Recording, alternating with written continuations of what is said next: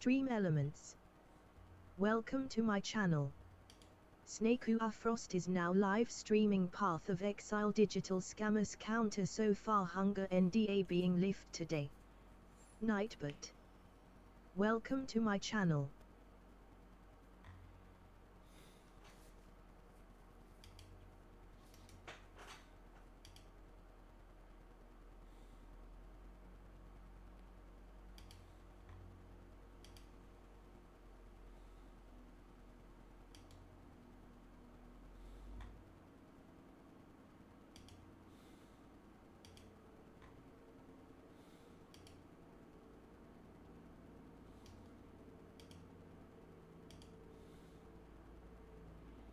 Spears. I've always found it weird that it's a pretty popular view of the episode because they're not even making fun of Britney Spears in this episode. If anything, the episode is sympathizing with her, showing how she's a victim of this horrible culture. It's satirizing the idea of tabloid culture in the way that the celebrities, in particular female ones, are used and discarded by their industries. Sure, it's a pretty disturbing way to do that, but that's the whole point, to show how dehumanizing the industry really is, taking advantage of people who are at their lowest points, something Matt and Trey have recognized that even they themselves participate in. In my opinion, this is one of their most biting and well done social commentaries in the show, and I could talk about this all day. It's something I've actually considered making an entire video on, so if that's something you'd like to see, let me know. Hi, Editor Blooms here. Just realized Armchair Analysis actually already made this video, so I guess go watch his. I probably won't make it then. Now, Britney has never publicly responded to the episode, though I'd like to imagine that she got the point they were trying to make, and if she did, I'm sure she actually appreciates it to some degree. I wanted to briefly mention Michael Chertoff, the Secretary of Homeland Security at the time, who appeared in the two-parter Pandemic story. He begins deporting Peruvian flute bands across the country back to Peru as part of a special plan to unleash the furry death on the world,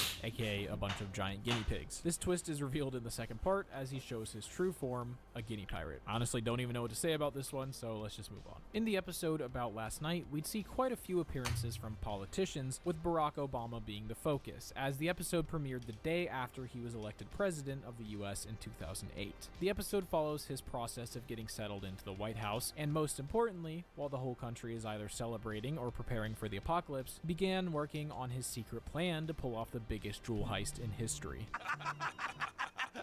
Boom, baby! As it turns out, the whole election was part of the plan, as Republican candidate John McCain was in on it. They just needed one of them to win the presidency so that they could have access to the secret tunnels under the White House. Using these tunnels, they planned to break into the Smithsonian and steal the Hope Diamond. Michelle Obama and Sarah Palin are also part of their team, with Sarah Palin hilariously switching from her Alaskan accent to one a bit more fitting for a heist plot. My phone's going ringy. Excuse me. It's McCain. I hope to God you're calling to tell me you're in position below the vault with the L7 charges. The rest of the plot plays out exactly as you'd expect a heist movie to, and they don't really make fun of the politicians as much as they do their supporters. They do, of course, throw a couple jabs at Sarah Palin, though, because, you know, low-hanging fruit. That there's always next year. Maybe I'll run for vice president again in 2009. Obama would make several cameo appearances in the coming years, being the fact that, you know, he was the president, but his next major appearance would come during the re-election, when Cartman commits election fraud with the help of General So in order to get Obama re-elected, ensuring the rights to Star Wars go to the Chinese, and Cartman is allowed to appear in the movies. Again, don't ask. Episode 1 of Season 13 takes aim at the Jonas Brothers, the Disney-made boy band that was absolutely massive at the time. Specifically, they focus on their promotion of purity rings, something that quite a few Disney stars were known for at the time. They wear the purity rings to show that they won't engage in any naughty behavior, aka abstinence. The Jonas Brothers do this, however, while very clearly marketing themselves through sex appeal. They're not very subtle about this, even going as far as to spray warm white foam over a crowd of little girls. Now, when I watched this, I thought this was a joke made up by South Park because there's no way they would actually do that, but no, they actually did this, and you can see from this very aptly titled YouTube video from 2009. It's revealed throughout the episode that they don't actually like the purity rings and don't want to wear them, but they're being forced to by Disney. Mickey explains it pretty well. You have to wear the purity rings because that's how we can sell sex to little girls. We make the posters with little girls reaching for your junk. then you have to wear purity rings or else Disney Company looks bad. This results in Mickey beating the brakes off of Nick and forcing them to wear the rings. Now, when this episode came out, the Jonas Brothers didn't comment on it, of course, but according to one of their tour photographers, their father was, quote, super offended by the episode. In a 2016 Reddit AMA, Nick Jonas would speak publicly about the episode for the first time, discussing how, at the time, he didn't find the episode very funny because he was actively experiencing the stuff in the episode. But now that he's older and has ditched the purity ring stuff, he finds the episode very funny and he's watched it many times. We have now arrived at arguably the most legendary South Park parody of them all in Kanye West. It all starts when Jimmy comes up with the funniest joke ever written, a joke that takes the nation by storm. Say, Eric, do you like fish sticks? Yeah? You like putting fish sticks in your mouth?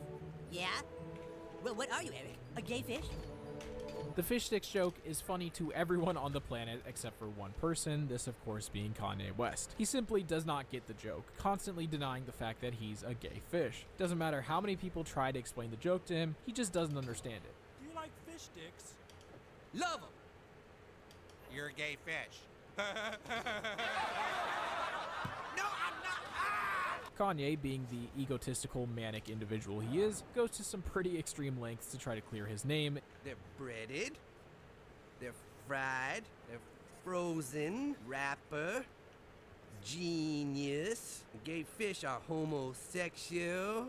Is it because breaded has something to do with genius? Another celebrity makes an appearance in the episode as comedian Carlos Mencia comes forward to claim credit for creating the fish sticks joke. This is based on the real-life scenario in which Joe Rogan accused Carlos Mencia of stealing jokes from other comics, leading to a heated altercation between the two. Ironically, at the time, Carlos' show, Mind of Mencia, was one of the top shows on Comedy Central, you know, the channel South Park is on. So for Comedy Central to have their biggest show calling out one of their other biggest shows was pretty funny. But when Kanye heard Carlos claiming to be the creator of the fish sticks joke, he kidnaps him and tortures him to try to understand why everyone is calling him a gay fish. He still just doesn't understand it and ends up murdering Carlos. In the end, Kanye comes to the conclusion that he needs to stop running from who he really is and instead embrace it. So he goes off to live the rest of his life as a gay fish. We also get the legendary song Gay Fish, a parody of Heartless, in which he details his life as a gay fish.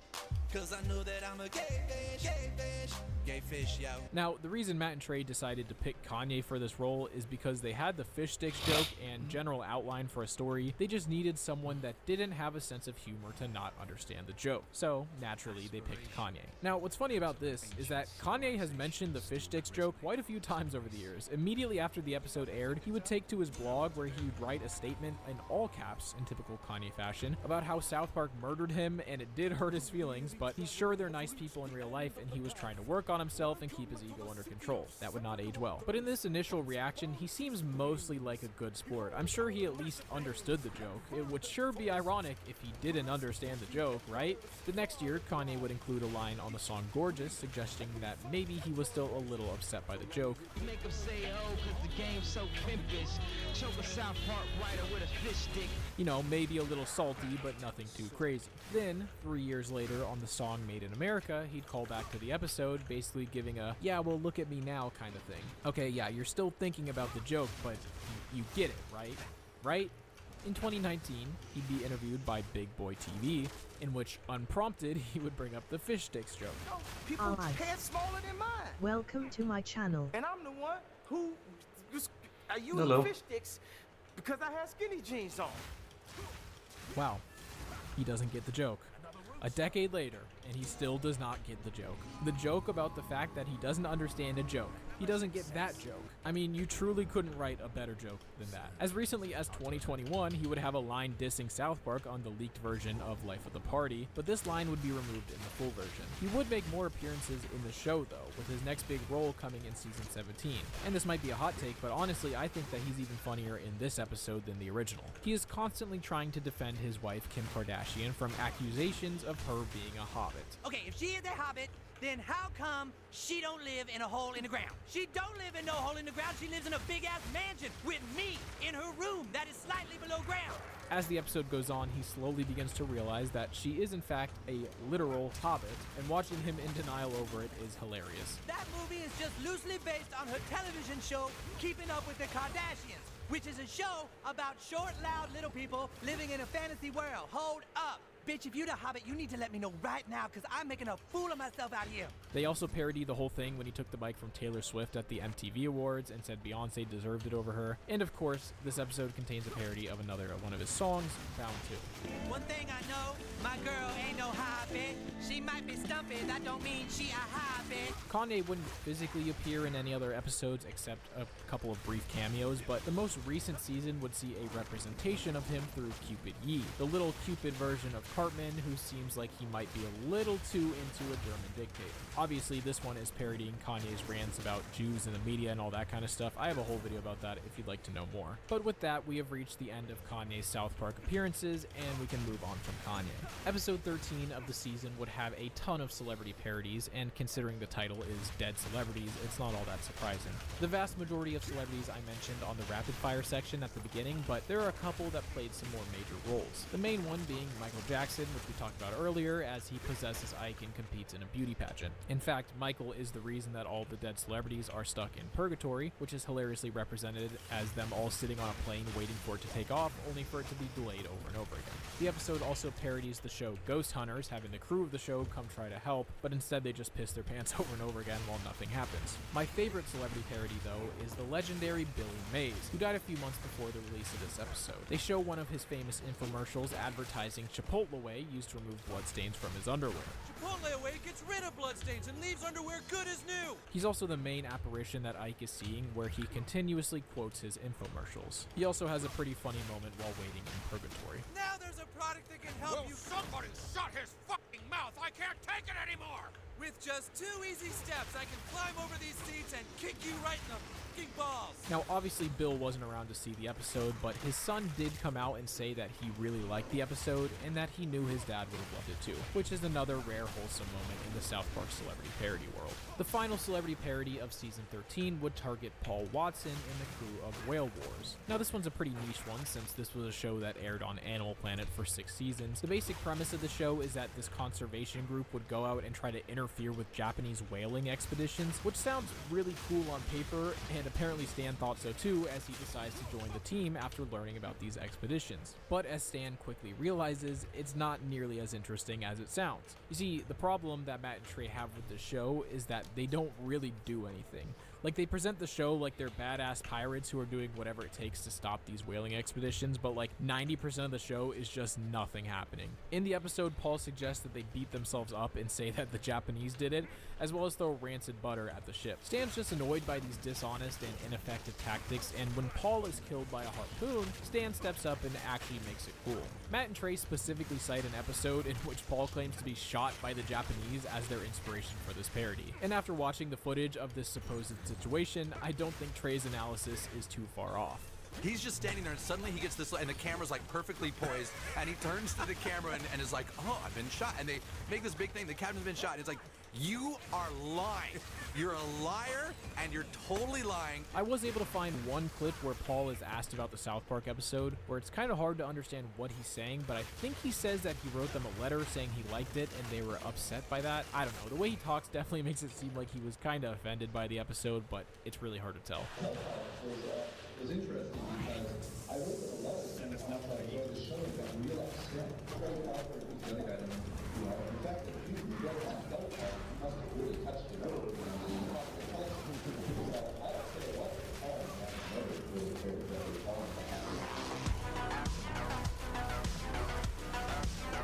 The first episode of season 14 would feature a few celebrity parodies, but the main focus is Tiger Woods. Tiger Woods is arguably the greatest golfer of all time, but in 2009 he was involved in a pretty major scandal when he would crash his car while driving under the influence.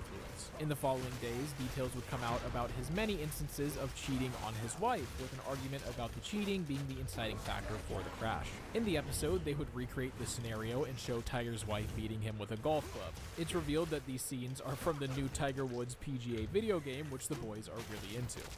Hang on, I'm switching to a 7-iron. Oh man, I lost another endorsement! Scientists begin to study why it could possibly be that rich, successful men are having sex with lots of women, and the conclusion that they come to is sex addiction. Butters and Kyle are labeled as sex addicts and are sent to a rehab center where they meet with several celebrities who have experienced similar scandals. Putting cigars in girls' vaginas? Very good, Billy. Watching internet porn all day, every day? Spot on, Charlie Sheen. Excessive internet porn. Now, the running gag throughout this episode is that all of the men pretend like they can't possibly fathom why any man who is rich and successful would live such a lifestyle, and the celebrities aren't willing to take any personal responsibility. They even go as far as to place the blame on aliens who crash landed in Roswell, and after they kill the alien, they are all cured. It ends with Cartman and Stan playing the new Tiger Woods game, which is just a normal golf game, and they get bored and turn it off. Dude, screw this. Who wants to hit a dumb little ball around? Yeah, golf is stupid again.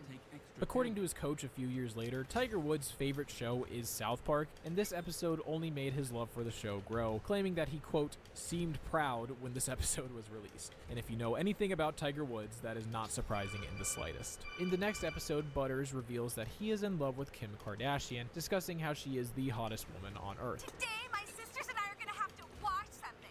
It's gonna blow. Kim Kardashian is so sexy, her butt is like a big mountain of pudding. He sits at home watching Keeping Up with the Kardashians, where Kim, Khloe, and Kourtney go about their day. Bruce Jenner also makes an appearance, who is now known as Caitlyn Jenner, and we'll talk about later. Just then, someone breaks in and murders all of them. Butters is absolutely distraught, especially since the murderer felt inspired to do it after reading the book Butters supposedly wrote, causing all of the media backlash to fall on him. None of the Kardashians responded to this depiction, but insider sources say Kim did react to the previously mentioned episode where she's called a hobbit, and apparently she was pretty pissed about that. The same episode also parodies Morgan Freeman, who was hired to read a few chapters from Butters' follow-up book. Douglas had to poop. His butt was all stinky because he had to poop so badly. Morgan Freeman would become a bit of a running gag in South Park, randomly appearing in the second Obama election episode to explain what's going on to the audience a few times. At the end, they even ask why he always shows up to explain complicated situations, to which he responds accordingly. Because every time I show up and explain something, I earn a freckle. This exact joke would be repeated at the end of the video game The Stick of Truth when he shows up to explain Princess Kenny's backstory. In The Fractured But Whole, he actually plays a pretty major role as a side character, running a taco shop and teaching the player how to master their powers throughout the game. I couldn't decide if he's considered a historical figure or not, so I decided to briefly mention the appearance of Colonel Sanders, the creator of Kentucky Fried Chicken. He's running the black market chicken trade after fast food is banned in low-income areas in Colorado. He's basically a parody of Alex from Scarface, and his ruthless methods are on full display. Despite warnings from the Colonel, Cartman eventually tries to take over the trade, to which the Colonel puts out a hit on him. The hit is unsuccessful, and when the laws banning fast food are reverted, Sanders regains control of the trade. In 2010, Jersey was all the rage on reality TV. Shows like The Real Housewives of New Jersey and The Jersey Shore were hits. Jersey began to spread, though, and soon enough it would end up in South Park. A bunch of celebrities from both of these shows would end up being parodied, with their obnoxious, loud, and aggressive personalities on full display in the town of South Park. Now, if you've ever watched those shows, you'd know that this isn't even really a parody, it's just a pretty accurate depiction of these people. You're nothing but garbage! That's what you are, you're garbage! You sick, old woman, mouth garbage! But the person who got it the worst of anyone was definitely Snooki. Snooki was probably the most popular character to come out of these shows at the time, and they really let her have it. She is portrayed as a rat, goblin, pig-like creature who can only say one phrase. She assaults the kids and is only scared off when Kyle goes full Jersey on her. Now, I was like 10 when this episode came out, and I didn't watch South Park at all until like a few years later, but even I remember just how big this was when it happened. Kids at school were quoting the Snooki wants smush smush left and right. This was seriously iconic. Of course, all of the Jersey Shore stars were good sports about it, expressing their enjoyment of the parody on Twitter after it aired. Snooki was also a pretty good sport, quoting the episode and laughing about it. Even in 2023, she responded to someone on Twitter trying to insult her by referencing the episode, saying that it was an honor to appear in the show regardless of how they depicted her. It's increasingly rare to see a celebrity who can truly take it when South Park makes fun of them, and it's always nice. In 2010, the oil company BP had a major oil spill in the Gulf of Mexico, causing one of the largest environmental disasters in history. In the Coon and Friends trilogy, oil company DP would cause a major oil spill, leading to a response from CEO Tony Hayward. We are deeply sorry. We're sorry. We're sorry. Welcome to my channel. Sorry. Best promotion on They would Stream later drill Ambilog. into another dimension, awakening incomprehensible evils, leading to yet another response from Tony. We're sorry. We're sorry. Sorry. Then they would unleash the Dark Lord Cthulhu, leading to one final response. Sorry. Now this is parodying the real-life commercial Tony made, apologizing and promising to make it all right. Obviously, it comes off as just slightly disingenuous, which of course Matt and Trey wanted to make fun of. I mean, his company might have single-handedly caused irreversible damage to massive ecosystems, but hey, at least he's sorry. The final celebrity parody of the season would come after Randy becomes obsessed with being a celebrity chef. This obsession would eventually get him to appear on one of these shows where several other celebrity chefs are competing against him. Jamie Oliver, Mario Batali, Bobby Flay, Masahiro Miyamoto, Alton Brown, Giada De Laurentiis, Paula Deen. These are all mostly cameos though. The reason I wanted to include this is because of the appearance of everyone's favorite celebrity chef, Gordon Ramsay. Now, the real Gordon Ramsay makes a very brief cameo, but my favorite moment is when Cartman pretends to be Gordon Ramsay to convince Randy's dad to stop cooking. His impression is absolutely spot on.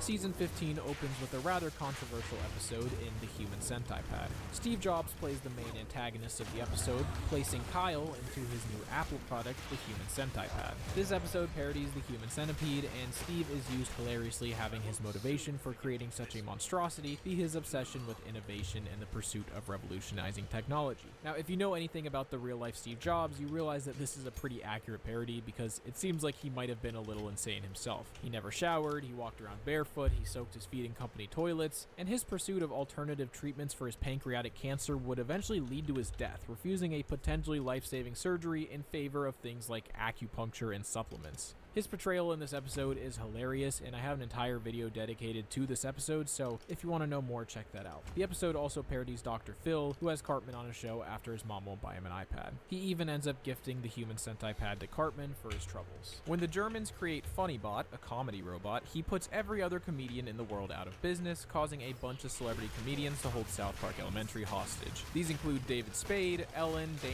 Cook, Conan O'Brien, Louis C.K., Rob Schneider, Russell Brand, Zach Galifianakis, and Jimmy Kimmel. They are led by Adam Sandler and Jay Leno. They don't really make fun of any of these celebrities, they're kind of just in the episode for plot purposes, but they do make fun of one comedian, that being Tyler Perry, who is shown to be obnoxious and tryhard. The only person that finds Tyler Perry funny at all is Token, who is constantly handing him money. Everything's worse. It's the worst thing of the worst. That's what I'm saying. Oh, Lord. Token, stop giving Tyler Perry money or he won't go away. I don't think I have to explain the joke being made here. In the end, they bury Tyler Perry in a place where he can never escape, and Obama gives a final remark. I am pleased to announce that the greatest threat to mankind is now gone forever. Justice has been done. When the boys start their own crack baby basketball league, they need someone to play a halftime show. So Cartman tasks Craig and Clyde with getting Slash, the guitarist for Guns N' Roses. He specifically chooses Slash because he'll play anywhere as long as you pay him. They have trouble finding him, with him supposedly playing in Colorado and Moscow at the same time. So they go to the post office to try to find his address, but the man at the post office reveals something unexpected. The reason I can't tell you where Slash lives is because he don't live nowhere. It's because he's made up. Don't spoil it for the kids, Marty. It turns out Slash is a fictional character based on a character from Dutch folklore called Wunterslausch. Played at my 8th birthday party. One of our parents. But then, who was the guitar player for Guns N' Roses? One of our parents.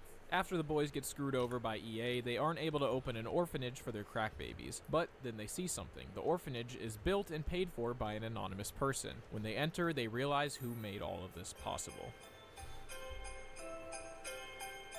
You don't think that he isn't real? Or maybe we haven't been told such a big fib after all. He is real, you guys. Now, why did they choose to make Slash basically Santa Claus in this episode? I have no idea, but it is very funny. I think it's kinda supposed to be that Slash is just sort of this rock star who seems relatively unproblematic and still performs a lot, but I don't know. He was also in Season 7 when he appeared briefly as part of Randy's band in the country versus rock and roll protests. But you know, maybe the real Slash is the friends we made along the way.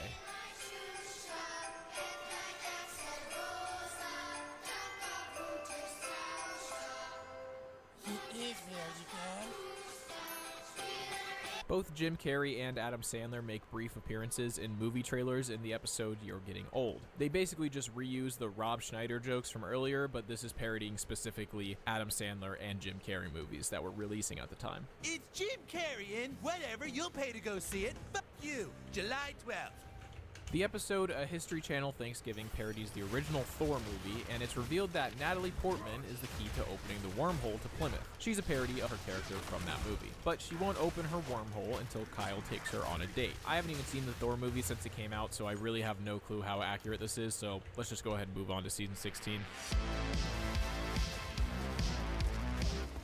Now, season 16 only has a few celebrity appearances, and the first one is Dr. Oz. Stan and Butters appear on his show due to their successful anti-bullying campaign, and while on the show, Dr. Oz does a bit of bullying himself, forcing Butters to talk about his experiences while he clearly doesn't want to. This leads to Butters snapping and beating the hell out of him. It's unclear why they picked Dr. Oz of all people to be parodied in this episode. Maybe the implication is that Matt and Trey see him as a bully for whatever reason, but honestly I don't know. Dr. Oz has now been nominated by President Trump as the leader of Medicare and Medicaid in the US, so I guess if Trump likes him, he's probably worth making fun of. Country singer Brad Paisley would appear later in the season, where he would first perform the national anthem at an NBA game, and later perform a duet of I Swear with Cartman when he proclaims his love for Kyle.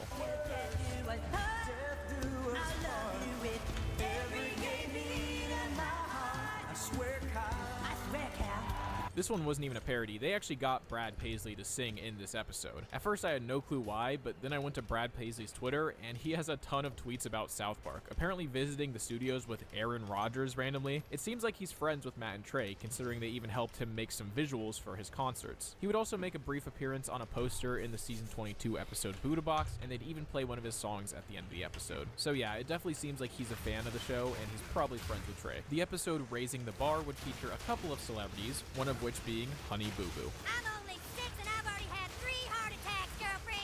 Honey Boo Boo was a child pageant contestant who had her own reality show on TLC, in which you could watch her and her mother prepare for their pageants and live their life. Their white trash lifestyle captivated the nation in a display of just how far we've fallen as a society. The episode concludes in a good old-fashioned sketty wrestling match between Cartman and Honey Boo Boo, since Cartman now has his own Honey Boo Boo style reality show. In an interview with TMZ, Honey Boo Boo's mother would discuss her feelings of the parody, and she has some very interesting words to describe the show. Just the way they portrayed the show, it was kind of trashy. Yeah. You know, sometimes these scripts just write themselves. But they would also recreate a scene from the South Park episode in the show, showing that they probably weren't too offended by it.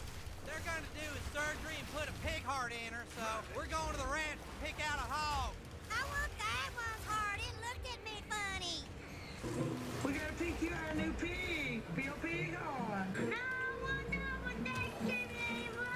In the same episode, filmmaker James Cameron would be on a mission to the bottom of the ocean. With shows like Honey Boo Boo becoming so popular, the bar had been lowered to depths never seen before, and someone needed to do something about it. Enter James Cameron, who would venture to these depths in order to raise the bar himself. This is a parody of James Cameron's real-life deep-sea exploration, venturing to the wreckage of the Titanic when researching for his film, Titanic. That's interesting. I wonder why no one else has ever tried that. He'd also be the first person to reach the bottom of the Mariana Trench in a submarine. You know, I get the Titanic to some degree, but why did he go to the bottom of the Mariana Trench? Well, because he had the money to do it, and I guess he just likes deep sea exploring. During his trip down to the bar, he plays his own theme music, which is incredibly catchy. Music on! His name is James Cameron, the bravest pioneer. No budget too steep, no sea too deep. Who's that? It's him, James Cameron. Obviously, the episode is making fun of the fact that James Cameron is pretty stoked on himself, perhaps a little bit self-centered. While he's busy searching for the bar, he also finds Randy Newman down there, and honestly, I have no clue what this joke means. If someone could explain it, I'd appreciate it. We're out here in the ocean depths, going deep, deep, deep.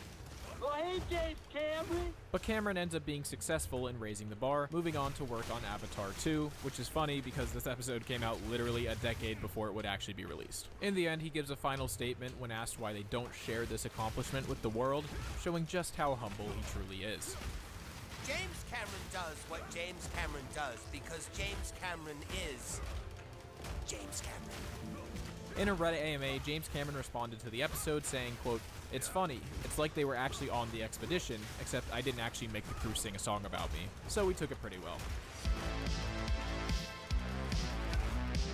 When a new social media would go live that simply says every thought you have out loud, it's immediately endorsed by Alec Baldwin. The reason he endorses it is because of his controversial tweets, which he of course doesn't actually agree with. Accidentally tweet things that are homophobic. I don't think that way.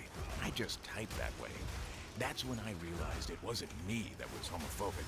It was my thumbs. This is in reference to a pretty unhinged Twitter rant that Alec went on in which he made some homophobic remarks to a gay reporter. Throughout the episode, his vulgar thoughts would be periodically heard through Cartman, who joined the social media platform. I'm about to sit down and eat a sandwich at this amazing deli run by two f***ings in Chelsea. Technically, Alec Baldwin was first parodied in South Park Bigger, Longer, and Uncut, in which the entire Baldwin family would be bombed by Canada, leading to declaration of war. But it's nice to see that, nowadays, Alec Baldwin is totally free from controversy. A couple episodes later, Cartman would play the role of Brad Pitt in a parody of World War Z. They don't really make fun of Brad Pitt, they just have Cartman dress like him, you know, with the blonde hair and everything. But he's having nightmares of an outbreak, believing it to stem from the outcome of the George Zimmerman trial. George Zimmerman was the head of his neighborhood watch in Lake Mary, Florida, where he would shoot and kill 17-year-old Trayvon Martin. He was charged with murder, and during the trial, the defense would claim he acted in self-defense, and due to Florida's stand your ground laws, he would be acquitted of all charges. Trayvon Martin was black, and because of this, Cartman thinks that Token will be a part of the outbreak, even writing a rap song to make sure he knows that he wasn't involved. I was not the jury, so don't blame me, son. Cartman ends up getting everyone panicked about the outbreak and claims that he needs to kill Token, who is patient zero. He can't kill Token in Colorado because there's no stand your ground law, so he goes for his next best option and flies to Florida to kill George Zimmerman. Meanwhile, the government decides that they need to kill Token as well, and so they go ask the man who's best at killing unarmed black kids. Need you to shoot a young African American for us. I gave that up. You're the best, Zimmerman! Zimmerman ends up feeling like something is wrong, and he shoots Cartman, who's wearing black face paint. And when they realize that Cartman isn't actually black, Zimmerman is immediately sentenced to death and executed, ending the outbreak. The messaging here is not subtle. I wanted to briefly mention an appearance of Edgar Allan Poe in the next episode. I guess he's technically more of a historical figure, but his parody is pretty funny, so I wanted to talk about it. The goth kids summon the ghost of Edgar Allan Poe to help fight back against the emos, and Poe, being the goth icon that he is given basically the exact same personality as the goth kids. I'd like to be called by my goth name, Nightpan. He really steals the show here, out-gothing the goth kids with his nonconformity. A couple episodes later, Cartman's prank of creating a ginger cow leads to peace in the Middle East. Don't ask. This unification between the three major religions ushers in 10 years of Van Halen as they throw a massive concert in Israel to celebrate. I love this scene specifically because of the way the religious symbols form the Van Halen logo, and the idea of Van Halen being the symbol of unity in the Middle East is just very funny to me. Van Halen actually tweeted about this episode shortly after it aired, showing they appreciated it. It's a shame that Eddie Van Halen passed away in 2020, as it seems the Middle East could use some Van Halen now more than ever. Hello, Israel! The Black Friday trilogy would essentially be a massive Game of Thrones parody, with factions of the boys fighting over whether to get a PS4 or Xbox One for Christmas. Cartman tasks Butters and Scott Malkinson with finding George R.R. Martin, the author of Game of Thrones, in order to strategize for their upcoming battle. George seems a little preoccupied, constantly interrupting his story to talk about wieners. He's the army approaching, and his wiener is about this big. He keeps ensuring Butters that the dragons and all the cool stuff are on the way before continuing to talk about wieners. This is playing on the fact that George R.R. Martin has been writing Game of Thrones incredibly slow. In fact, this episode was released 12 years ago, and George still hasn't released the next book in the series. The last one was released in 2011. His obsession with wieners is a reference to the fact that there are plenty of them shown in Game of Thrones. George would respond to his parody a couple of years later at a panel in which he would talk about his love for the show. I love South Park. I'm glad they were relatively gentle with me, when they tell you you're going to be in South Park and remember what they've done to like Tom Cruise or Barbra Streisand. You live in terror, but they were relatively gentle with me. South Park to me has this obsession with wieners, and anyone who knows me or has watched my show knows that my actual obsession movies. This trilogy would also see a parody of Bill Gates, who's fighting his own war against Sony as the head of Microsoft. He is a ruthless businessman, killing anyone who stands in his way. This all culminates when he has a showdown with the president of Sony in the Red Robins. This scene is hilarious. I love when he takes his shirt off to show all of the tattoos stylized like gang tattoos, especially the MS-DOS one, which is basically a precursor to Windows that Microsoft developed. It's so funny. He ends up murdering the Sony president, officially winning the console wars. Bill Gates also made a brief appearance way back in Big bigger, longer, and uncut so that the general can complain about Windows. You told us Windows 98 would be faster and more efficient with better access to the internet. It is faster, over 5 million.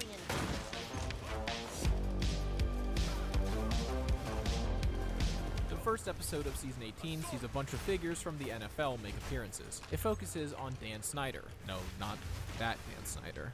The one that owns the Washington Redskins, now known as the Washington Commanders. The boys use the name Washington Redskins for their new startup, causing Dan to visit and plead with Cartman to change their name. The parallels here are not subtle, with of course the Redskins being considered an offensive term for Native Americans. Dan tries to speak to Roger Goodell, the commissioner of the NFL, who speaks only in actual quotes from the real-life Roger Goodell. Turns out Roger Goodell is a robot who is programmed to respond to any issue with just nothing burger answers. And we will do more, do more, do more.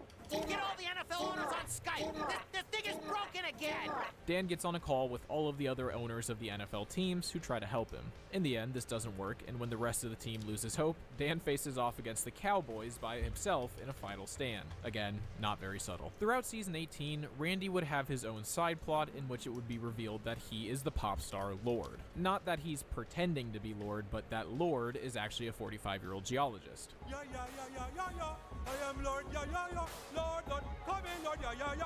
Throughout the season, he tries to hide this double life from his family, and by the end, he is asked to perform at a concert alongside Nicki Minaj, Iggy Azalea, and Miley Cyrus. Randy is pressured by these other female pop stars to market himself the same way as them, overly sexual and provocative. When Randy ends up performing, he gets booed by the crowd, causing him to try the same approach as the others, which ends up tainting his image even more. This is exactly what the record company wanted, as it increases engagement, and when Randy tries to stop it, they just make a hologram of Lord to do it for him. They actually don't really make fun of Lord at all in these episodes. In fact, they're pretty much complimenting her the entire time. The real-life Lord tweeted after the episode saying that she appreciated it and later talked about how she thought the parody was hilarious, even going as far as to recreate Randy's impression of her. Yeah, yeah, yeah, I'm Lord. Yeah, yeah, yeah, yeah, yeah. The season finale actually had quite a few celebrity parodies, with the aforementioned Iggy Azalea performing a duet with Elvis Presley's hologram. Tupac's hologram is also roaming the streets, and Kurt Cobain's hologram performs a grunge version of Up on the Housetop while loading a shotgun, which thankfully turns out to be a toy. And of course, Bill Cosby performs his interpolation of the appropriately creepy Baby It's Cold Outside alongside Taylor Swift. Say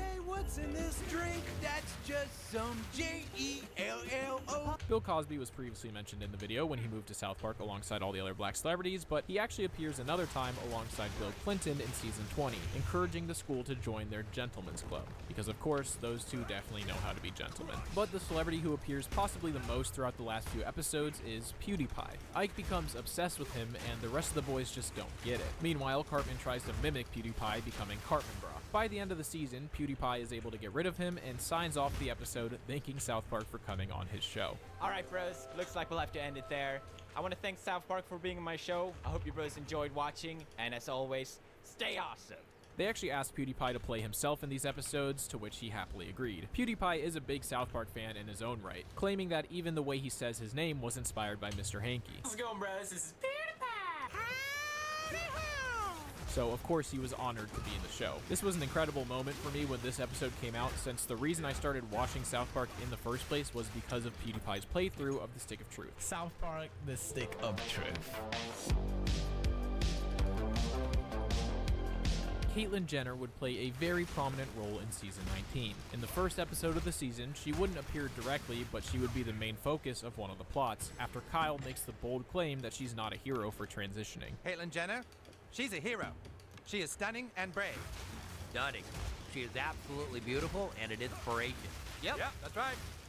In the next episode, she'd make her first actual appearance with a portrayal that's not exactly flattering. Mr. Garrison even announces her as her running mate for the upcoming election, despite her habit of running people over with her car. This is actually a reference to a 2015 case in which she rear-ended a car, pushing it into oncoming traffic and killing a 70-year-old woman, as well as injuring several others. Because of this, her character would often be seen driving recklessly and running people over. She appears quite frequently throughout Season 19 and 20, becoming the vice president, but for the most part, after the first few episodes, she doesn't really have many moments aside from the occasional line. Buckle up, buckaroo! After Butters is assigned to filter out all the negative comments on Cartman's social media to make a safe space, he does such a great job that other celebrities begin to request his services. The first being Steven Seagal, who despite his badass action movie persona he tries to put on, is shown to be incredibly sensitive towards people online body shaming him. And I thought people would be stoked on me, but they said I looked like a fat turd, and they said I wasn't buff. Eventually, Demi Lovato and Vin Diesel also seek out his services. They all perform a musical number about their safe spaces, chasing away the evil reality to live happily in their safe space. Randy even hires Steven Seagal and Vin Diesel to protect him against the cashier at Whole Foods who keeps charity shaming him, but this just goes to show that they're not actually very powerful outside of their safe space when faced with reality. Oh yeah, and also Ilya Taporia made a very brief appearance hosting their charity dinner. I can't believe I just said Ilya Taporia. I'm watching UFC while I'm making this, I'm sorry. And also, supermodel Gigi Hadid makes a brief appearance hosting their charity dinner.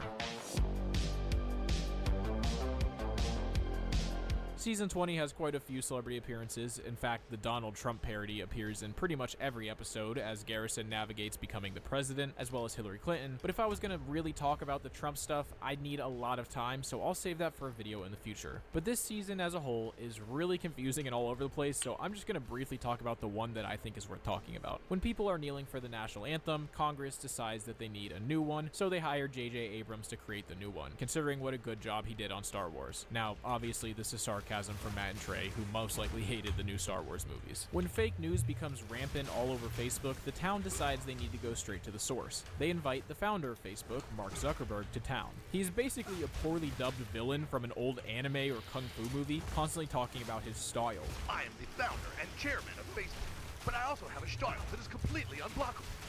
If you've somehow never seen Mark Zuckerberg speaking or interacting with people, this might be a little bit confusing, but if you have, you know that this isn't too far off. Yeah, someone asked me, do I smoke meat? Smoking meat. Smoking these meats. Smoking meats earlier in the day. Smoking these meats, and then smoking meats, grilling meats. Good smoky flavor. He's always been a very strange person, causing many in the past to speculate whether he was secretly a lizard person or an advanced AI. Throughout the episode, Zuckerberg is constantly being a nuisance to the town, but the police claim they can't do anything about it. You all should have thought harder about this before letting him into your lives. Butters has also hired Zuckerberg to help him spread fake news about the boys' superhero group, so the boys come up with a plan to use Facebook against him. They basically bait him into fighting them so that Cartman can create a false narrative and spread it on Facebook Live. This leads to Zuckerberg shutting down the site and thwarting Butters' plans. In this case, they're not only making fun of how inhuman and weird Zuckerberg can seem at times, but also how insane it is that he runs a social media and seemingly just allows fake news to run rampant at his own convenience. From one tech billionaire to another, several episodes in Season 22 take aim at Amazon and Jeff Bezos. After a strike at the Amazon Fulfillment Center in South Park, Jeff arrives to discuss the issue with the mayor. He's even more of an obvious supervillain than Zuckerberg, with a giant head and telepathic abilities, a reference to the Telosians from Star Trek. He's an absolutely ruthless businessman, threatening the mayor after the strike begins losing him business. Perhaps you should no longer be a Prime member. After an employee at one of the fulfillment centers is trapped inside of a box in a workplace accident, he's the one that ends up leading the strike. This leads to Bezos confronting him and allowing excited children to tear into the box, killing him. Bezos is just cartoonishly evil throughout, kind of representing the greed and evil behind consumerism as a whole, and in the end, he is defeated after the town is given integrity, which would become a running theme throughout the next few seasons. Everyone's favorite world leader who totally doesn't look like Winnie the Pooh would make a brief appearance in Banned in China after Randy and Mickey team up to sell China weed. I'm not really going to talk much about this one because, once again, I've made an entire video breaking down the chaos that came from this episode, considering it led to anything South Park related being wiped off the Chinese internet. So, I highly recommend you go check that out. Now, South Park has made fun of Tom Brady and head coach Bill Belichick quite a bit, actually. Back in Season 12, Cartman had a whole subplot in which he teaches inner city kids how to cheat on their exams, citing his favorite cheaters as inspiration. Bill Belichick proved that in America it's okay to cheat, as long as you cheat your way to the top. Tom would also make a few brief appearances throughout the show. In Season 16, he promotes Butters' creamy goo. In Season 17, his medication is swapped with Ike's and he craps his pants on the field. And in Season 19, Cartman once again is motivated to break the rules by the man who is best at it. And what does Tom Brady do after breaking the rules? Deny and subvert. Yeah! You're right, guys. I'm gonna Tom Brady this thing. Yeah! I'm gonna say, you're not giving me 4 days of detention. You're only giving me 1. Yeah! No, to hell with that! You're giving me no day's detention! His first real appearance would come in season 23 after the boys get involved in the black market fecal transplant trade. They learn that getting fecal matter from athletic, healthy people makes the transplant most effective, so they go to the person known for being incredibly healthy and athletic. Tom agrees to let the boys in after they pretend that Kenny is deathly ill, but as they quickly learn, they're not the only ones after Tom Brady's fecal matter, or as they call it, the spice melange. It is here in this house. This is all a parody of Dune, with Tom Brady's feces being the cure for the bacterial disease everyone is suffering from. Now, it's pretty obvious that Matt and Trey have a bit of a hatred for Tom Brady, being very upset at the seemingly preferential treatment he gets in the NFL. In 2008, the Patriots were in hot water after they were caught stealing signs of opposing teams with cameras, which apparently they had been doing for years, but they were given only a slap on the wrist, hence Cartman's inspiration for his cheating lessons. Then in 2014, Tom Brady encouraged ball boys to deflate the balls a bit for the Super Bowl, which they ended up winning, and was given only a 4-game suspension for the next season, which he then appealed and won, but which was later reinstated and served in the 2016 season instead. So yeah, being Broncos fans, Matt and Trey are clearly not big fans of Brady and his history of essentially getting off scot-free for cheating. They even added a little Easter egg in the Fractured But Whole, where if you try to enter the Coon layer with the password without actually finding it first, we get a little pop-up of Cartman dressed as Bill Belichick warning you not to do that. Hey, Tom Brady, you want to play the game, or do you just want to be known as a smug, cheating bitch the rest of your life?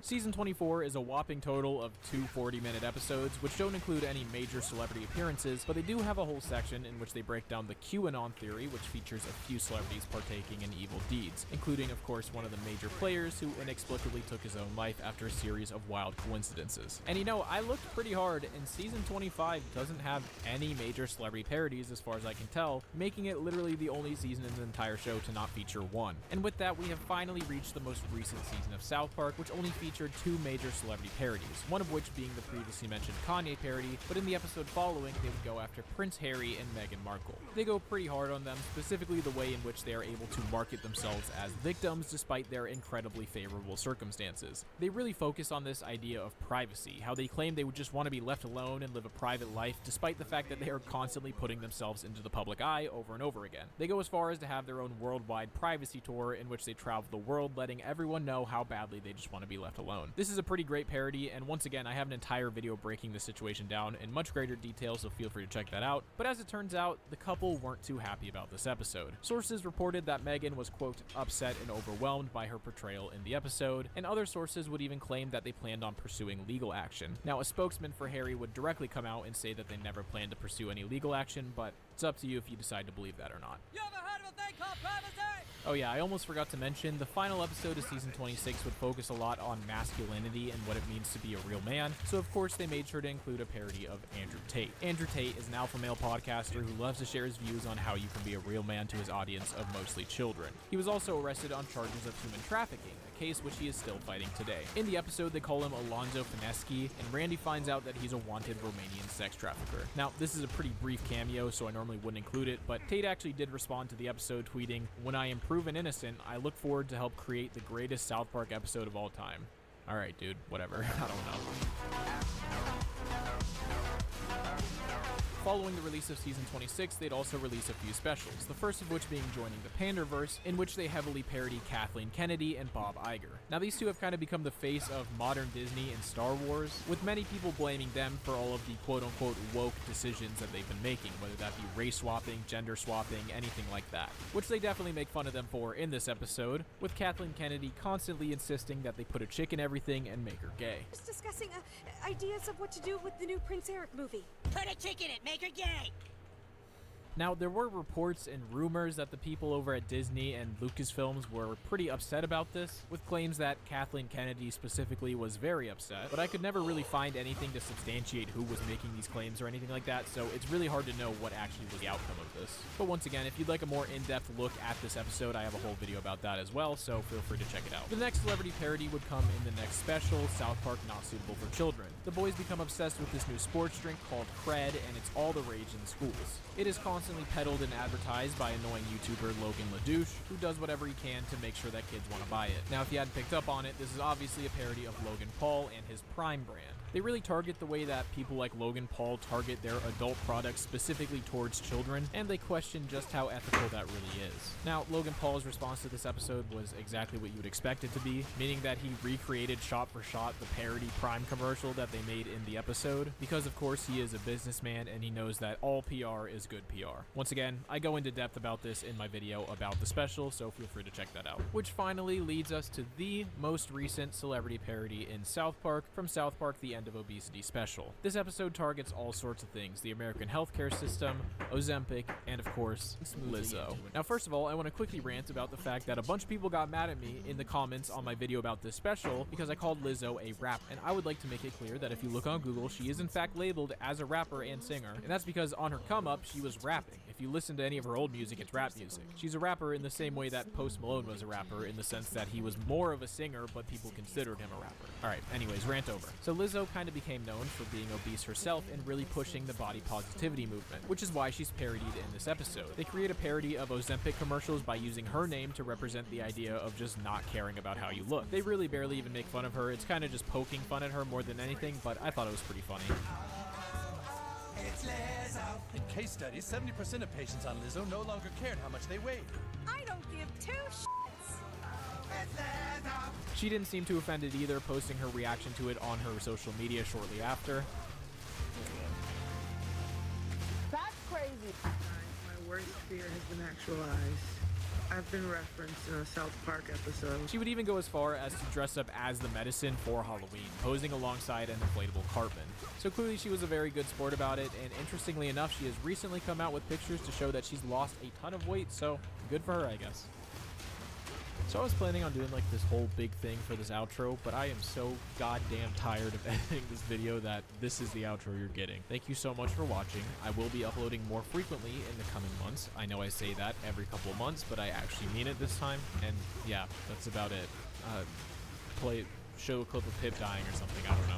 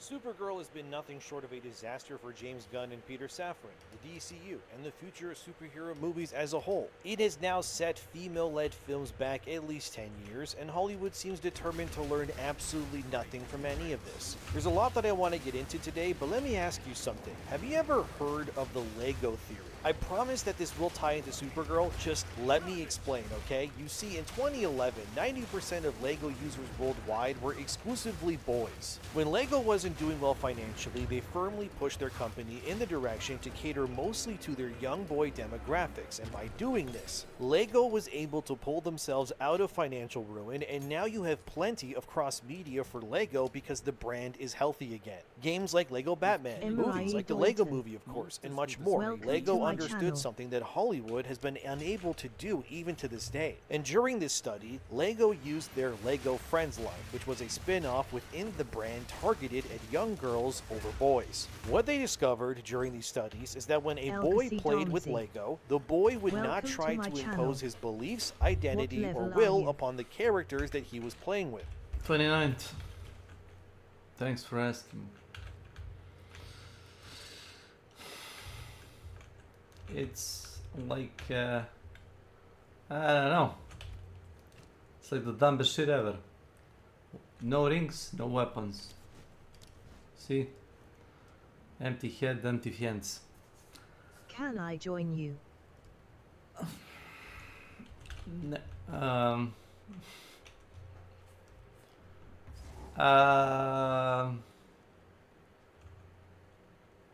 No, no, sorry. Sorry.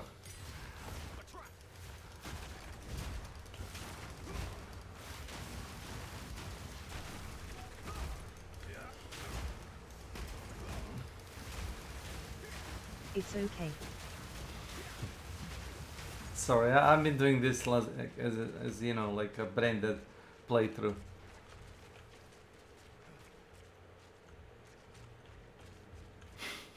What the fuck?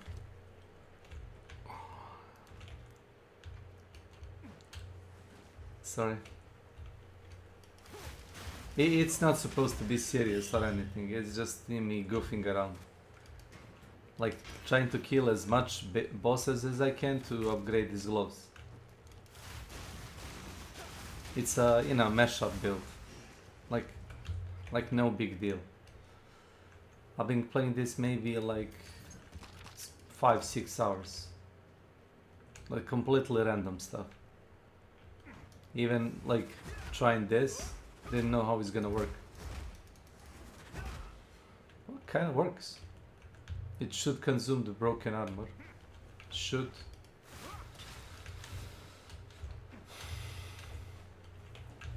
On this, the meeting place of 7 waters, we lay the first stone of our new home. May Kef stand eternal, the heart of peace and prosperity, the bastion of our people. Far penetration. Ignite.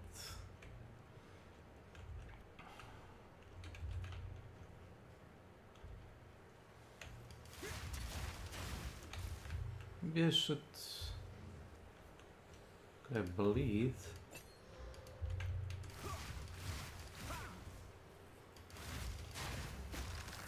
Yeah, just like this, I guess.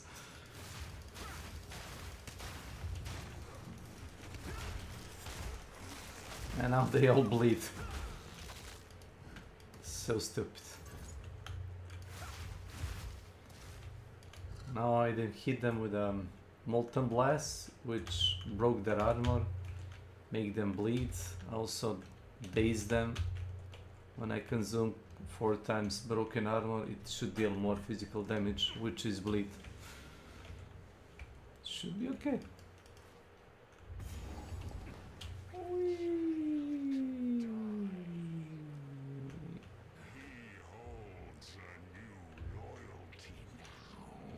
Yes.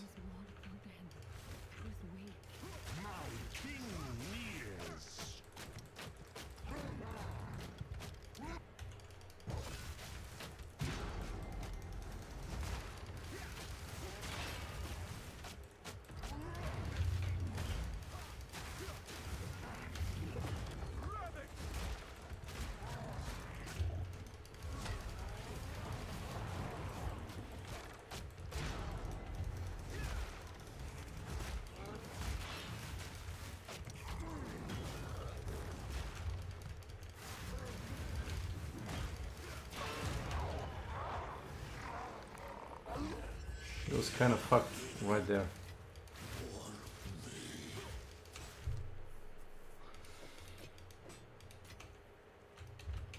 And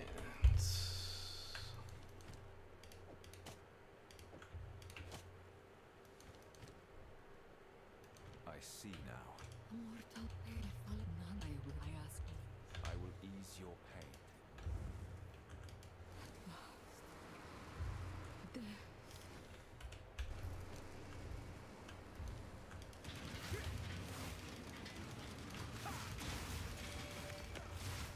I will thank you for your sacrifice.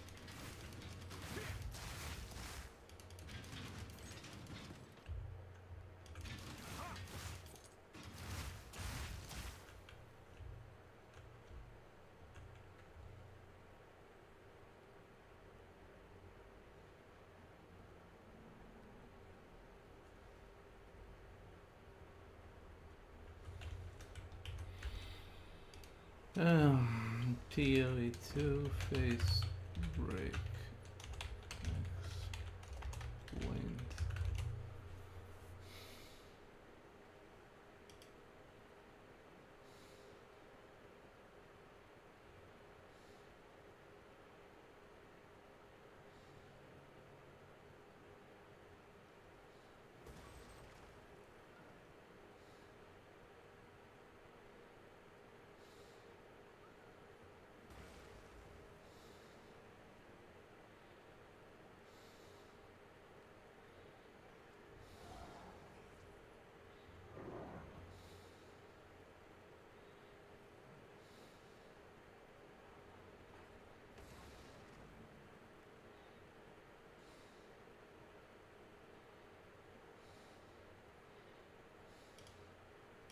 Instead, the boys would embody the characters. Take, for example, a Lego Batman or a Lego Superman. When boys in that study played with these superheroes, they weren't themselves anymore. They were now Batman and Superman, as in the characters. They then wanted to learn anything there was about being Superman or Batman, and this permeated throughout the study no matter what the characters were being used by the boys. However, on the flip side, when the girls played with those exact same toys, the girls did something that was very different. The girls would actually impose their beliefs and identities upon the Lego characters that they were playing with. Batman was not Batman to them. Batman was now the little girls wearing a Batman suit, and Superman as well was not as seen as the chiseled superhero guy.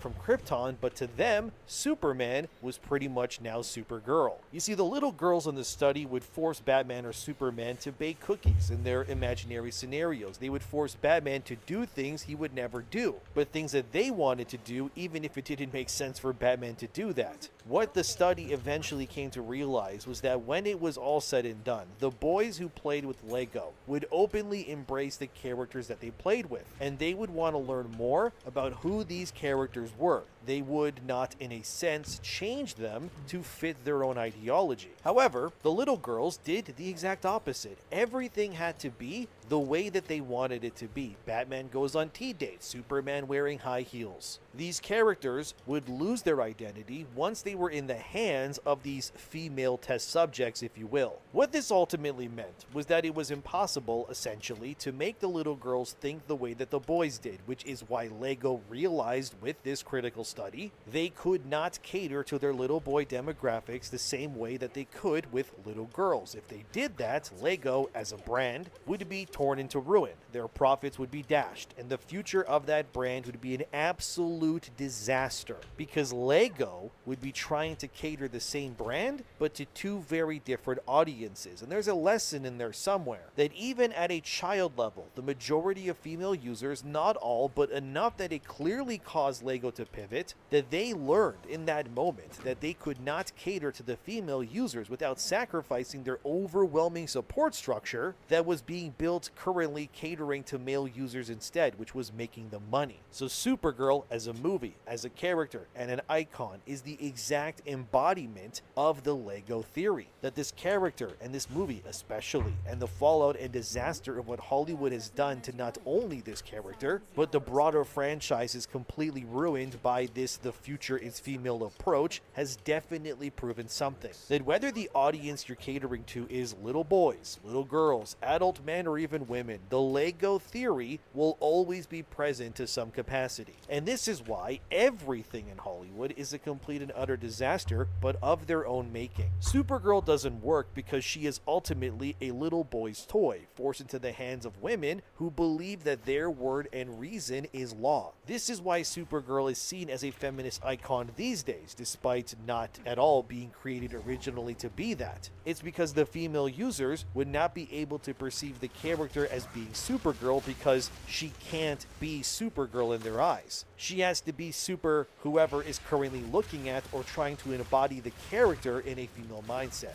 Now you take this idea of Supergirl, right? And this movie failing and why it's doing so horribly, and you can extrapolate it outwards to every other known franchise in history that is suffering a similar fate.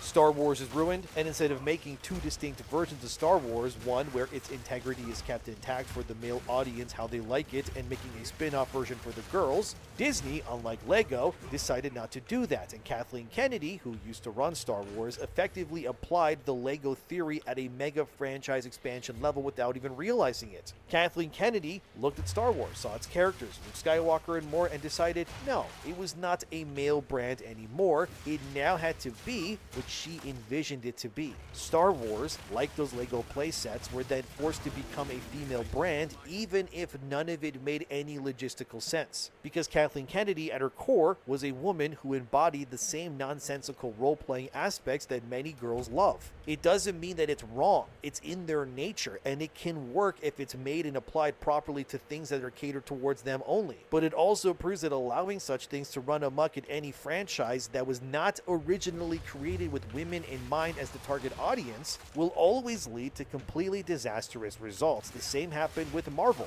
and their movies too. When Marvel largely skewed towards men, think pretty much everything they made up until Avengers Endgame, pretty much that whole saga, what happened? The Infinity Saga made money over fist. Movies that even had no business of even doing well in the first place did anyways. Like, why did a movie about Ant-Man make as much money as it did? Because Marvel at that time was still catering to male users mostly. Women showed up too, sure, especially if it starred Chris Evans or Chris Hemsworth for obvious reasons, but either way, Marvel, like Star Wars and more, they all catered to their demographics, which were, whether you want to admit it or not, young boys and adult men. And when they did this, they made billions. Supergirl, however, is the latest example of the Lego theory, proving that no matter what it's being applied to, the same problem will consistently appear no matter what is being done by these studios or the IPs they're pushing it on. It's not that men hate female superheroes. I mean, the first Wonder Woman movie back in the Zack Snyder days did amazing at the box office. Wonder Woman, actually, if you adjusted for inflation, would have made somewhere near $1 billion+ in today's money or so. If you think that I'm lying, here on screen I asked Google this very question. Wonder Woman, which grossed over $800 million when it first came out in 2017, would now be sitting at $1.126 billion in today's money with the added 36.72% of inflation since then. That means Wonder Woman as a movie worked because it didn't push the feminist ideals like they do today. It instead showed a female character doing cool things. And fighting in a world war alongside soldiers, it was a cool idea and a pretty decent movie all things considered, and it had romance, by the way, between her and Steve Trevor, go figure. And men showed up, as did women, because again, men did not impose their will or being onto Wonder Woman as a concept. They watched it and enjoyed that movie because it was about Wonder Woman. Supergirl, however, was a predictable disaster by all accounts, because not only was James Gunn's version of the DCU just not as interesting, who are we kidding, but Supergirl, just all around, looked very unimpressive. Not to mention, when you look at Supergirl as in the movie, which if you don't know is based on the comic book story Woman of Tomorrow, there's another thing completely forgotten through its translation. The Supergirl movie is undeniably ugly as sin. It's dirty and it looks like a garbage bin Guardians of the Galaxy movie, whereas the Supergirl comic book that this movie is based on is vibrant and colorful, and artistically it's much more interesting to look at as a viewer over how James Gunn's version of that story ended up translating. Not only that, but the writing of Supergirl is everything wrong with modern day cinema too. She's not heroic, she's abrasive, an alcoholic even, and nothing like how Supergirl is as a character in the comics whatsoever. This is because Supergirl in the movie is clearly that same Lego theory rearing its ugly head yet again. The Supergirl character in that movie, she is not Supergirl. She is just a vehicle like Rey Skywalker is, or any other god-awful female character that has been made in the last 10 years, that is only being used as a vessel by the female writers behind it to impose their own identity and will into. Whether you like the writer of the Supergirl Woman of Tomorrow comic book or not, the ultimate truth is that Supergirl in that book is Supergirl, and it's written by a man. And is it any wonder that the Supergirl book, Woman of Tomorrow I mean, that all these feminists cling to as their definitive Bible version of the character, was also conveniently not even written by a woman in the first place. It's almost as if when a man writes of the female character, usually anyways, is still whoever they were supposed to be, whereas the Supergirl movie's big red flag was that it was a story adapted and then written into a script by a new female writer who has barely any writing credits, no less. You see, the Supergirl film was written by Anna Nogueira. I probably said her name wrong, but this is the woman on screen here smiling with the flowers around her. She wrote this movie. She was an actress apparently at one point, then decided to become a writer, who besides one small film, had no other credits to her name for writing. Unsurprisingly, once this Anna Nogueira lady, a woman, wrote Supergirl, she completely missed the point of the source material, and then delivered a terrible film made for absolutely no one, which is why there's a lesson in here that needs to be learned.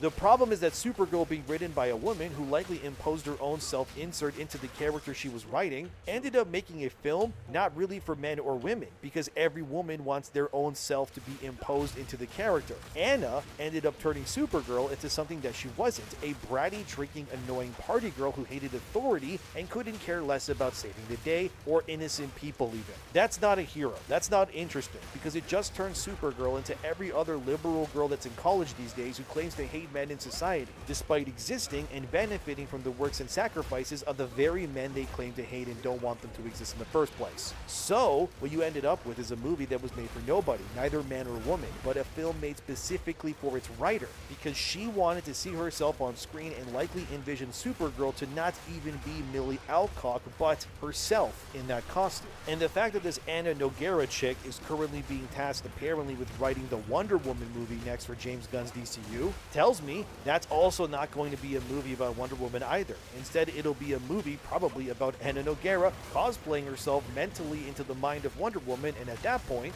James Gunn might as well as just make this Anna lady be Wonder Woman in the movie, because that's who the character is going to be anyways. It doesn't mean that every female writer is like this, I know that, but the exception exception cannot become the rule when the vast majority is still like this. Stereotypes, as we know, they exist for a reason. It's no wonder why most of the best-selling female-made movies oftentimes feature a female character who has barely any discernible traits that really define them. For example, a really good example actually, look at Bella in the Twilight books, or even the movies, I guess, which also prove this point. Bella is unremarkable in every way, a boring, mostly silent protagonist in Twilight, who speaks a little bit here or there, but she's mostly in the movies, for example, not there to really be a character, because Bella in Twilight, like Supergirl, is a convenient vehicle designed so that every girl who reads that book can use Bella like a skin suit to become Bella themselves. Therefore, when Edward the vampire or Jacob the werewolf fights over Bella, the female reader loses her mind and gives into that fantasy completely. Because Bella is not Bella to them. They are Bella now. Edward and Jacob are now just fighting over the female reader, which is why you saw the response by female readers, and especially in the movie, just losing their minds over Edward and Jacob, because those are the guys that fell in love with me in the book that I read. Because none of those girls watching those Twilight movies saw Kristen Stewart even as Bella. They all saw themselves in that movie instead. It's the Lego theory happening all over again. The same can be said about another huge book turned movie phenomenon with 50 Shades of Grey. A young woman becomes the plaything of a handsome, sexy billionaire man, who wants this woman above everything else. Like, come on, it's catnip. An erotic fantasy written where the female main character is, again, conveniently designed to have just enough of a character that every woman reading it can then also conveniently place themselves into that role, like they're putting on a costume again. And what did that trilogy of 50 Shades of Grey movies make at cinemas? Well, look at it here. $1.325 billion globally. That's a lot of women wanting to embody themselves in a character like that, huh? But what about the Twilight series? Well, look at it here. $3.36 billion overall. Breaking Dawn Part 1 and 2 alone made hundreds of millions each, a bona fide box office smash hit if I ever seen one. So then why doesn't this translate the same way with every female-led superhero movie then? Sure, Wonder Woman did what it did, and I know some are going to say, what about Captain Marvel? That made $1 billion, but Captain Marvel was a special case because that got released between Infinity War and Endgame. I mean, Captain Marvel had a post-credits scene in Infinity War, no less, right? Teasing that character to millions of eager viewers who just saw everybody get erased pretty much. So they wanted to watch Captain Marvel to get answers for that, but when the Marvels came out, which didn't have the Avengers movies to piggyback off with hype, what ended up happening? Alright, it failed spectacularly. The problem with why this female superhero fad doesn't really work is because the female superhero is not like how Bella in Twilight or the 50 Shades of Grey lady is created to be like. Those characters are perfect vessels for the Lego theory to take hold in. The women watching can embody them no problem. Superhero films are different. Supergirl can't be in a high school being pined after by men. It doesn't work. Because Supergirl is supposed to be a real character with motivations and actual lore behind her, and things that characters like Bella, for example, conveniently omitted so that the female viewers can then become them. A female viewer cannot become Supergirl in theory, because Supergirl is not about romance, not about a love triangle, or being enticed by a handsome, chiseled billionaire man who whips them and pulls out his own, let's just say, Lego toys that are, in unique shapes. Supergirl can't work the way that it did because a woman writing Supergirl can't understand her, because most women aren't able to embody the character because they are only interested in embodying characters they can become themselves, and that's the point. It's like, why do women love watching shows on crime and all that stuff, right? They'll say, oh, it's to learn what to do if they were in that situation, but I think it's deeper than that. Women love shows on crime and such, or like, for example, of like 90 Day Fiancé and stuff like that too, because the details are just vague enough and open for the people involved that these women, unbeknownst to themselves, actually end up subconsciously embodying the victims or the characters or whatever within these stories themselves without realizing it. It's how they become a part of it. It's why they can't get enough of it. Every single crime they watch about whatever that's end up happening, they get to, in a twisted way, roleplay it. Is it any wonder why some of the only RPG games that have actual substantial female player bases are games like Dragon Age,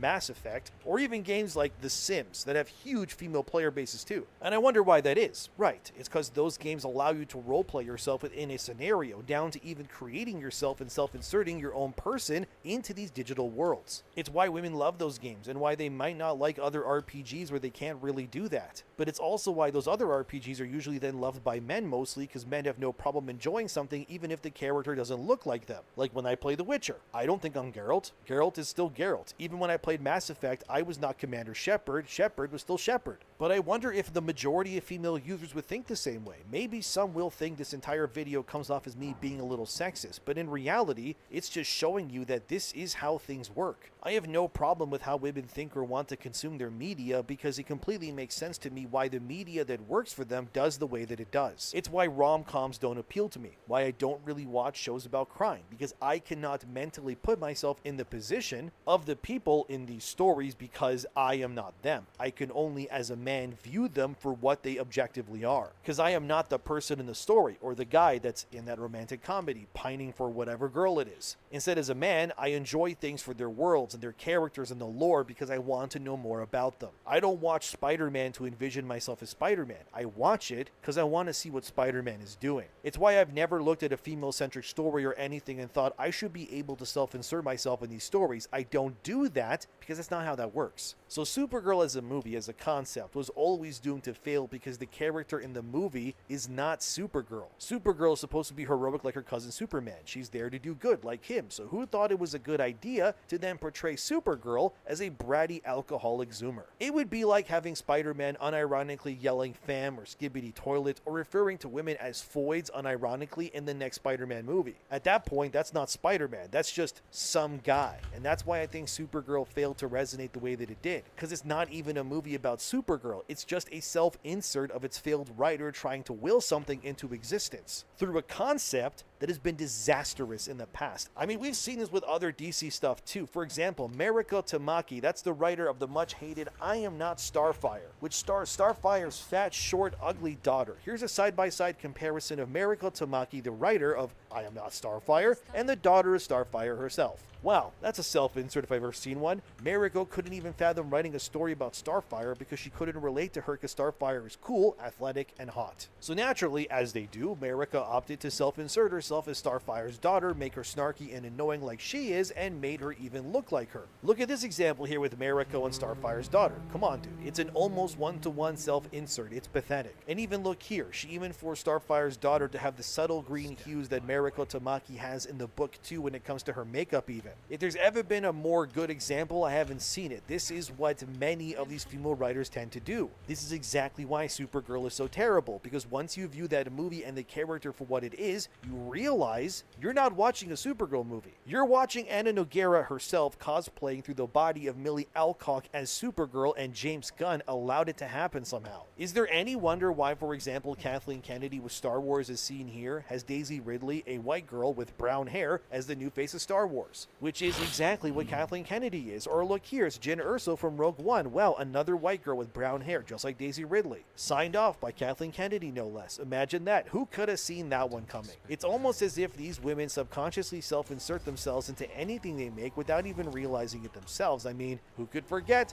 Mindy Kaling and stuff like Velma? Look at this side-by-side comparison. Wow, Mindy Kaling, a brown woman, took Velma, who was white, and turned her brown skin too. She even voiced her in that show as well. Gee, I wonder why that is. Almost as if Mindy Kaling can't write anything without self-inserting herself into every single thing that she ends up creating. Here's another show Mindy Kaling made called Never Have I Ever, and look at the girl here. It stars a brown girl who is just like her, right? Well, that's not as weird, I hear.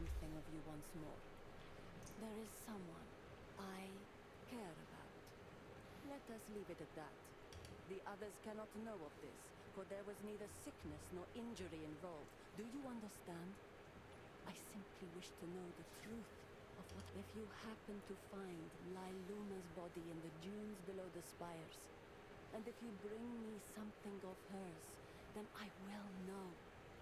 If you do not, those Marraketh that prove themselves in life earn burial in the sky, but the weak and unfortunate have a tradition of their own. Because they are not allowed to rest above, when they feel sickness or injury, though their bodies will still be lost in the sands, our greatest fear, lying at the base of honor, is the next best thing to lying upon it. You can understand why I was concerned that Liluma chose to... Now the sandstorm is... As we approach Desha, if you... Blessings. Young one. Desha. It might stay inside. Here you say, okay, sure, but here's Mindy Kaling again going as the main character of Never Have I Ever for Halloween one year, unironically. So self-inserting there wasn't even enough. She even dressed similar too, and that's what I'm talking about. I'm not saying it's wrong to pull from lived-in experiences or anything like that, but when it comes to women, it's pretty obvious no matter what I've shown, the same thing keeps applying. The Lego theory at its core remains consistent. Every one of these female writers or franchise runners has overwhelmingly self-inserted themselves to some capacity into the very things they created because it's the only way they are able to quantify making something these days. It doesn't make it wrong, but it's just something you have to point out because it keeps happening. Millie Alcock's Supergirl is about as much Supergirl as I am Storm from the X-Men. There's nothing that would tell you that Millie Alcock is Supergirl unless she has the S on her chest, because at the core of Supergirl, as in the James Gunn version of the character, is someone who embodies none of the ideals or characteristics of why anyone who actually likes Supergirl would want to watch that movie in the first place. Again, they couldn't even get the Woman of Tomorrow comic right or even its themes. They even screwed up the lesson of the book about revenge and the fate of characters like Krem even, because nobody understood anything over at James Gunn's, I guess, office apparently. I mean, even James Gunn has done the same thing too. People have pointed out how it's very weird how attached he is to Rick Flag Sr. as a character. And I mean, look at this. Look at Rick Flag Sr. side by side with James Gunn. Like, come on, guys. It's like James Gunn created his own OC version of the character to be a buffer, hotter version of himself. Even though Rick Flag Sr. in the live-action version is a guy with black hair, but James wanted to make Rick himself, so he self-inserted his own face into the lore. It's not the only example. Look here, where one of the writers of the Powerpuff Girls reboot show clearly self-inserted himself as a love interest for one of the girls in that show, despite being a fully grown man. And that is weird, isn't it? So even some men do the same things too, or even then, it's still weird and creepy though. All of it's stupid. None of this should exist the way that it does, and it's no wonder why the vast majority of these things end up failing. It's why the best female characters in terms of superheroes, for example, were always written and made by men. Wonder Woman, despite being the most famous female superhero of all time, was created by a guy, and it shows because Wonder Woman has an actual character to her. If she was made by a woman originally, the impact would be nowhere near the same now, would it? And you know it. Like, did you know that Twilight as a series was originally fanfiction of 50 Shades of Grey? And its creator took the idea of 50 Shades, self-inserted herself into the story, and Twilight then came to be. Like, look at this picture of Bella Swan, the main character of Twilight, up against Stephanie Meyer, the creator of Twilight. Like, come on, guys. It's like almost 1-to-1. This is why Supergirl is being lambasted the way that it is, because it's no longer something people can really ignore. She's not Supergirl. It's just the latest self-inserted. Once you see it, you can't unsee it anymore. Like, here's Variety asking, why does Hollywood keep failing female superheroes? It's because they keep letting people who don't understand these characters and keep self-inserting themselves instead. And when you put a superhero costume on a writer's identity instead of the character that people went to see, you get what you tolerate. Because what these Hollywood types fail to understand, and this applies to games and more too, by the way, is that it is not the job of the audience to meet these Hollywood types where they want things to be. You have to convince people these things are good enough for them to want to pay money to go see themselves of their own free will. If I wanted to see Supergirl, I wouldn't watch this movie because I would objectively be not getting the Supergirl I would want to see from the comics. I am instead getting a version of a character that is wearing the skin suit of Supergirl that is trying to convince me it's passing enough that I would then want to buy a ticket for it. And no, I'm not going to do that. Clearly nobody else either, because the movie is a flop. It won't even break $200 million internationally. A verifiable disaster of a film even. And the executives can act as mad as they want to, saying fans are sabotaging them. They don't understand the vision. It doesn't matter. You have to prove that vision is something worth seeing. Variety then tries to blame YouTubers like Critical Drinker, Nerdrotic, and more as the problem here. But it's just not the truth, man. No one supported the movie. Even your feminist weirdos out here didn't go see it enough to make it like an actual impact. If that wasn't an undeniable truth bomb of this audience you're catering to is not big enough, I don't know what is. Supergirl has decades of comic book history. She's one of DC's heroes people should recognize. She's been part of countless beloved stories. I even personally think James Gunn is probably building up to Kingdom Come myself too with all of these movies. She's also survived multiple generations of readers too. The character here is not the problem. The problem is Hollywood's growing inability to understand why audiences fall in love with these characters in the first place. And instead of building compelling heroes, which kept Supergirl relevant for so long, they're allowing these characters to become nothing but vehicles meant for self-validation by writers who have no business being there in the first place. That is the core of the problem. You'd think someone in Hollywood would have figured this out by now, but they haven't. Here's what fascinates me, right though, like whenever another blockbuster becomes surrounded by controversy like this one did, Hollywood will keep pretending that it's a completely new, unique event. This time it's different, but is it though? If this keeps happening, I don't think it's a unique event. It's just a pattern of predictable results at that point. These These people, they live in this fake world, and when reality shows up, they are always terrified by it. Because audiences don't buy tickets to make political statements, they buy tickets because they just want to be entertained. Lots of these movies failed, not just female ones, like the Marvel's flopped Madam Web, Blue Beetle, Craven, Captain America Brave New World. In Black Adam's case, that movie was literally The Rock trying to self-insert himself. For your sake, do not speak of its contents. I will burn it. When I have the opportunity, I intend to return to Desha and mark the location of Lailuma's body. A stone, perhaps. Something inconspicuous. Others will not know, but I will. She will be Sans guides you. These people are weird. All right, of course. Yes. I will tell your tale. Thanks.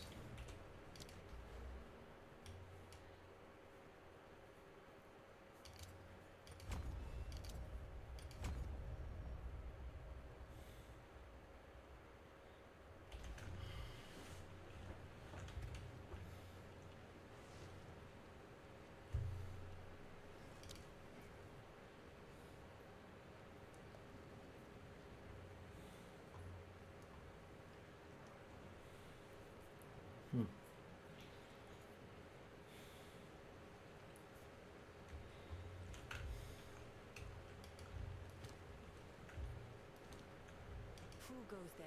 My wares are renowned. Sans Yes, guide yes. you.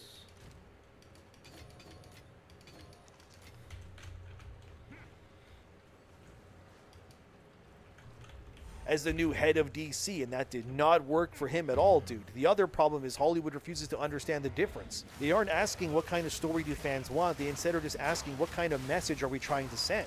And this is the part that always gets ignored. Hollywood constantly acts as though audiences are somehow opposed to female heroes. History says otherwise, though. Some of the most beloved action heroes ever created are women. Ellen Ripley, Sarah Connor, the Bride from Kill Bill, Wonder Woman in Patty Jenkins' first film at least, Lara Croft in Tomb Raider, Samus in Metroid, Jill Valentine, Claire Redfield, Bayonetta, Tifa Lockhart, Black Canary, Black Widow, Princess Zelda even, it keeps going. Nobody spent years arguing these characters deserve their place because they earned it through incredible writing, through memorable performances in games and movies and TV shows, whatever. These compelling stories are why people love them. They loved them because they were interesting, not because a marketing department repeatedly told audiences how important they were supposed to be. That's the difference here. Strong female characters aren't a new concept. They're here. They've always been here. The problem isn't that audiences reject women leading these franchises even. The problem is that audiences reject poorly written movies, and on top of that, Hollywood keeps chasing an audience that does not exist. In the end, the Lego theory stands undefeated because Supergirl is just the latest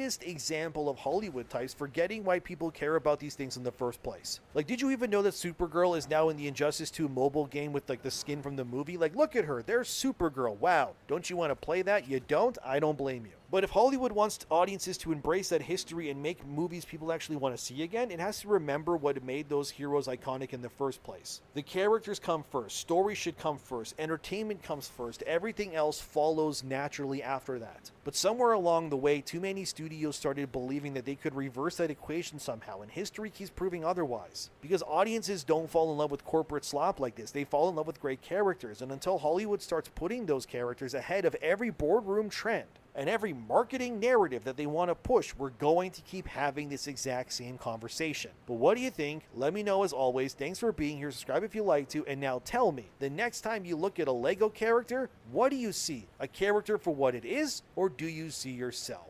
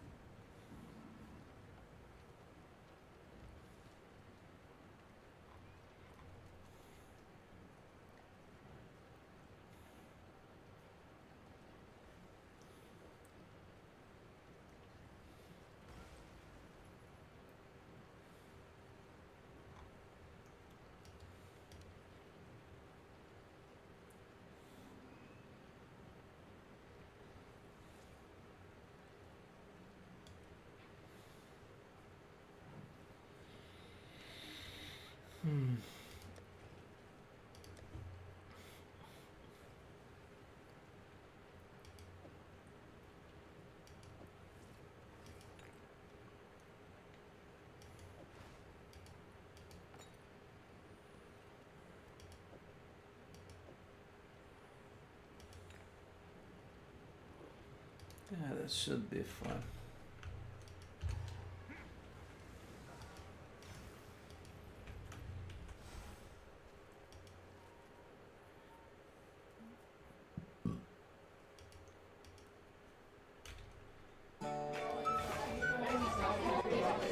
Alright class, go ahead and settle down. Settle down for me. Now you may be asking why I only appear to be an upper body. Well, it's because that's all I could afford when I had this commission, but that is irrelevant now. Today we will be having a pop quiz. Now, what is the most controversial TV show of all time? Okay, time's up. If you said anything other than South Park, you not only fail, but you are expelled from this university and sentenced to life in prison without the possibility of parole. Now, for those of you that are still here, a follow-up question. Why is South Park so controversial? The correct answer is consistency. Allow me to explain. There has existed many controversial shows in the time since the television was first invented. And sure, there may have been some obscure shows so offensive that they were canceled after a season, but there has never been a show that has managed to become involved in major controversy as consistently as South Park. They have managed to stay controversial for 25 years at this point, and thanks to an absolutely absurd deal struck with the creators in Viacom, they don't plan on slowing down anytime soon. Speaking of that, Viacom, I see that you have lots of money considering you're able to pay these guys almost $1 billion, so I would really much appreciate it if you stop trying to take my videos down. I work really hard on them, and I love your show, and so pretty please be kinder to me. Thank you. What were we talking about? Oh yeah, South Park. Because of everything I just explained, I thought it would be fun to go back and chronicle every major South Park controversy I could find and explain it to the best of my abilities. And a quick side note, I know this isn't a super original idea. I mean, Watch Mojo has done a top 10 list on the controversies, and they've also done a top 20 list, and the top 20 list is literally just 10 extra controversies before it gets to number 10, where they just copy and pasted the original top 10 with no acknowledgement. Okay, well, now I don't feel as bad about doing a similar video. So, with the intro out of the way, let's get into it. Every South Park controversy explained. So, knowing the content of this video, there's a pretty good chance that it will get demonetized. So to try to combat that, I want to give a shout out to today's sponsor, Raid Shadow Legends. Raid Shadow Legends just celebrated their 3rd anniversary as one of the top RPG games out there, and seriously, this game started strong from the very beginning and never slowed down. The thing that really blows my mind is that even after establishing themselves as a leading mobile game, they didn't allow themselves to take a step back and rest, and they just kept adding new content and game modes every couple of months. So let's go ahead and check out some of the amazing things that happened in the game during those 2 years. One amazing addition was the Doom Tower. This game mode introduced a whole world of new and terrifying bosses to slay, sprawling over 120 levels. The Doom Tower brought exciting new challenges for even seasoned players. And of course the bosses and heroes. As a high-level collection RPG, Raid started with hundreds of unique characters and bosses, but that did not stop them from adding more and more new champions. The game designers must have had a field day creating these amazing characters. Just check out some of these sketches, they're so cool. And if new characters wasn't enough, last year Raid added a whole new faction. The Shadowkin are a tribe of warriors from the Far East, recently liberated from the reign of evil, but that doesn't mean they're good guys either. For me, they're one of the coolest looking factions in the game. And of course I can't talk about it without addressing the newest and biggest addition to Raid. I'm talking about the Hydra clan boss. It's without a doubt the biggest, baddest, and scariest boss to ever set foot in Teleria, although I'm not sure the Hydras even have feet. This monster has multiple hands, each with a different ability, and requires a different strategy to destroy. But here's where it gets really challenging. Even if you manage to chop one of the heads, another one grows to replace it. It can be quite discouraging, but on the other hand, this boss gave me some of the best artifacts in the game. Honestly, this game is great whether you're a casual or hardcore player, and this month they're running an event where you get to play as Deliana, a brand new champion from the High Elves faction, just by logging in. All you have to do is log in 7 days between now and July 20th, and you'll get your hands on her for free. She's one of the strongest in the entire game, so I would definitely recommend doing this. Right now is the best time to get started in Raid because if you click the link in the description or scan this QR code, you'll get a free starter pack worth almost $40. You'll get 3 free champions plus 10 magic XP brews, 10 force XP brews, and 10 spirit brews. The champions are Misericord, Tiger Soul, and Romero, which is a huge deal because in the past they've only given 1 champion, so do not miss your chance. Also, if you enter this promo code, you will get 50 XP brews instantly to your legendary hero Deliana to get max level, as well as a ton of silver. So what are you waiting for? Download this game right now from my link in the description and get started, and thank you to Raid Shadow Legends for sponsoring this video.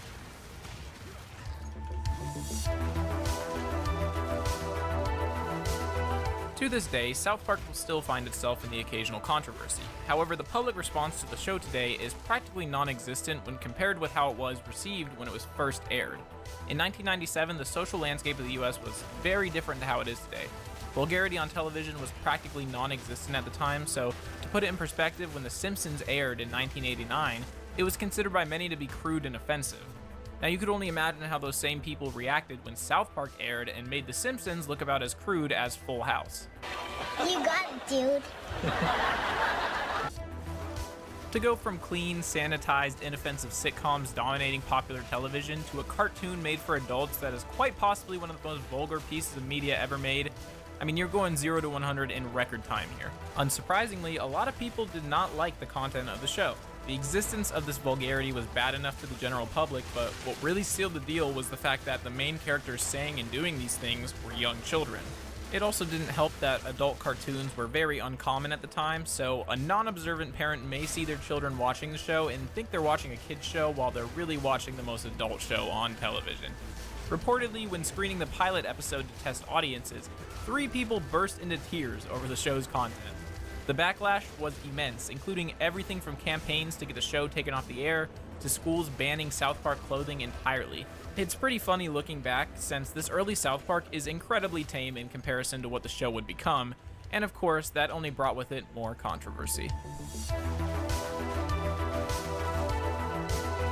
Despite its controversial existence, the show didn't experience much major controversy related to specific themes outside of the vulgarity for the first 3 seasons.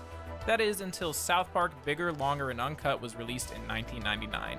Creating a movie meant Matt and Trey were not limited to the rules they had to follow creating a television show, as they were always dancing on the line of what was allowed to be shown on television and what wasn't.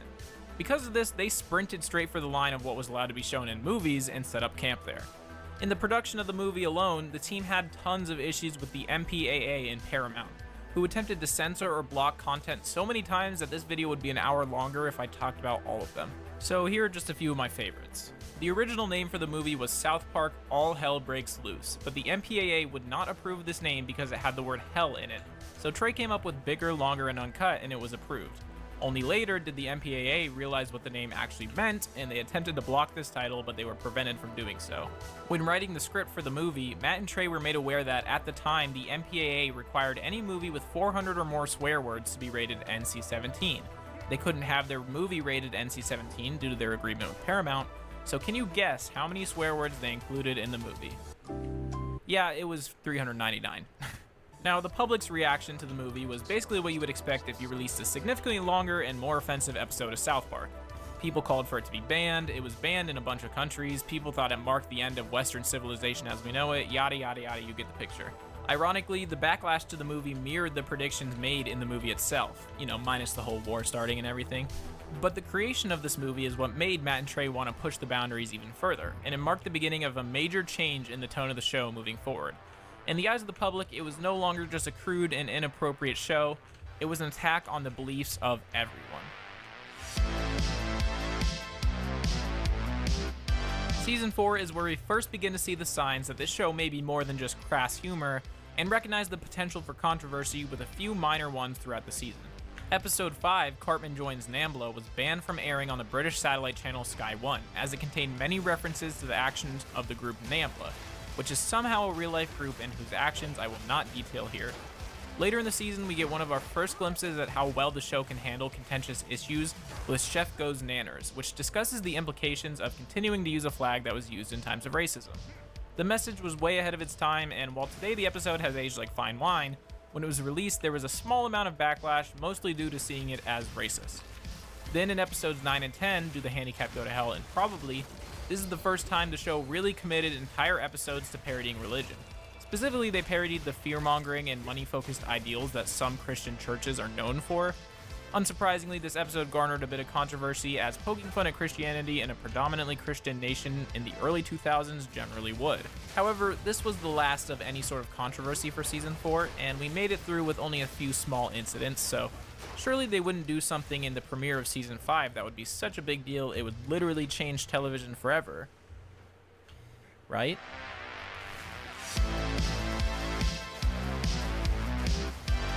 We We already discussed the backlash the show received in its earliest seasons, and as the show continued past its third season, the controversy slowed down as people accepted that the show wasn't going anywhere. That is until this episode, when they decided to say the swear word that begins with S many, many times uncensored. The episode made fun of the public's reaction to an episode of Chicago Hope, in which the word was said uncensored for the first time on TV. The episode includes the word being said 162 times, conveniently displayed by a counter in the bottom right corner. Initially, the creators only wanted to say it a few times, but Comedy Central refused, so they came up with the idea to say the word as many times as possible so that it lost all and any meaning, and it was meant to show that it's just a word and it has no real power. They mostly succeeded in this since the episode itself didn't receive all that much backlash, relatively speaking. Supposedly, Comedy Central received nearly 5,000 email complaints from different organizations and people, but besides that, there were no large-scale protests or news stories covering the episode. This episode was surprisingly important to television as a whole, since it basically paved the way for this type of language to exist on television, and whether you think that's a good thing or a bad thing, it undoubtedly changed the television landscape forever. A clever satire of sex education and the age at which it's taught that is portrayed through extremely graphic depictions of some pretty disturbing things. The real controversy here was in the broadcasting. In Australia, the episode aired later than its usual time slot, and once again, the British channel Sky One outright refused to air the episode. In America, the Parents Television Council went as far as to cite the episode as an example of how the show is quote-unquote dangerous to democracy. If anyone can explain how exactly a cartoon about sex ed is dangerous to democracy, go ahead and explain in the comments down below. Since then, all repeats and DVD versions included edited scenes, particularly one with Mr. Garrison teaching the kindergartners how to perform the old rubber mouth technique. Comedy Central didn't even want to air the scene in the first place, but it did for the initial screening and then never again. When this episode first aired, it was considered very controversial, and no, it's not because it focuses on Jared from Subway. All of his controversies wouldn't come out until years later. Rather, the episode makes countless references and jokes to the AIDS virus, and while it wouldn't be very controversial to do this today, in the early 2000s it definitely was. The ending also includes Butters being beaten by his parents, and this combo of content meant that the episode was banned from airing on Comedy Central for years after it was released, though it was eventually allowed to air again. In an ironic twist, the day Jared accepted a plea deal for his crimes, Comedy Central aired the episode back-to-back nearly all day, and it really showcased how poorly some of the lines have aged. I'm gonna seek out all the underprivileged and hungry children of the world, and I'm going to give them AIDS myself! You're gonna give children AIDS? This one is less of a backlash from the public as it is backlash from one individual, that individual being Jennifer Lopez. This episode goes pretty hard on her, painting her as a rude, entitled woman who is quick to violence when she hears something she doesn't like. It has been reported by people that have worked on movie sets with her that she is so unhappy about her depiction in this episode that she has gone as far as to fire those working on the set who even as much as referenced the episode. Trey Parker has claimed that he once saw Jennifer Lopez at a party where she proceeded to push past him rather aggressively without any acknowledgement. I think it's fair to say that she's close to the top in terms of bad celebrity reactions to South Park. My name is Jennifer Lopez. I eat tacos y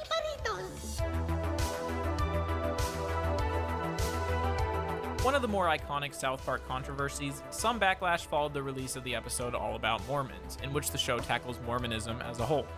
The episode pokes fun at the absurdity of the beliefs of the Mormon people and the circumstances that their prophet Joseph Smith created to ensure his message was heard. It's not subtle in its criticism, and at times it can seem a bit harsh, especially as the episode progresses and you begin to realize that the tune playing in the back is actually giving its opinion on the matter. In America? Really? That sounds kind of... dum dum dum dum dum.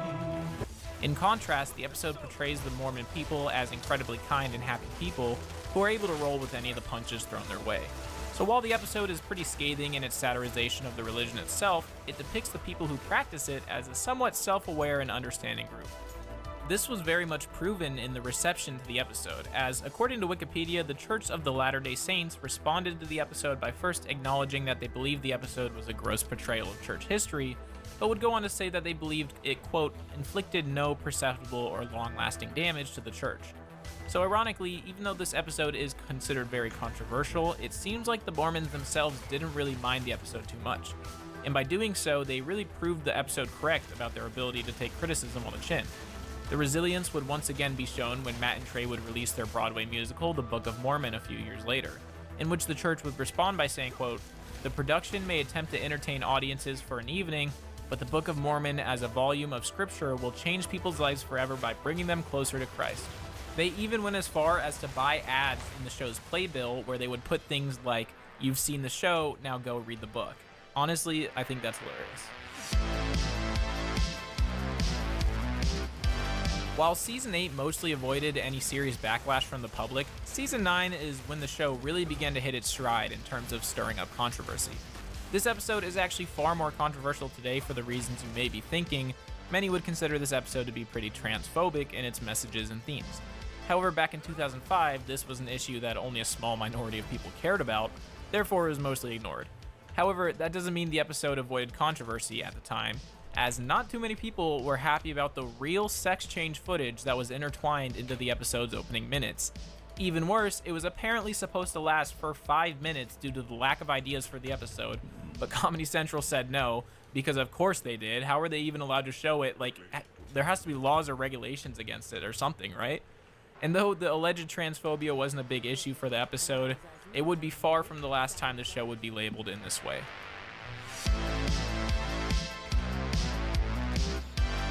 This controversy is a perfect example of what I believe to be one of the few downfalls of South Park, that being the audience. This episode follows Cartman as he puts on full display his hatred and intolerance of ginger people. The episode itself is supposed to be satirizing discrimination as a whole, making fun of people like Cartman who choose to be hateful to others because of how they look and the absurdity of that hatred. The issue arises when people, mostly kids, who don't understand that it's satire, see the episode and find it funny because of the hate. And while obviously the show is not made for kids, whether it's irresponsible parents or sneaky behavior, they will find a way to watch it, which leads to things like Kick a Ginger Day, a real-life holiday in which you're supposed to kick gingers. I discussed this more in my South Park Iceberg, so if you're interested in that, you can check it out. But honestly, I think it would be hard to argue that this episode didn't have a pretty large part in the discrimination against gingers among kids. In the Wikipedia article for discrimination against people with red hair, the history section for the US literally begins with the release of this episode, with no recorded history before. Just ask the Gingers Have Souls kid. He basically exclusively blames this episode for his bullying and harassment. And the same with Ed Sheeran, who also blamed this episode for the bullying that he received.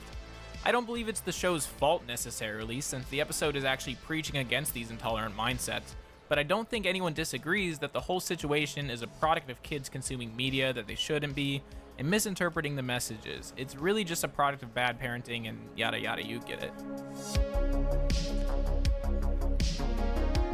What is probably the second biggest controversy in the show's history? This one caused lawsuits, cancellations, private investigations, and the departure of one of the show's most beloved characters. This episode heavily criticizes the quote-unquote religion, Scientology, as they portray it as a massive global scam whose sole intentions are to prey on vulnerable people and extract money from them. They also parodied their willingness to sue anyone who speaks negatively about them, and even acknowledges the church's history of getting revenge on those who have wronged them by changing all the names in the credits of the episode to Jane and John Smith. Shockingly, the church wasn't too fond of the episode's portrayal of their religion.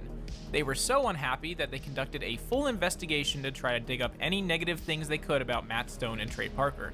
According to a church whistleblower, they used techniques, quote, comparable to Cold War era CIA and KGB intelligence and propaganda techniques, doing things like going through their trash, purchasing their phone records, and going through their bank records. They even went as far as to attempt to hire a film student to get a job at South Park Studios so they could act as a spy in their investigation. But despite their efforts, they have yet to release anything negative or embarrassing about the creators, so it's safe to assume they were unable to find anything. Then there was the legendary Closet Gate. The episode heavily targets Tom Cruise, who is a known Scientologist. They wanted to joke about the popular belief that Tom Cruise is secretly gay, but they were informed by their lawyers that they could not outright say he was, as Cruise had a history of litigation against those discussing his sexuality. To get around this, they decided to place him in an actual closet for a good portion of the episode, constantly discussing his unwillingness to leave said closet. Dad! Tom Tom Cruise won't come out of the closet. Despite this, the actor allegedly still threatened to sue the show, which he never ended up doing. But that was far from the end of the Tom Cruise storyline, as the next year, a scheduled rebroadcast of the episode was suddenly canceled with no warning or explanation given as to why. Several news outlets reported that the parent company of Comedy Central, Viacom, had the episode pulled. Supposedly, this was because Tom Cruise had threatened to cancel his publicity tour for the next Mission Impossible movie if the episode aired. The movie was owned by Paramount, who is also owned by Viacom. There was never any evidence to suggest that this was true, and Tom Cruise would go on record to claim that he hadn't requested to have the episode removed. Reportedly, however, there are several inside sources that maintain that Cruise had the episode pulled. And of course, this didn't sway the opinion of the public, who were outraged by the pulling of the episode. A petition was even created to re-air the episode, garnering 5,000 signatures. And while this is where the controversy ends with the Tom Cruise storyline, the effects of the episode could be seen elsewhere, as it led to the departure of one of the show's most beloved characters. Isaac Hayes, the voice actor for Chef, was a Scientologist, and after the airing of the episode, he reportedly published a statement berating the episode for its parody of the religion and quitting from the show altogether. When this initially happened, Parker and Stone were quick to call him out for the hypocrisy of his exit, discussing how he was fine with poking fun at everyone else, but not himself. Years later, Hayes' son would come out and say that he had never quit the show, and that other Scientologists wrote the statement for him while he was in the hospital after suffering from a stroke. Unfortunately, Hayes passed away 2 years after the episode at the age of 65 due to a stroke. Many have called into question the mysterious circumstances of his death, since he was found next to a treadmill in his home. Many speculate Scientology may have had something to do with this, and I discussed this theory in depth in my South Park Iceberg, so if that interests you, go check it out. One thing that is certain is that this episode undoubtedly caused more real-world consequences than almost any other episode in the series. Notice how I say almost. We'll get to that. In this episode, Randy is cured of the horrible disease of alcoholism due to a miracle from a statue of the Virgin Mary. Specifically, he is one of the lucky ones to be covered in the blood being excreted from its... well, you can see the clip. In a shocking turn of events, the Catholic Church was not too happy about this one. The Catholic League not only demanded an apology from Comedy Central, but also demanded the episode be pulled from air and never released on DVD. The U.S. Conference of Catholic Bishops sent a letter to the CEO of Viacom claiming that the network showed, quote, extreme insensitivity by airing the episode. Meanwhile, in New Zealand, the Catholic Bishops' Leader Conference lobbied the network to stop the episodes from being broadcast altogether. They were rejected, and the leading Catholic bishops called for a boycott of the network altogether. The Prime Minister of New Zealand even weighed in, stating that the episode sounded, quote, revolting, but the network was free to air it anyways. One advertiser even withdrew from the network altogether. Despite all of the protests, the episode aired anyways, actually earlier than expected to take advantage of the media surrounding it, and it managed to pull 6 times the amount of normal viewers South Park would get.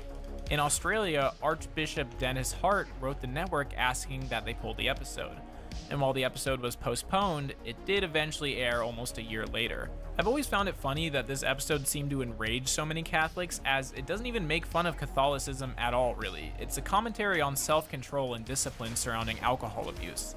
The whole Virgin Mary thing was just a way to get their point across. It probably stemmed more from the idea of sacredness in religion, since many saw it as a desecration of a sacred figure, but it was really just a dumb joke they used to get their point across. I will only briefly mention this one as it functions as a precursor to an episode coming up, but the episode planned on showing the Muslim prophet Muhammad as a commentary on the Jyllands Posten Muhammad cartoons controversy, I definitely did not pronounce that right, in which a Danish newspaper published a comic depicting Muhammad. There was widespread protest and even some violence around the world because of this. Comedy Central were initially okay with showing Muhammad, but as part 2 was in production, they decided to censor the scene with Muhammad. Parker and Stone were not happy about this, calling the censorship, quote, wimpy. They were especially upset because South Park had depicted Muhammad years earlier in the episode Super Best Friends with no issues. Since then, all 3 episodes have been banned from TV and pulled from streaming services, with Super Best Friends being pulled long ago and Cartoon Wars being pulled only when the show recently moved to HBO Max. A more minor controversy, this one stemmed from the episode's depiction of Steve Irwin. Irwin had died 7 weeks earlier from a freak accident with a stingray, and in the episode he can be seen at Satan's birthday party with a stingray sticking out of his chest. Many people felt it was simply too soon and that it was done in poor taste. Irwin's wife made a statement discussing her devastation in the show's mocking portrayal of him, and her main worry was that their children may see the episode one day. I obviously understand why people were upset about this, but personally I find it funny that this is what caused controversy, considering the same episode literally featured serial killers Ted Bundy, John Wayne Gacy, and Jeffrey Dahmer doing a Three Stooges routine while being unable to stop themselves from murdering people, but hey, that's just me. The irony in this one is that the only real issue people had with this episode was the lack of controversy. The episode tackles the implications that the N-word has on society. It does a great job in doing this, and if you want to hear me dive deeper into it, then you can go check out my first video on this channel. The episode contains 43 uncensored uses of the N-word, and yet this episode actually received positive feedback from civil rights organizations like the NAACP, who praised the episode for accurately depicting other races' perceptions of how black people feel when hearing the word. The only person that seemed to be upset was the founder of the Parents Television Council, L. Brent Bozell, who issued a statement criticizing the lack of protest, comparing it to the outrage radio host Don Imus received for his statements. Severe misunderstanding of context aside, I'm sure he still got the point of the episode, that non-black people have a lack of understanding of how it feels to hear that word used, and that it's not really their place to make these kind of statements, as well as just how hilariously ironic it would be for a white person to make a statement like this. So let's go ahead and check and take a look at what this man looks like. Surely he wouldn't... Oh, well, I think that tells us everything we need to know. This one was pretty minor as well. This episode features some pretty graphic and violent depictions of an assault on Indiana Jones, and obviously there were a lot of people that were upset about this. An insider even claimed that while Paramount had no plan to protest the episode, they were not big fans and, quote, wanted it to go away. You all probably know my opinion of this episode by now. I think that what they were trying to do is a funny idea. I just think the execution was a little overboard. They definitely didn't have to take it as far as they did, but hey, this is South Park we're talking about. No one crosses the line quite like them, so while I'm not a fan of this episode, I can still respect it for the risks being taken.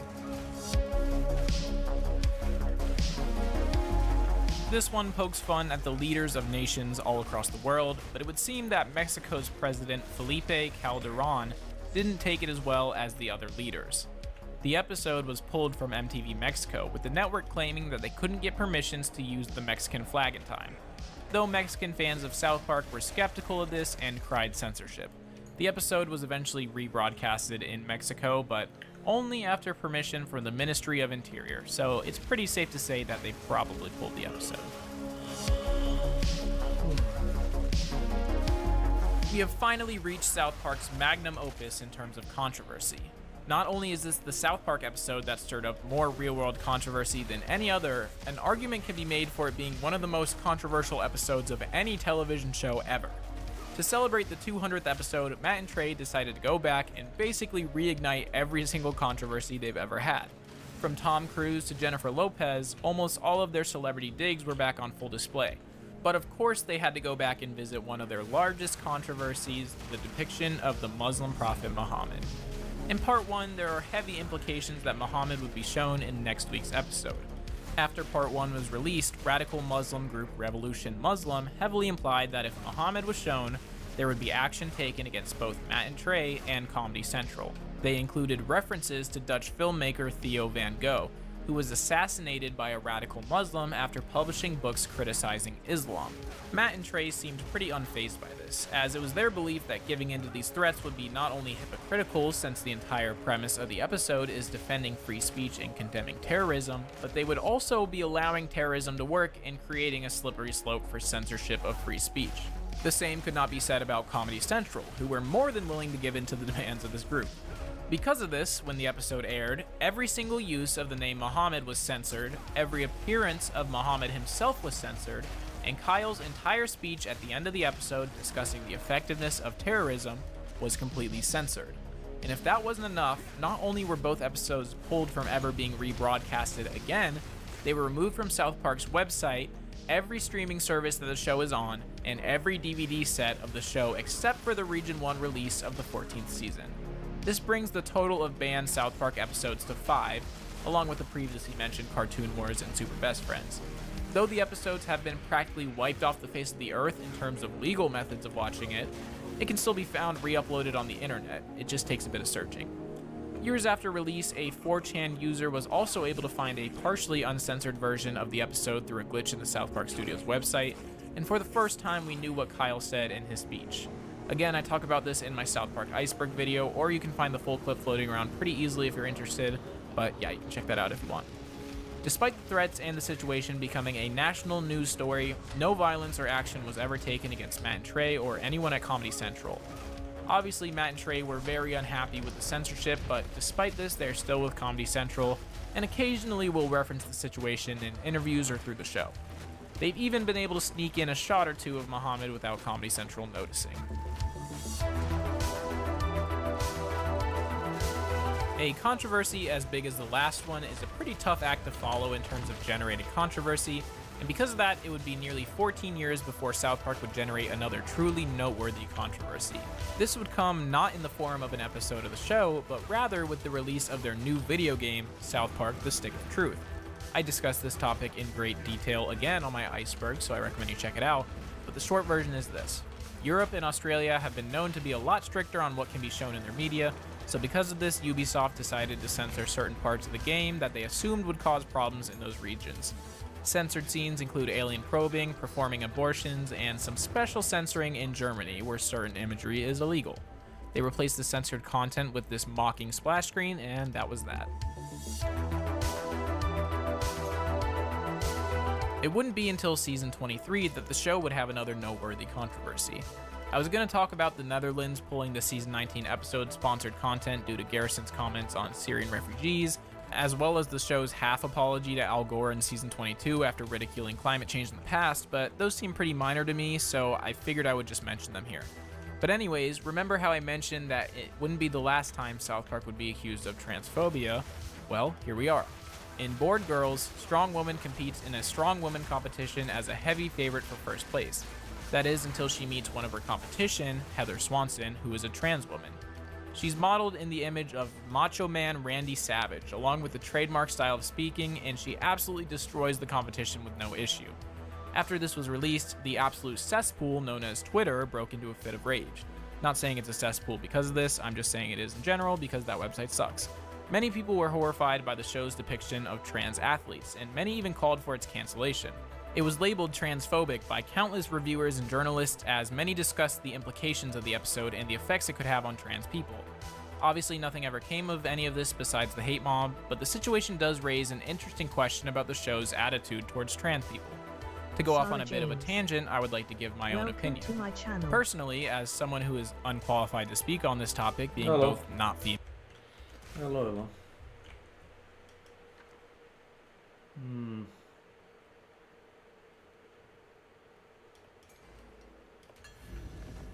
It's kind of bad.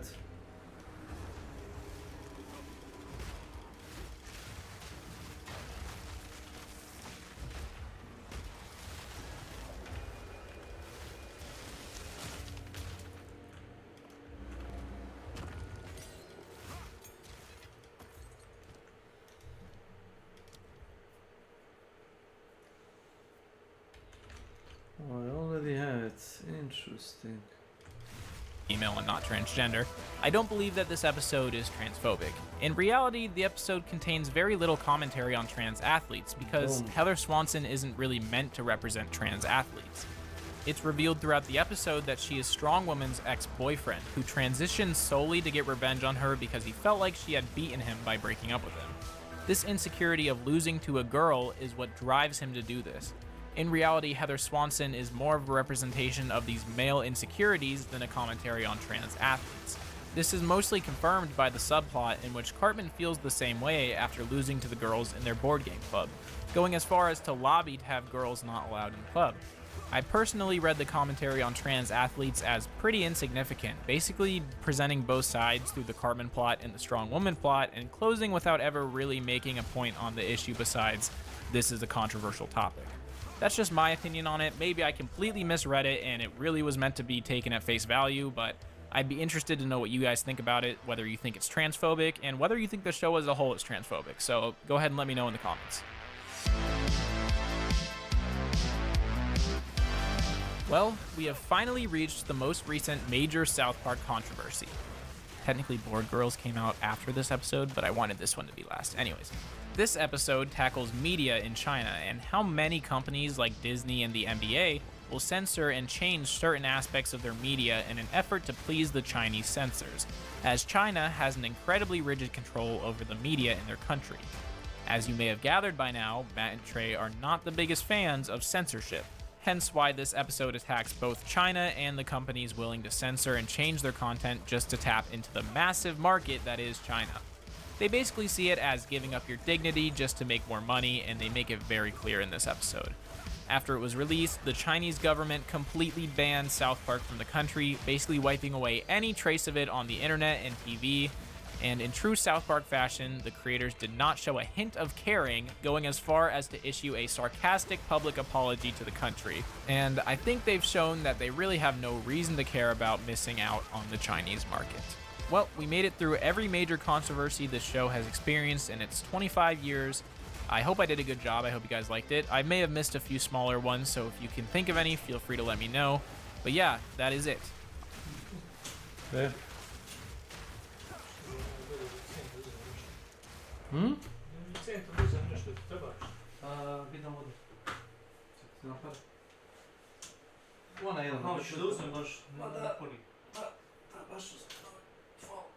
Oh! Ej, ne znam si ideš tačno. Ako ideš do biblioteka, pogledaj da li imaju onu instant kafu, onu Irish coffee, znaš?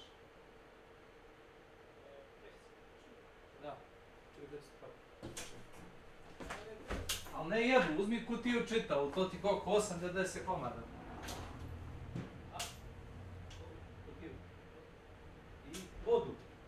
Bidon vode. Kaylee you. Welcome to my channel.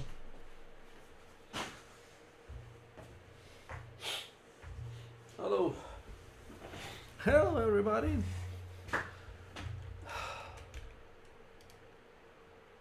Come on, let's get together. You know we made a part.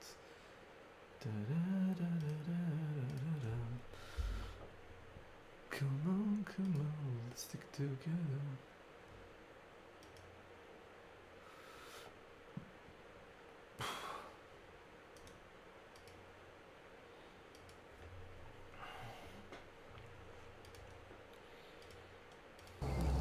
Say that we know that song from the movie Jeepers Creepers, and honest to goodness, it's probably one of the most terrifying songs you can ever hear. And what makes it even more terrifying is that Jeepers Creepers, at least the beginning of the movie, is actually based on a real crime that happened in Michigan.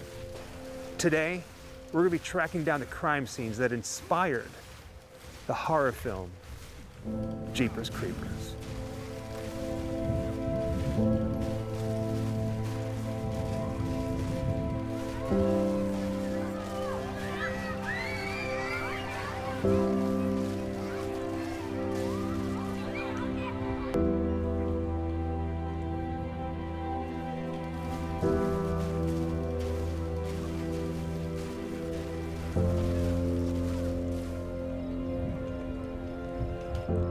If you've seen the movie Jeepers Creepers, everything you're about to see and hear is going to sound and look strangely familiar, like eerily familiar. Now, I should point out that at no time did the creator of the movie ever state that he pulled inspiration from this crime. But as we talk about it, you're going to go, wait a second. He might as well have lifted the events straight from real life and put them on screen. We think the best way to tell this story is actually from inside the car, driving down the road to where the crime happened in real life. Now, in order to do this, we have a couple cameras. We have this one right here, and then we have this camera. You can see Jessica sitting right next to me. Now, this is important because in the movie Jeepers Creepers, brother and sister Trish and Derry are driving down a road very similar to the one that we're driving down right now. It's like farm country. And they encounter this truck that practically runs them off the road. And the license plate, it becomes like the joke of the movie, says, "Be eating you" or "beating you." And it kind of makes them a little unnerved. Even more so, a little further down the road, they come to this abandoned building and they see the truck and they see this figure trying to dispose of something, like a sheet covered in blood behind the building, and it freaks them out. That's the start of the movie Jeepers Creepers, the movie. In real life, however, it wasn't brother and sister. It was a married couple, Ray and Marie Thornton. They were driving down a road known as Snow Prairie Road. They were actually heading south. And just like in the movie, a truck comes up behind them. It's like this brown, dirty, decrepit looking van, and it almost runs them off the road. We were driving south on Snow Prairie Road, and all of a sudden a van just on us and passed. Jeez. Must be in a hurry. And they see the license plate, and the wife, Marie, she takes notice of the license plate, and it says GZ and something else, and she goes, geez, that car was moving fast or something like that. They're a little unnerved, but the car speeds off, and eventually they come across the van again. This time, they come across this creepy looking building, that one right there. And in the back, they see somebody with a white sheet that looks to be drenched in blood. And as they slow down and pass the school, they're still looking back. They notice that the van is parked right there. Man, there's a bloody sheet. Where? He's behind the building. There's the van that passed us. Where? It's right there. There was the one that passed us? Yes, I'm sure it was. It was the van that passed us. They make it about 2 miles down the road when they notice that the van is back. Now it's right on their tail, riding their bumper, and they can see it clear as day in the rearview mirror. But they don't get a good look at who's driving. Instead, they note that he's wearing like a white cap, like a white hat. At this point, they realize that whatever's happening is really no good. So they try to write down the license plate to turn it into the authorities. And then they turn down a road just like this. It's like a dirt road. Now it's important to note that while this is all going on, they never left their car. But they make it down this road and they turn around because they want to go and get a better look at the license plate. Even more so, go see what this unknown figure was trying to stuff down a hole behind the old abandoned building. So they decided to turn around and drive up there to get a closer look. And when they do this, the story gets even darker.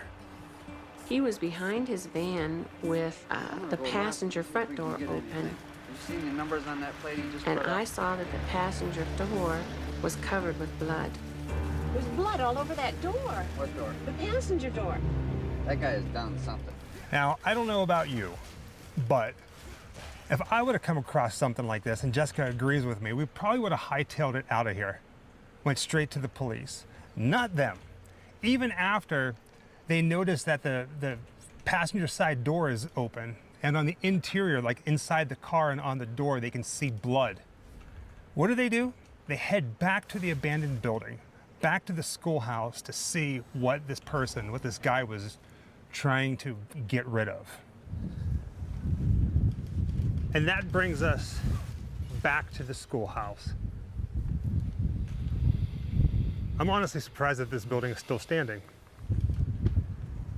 The movie and the real life crime are so eerily similar, so hauntingly similar, it makes your head spin. I mean, up at this point, I purposely have not said the name of the killer and the victim because I wanted you guys to go, wait a second, this reminds me so much of the movie. Is he talking about the movie or is he talking about the real crime? Now, I know in the movie, a big part of it ends at a school when Derry is taken through the window by the creeper, by the creature. That didn't happen in real life. In fact, none of the crime actually took place inside this school behind these walls. It was all behind the building. We're going to show that in just a moment. But it's just crazy to think that it's so close. What the Thorntons didn't realize is that they were witnessing the aftermath of a murder that happened earlier that day, where a man by the name of Dennis Depew murdered his ex-wife Marilyn and was trying to dispose or dump of evidence, like a sheet covered in blood, behind this abandoned school. Something else we want to point out, everything that we're talking about, all that we know about this case is because of unsolved mysteries.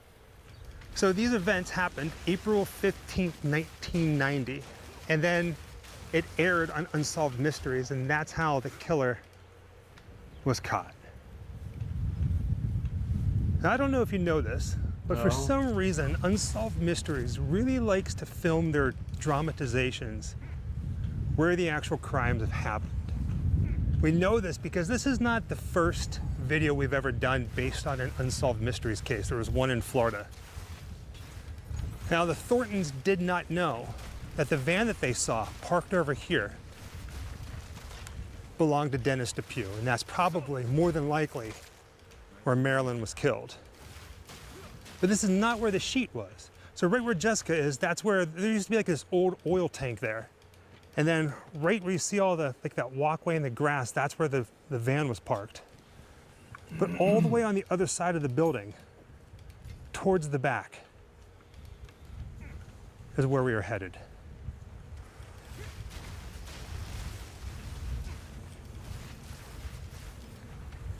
This is pretty wild. A couple years ago, if you remember correctly, Baby Ghoul, we did the filming locations to the movie Jeepers Creepers. We've done other inspiration stories for horror movies like Scream and The Hills Have Eyes. Never in a million years did I ever think that we'd be doing the inspiration for Jeepers Creepers, well, the opening scenes. So right back here, back whenever they made the episode for Unsolved Mysteries, there was a fence here. And then towards the very back is where Dennis Depew was seen trying to dispose of the bloody sheet.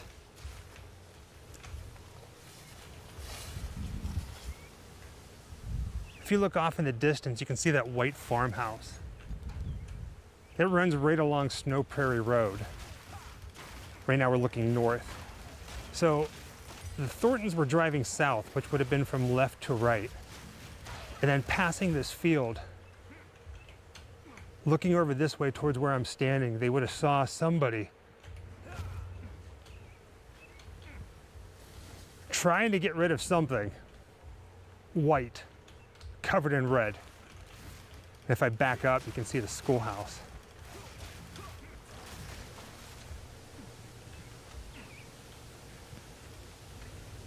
Wild, right?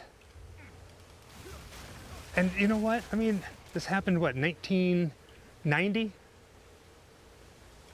And it really is just kind of like out in the middle of nowhere. It's peaceful. So right back here,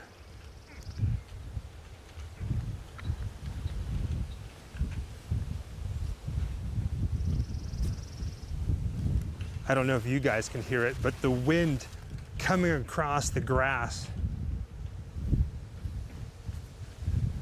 it's actually quite nice. So you can kind of see, like there's that concrete pylon or whatever you want to call it. It looks like at one point there was a fence. You can see some of the iron rivets. So somewhere back in here,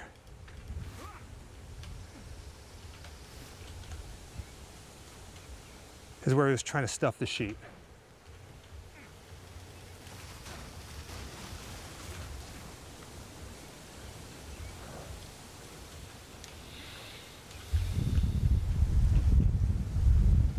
That wind is crazy. You know, it was always strange to me that it seemed he had some foreknowledge of an animal hole here, but I think maybe he was just driving around frantically trying to dispose of evidence and came across the abandoned school and thought, this could be where I do it. Like he saw like some wooded area behind something like, you know, abandoned, like you were saying. We are in the middle of nowhere. Yeah, there's just nothing around.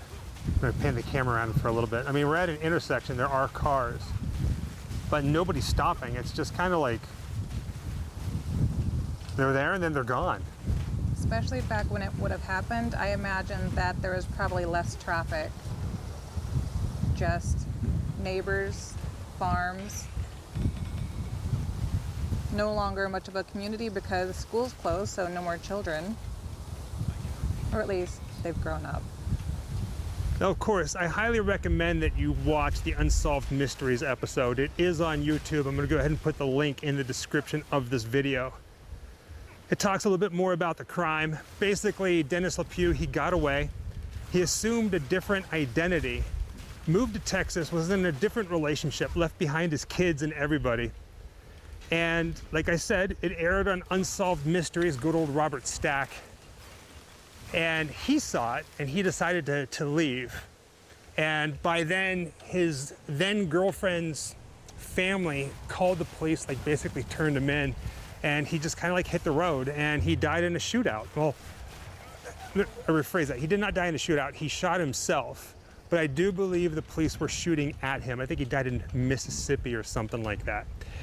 He's buried here, not too far from where we are right now. And Marilyn, she's a little further away. We're gonna visit both of their graves in just a moment. It's just something haunting about being here. It should be noted that there is no trespassing inside this building. There are signs and a lot of the windows have been boarded up. There's some graffiti like this one here says, "Enter hell." We're not going in. And I remember reading that the owner of this place obviously does not like people coming in, getting inside the building. It is for sale. So if you want to buy this place,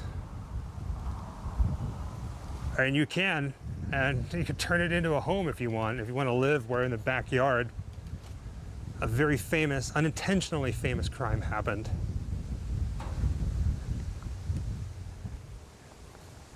It definitely has been people breaking into this place. We didn't do this. We're not going in like I said. The crime didn't happen here. We can put the camera inside.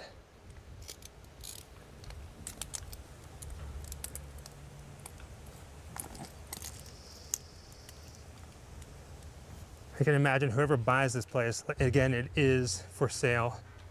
You have a lot of work to do, but talk about a dark history, right?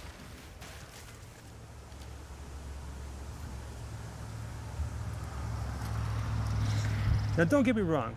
I absolutely love doing filming location videos, but I think what I love the most is doing the videos that inspired some of the movies that have terrified us. Now, I know I already said a few, but now that we've done this one, the inspiration for Jeepers Creepers. We did the inspiration for The Exorcist, Jaws, The Hills Have Eyes. I know there's more out there. We have like over 1,000 videos. But it's just one of those things that you never think that you're ever going to get the chance to do. And then when you have the movie that just kind of terrifies you, and then you're where it really happened. This is the whole. Sure.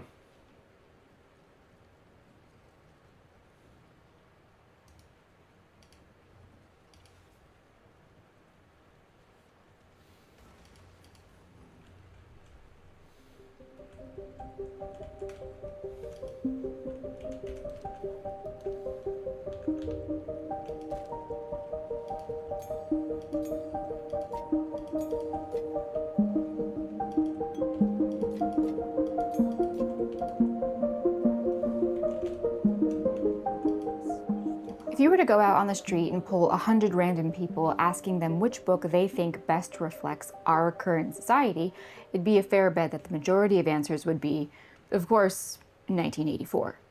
I'm willing to bet that most of you have probably read George Orwell's most famous novel, which was published in 1949 and has, over the decades since then, become part of our cultural consciousness. These days, with concerns like constant surveillance and larger government control, it does feel very relevant.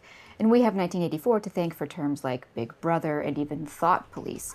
And let's not forget the adjective Orwellian. There is some speculation that George Orwell chose to name his novel in homage to another novel, one written almost half a century earlier by one of his favorite writers. If that's true, then we owe the existence of 1984 in part to that very book, one that, despite its incredibly prophetic observations, has since been largely forgotten. That book is G.K. Chesterton's The Napoleon of Notting Hill, which was written in 1904. The 20th century seems like it was the era of pessimism, the age when intelligent people looked out and saw that things were probably done progressing and were now going to get pretty bad. And with the dawn of industrialism, the rise of the corporation, the triumph of communism, and not one but 2 world wars, it's kind of hard to argue. People were churning out dystopian visions of the future left and right. Even Lovecraft could be said to have dipped into that a bit, albeit in a more fantastical vein. Sometime before the publication of 1984, Aldous Huxley had released his prophetic vision of the future, 1932's Brave New World. And while Huxley's novel might be proving itself more accurate than Orwell's in 1984, at least more broadly accurate, both of them lack some of the most important observations that are present in The Napoleon of Notting Hill. In a sense, putting aside books about technological advancements like what you get from Gibson or even Philip K. Dick, these 3 books, 1984, Brave New World, and The Napoleon of Notting Hill, serve as the holy trinity of the 20th century's prophetic visions of the future. If you read 1 or 2, you won't get the whole image. You really need all 3. Side note, on the other side of entertainment, Idiocracy, The Matrix, and Minority Report are, in my opinion, the holy trinity of eerily accurate film visions of the future. 1984 and Brave New World both drop us in media res, in a sense. We are seeing their visions of the world as bad as they thought it could possibly get, starting right in the middle without really getting into how society got to those points. For those books, it isn't really important how we got there, but what there looks like. G.K. Chesterton, instead, took a pretty decent stab at how he imagined current civilization might reach the dystopian future, with something of an allegory about what that future might look like. What was more important to him was the attitude of people and of leaders that got us to the point where the 1984s and the Brave New Worlds and the Matrixes and the Minority Reports were even possible. Because of this, The Napoleon of Notting Hill feels particularly prophetic in some areas that I think are more interesting to discover on one's own, more prophetic to our times. Feel free to draw your own conclusions and discuss them amongst yourselves in the comments. So what is the Napoleon of Notting Hill? Well, the year is 1984. Yes, really. And England has entered kind of easygoing stagnation. Western civilization has become a somewhat nebulous idea that people merely loosely acknowledge. The same way you acknowledge the 8-hour workday or the 7-day week. What I mean by that is that people no longer really cared what Western civilization, or even civilization, even was, or what it meant, or what its roots were, or what it was supposed to be protecting, or caring for, or building. Like in Idiocracy, people didn't care enough to maintain society, culture, or civilization. So as each year marched on, whatever happened, whatever developed, whatever occurred, people just accepted it. They didn't really care one way or the other. With no aid or maintenance from any great minds or innovations or discoveries or anything at all of that kind, Western civilization was allowed by people to be largely abandoned. Various forces had chosen to prioritize other things like efficient bureaucracies or their own bank accounts over anything else. Things like religion and strong attachments to one's culture had long ago fallen out of fashion as outdated or even embarrassingly backwards. One of the most extraordinary observations made by Chesterton in the opening pages of his novel is that people had lost faith in revolutions. He pointed out that a revolution requires as its source or fuel a kind of faith, that is, a firm belief in something larger than oneself, something outside oneself, whatever that might be. The society of his 1984 no longer had any such beliefs. All religion and ideologies had been dismissed as anti-intellectual cults. Everything, even politics, no longer mattered or was seen to have any substance or value. Politicians were seen to be all idiots or liars or both, who could accomplish nothing but spending every hour of every day arguing about meaningless nonsense. So politics didn't really exist anymore. And gradually people stopped caring about any of it. And because they didn't care, they didn't bother to maintain anything. And they certainly didn't bother to invent or create anything. As such, mankind moved slowly. All matters had lost meaning, purpose, curiosity. Banality and stagnation were actual goals, and to exist outside this frame of mediocrity was to be insane or sick or otherwise too weird to be tolerated. Within all this, because everyone everywhere had gradually lost, as he said, all faith in revolutions, there was no longer any need for an army or a police force. No one believed in anything, so no one was going to take up arms for anything. And anyway, who cares? In Chesterton's view, there would be no law against originality, but rather people as a whole would come to shun it and actively eradicate it from their midst. The mob, so to speak, would police itself by and large. A small, gentle police force was charged with ensuring that all things remained proper and correct, and would sometimes have to take away a person who was behaving in a way that was deemed absurd or superstitious. They were more acceptable social behavior police rather than crime police, because the only real crime in this 1984 was behaving contrary to what was socially acceptable. Sound familiar? Superstition, in fact, is the primary evil of 1984 England, although no one really cares enough about much of anything to do anything too extreme about it if they happen to see it. Its general shunning by society is enough to make it rare.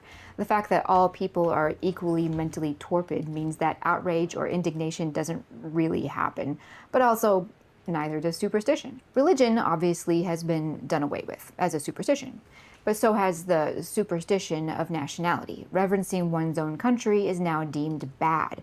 I mean, obviously, because that's exactly the kind of crazy superstition that leads to pesky things like wars. Better to have no sense of nation than to risk a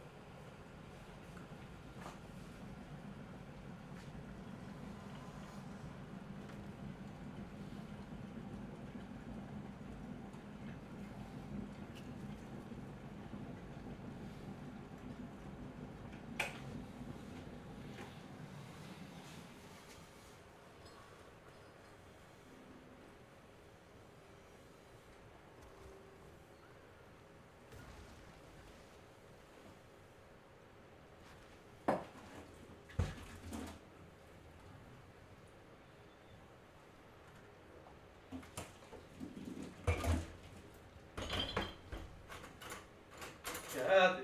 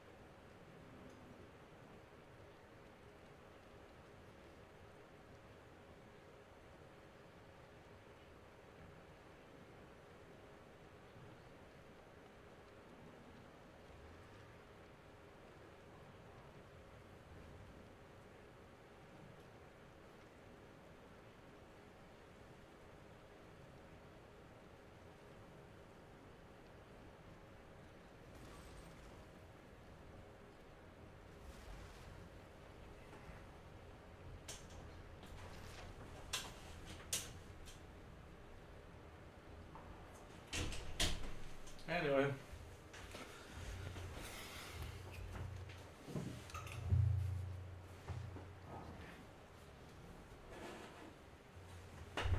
Was it the power outage? Can't tell.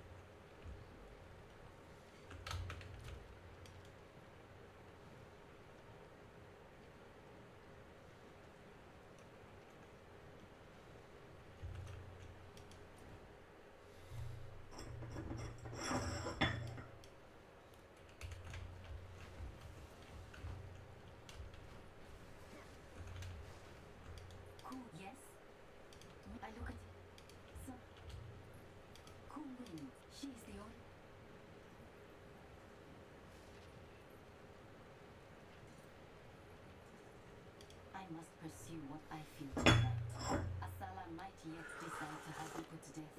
Or about if you had seen the darkness around. Ardura? Meeting the Ardura is disconcerting. Like most of Aridun, I was left to die in the desert as an infant. Perhaps someone here is my mother or father. I look at each of them wondering what my life would have been. If they had wanted me, my people are full of anger and distrust. For reasons I have not said, they are demanding.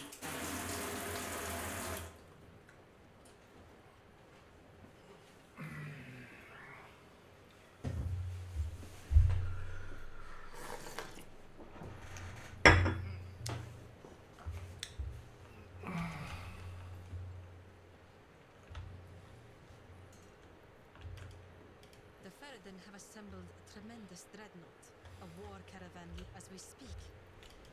War is the last resort of the sane against the tides of madness. We now have their trail. Fight to the last.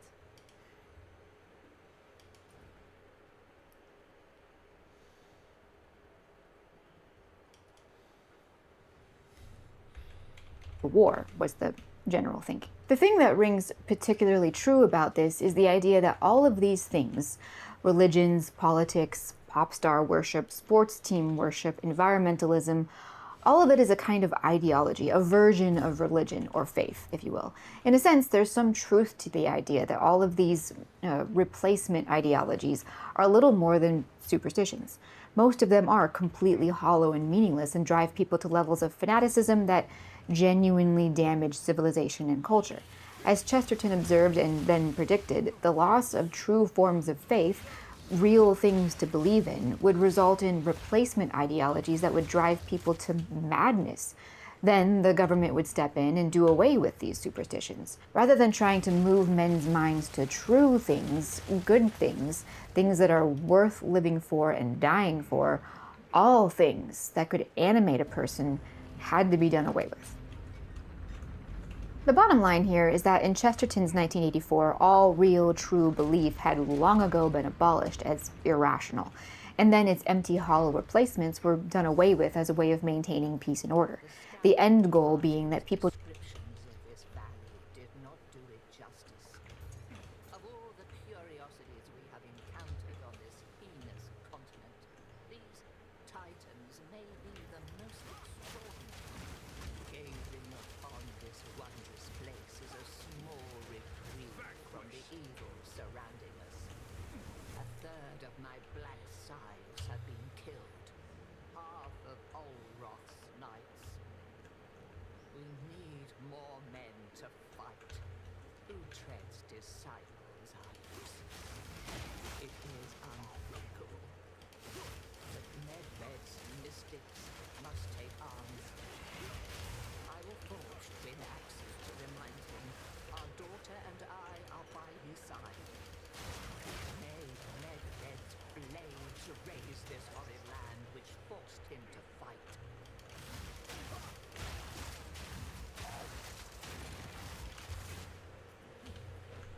needed to have nothing left to animate them, to move them to action, because then they were potentially unpredictable and uncontrollable. So that was the state of things when the story begins. Superstitions were gone, and so people were calm, complacent, hollowed out idiots.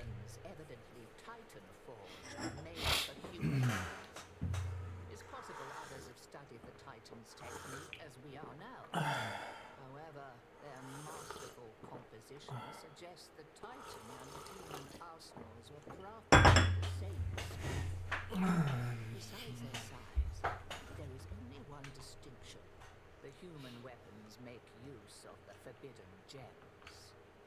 We have been affixing our gems to weapons like adornments, to sew gems into the blades themselves, to enmesh the powers of gems and runes.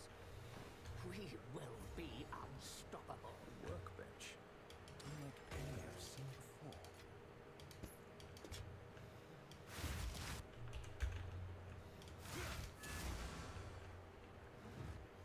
Well, well.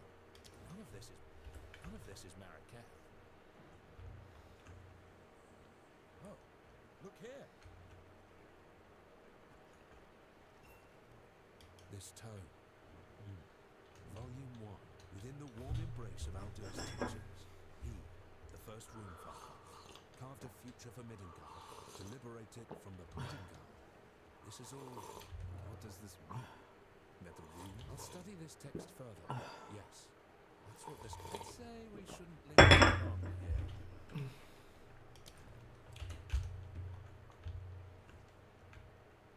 This place is a bit gleam. I suspect some rather bad things. The Kalgurans were far from home, and potentially. Good. Now, let's get a move on.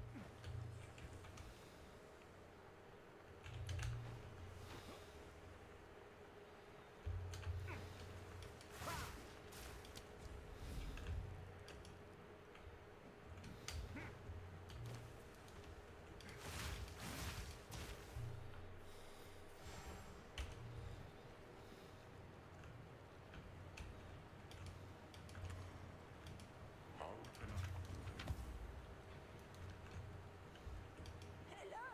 All right, of course. I will tell your tale. Thank you.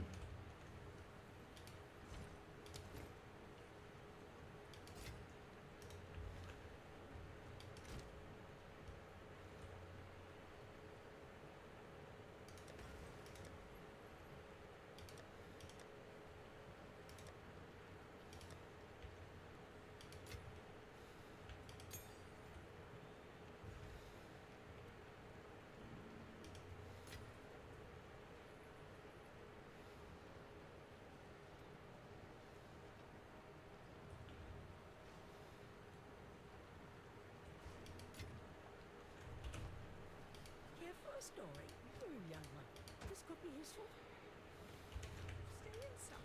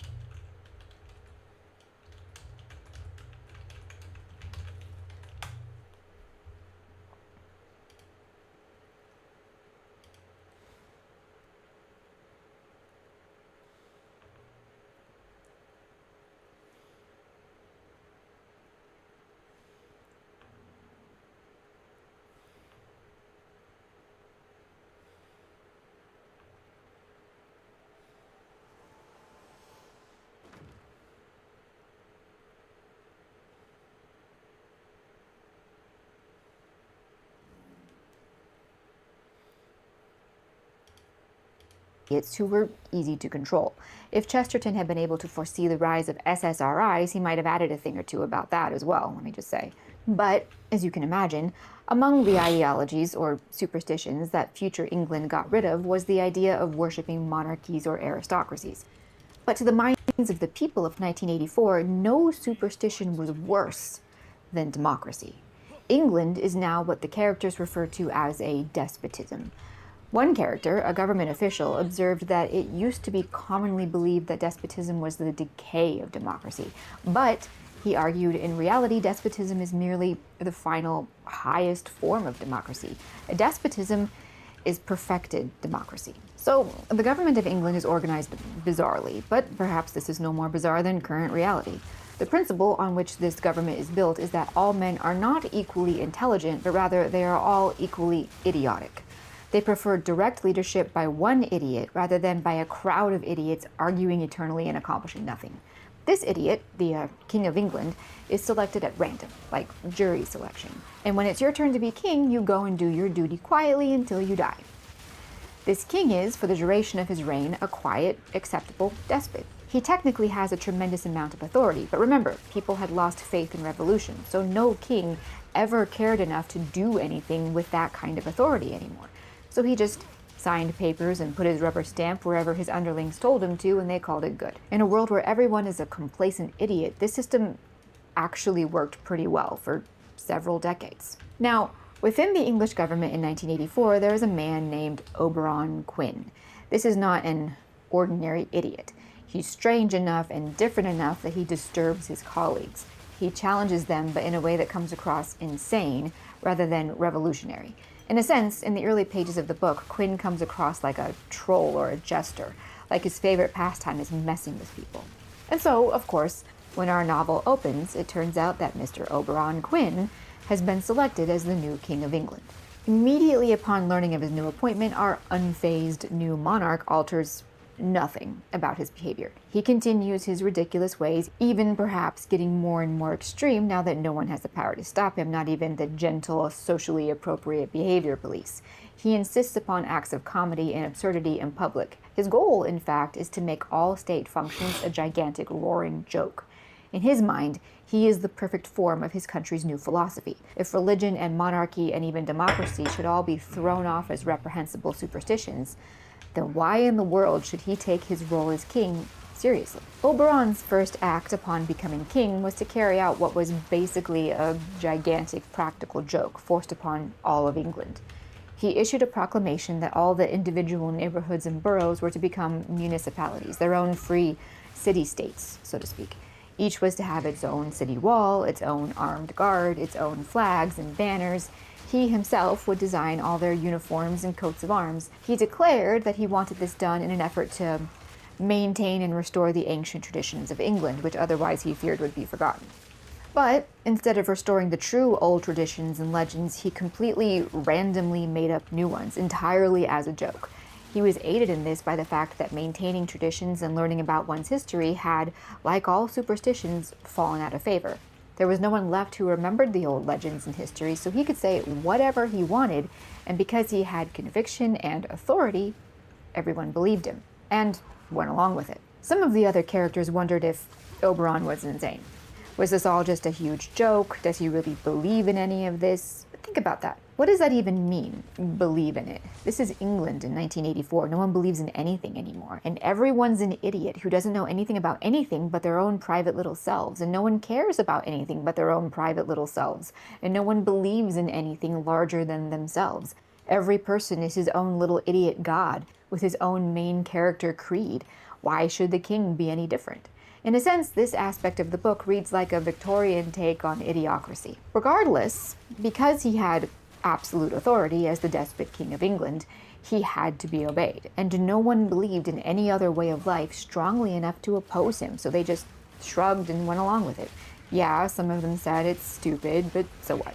Nothing has really changed. We can still go about our business, so who cares if we now have all these random idiot customs and these random idiot legends that we have to randomly honor like idiots? Who cares? So, for years, things went on exactly as he had ordered them to be. Like the king himself, the rulers or provosts of each of these city-states were chosen at random. These rulers were then required to be always escorted by guards and wear the uniforms the king had designed. In general, life carried on as usual, except now some random guy in each city had a retinue of guards traipsing around his front lawn and following him to the grocery store or whatever. And also, there were about 8 million miles more red tape and official protocols for every single government operation. And the king had his laughs, and the people didn't really care. Okay, so things start to get a little complicated with the matter of a road.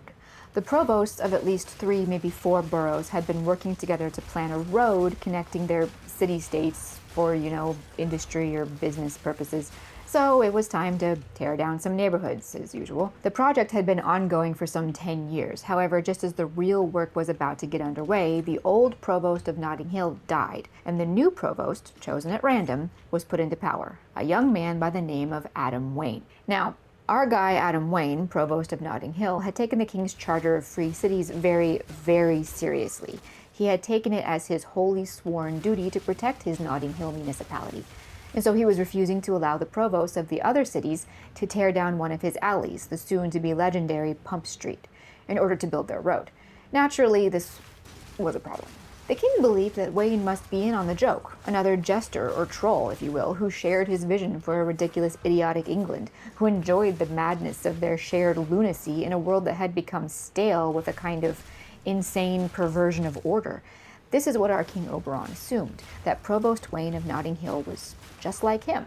But the Provost of Notting Hill was perhaps the first man in all of England, and certainly the first provost of the free cities, who took this whole thing seriously. He was quite literally ready to die rather than allow an alley of his city be torn down to make way for some random road. Inspired and animated by the king's renewal of legend, custom, honor, righteousness, even if it had all been a giant joke, he took all of that to heart. He wanted to make his corner of England, his Notting Hill, into a great and beautiful place for his people. He wanted it to be strong and full of heroism and light and deeply rooted culture. So in a way that was entirely organic, he began to make roots. He planted himself at Pump Street in his Notting Hill and refused to budge. And he rallied his people around him. How had this happened? How was it that in future England, where no one cared about anything and no one believed in anything, there managed to emerge a man who believed in something so strongly that he was on the cusp of changing the world? What happened? Chesterton leaves this up to the reader, offering only small hints as to how he thinks this could have come about. Basically, the issue was that mankind cannot survive in this way forever. Being emptied of beliefs and history and faith, as it were, is an unnatural state. The human mind and the human soul rebels against it. In Chesterton's story, a kind of cosmic alignment of the stars happened. Adam Wayne represented the mind hungry for meaning and purpose, and Oberon was the unserious jokester, the ruler who cared about nothing but his own pleasure, who happened to tell a joke that hit Adam Wayne just right to light the spark that had been extinguished in mankind. The void in Adam Wayne was instantly occupied by something that might very well have been a deep and genuine faith. Now, Adam Wayne, Provost of Notting Hill, was quite an interesting guy. When in private with the king, our guy Oberon tried to, get him to give up the act, admit the joke, laugh at the absurdity of it all so everyone could go back to play acting for his amusement. But no, Wayne pointed out with some bitterness that there was no absurdity or comedy in the fact that he was willing to die or go to war for one alley in his free city. Kings could shed blood to expand their territory, grow their coffers, or even for the tax on lace, he said. But he couldn't shed blood for his people's homes, for an entire street of his city? Why was the latter absurd, but the former serious? Why was it a joke to defend one's home, but it wasn't a joke to tear down those homes in order to build some random highway? To the reader, the more Wayne talked, the more insane sense he made. Sure, he was a little childishly earnest, but that was precisely what had been drained from the world of 1984. The ability to take something seriously. The ability to care about something larger than oneself. This is where Chesterton gets a little deeper into things than Huxley or Orwell ever did. Sure, they both painted vivid futures in which things were really obviously, tangibly horrific, but Chesterton instead digs under the skin. The future he foresaw, very accurately, I might add, was one in which no one believed in anything anymore, and no one took anything seriously, and there was simply nothing real, nothing worthwhile. No man had any purpose, no child had any dreams. Everything was plain and ordinary and dull, and because of that, people were susceptible to anything. That was what King Oberon harnessed. Because the people of 1984 England didn't believe in anything except just going along with whatever was happening, he could play. You again. The fool under the hooded one's sway. Do you even know what he is? No matter. Thief of virtue. I would say honor of the My king, take the power you were promised. Put an end to this nuisance. The second of the bow before your king. The Medicaid is unbound, king.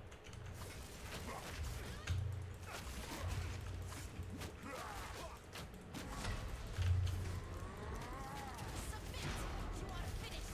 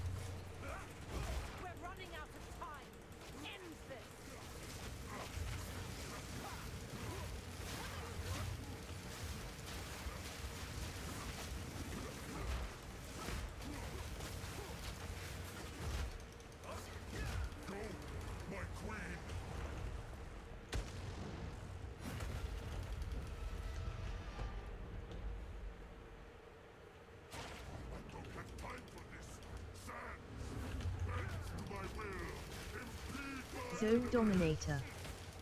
Welcome to my channel. Yo bro, love your stream. Oh, really? Would love to watch you stream some other time.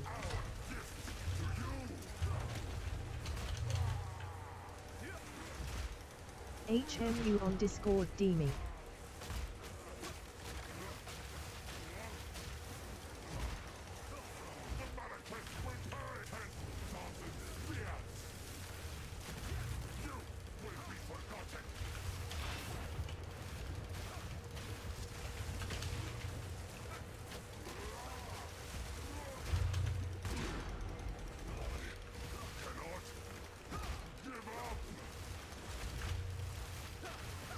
Zone Dominator.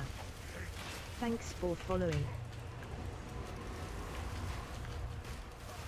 Thanks, man. Bloody Jamandra.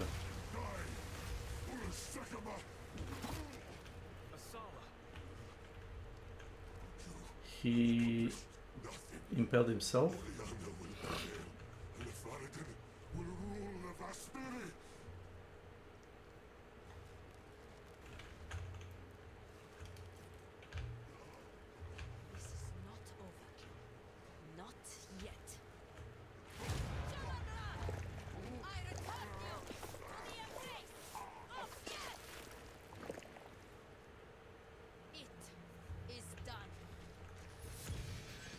Indeed. The war is better with me. Sure.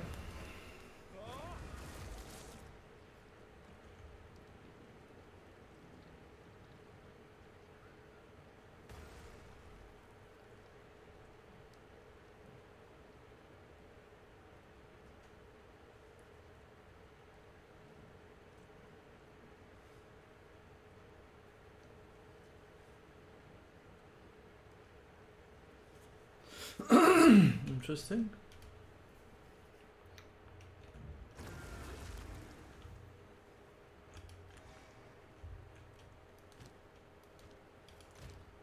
Yeah, let's go. Storytelling time.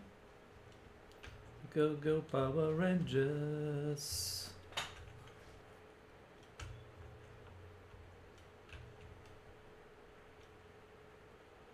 My worst fears have been realized. I must know the truth if I am to continue.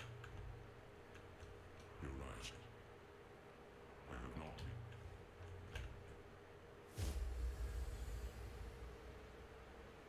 I am a god.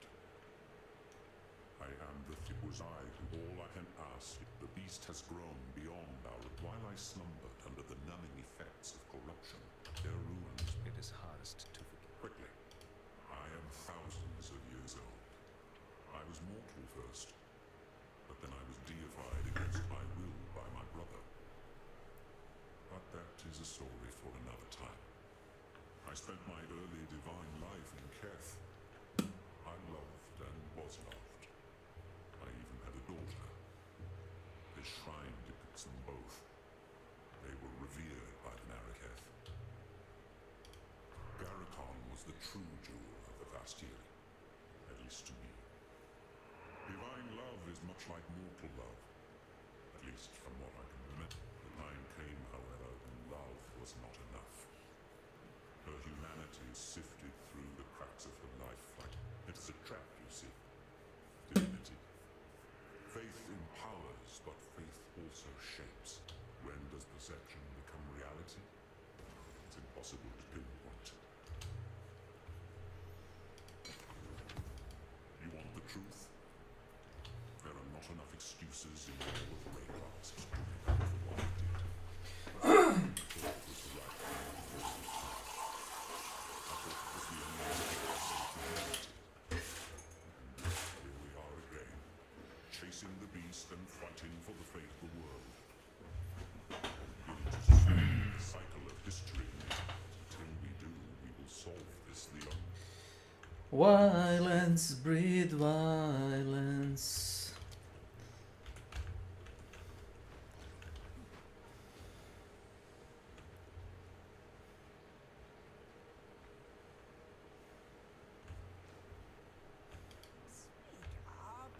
Sakema.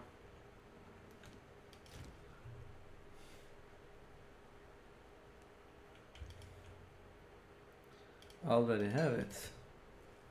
That's interesting.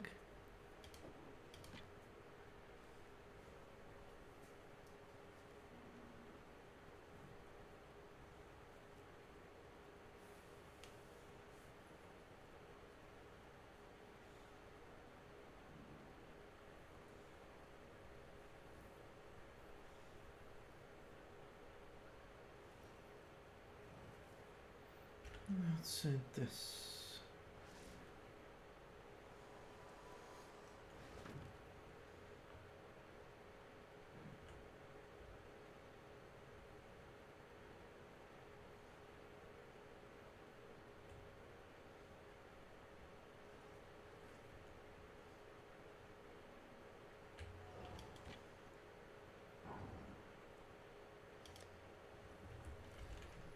Young one. Here we are. This could be useful. Likely.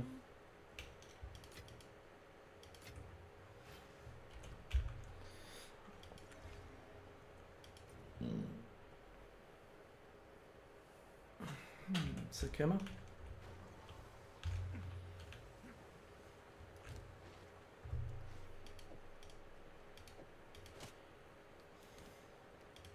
Welcome.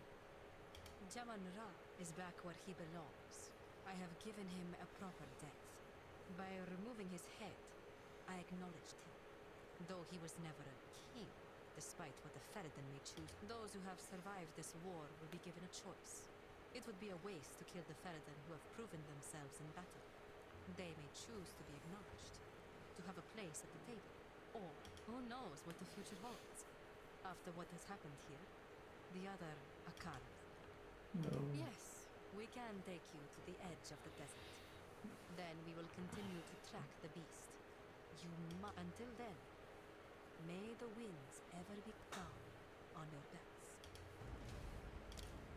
The beast has grown too powerful. We can no longer contain it through mortal means. There was once an empire that embraced corruption. Yes, it's well, sure. Stay with them like dolls, and they wouldn't do anything about it but politely complain once in a while. Had King Oberon been a truly evil tyrant, had he been Big Brother or one of Huxley's resident world controllers, it would have been effortless to usher in the world of those other dystopias. No one would have cared enough to stop him. And even if they had, their complacency had gradually made them defenseless, without the means to rise up and overthrow a tyrant even if they had wanted to.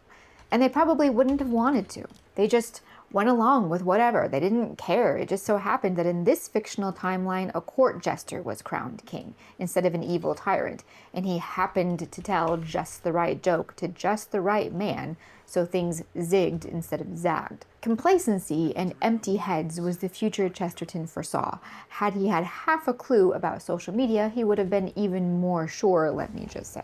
Our modern society, courtesy of 100,000 different things, among them social media certainly, has replaced genuine belief in something with the aesthetics of ideology. People only really care about looking like they care about things. And even within that, it's more important to be funny or absurd or not quite serious enough to be uncomfortable. When was the last time people really cared about something in the world? If people really cared about social issues, then they would be living their lives according to what they say they believed, instead of spending all their time vegetating in front of Netflix while posting 100 characters or less about whatever social issue is currently trending in hopes of getting a bunch of validation that they don't even care about on issues that they don't even care about.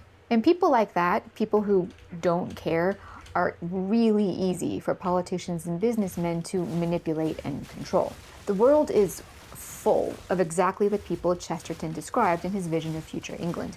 People who are so complacent that they literally do nothing when an idiot is crowned king and starts forcing them to cosplay as a medieval kingdom. Yeah, they might write a strongly worded letter, but they still wear the stupid costumes, they still follow the stupid rules, they still pay the stupid taxes, and while they're doing it, they don't care any more or any less about anything. The complacency and meaninglessness of society is the absolutely essential and crucial ingredient that makes worlds like 1984 and Brave New World possible. Both of those books showed us what could happen. The Napoleon of Notting Hill wanted to speculate how we as human beings and members of society could let such things happen. Adam Wayne is the unforeseen wild card, the one man in 100,000 who does care. Is it because he's insane? Psychiatrist R.D. Laing said that it is no measure of health to be well adjusted to a profoundly sick society. In reality, Wayne is the only real person, and certainly the only sane person in all of England. Chesterton observed that as mankind marches on, as progress progresses interminably into whatever final form it aims to achieve, things invariably will not be added to civilization and society, but rather they are removed. Each step of modern progress strips away yet another layer of what had previously been precious and life-giving. And once a society and civilization had nothing left but the mere day-to-day practicalities of living, once there was nothing left and everything had been demolished, abolished, or forgotten, the soul of mankind would be a kind of void. And then humanity would be at the mercy of whoever decided to fill that void, whether in malice, as we so often see today, or in jest, which honestly probably happens just as often given the quality of modern politicians. And then society, civilization, and humanity will be little more than what they are made to be, artificially formed to be, idiot dolls in the hands of powerful idiots. The joke, if you can call it a joke, is that human beings actually can't live empty like that. They can't survive and they can't endure, not for long, with nothing to live for, nothing to animate them. Nature and the human soul abhors vacuum. King Oberon woke up the soul of Adam Wayne with his big speeches about loving your homeland and fighting for what you believe in and planting deep, deep roots. King Oberon didn't believe a word of it. It was all a huge joke he was using to manipulate and mess with people. But Adam Wayne believed it. He believed it with his whole heart. He literally went to war with swords and armor to defend Pump Street from the businessmen who wanted to raise it to make room for their stupid road. And he won. Things got even crazier with the fervor of his true, genuine belief, his faith, you could say, animating others, even some of the businessmen. But the flip side of that was also true. Some of the businessmen did not believe, did not have faith. They clung to their stupid road and their businesses. Their ideological devotion to the death of superstition grew so strong and so maniacal that it became an ideological superstition, and they too were animated, but in a way that was villainous and even a little evil. And while Adam Wayne was able to rally his people's faith, the businessmen had to go and buy armies in an effort to crush the King of Notting Hill. To them, it wasn't just that he was preventing a road from being built. It was that his madness, as they believed it was dangerous. To them, the idea that anyone could believe like that in something as meaningless as his home or his people's homes needed to be done away with. Anyone willing to stand in the way of progress, to stop the momentum of banality and complacency, was a dangerous villain. And so a war broke out, and King Oberon looked out at what he had accidentally wrought, and he felt that maybe, just maybe, Adam Wayne was the sane one, and he was the idiot. We as a society, as a civilization, have had everything stripped away one layer at a time. Old books are taken off the shelves, old writers are canceled, old causes are condemned, old wars are erased, old heroes are maligned, old ideas, old beliefs are waved aside as so much superstition. Beauty is replaced with banality. Wellness is replaced by medication. Religion is replaced by fanatical ideology and empty idol worship. And love is replaced by hollow validation. We have dangerously little to live by, little to live on, and nothing to nourish us, nothing to give us purpose and light. The soul, piece by piece, inch by inch, is being killed. And this is ideal for modern politicians and manipulative leaders, the would-be big brothers and world tyrants. An empty vessel can be animated by anything, even a stupid joke, or if you want, a malicious, manipulative psyop, because everyone craves animation. So we can have gender wars dumped into us. We can have the environment foisted upon us. We can have this conflict and that social issue and this and that. And the people animate like crazed animals with all this because all they want is animation. Very few people are lucky enough to have that animation trigger genuine faith. For most, it's like banal fanaticism, as you see in Brave New World in 1984, where most people believe strongly in things being the way they are and trusting progress. They'll defend the dystopia to their deaths because it animated their empty souls just enough, just as so often happens in real life, just as Morpheus observed in The Matrix. These people are still a part of that system, and that makes them our enemy. Have to understand, most of these people are not ready to be unplugged. And many of them are so inert, so hopelessly dependent on the system, that they will fight to protect it. Banality, numbness, the emptiness of modern society make any kind of cause, any kind of flicker of pleasure, or even artificial faith feel like the very hand of God. And so a lot of people naturally will chew off their own arms to defend it. Chesterton saw that. The result is the world we see today, the world that could very easily become the Brave New World or 1984 or some combination of the two, or perhaps some horror we can't even imagine. The reality in which we live in our times is Chesterton's 1984 as much as it is Orwell's. And in fact, Orwell's 1984 and Huxley's Brave New World would not be possible without Chesterton's 1984. Chesterton foresaw a world in which people were so completely emptied of purpose, roots, traditions, and meaning that they could be filled with anything that the current despot decided to pour in. In Brave New World especially, people would not have allowed their hungers and desires and pleasures to become the very gods they allowed to destroy them had they not already been emptied of everything else. The void had to be filled. For Huxley, it was filled with pleasures, as we see everywhere today. For Orwell, it was filled with fear. The final battle for Notting Hill in Chesterton's book takes place sometime in the first quarter of the 21st century, sometime around 2020.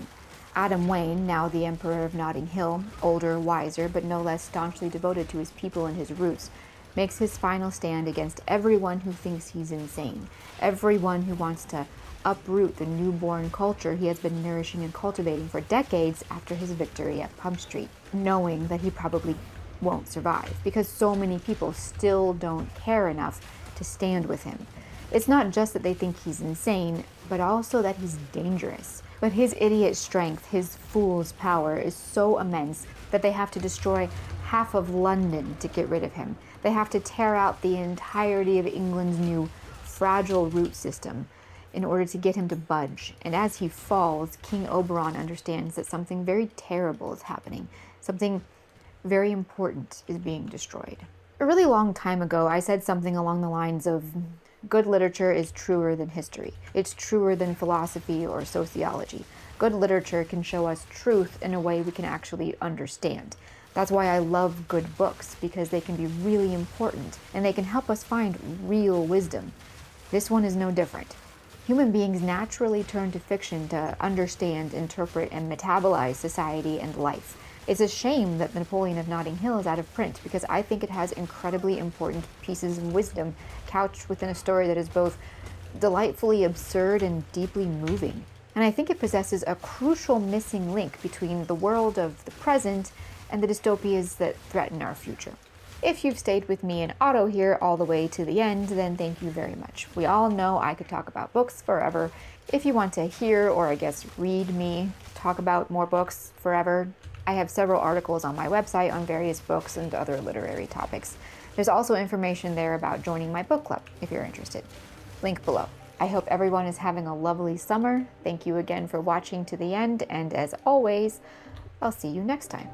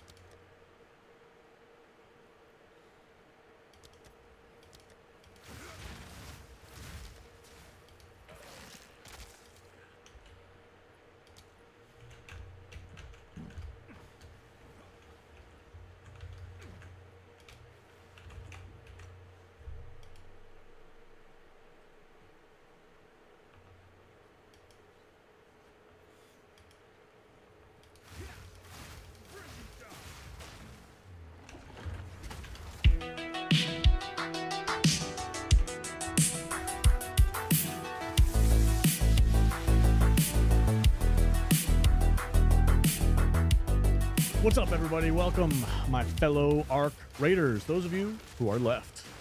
There's a lot of us left. There's a lot of us left. Some of you Okay. who are left. I'm not even left. You're not even left. I yet. haven't played the game in a minute, dude. A hot minute.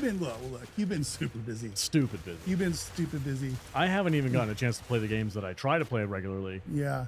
Last night was my only chance. I spent an extra hour. I was like, I'm going to stay here for an extra hour, and I played the Division 2 and a little bit of Ghost Recon, Yeah. and then I left. That was like, so 30 minutes a piece, and then I took off. Right. I'm like, that's it. That's all the other time I have. Yeah. But we're definitely going to talk about this in a little while about people, who's left, who's playing, Yeah. why are they playing, is it really as bad as we think it is? Are people just kind of chilling? Is it drying up like a raisin? I don't think it is. But we'll see. Who knows? I Who think knows?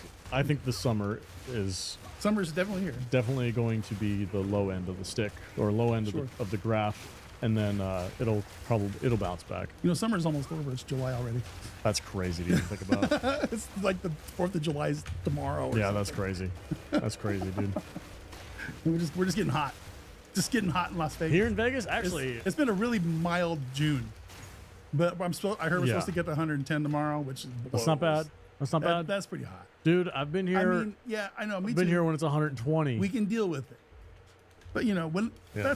that's when they start, handing the bottles. This of is water, also my first desk job the ever. bottles of water out to the homeless people. This is the first Yeah, yeah. year where I've ever worked indoors. Yeah, it's kinda nice, right? I've been working outdoors my entire time. You don't living in notice the city. heat because you're inside where it's air conditioned. Yeah. So yeah, It's crazy. Anyway, We're here enough for about we're that. here for Arc Raiders. This is Arc Raiders Nation. Arc Raiders Yeah, Nation. what's going on in the world of Arc Raiders, dude? You got your finger on the pulse way more than I do. Bro, there's so- not a lot going on in Arc Raiders Nation right now.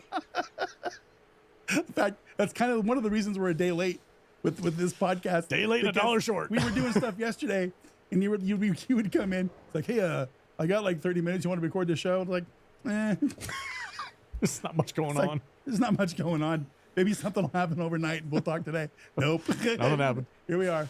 You know, Arc Raiders, they went out of their way and did a fantastic job in giving us a really girly blue pastel color. Yeah, this is the new for the Bog new- Walker. For the Bog Walker update. Yeah, woo! Blue, guys. We get baby blue. Oh, Adorable. that's amazing. Adorable. I love it. I love it. Yeah. The blue forest and and camo. So there's also the camo.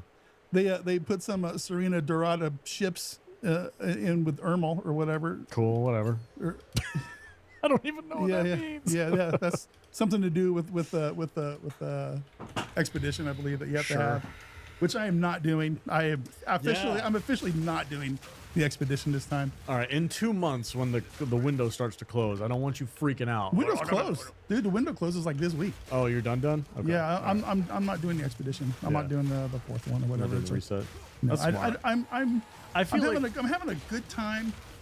I'm kind of moseying through the game right now as it is. I'm collecting a good amount of blueprints now. I'm level 75.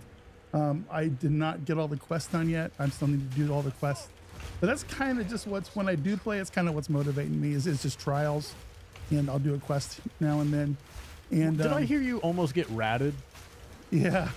When you were playing a minute ago? So just like a little bit ago, I had 20 minutes to kill. So I went into our streaming platform on Discord, our Flynn's Arcade, right? And I just pulled it up because it is trials week for me. I need to get promoted into Hotshot this week. It's the last week of trials.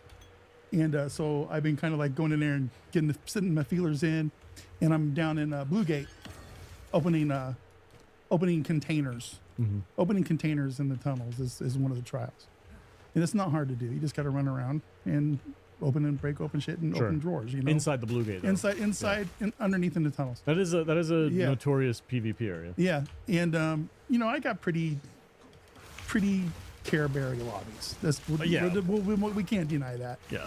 And I'm just running through, and I'm opening up a thing, and some guy rolls around the corner, with a freaking Stitcher, and I'm like, whoa. I go, I'm just opening things for the trials, and I had like half a bar of health left. Yeah. And he was like, oh, okay. And then he left you alone? And he left me alone. Oh, that's great. And I'm like, what? That was weird. It's like,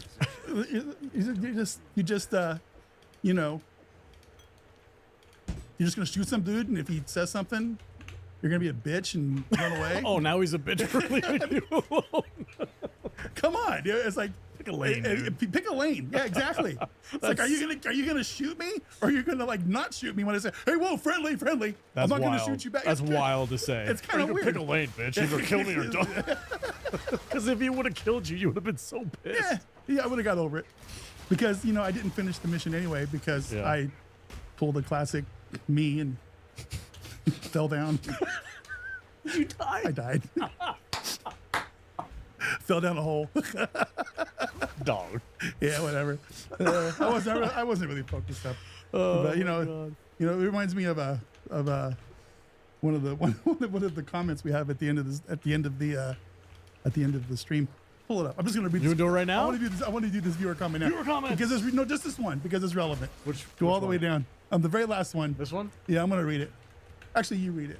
Oh, okay. This is the music graveyard 600. That's a dope ass thumbnail, by the way, it really buddy. is, I yeah. like that.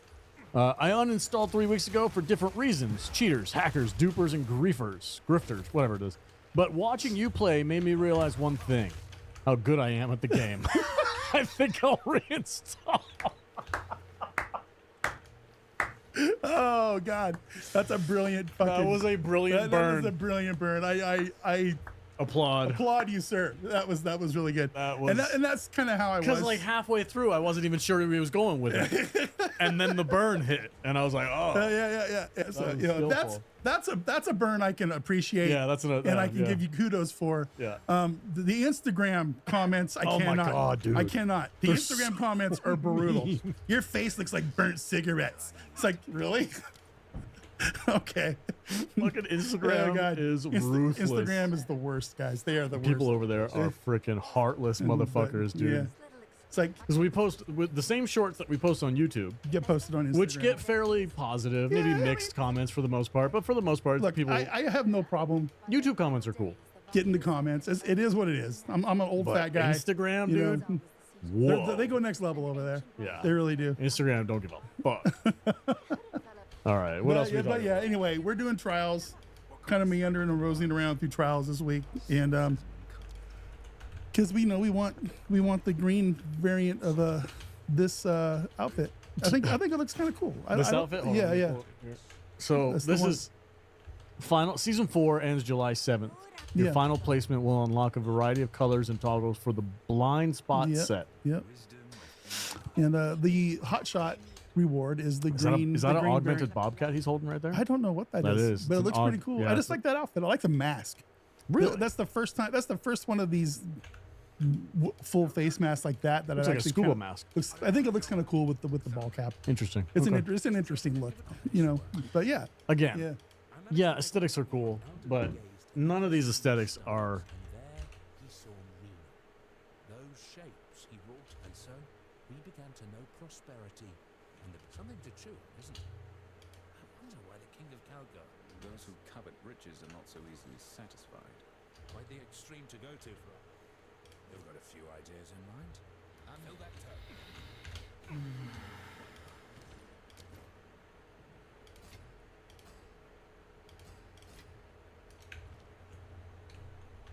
Necessary. Enough to get me to want to like grind out hours worth of fucking tedious bullshit. Right. I get it. I need bosses to fight. I need new enemies. I need like dope shit to go do. Because that's what draws me to this game. Yeah. I mean, the game is stupid fun when there's like some kind of a new crazy boss level enemy, and you got to go get this high end gear, and you got to go in freaking full tilt, and that is the aspect of the game that makes me want to go back. Right. Come October, I'm primed. I'm ready. Yeah. But October's gonna. Yeah, but they better deliver. They better deliver, and because everything that I'm seeing on all the speculation accounts and everything, they're all like, it's gonna be next level. It's gonna be like a brand new game. Yeah.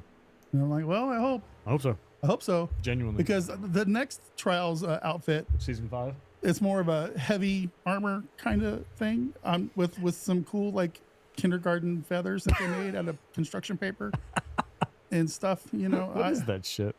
I don't know. Oh, it's funny. I don't know. Is that like a motorcycle helmet? It's a motorcycle helmet that they put some rivets in. Yeah, and I made don't some know, really cool. Yeah, I don't. Yeah, I'm not quite sure how I feel about the Scorta armor, but you know, we'll see. I'll probably get most of it just by default. You know, so yeah. Because this, I mean, listen, this season of Trials, I haven't even tried. And I'm still at Daredevil 3 basically on accident last week. Do you think now that the player base is kind of like ground 100%. down that you should go for the Cantina Legend? I'm not too worried about that, you know, because there's still enough of the hardcore player base that wants that and wants to stay there. It's a great segue. And I just don't have enough time to do it. You don't think so? No, I can't get the 80,000 point scores single player. You know, that's just, it's a little bit. That would be the time, though. Yeah. You know, when there's like not okay, that well many- then I guess I have to just play Arc Raiders nonstop from now until October to try to get it. And you would Oh, have God. a fit. You can't come in this room right now without me telling me uninstall it. I'm just fucking uninstall with it. you. I'm just fucking with Uninstall. you. We'll play a real game. I'm just messing with you. No, I know you are. I don't But- care if you but, play it. I just think yeah. it's funny because I'm like, But you know, honestly, I'll be straight up honest with you. I am in that camp of I play the game to enjoy myself, and I'm not playing the game to stream it right now. I'm playing the game to just get a fix once in a while, like I did earlier today. If I do happen to stream it, great. But you know, I've kind of decided to move into different games. I'm really interested in exploring third-person shooters right now. I'm playing the Division 2 on stream right now, an awesome game. I played PUBG for an hour and a half yesterday for the first that game time looks ever. like shit. Well, that's because I had the graphics all the way turned down. Oh, did you? It was, it was on okay. default. It still doesn't look great. I saw you playing like a tutorial. It still doesn't look and I was great. like, what the fuck game is that? You're like, it's PUBG. I mean, and the I'm like, game's ancient. It's an ancient game. I don't remember it looking that bad. But, yeah, I played my first ever PUBG match yesterday. I came in 11th. Nice. I was shocked. Yeah, it was just like, Yeah, but I got one kill and one guy killed me. Like I got 11th for killing one dude. I mean, I don't know. It's just it's a battle royale, right? Yeah. Yeah. I think Yeah. if you're gonna do battle royale, you might as well do RedSec. Yeah, maybe. I'm exploring different things right now. Yeah.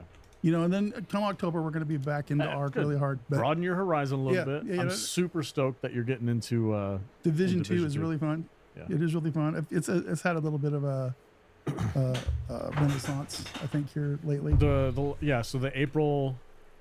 This isn't exactly Arc Raiders topics. No, but, no, it's okay. But the Division 2, when they started announcing kind of like specialty events back in April, they did realistic mode, which I thought was fucking stellar. Like it reinvigorated my enjoyment out of the game for the realistic mode. I really wish that they would bring it back. I had a great time playing the Division 2 the other day, and you and Christ both popped in, and we just ran around and just destroyed stuff. Did missions. It was really fun. Yeah, and you haven't even really gotten into No. it. So like I'm level 5. we were doing like side missions and like Yeah. tiny little things, which is cool. But once you get into like the actual heavy duty like story missions, they have a whole like they take you down into buildings and they take the environments are really stellar. I'm planning on playing some more probably this afternoon. I'm uploading the Division 2 no commentary 4K gameplay on my channel right now. Or not 4K because I'm not. Fuck it. Hey, I need you to do me a favor. too many fucking When you gigs. see me picking my teeth, Tell you to stop. tell us to stop. Stop picking your fucking teeth. Take your finger out of your mouth.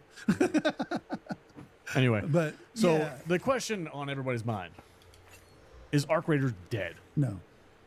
Because what's the metric for that? What is the metric for success with games these days? I have no idea. It's like if they start out, everybody plays it for 6 months. They get 400,000 people. They sell 12 million copies. 16 million copies. I think they're okay. Yeah, and then but then the player base after 6 months dips down to 20 to 30,000 players, and everybody's like, "Game's dead," and here's the mistakes they made. And then there's a Did billion. you look at the Steam charts? Oh my God. There's a billion videos being made on Yeah. YouTube about what Embark Okay, did so wrong and all this stuff. Like, I want to know where is everybody's benchmark for success? Does a game have to maintain 400,000 players at No. all times from publish date until the end of time in order to be think so. successful? I don't think so. like. I'm being a little bit hyperbolic, but You like, are. where's the but metric? also at the same time, when it comes to the YouTube, Instagram, all that kind of stuff, content creators like us and our friends, we all know that controversy equals clicks. So people are going to be, banging that Embark is dead. They're terrible. They don't know what they're doing. Here's what the they did game's wrong. Dead. You know, 20 reasons the game is failing. Yeah. You know, they can fix the game if they do this, et cetera, et cetera. You know, and that's all well and good. And a lot of those channels are very entertaining, including us. I put some clickbaity thumbnails out there, bro. Well, we do. I can't lie. So you're in charge of that shit. You know, it absolutely works. You know, our friend Matthew over there, he is the master of, you know, clickbait titles and thumbnails. And you and me both absolutely reject 99% of his things. Yeah. We said, no, we are not going that deep. But yeah, that's all that is. But well, there's some truth to it. There is some truth to it. There absolutely is truth to it. People are drawn to chaos. It's like, that's why the freeway slows down when they drive by a wreck. You know, it's the same thing. But how do we like what? So we all know Marathon just failed epically. It shit the bed. Yeah. But that was a failure to launch as well. Because even on the free play, that game was dead before they launched it. Right. Because of all the controversy and the thievery and stuff going on around about it. And then the player base never got super high to begin with anyway. They were pissed about the Destiny thing and all that kind of stuff. And then they killed, and then Bungie killed Destiny 2, and then they were like in favor of, there was a whole thing. That was a legit, I think it's safe to say without hurting anybody's feelings, that was a legit failure. Arc Raiders had nothing but momentum going into their launch. Huge, massive. Everybody was looking forward to this game. And then it started out really strong. People sort of played it, but the problem was, and this is the thing, they blew through all the content, got level maxed, got all the stuff they wanted, all the blueprints in the first week that the game was out. You know, you and me both know guys that did that.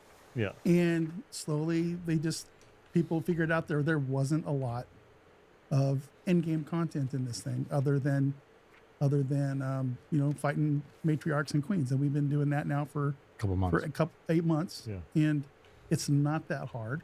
It's not that challenging. And then there's the whole PvE, PvP fight, you know, and that hasn't helped. So when people say end game, like there's not enough end game content, right? What does that mean to you? Well, I have to put it into MMO kind of a context. You know, an end game is something that you build up months and months worth of playtime to build toward, and it's usually a great big boss that you have to coordinate with multiple other people and spend hours and hours and hours of your life trying to figure out how to kill it. Okay. It needs to be challenging. You know, there's nothing challenging about a matriarch and a queen.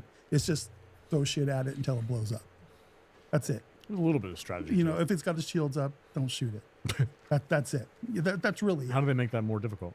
I don't know. You make it shoot more things, I guess. Make it so you hit. I don't.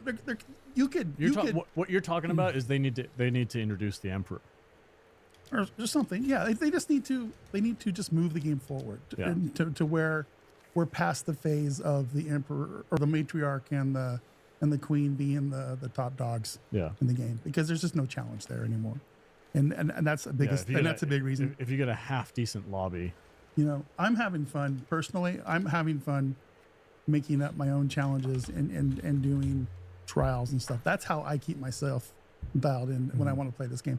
I give myself a goal, you know, like, okay, I want to get 3 stars on the damage, the bastions and that kind of stuff. So I'll go hunt bastions on Buried City or whatever. You know, I've gotten to where I feel like I'm pretty good at fighting the medium arc now. I soloed a freaking Rocketeer yesterday. I bombardiers. They're pretty soft when you have a hole cracker. Holy shit! Like 5 hits, done. You hit them in the right spots. You know, same thing with bombardiers and leapers. They're my bitch. I love fighting leapers now, man. They're so much fun.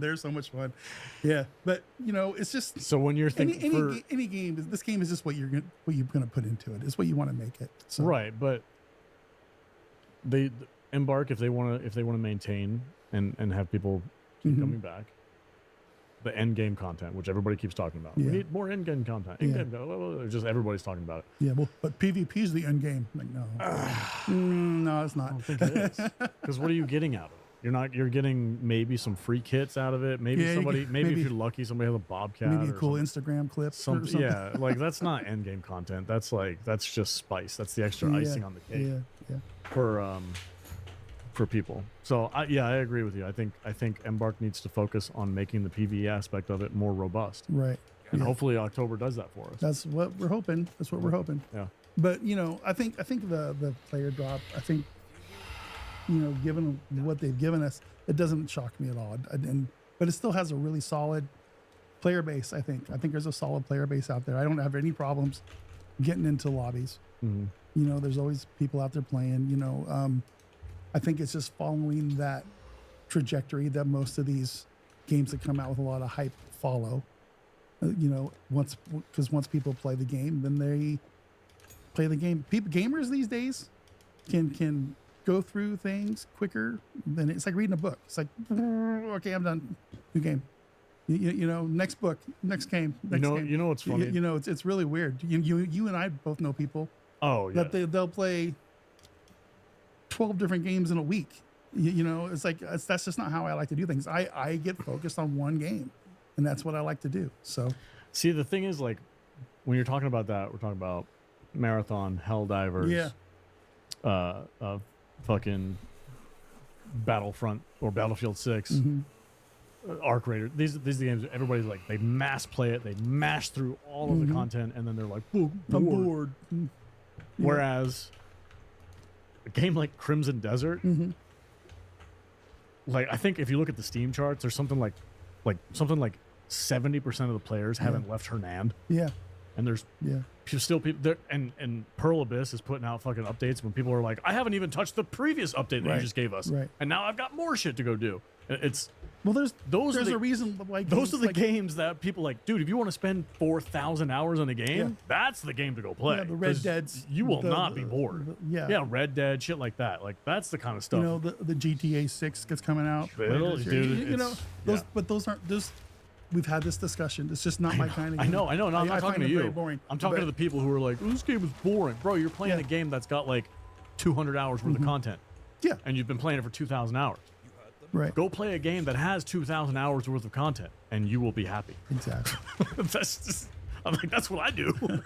I'm like, I play a game. Listen, I just when I play this game, I like to go out there and I like to pick fights with leapers and shit. Sure, yeah. It's fun, and I don't have to spend 16 hours a day playing it. I can go out there and I can do that in a couple hours. Yeah, you can do a 30 minute it's fun, and that's why I like about this game. And I don't think the game is in a bad. I mean, yeah, it's in a dip. I think the game is going to come back. It's never. It'll bounce back. It's never going to come back to 200,000 people playing on Steam at the same time. But I think, well, maybe in October. I think it's going. I think it's evolved in.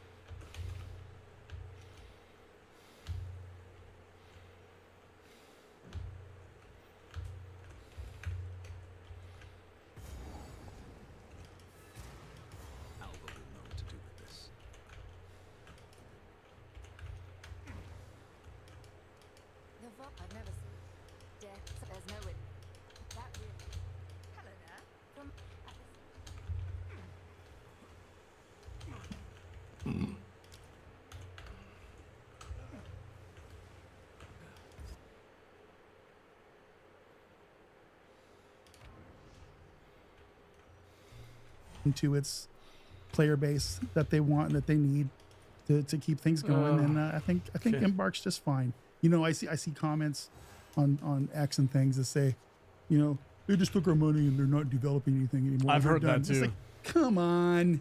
That's ridiculous. It's just I don't know, man. Those Swedish devs. It's just such a retarded fucking comment. You think so? Yes. Why absolutely. do you think that? Because we saw it happen with Helldivers. You know they had a those fucking. guys, those dudes are incompetent over there. But that's what I'm talking about. They made a shit ton of money, and they said, "Well, let's go on to the next thing." I just don't see it. I just don't. No. I feel like, you know, personally, and I'm gonna get called a glazer right now because I'm a bit of a You like the Raiders game. glazer. I like the game. Okay. But I think they would rather come out with something really cool, really good that they think is going to, you know, shift the tectonic plates a little bit, rather than, you know, have some generic update come out once a month. I agree with that. You know, I think that's where they're at. I think that's where they're. I thought the quarterly thing would probably be better, but they're doing every 2 quarters. I would like to see quarterly. Yeah. Instead of, you know, 6 by months. every 6 months. That's pretty crazy. But it is what it is. You know, like I said, I'm used to having. Look, if China, I'm used to having expansions every 2 years. if China, So 6 if months China ain't no can big deal. fucking come out and drop fucking 7 different modifiers to the maps and boss Yeah, but fights and all China, this other they've shit. got people with like soldiers running through with guns, telling people you better program. You know, and They you sold know, 16 million copies. They can't have Right. a dev team And- building out fucking cool shit. Sure, I don't see why. But they're on vacation. It's Sweden. It is Sweden. You got to remember that it is It's- Sweden. I don't know, They got to go through their baby making. I gotta cycle. disagree with you on that part. I think to a certain extent they are kind of half-assing this. I don't think they are at all. All right. I think that narrative is just one of the narratives that people like to say to get clicks. That's the game is dead. Click the video. The game is dead. The game is dead. Nobody plays this game anymore. It's boring. It's like, yeah, okay. You know. So anyway, it's true of some of us. Let's do some viewer comments. The game isn't dead. It'll be fine. I think it's in a dip, and you know, and we'll all be back in October to at least check it out. The number is going to go straight up. We'll see. We'll see. We'll see. All right. This one's for you. Oh, Dutch from Duke the Seuss, 1375. Dutch was trying his hardest not to say bored when he said we were sad. I don't remember what that is. I don't remember what that was from. Is that from last week's episode? I don't know, man. You picked the comments. Probably talking about what we were just talking about again. People are bored in the game, and I get it. There's a lot of repetition going on right now. So anyway, There you go go. ahead. Phil B 7963 says, "Thanks, boys. I'm not leaving Arc Raiders, but going to dip my toes into the Division 2 also." There's nothing Division wrong with 2, if you're a brand new player, never played the game before, Division 2 has an absolute shit ton of content for you. Mhm. I would highly recommend, if you have the funds, if it's still, I don't know if it's on sale for the summer Steam sale or not, but if you have the funds, get the DLC. It's well worth it. The New York expansion is fucking dope, especially if you played the first game and you missed that New York aesthetic. Go get the New York DLC. It's really fun. I'd say probably anywhere from 15 to maybe 20 hours of gameplay for that DLC for the New York. I can't remember the actual title of it, but it's the New York expansion one where you go and take Brooklyn back or something like that. Battle for Brooklyn or whatever it is. Yeah, you know, it's a pretty basically what I took from this is that Arc Raiders, like we said, is in a downturn right now. It's in a bit of a dip. Take the time while it's in the dip to go check out some other stuff. Nothing wrong with that. Nothing wrong with that, dude. That's It's what They're I'm doing. video games. Play 'em. video games. That's right. It's cool, dude. I wish I had more time to play more video games. Dude, I looked at I'm so sad. I looked at my Crimson Desert Steam, and it was like 60 hours. Yeah. I'm like, that's We haven't played in like a month. Dude, I don't have fucking time.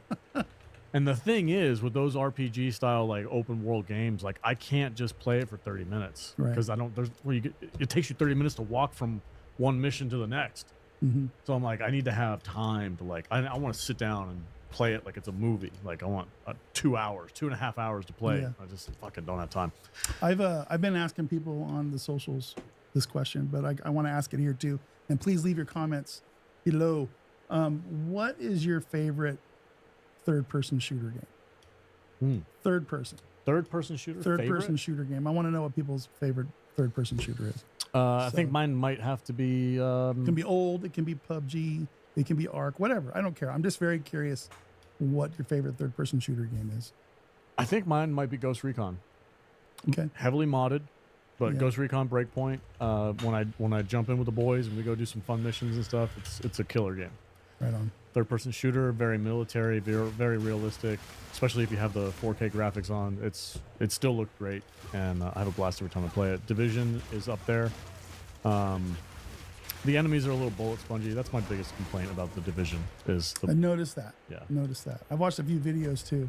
Yeah. People just unloading millions of freaking hit points into that dude. And like, Jesus Christ. Upgrade your weapons. Yeah. That's the key to that. But yeah, the sooner they can release the realistic version of the Division, like as it, like let it there forever and don't just get rid of it, the better. Because that game, I felt like that game was so much more dynamic and fun when it was on realistic. Because you're also not a bullet sponge either. Like, Yeah. if you get tagged by a couple people, you're going to go down. Right. It ups the ante, makes it more realistic. I have a great time with Hey, it. you know, I know we're trying to get out of here, but there was something I just I've been thinking about a lot lately. Because it kind of, I'm trying to figure out why I play these games and why I like Arc Raiders so much. Okay. Mm-hmm. I played the Division for a few hours the other day. The difference that I kind of came away with between Arc and the Division is that there's when I die in Arc Raiders, I lose my shit. I lose my stuff. There's a sense of loss there. You know what I'm saying? Whether you have gear fear or not, there's still a sense of loss. I died a little bit ago. I lost an Anvil 4 with a freaking splitter and a extender 3, and a Hullcracker 4 with a freaking kinetic converter, and you know, and I lost some shit, and I was kind of upset about it. But no big deal. But when I died in Division 2, I just respawned with all the same shit I had. There's no sense of loss. There's no sense of loss. You lose progress, but that's about it. And my brain's trying to process that information. You want there to be stakes. I guess I need a little bit of stakes in my game to enjoy it more. Does that make sense? Yeah, absolutely. Yeah, because it gives you that adrenaline. Yeah, that's what you're looking for. You're looking. Right. You're a gaming adrenaline junkie. Is there I need dopamine? So it doesn't necessarily need to be third-person shooters. You need to dip into extraction shooters. Well, that's kind of what we do. That's what Arc Raiders is. Yeah. But you need to go if you want to get more of that. You need to do some fucking gray zone warfare and fucking Tarkov and. It just I was sitting in my lounge chair at home. Watching the YouTube video, and it just kind of contemplating life. I was. It just kind of hit me. It's like, why I like the Division 2. It's fun. I'm going to continue playing it. Yeah. But what is it about Arc Raiders that draws me back? And I think that was it. It's like when you accomplish a raid, and you come out with new stuff, you have a sense of accomplishment. I mean, and you get rewards in the Division 2. But when you fuck up and you die, you lose some stuff. There's some stakes. Whereas in a Division 2, they're really, you just pop back up with your gun and keep going again. You know, so I don't know. It's just a weird thing. Yeah. So the Division. So spend more time in the Dark Zone. Yeah. That's what you're looking for. Yeah, I got to get level 10 or something. Yeah, first, you have to get to the level cap to get in. But yeah, if that's what you're looking for, the Division offers but that. the thing is, I didn't know I was looking for that. Yeah. I've been playing Ark so long that it just kind of dawned on me. It's like, oh, okay, well, maybe this is what I need to be able to really... When you unlock the Dark Zone, you're gonna go in and you're gonna find some dope ass super high level shit, and you're gonna lose it. You're gonna put it on your backpack, and then you have to extract with it. Yeah. But as soon as you call the extraction helicopter, you'll see what happens. Yeah. And then you're like, fuck. And then you're gonna have to go back in. You're gonna have to do it all over again. Yeah. But yeah. All right, man. All right, everybody. Thanks for watching the show. Appreciate it. We will see you tomorrow for the weekend respawn. We're going to be talking about the PlayStation debacle with the no physical media anymore. No more physical media, guys. We're going to be talking about a couple other topics that have been hitting off this week and that I can't remember off the top of my head. But yeah, it's going to be a fun show. We got a lot of cool topics, and we're talking about, you know, the Division 2 and Crimson Desert. Arc Raiders probably. Arc Raiders probably will be in there somewhere, but we're going to have fun. So tune in, and we'll see you there.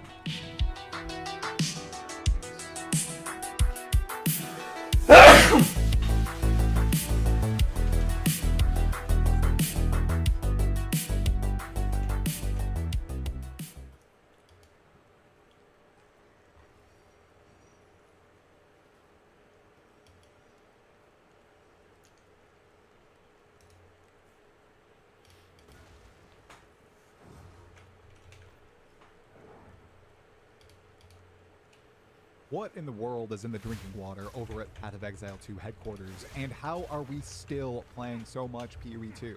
During my quick excursion to the Bahamas, Grinding Gear Games not only released one banger patch, but a subsequent one too, with a promise for another arriving relatively soon to Path of Exile 2 Return of the Ancients.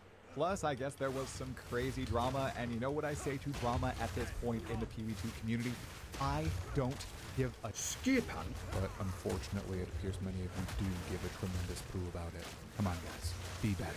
Alas, we're going to look at those two huge patches. We're going to take a look at the field of play in terms of classes and skills. We'll overview how many people are still playing this game over a month into the release, and what might be happening with Path of Exile 1, and what might be coming in 055, which is an economy reset alongside a one-month event league. We are rapidly approaching the end of Early Access and ExileCon at the end of the year. There's so much to discuss. Hi Exiles, Talking to Try here. If you like these Path of Exile 2 news videos and updates, make sure you like the video, subscribe to the channel, and leave a comment below. It's the best way to help the channel grow. Thank you. Let's kick it off with this utter insanity here. This is the graph of Path of Exile 2 player numbers on Steam alone. Remember, it does not account for people using the standalone client like myself or people on consoles like PS5 and Xbox. This number is insane going into week 5 of the league. Right now, as I'm recording this, there are 109,000 players, and it is a Wednesday at the end of the day. And just 24 hours ago, there was a 124,000 peak. This is record-breaking for Path of Exile 2 in terms of expansion numbers, and the same goes for Path of Exile 1 as well. People are loving the endgame changes. It's extremely sticky, and I think there's a myriad of reasons why that is, and I plan to dive into those in a follow-up video. But I think another reason people are loving this patch are the additional updates that Grinding Gear Games has been adding every single week. They are actually cooking with these. They are looking at the immediate player feedback in the league, and instead of abandoning it after a week or 2 weeks or just putting in some minor changes, they are doing some pretty substantial stuff. And I think that they know they are on the road to 1.0, and they need to add content, fix content, update content at a much faster pace than they have been doing in the past. Both 053 and 054 were pretty massive updates, with 053 primarily looking at all the end game systems and making substantial changes there, in addition to fixing some bugs and adding a very useful feature to the build planner, which essentially allows you to follow builds like a loot filter, like many do with NeverSync, instead of needing to import it and drag it into your documents folder for Path of Exile 2, which is quite the archaic process, and this makes it much easier to use on console. I'm just talking about the build planner for a moment. I actually didn't use it at all this league. I thought that I would plan out my own build and I'd use this feature very much, and I completely washed it by the wayside, which is shocking to me. And then we looked to 054, and primarily 054 looked at Expedition and Runes of Eldur, which appear to have been basically merged into one mechanic. They went as far as to add an Expedition Atlas passive tree to the game with a bunch of new nodes where you get the points just by beating the bosses, and a lot of these notables were pretty game-changing for both Runes of Eldur and Expedition. There was also another massive change here in terms of new content. that finally fixed unique items and allowed them to be usable while leveling. The exact patch note reads as follows: unique items that grant skills now use the lowest level of the skill that you meet the requirements of when equipped, scaling up to the maximum described level on the item as you meet the skill requirements. As an example, the Life Sprig unique wand that grants level 20 mana drain is now able to be equipped at level 1, which will grant level 1 mana drain. This changes the subsequent build meta. When you're making a new character and you already have someone in endgame and you have a bunch of items that you can pass down to them, you can actually use the unique items that you are finding at the endgame that are supposed to be used as a leveling up unique. So this is such a W change from Grinding Gear Games. There's also been a variety of bug fixes in these patches as well, in addition to the content changes. From what I have seen and read, Expedition, or Runes of Elder, is now the juiciest and most difficult content in the game, far beating out Delirium juiced maps or even Pinnacle bosses. I say, or even Pinnacle bosses. Pinnacle bosses are kind of a joke to your maxed out builds, but these expeditions that you can now ultra juice, especially the Grand Expeditions, actually are challenging to some of the most powerful builds in the game. And that's cool to see that there is some aspirational but also extremely rewarding content that you need the best builds in the game to beat. Grinding Gear Games have also been doing something a little different this patch. They are releasing videos alongside their patch notes that are highlighting exactly what they are adding and changing in these updates. And they've asked for feedback, whether people like them or not. And I have to say, I absolutely love hearing Jonathan's lovely voice reciting what big changes are in the patch notes and what they are really focused on adding to the game right now. For example, they realized that the Vessel of Kulamak fight was pretty boring and it wasn't having great unique rewards, so they went ahead and they added 2 unique items, well, 1 unique item for now, to the Vessel of Kulamak fight, with another one coming probably in 055. They also realized killing Axiri wasn't as exciting as it could be, so they added a brand new currency item to Axiri's Vault for when you kill her. And they just buffed rewards all around, so the game didn't feel so RNG gated, and I am a massive fan of this for no particular reason. For example, when you kill the Vessel of Kulamak, now you have a chance to drop Ancient Jawbones, Ancient Ribs, and Ancient Collarbones. I don't know why it says a chance here, because in the video where Jonathan discusses this, if you fight the Vessel of Kulamak at full strength, you are guaranteed to get an Ancient Rib, Jawbone, or Collarbone. And who fights the Vessel of Kulamak not at full strength? If you do, please let me know in the comments why. I don't know why you'd ever do this. You're also always getting desecrated currency in the large abyssal trove in Abyssal Depths. I am praising this patch, but there was something that I hated when I read it initially in here. I think it's right over here. Yeah, right here. I'm gonna crash out. Reduce the damage of Count Geonor's reverse cleave skill in all versions of this boss fight, and reduce the damage of Geonor the Putrid Wolf's reverse cleave skill in all versions of this boss fight. Wait, that's the same line. Why does oh, it's for the wolf version and the man. And then above, they also nerfed the Moonbeam skill, the freeze beat up and the damage and the AoE. Why? Get that he's a tough boss, especially in the end game, but he's already been neutered so much. Stop neutering the tough bosses. Let people die and need to improve their build when fighting this guy. Ugh. So there's 055 coming in likely several weeks, but before we talk about what I would love to see in 055, and I would love to hear what you think should be in that patch as well, we have a couple of things to look at. First and foremost is a breakdown of the field of play when it comes to Ascendancy classes in Path of Exile 2.0.5. This is Trade League, not SSF, not Hardcore, and a little bit has changed since we last gazed at this. We still have Martial Artist at number 1, that is no surprise there. Spirit Walker at number 2, also unsurprising. Number 3 has shifted though away from the Deadeye into the Gemling Legionnaire. The Gemling Legionnaire seriously is the breakout ascendancy of this patch, and it really took, I say, minor changes, but they were pretty major. It was just a couple notables change for the Gemling Legionnaire, which added so many options, a diverse variety of skills available to the Gemling, and it was just from that one notable change. So I really think we'll get to this in a moment, that's all some of these classes need. something that is so game shifting, and it can be just one notable, and that will cause those classes to see a surge in gameplay. Now, can grinding your games really do something as substantial as adding a node that literally provides an additional quality that is game changing to every single skill gem in the game, to these other ascendancies that are less played? I don't think so, but as we've seen with the martial artist and the spirit walker, if they add one or two fascinating notables at least, I think we will see a rise in play from the Warbringer or the Invoker. Man, if we just compare, for example, the Infernalist, which is at a 3% play rate, the Summon, the Hellhound, I believe, to the Bear from the Spirit Walker, some of this stuff is a joke. We can even look at the Smith of Kataba, who has to build an armor set for himself, and then the Martial Artist, which just gets some GG gloves from one Ascendancy point. Well, two, I guess, if you count the travel node. Whereas the Smith of Kataba has to spend a bunch to build the armor.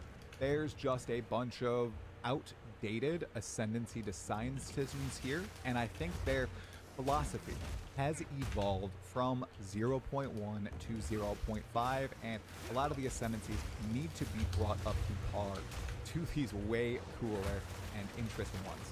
If we are not filtered by any particular Ascendancy and we just look at the field of play when it comes to the main skills, there is quite a bit of build variety here. There's nothing that is just completely dominating the pack like in 0.4, 0.3, or 0.2. There's a lot of different viable skills here, but it's still a subset compared to the vast number of skills that are in Path of Exile 2. And I know this is what they're looking to address in 0.55. But before we do that, before we look at what 0.55 just might bring, I wanted to just let this bubble to the surface for a moment. Path of Exile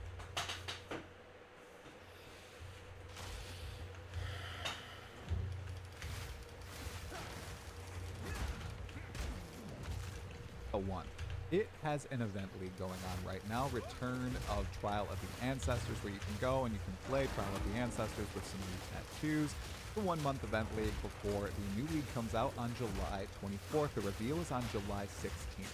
Something interesting has happened here, though. You might remember a couple months ago, I released a video that talked about the golden age of PoE 1 being over and saying that it was time for PoE 2.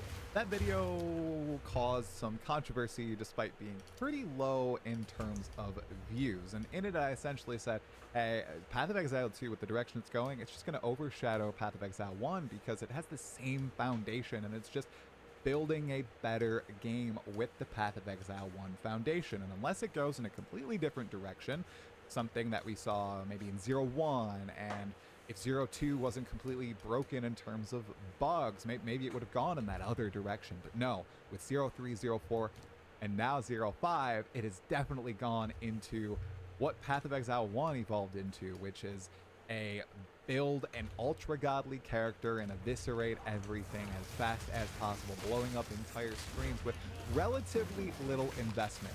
I think it looks cooler, it feels better, you're able to use WASD to move around, you don't have to click and get terribly hurting wrists and everything while playing Path of Exile. This happens to me, and I'm only 29 years old. It happens to me every time I play Path of Exile 1 now. I just think it's a better ARPG. I thought this before 0.5 came out, and with 0.5 out, I definitely think that Path of Exile 2 is better than Path of Exile 1, which is crazy because it's not even out of early access. It still is missing a ton of classes. It still has technical problems, but I think the gameplay loop and the feel of the game is better. And you know what is shocking me? A bunch of people agree with me now. A bunch of people who were hardcore Path of Exile 1 lovers who basically said Path of Exile 2 is going to take a long time to surpass PoE 1 for me, have already swapped. And they already said they enjoy Path of Exile 2 more. This is content creators, streamers, just players, both casual and people with 10,000, 15,000 hours in Path of Exile 1. I honestly, especially after the reception to that video, I thought that it was definitely going to take a lot longer to win people over. But grinding your games have done it. I think they've done it by doubling down on what Path of Exile 1 did so well while using that new Path of Exile 2 paint and all these crazy mechanics with the ascendancies and all the diversity in terms of build options and delivering on what a lot of players have really wanted for a long time, such as the build planner feature and a variety of other things that came in at 0.5. And I don't know, it's going to be very interesting, in my opinion, to see how the new Path of Exile 1 League plays out, because especially after Mirage, which some people said was their favorite Path of Exile 1 League of all time, we just might have two titanic games here, with Path of Exile 2 entering into full release and its golden age, perhaps, and then Path of Exile 1 being in this renaissance where people are coming back and really, really, really enjoying the game, or maybe something else will happen. I think seeing how much people enjoyed Path of Exile 2 and how much more modernized it is, I think a lot more people who thought it would be 5 years before Path of Exile 2 became their favorite game are going to realize, wow, this is my favorite of the two. And I think it is going to be, given how the games operate, very hard to ping pong between the two. I think Path of Exile burnout will be a real thing, and GGG has admitted as much, right? But I just don't ever see, because they're going to have 3 months staggered between these. Path of Exile 2, Path of Exile 1, Path of Exile 2, Path of Exile 1. I don't see, honestly, how I could hop it from game to game to game to game, because they are decently similar, except I think Path of Exile 2 plays better. So it'll be so interesting to see, and I intentionally put this almost last in my video just to make sure, you know, you understand that there's nuance to this topic, to make sure I'm not trying to smash anyone who likes PoE 1 or PoE 2 or vice versa. It's just an interesting topic of discussion to think about. I seriously think in 2-3 years down the line, it might be tough. I think even now, it'll be tough to go back to PoE 1. Unless they add things like WASD and really modernize the heck out of that game. Already Exile. So we've had the most successful Path of Exile 2 expansion so far. We had these updates that came out weekly for the first 4 weeks of the patch. They were extremely beloved by the community. We had videos accompanying them, and we have been told that in several weeks' time, probably after the release of the Path of Exile 1 League on July 24th, we will be getting 0.5.5 with a 1-month event league. This means there will be an economy reset alongside the existing league. So the balance changes will occur in the existing league, and they will occur in a brand new league which you can join. It's going to be an event league. We don't know what this will be. Maybe we'll get a mystery box for beating the campaign or getting the level 80 or 90. They sometimes like to do that with Path of Exile 1. I don't see why they wouldn't do that with Path of Exile 2. This league is going to have substantial balance changes. They have stated as much. We took a look at the field of play here, and we obviously have some dominating forces. I'd say Martial Artist, Spirit Walker, Gemling, and Deadeye. Then we have Oracle at 5%, Blood Mage at 4%. Crazy. Just the field of play, the pack right here at 3% and under, that's a lot of ascendancies. Look at what they've done to my Amazon, my Invoker. Oh my goodness gracious. They want to bring these classes up. They have stated as much. They want to do the same thing with skills. So 0.55 should bring in some pretty beefy changes. Now, what would I like to see? Let me tell you. Number one, notable ascendancy changes like they did for Gemling Legionnaire. This does not need to be a revamp. This could be the changing of 1 or 2 notables that unlock a bunch of new possibilities with an ascendancy class. Maybe it won't be as strong or as powerful or as diverse as the Martial Artist, but it will make it interesting. Imagine if every ascendancy had something like the Fists of Stone notable that the Martial Artist has, or the boss claiming notable, or the Spirit Walker, or the gem quality notable for the Gemling. I think this should be a staple for every single ascendancy class in the game, and that currently is not the case. Number 2, fundamental changes just to how some skills work. There are skills that feel great with combos or just standalone, and there's a set of skills that just don't. You just feel bad no matter what you do with them, whether you're comboing with them or you are using them as a primary skill. These skills need to be looked at. They might be too clunky, maybe you stand in place while using them, maybe their animation is just complete jank and you can get knocked out of it, or it makes you feel like you're losing control of your character. There's just a variety of things here. Maybe they scale in an odd way, like Fireball. Fireball doesn't really scale really well at all. Maybe you should be able to scale the AoE of it instead of just how much damage it does. And there are a lot of possibilities here. But I think that's what needs to happen with skills. I don't think numeric adjustments will be enough for a lot of these skills that don't see high play rates. I think the fundamental feel of the skill needs to be adjusted. Maybe that's a smoother animation. Maybe that's less attack time. Maybe that's adding a way for it to combo better with skills it's supposed to combo with. Just something in that vein for these skills that people aren't touching. And then number 3, this might be just an easy point getter for the audience, but on every single one of my videos, on every single Grinding Your Games post, on every single Reddit thread, everywhere, the number one issue that people are having with the game now, more so than anything else, are technical problems. And I know that I have talked about how GGG is definitely aware of this and they are working on this, and it is a priority in their eyes, but I read a comment the other day essentially saying, if they're going into 1.0 with this many technical problems, this launch is going to be a disaster. And it really made me think that, okay, yeah, you're right. It's going to be free-to-play players trying Path of Exile 2 for the first time. Maybe they don't have the best PCs or whatever. If their first experience is super glitchy, they're crashing, FPS drop, and the like, I do think that optimization and making sure these crashes don't happen with the latest drivers is a top priority for Grinding Your Games. I don't pretend to know what all goes into this, how many people they have working on it, if it's possible to even solve, but they should communicate to the community they are on top of it and they are actively trying to solve all these problems which have bubbled to the top after being pretty high priority in 01, 02, 03, and 04. Now, it's like the one big remaining thing that people are complaining about. I'd really like to see it addressed for 1.0 coming in December. Those are my top 3. What are your top 3? Let me know in the comments below. I'd love to read them. And that's all the Path of Exile 2 for today. Bye-bye.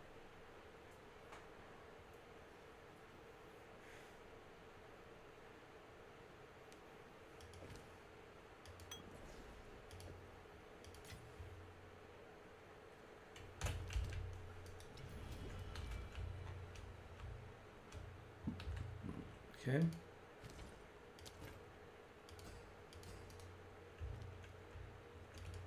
Our local temple.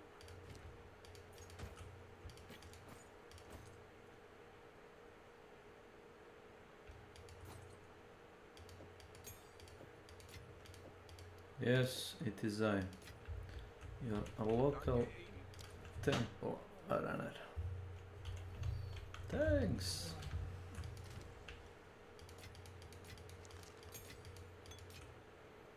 The fuck is armor?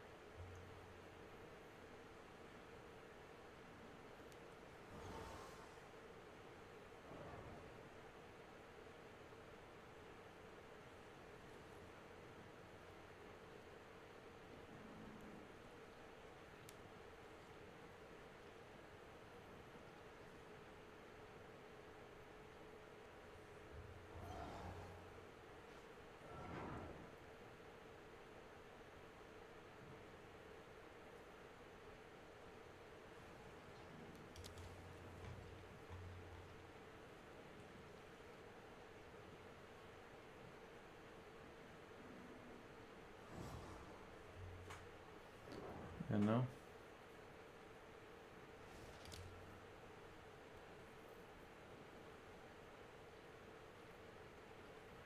Tortillas.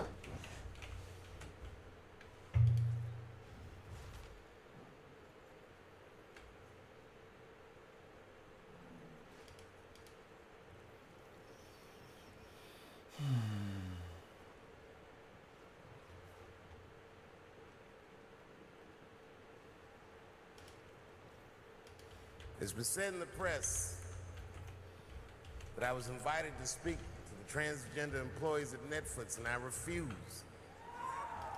That is not true. If they had invited me, I would have accepted it, although I am confused about what we are speaking about. I said what I said, and boy, I heard what you said. My God, how could I not? You said you want a safe working environment at Netflix. Well, it seems like I'm the only one that can't go to the office anymore.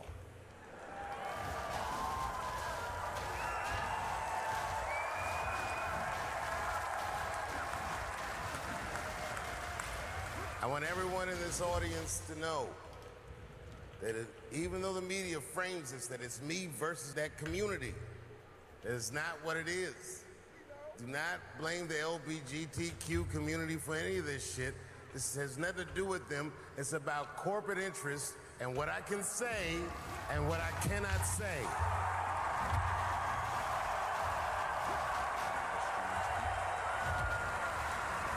For the record, and I need you to know this, everyone I know from that community has been nothing but loving and supporting. So I don't know what all this nonsense is about.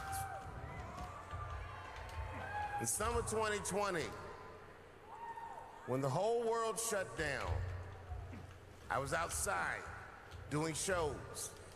My neighbor had a cornfield, and he let me throw shows there, and people came from all over the country. Some people came from around the world to see those shows. The best comedians on earth came to my home and broke bread with me. And we lived our lives. We found a way to keep moving forward. I made a whole documentary about it. The first night of those shows was a piece that some of you might have seen. It was called 846, and it dealt with the death, the murder of George Floyd.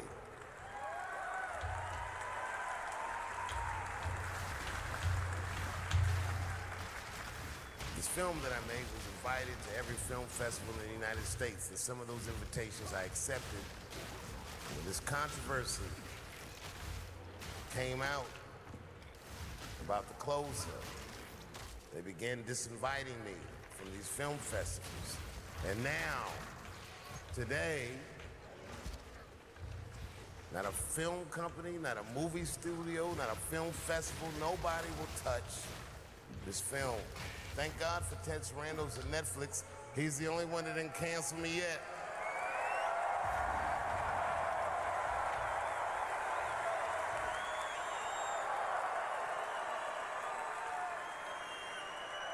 To the transgender community, I am more than willing to give you an audience.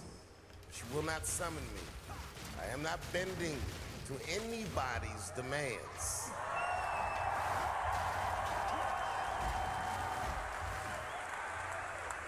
And if you want to meet with me, I'd be more than willing to, but I have some conditions.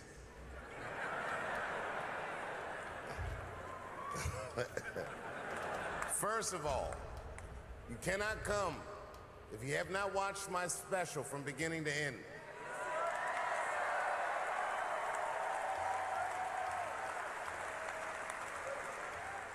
You must come to a place of my choosing and a time of my choosing.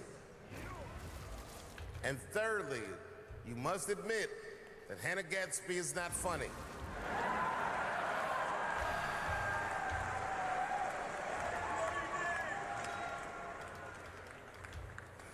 I desperately want people to see this movie.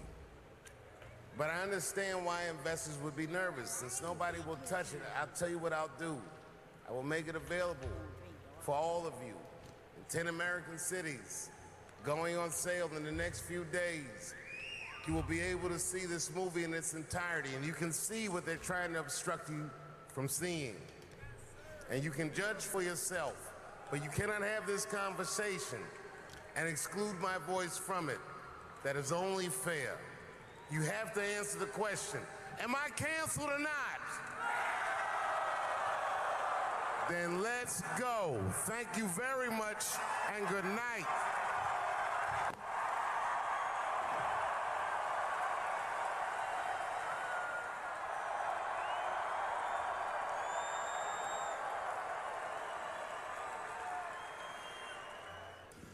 I started doing stand-up comedy when I was 14. I'll never forget the first time I was on stage. The guy that introduced me was a guy named J.T. Newton. I'm 47. I can close my eyes and remember the introduction like it was yesterday. It went like this.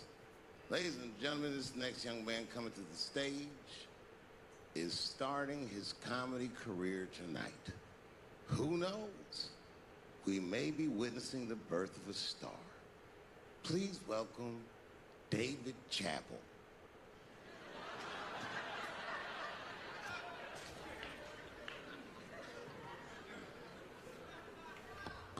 From the first time that I ever held a microphone, I was sure this was it. I knew I was home. I knew I had found my thing. And my God, man, I was a child. I got good. Matter of fact, I was good from the moment I started. And I'm not saying this to be a braggart. I'm telling you the truth. These old niggas was in awe of me. How was this little boy so poised? They used to say. I was. I mean, you know, I got better, but it started out good. About a year into it, when I was 15 years old, I had written a joke during the AIDS epidemic about having a Goodyear condom. Something, I don't even remember the joke. Something about an industrial strength condom by Goodyear. I just remember all the comedians really liked that joke. And there was an older comedian. And he came to me one night after the show, after he saw the joke, and he said, listen, I got an audition at another comedy club, and I was wondering, do you mind if I do that joke? I just want to borrow it. Now, I'm a kid. I don't know any better. I'm like, borrow it? Well, I guess, sure, if it'll help your career.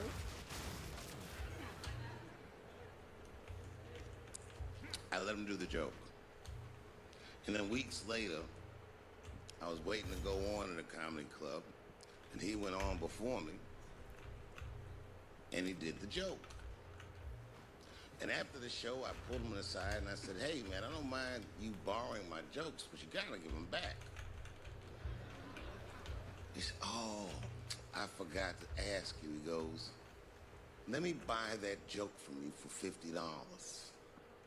And I said, man, I'd do it, but I'm just starting out. I need all the material I can get. The idea being that the more material I can accumulate, the faster I'll be able to make money for my work. I said, I can't do it. I want my joke back. I'll never forget this. Remember, I was a 15-year-old child. This guy was a grown-ass man. He stood up over me so I could see how big he was. And he said to me, really? I can just take it. And he did. I got scared because I was a child. But I never forgot that. I never forgot that. I was 15 years old. I'm 47 now. I think about this guy all the time. When I look at my own kids and I see how young and innocent they are, I can't believe someone did that to me. And I don't think about it every day because that was the worst thing that happened to me. I think about it every day because that was the first time someone ever did that to me. But in my career, it has happened many, many times since, where someone would intimidate me or scare me and take something that I believe was mine. I'll tell you another story. Now I'm 18 years old. I'm living in New York City, and I just finished my first road tour, which was a very difficult tour. I'll spare you the details. Now I'm back in New York, but my rent is paid, thank God. and I have $60 to my name, and a woman that I had met in Pittsburgh, a bad Dominican bitch,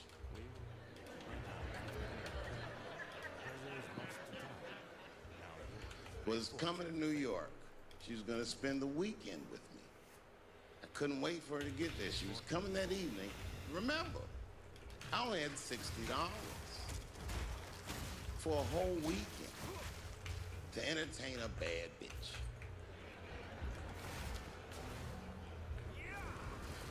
Now I'm walking through Greenwich Village, and I see something I've never seen before.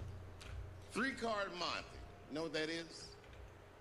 Yeah, the guy had the whole thing. The table was set up, and he had the 3 cards, and the crowd was hooting and hollering, and he was like, find the red card, find the red card. And people were playing. Sometimes they win, sometimes they lose, but it was really exciting, and I'm standing there watching it, and I noticed while I'm watching them play this game that the red card, the one you're trying to find, had just a little bend on the corner. And I'm watching it, and I'm like, yo, this guy doesn't seem to know that red card is bent. I'm gonna beat this motherfucker. And I walked up to the table, and I said, let me play a hand. And I put my last $60 on that table, and he starts to shuffle and find the red card. Find the red card. And I kept watching that bent card go around the table, make sure I kept my eyes on that bent card. And when he stopped shuffling, and he said, find the red card, I pointed to it with confidence. Here it is right here. And he flipped it over, and it was black. And he took my money. I couldn't fucking believe that. How did this nigga do that? Was that magic or sorcery? I was confused. So you know what I did? I sat there and I watched for a real long time play the game. And I realized that all those people who was doing all that hooting and hollering and betting, my God, they were his friends. They were in on the whole thing. I felt so wronged. I felt so stupid. And then the next sucker came up to the table and was about to put his money down. And I said, fuck that, man. Don't put your money there. All these niggas is in on it. It's a trick. And when I said that, the guy that was dealing, and this motherfucker was huge, snatched me up by my collar. Feel how strong he was when he grabbed me. I was a skinny little guy. And he was gonna maul me. The only reason he didn't, I'm sure, is because he saw the fear in my face. And that fear, he looked at me. I saw his eyes go from hard to soft. Soft. Then he looked at me like the way a father would look at a child. And he said to me, young man, don't ever come between a man and his meal. I never forgot that either. Most niggas would have to run the streets for years to learn a lesson that profound. It took me 2 seconds. Never get between somebody and their paper. Taking a man's livelihood away from him is akin to killing him.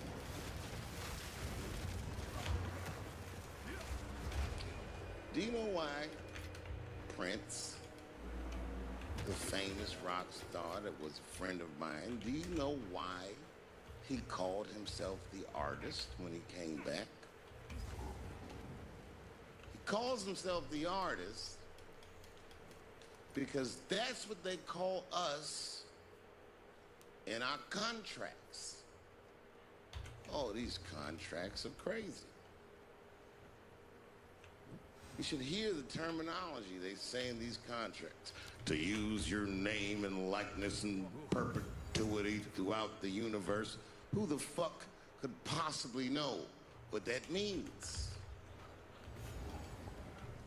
Nobody does. It's so complicated, in fact, that when you're a kid like me, you have to hire somebody to tell you what that means. And you sit down at a table and you do the contract game. And that's how I got with Comedy Central. I signed the contract.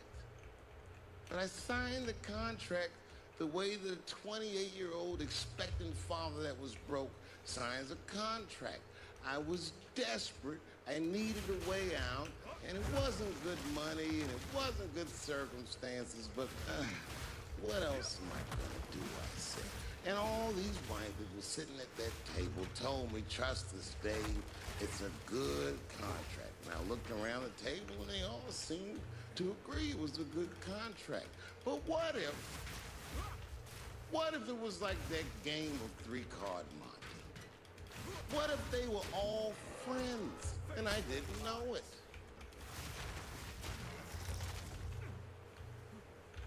And the bag of money was Iceberg's money in the first place. What was I talking about? What was I trying to tell you? Last week, 2 weeks ago, whenever it was, I call Lauren Michaels and I tell him, okay, I'll do it. I'll do Saturday Night Live on election night. And the day I made that phone call, the day I committed to it, it gets announced that Netflix is streaming Chappelle's show. Not just Netflix, HBO Max is streaming it too. I'll tell you another story about HBO. No, hear me out. Did you know, before Chappelle's show was at Comedy Central, I pitched that show to HBO. I told them what I wanted to do. Now, these are executives. All they have to do is say, yeah, we'll take it, or no, thank you, we won't. But they didn't say either of those things. They went too far. They said, literally, what do we need you for? That's what they told me, as they kicked me out of the office. What do we need you for? And here we are, all these years later, and they're streaming the very show that I was pitching to them. So I'm asking them, what do you need me for?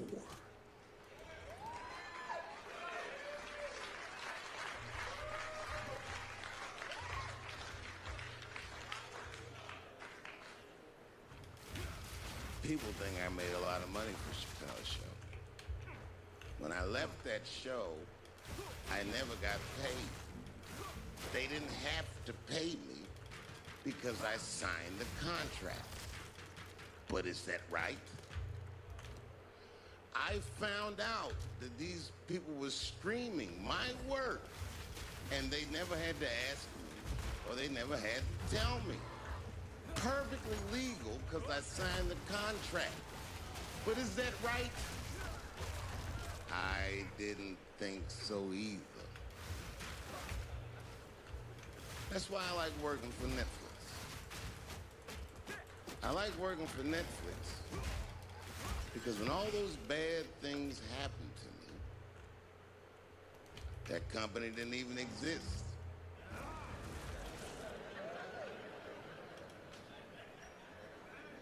And when I found out they were streaming Chappelle's show, I was furious.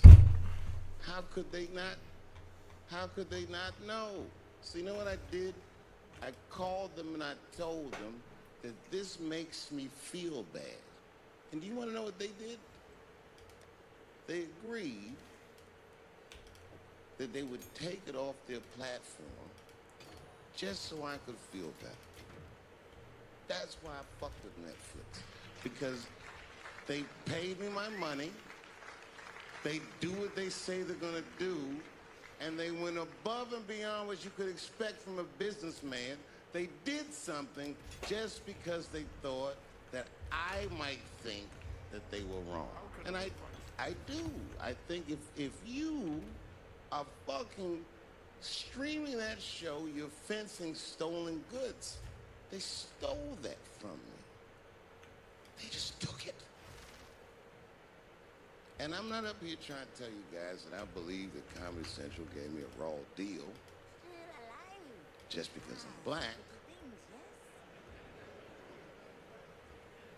I believe that they gave me a raw deal because this fucking industry is a monster.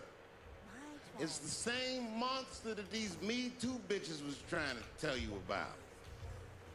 But they hate the monster for how it fucks. And I hate that monster for how it eats. But my God, man, it's the same monster. When I quit the show, all my friends would say, well, fuck them, Dave. Why don't you just do Chappelle's show at another network? Yeah. And why doesn't a slave run from one plantation to another plantation? Because the master over there might be nicer. My God, man, I was trapped. You know what, tell you the truth? Tell you the truth? I've even thought about coming back and doing another Chappelle show. Well, but if I do, I can't call it Chappelle's Show because my name and likeness is being used by them in perpetuity throughout the universe. It's in the contract.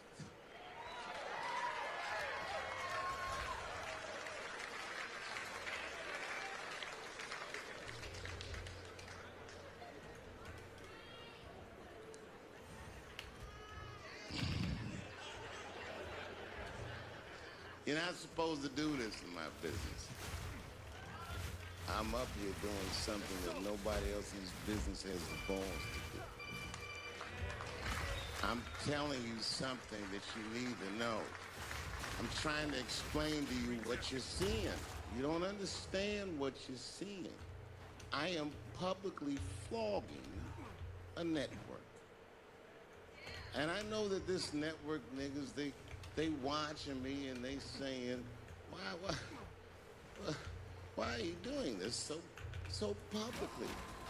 And a third. Doesn't feel good to be flogged publicly. Oh, believe me, I know. I know exactly how that feels. When I quit my show, they said I was crazy. What was crazy about it? I just didn't want to do it anymore. They said I smoked crack. That's impossible. I was a devout Muslim. I didn't smoke or drink. But I do now, bitch, because you ruined my fucking life.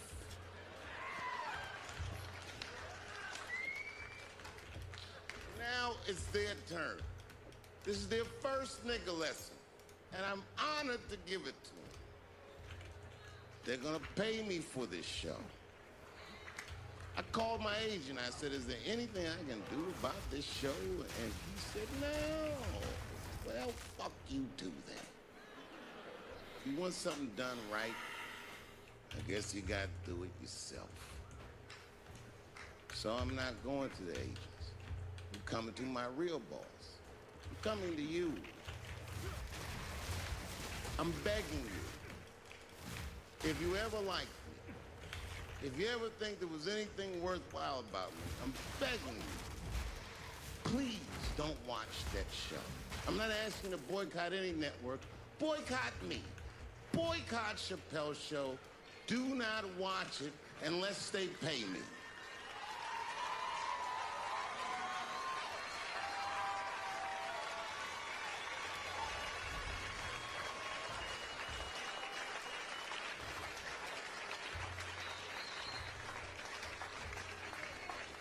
If you're a shareholder at Viacom, then I'm talking to you.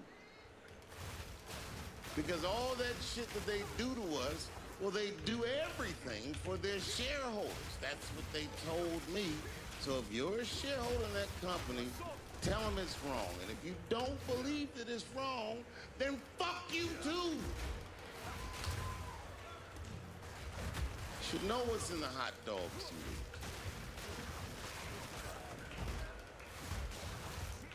Now, there's probably a bunch of people at Comedy Central and Viacom and all these places that have no idea what I'm talking about. They've all either quit or been fired or got Me Too or something. Them niggas is gone.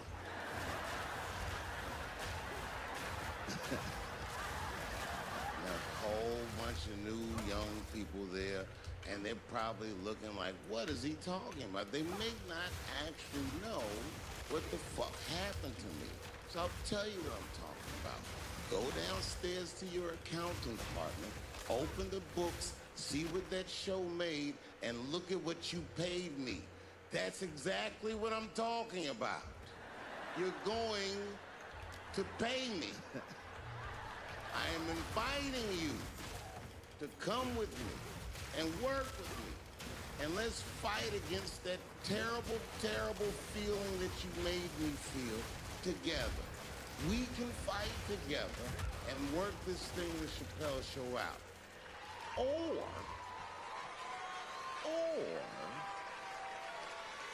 I can just take it. Thank you.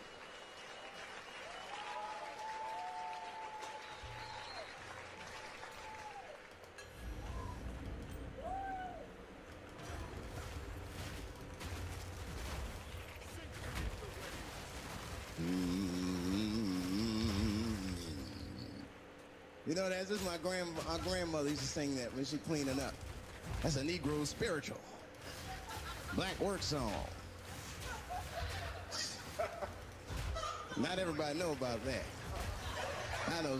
See, white people, you guys might whistle when you work. You dig? But that's how you can tell what kind of work we're actually doing.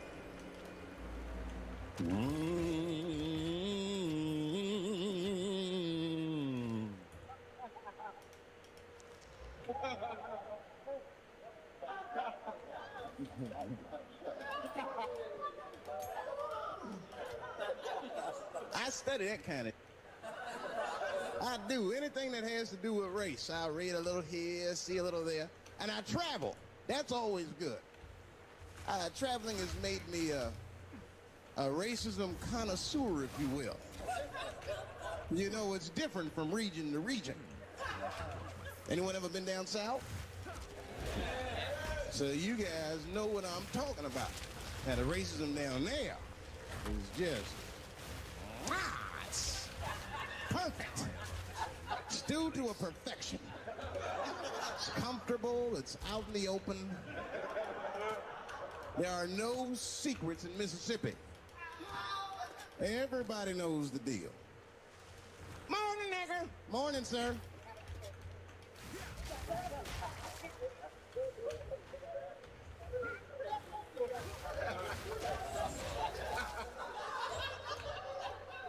Not up here. You hit the big cities, man. It's different. It's always a secret. And we should do like them. We should keep our shit out in the open, then a little. I mean, with limits. You don't want to say whatever comes to your mind. That might be a little much. White dude be walking down the street minding his business, and the brother walk up to him. Hello. You white oppressor, you slave master rapist of Africa. Why, hello, my big lip spear chucking friend. Touche, hunky. So, Whitey, what did you do today, huh?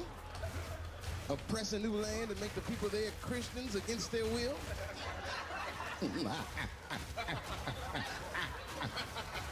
What did you do, fella? Burn those big black lips on a crack pipe as you miss your job interview? Easy, Whitey, you're cutting deep. Oh, this chit-chat has got me thirsty. You will excuse me for a moment. I'm going to go to the Korean store and get something to drink. Chilling. Hello. You slanted-eyed, ruining the economy in our neighborhood by opening stores and taking the money out the community. Chink. Well. Good afternoon, you browse around but never buy anything. Suspicious looking nigga.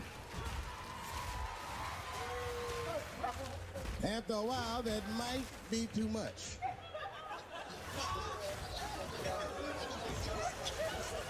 But you can't help it. If you're an American, you're a racist. We brought up from the beginning to think in generalizations. We never look at the individual. We rarely look at the individual. I'm a racist. I know I'm a racist. You know how I know? The other day, I caught myself being racist against myself. There's so much, you know, and I got mixed up. Forgot whose team I was on it.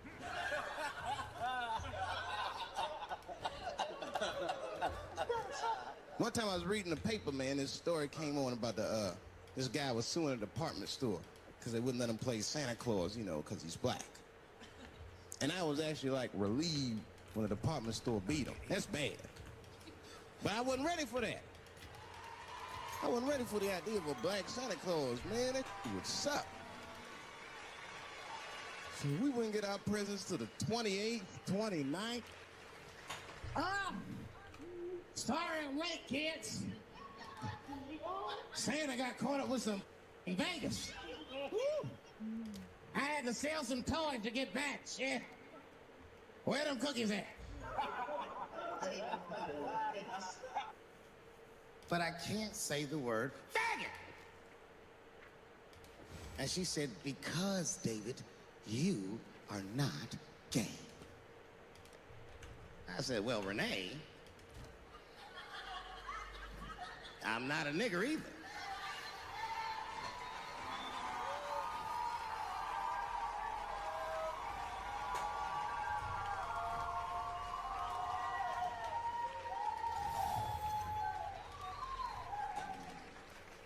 But you see, what I didn't realize at the time and what Kevin had to learn the hard way is we were breaking an unwritten and unspoken rule of show business.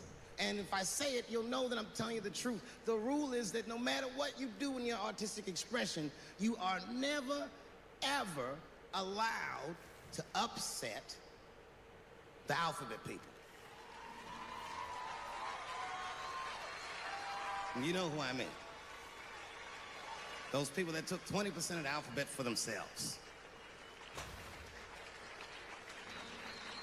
I'd say the letters, but I don't want to conjure their anger. It's too late now. I'm talking about them L's and them B's and them G's and the T's. People be surprised. I have friends, all kinds of letters. Everybody loves me, and I love everybody. I got friends who are L's, I got friends who are B's, and I got friends who are G's. But the T's hate my fucking guts.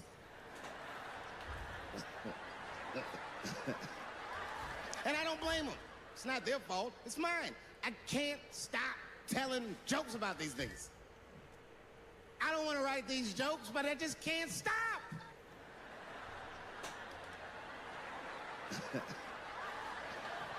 You know, you hear all those letters together all the time, LBGT, LBGT, and you think it's just one big movement. It's not. All those letters are their own movement. They just travel in the same car together. And my guess is,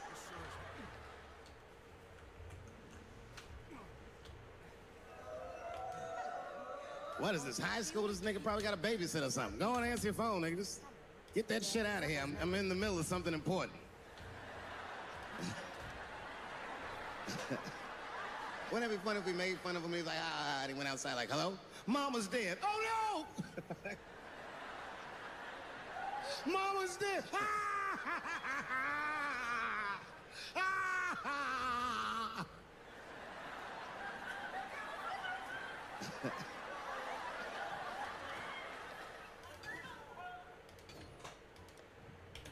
That's a weird time phone call, wasn't it? It's like his phone is gay.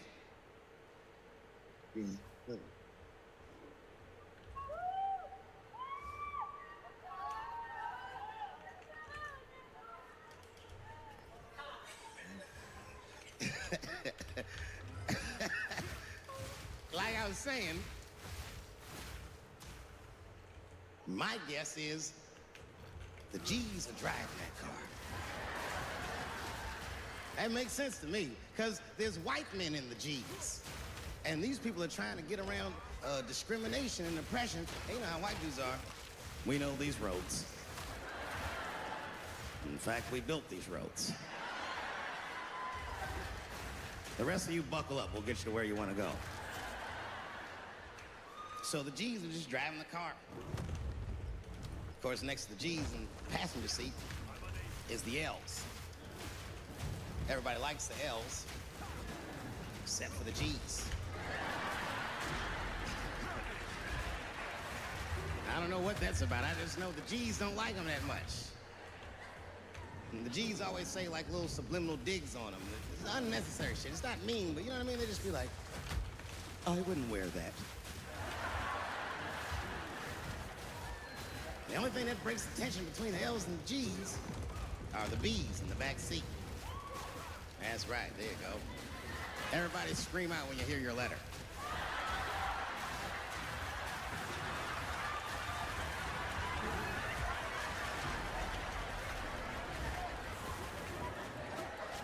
If it's one thing that the L's and the G's agree on, it's that the B's are fucking gross. They seem greedy to the L's and the G's, you know what I mean? They're just sitting in the back seat like, yeah, man, I'll fuck anybody in this car. What's going on, man?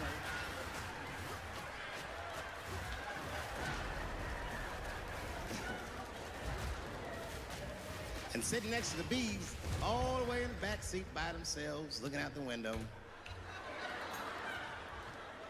That's the T's.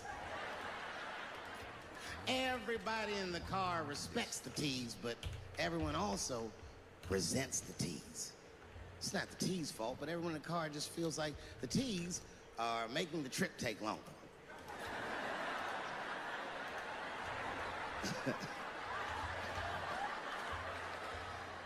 Anything the T's say gets on everybody's nerves. And then the T's don't even say anything bad. They just be in the back talking to themselves. I'm hot. Shut up. Shut the fuck up, okay? Just roll the window down, you bitch. I don't know what you... What? Just said I was hot. Can you pull over at the next exit? I need to use the restroom. There is not a restroom for you for 4 states, nigga. Will you just shut the fuck up so we can get where we're going?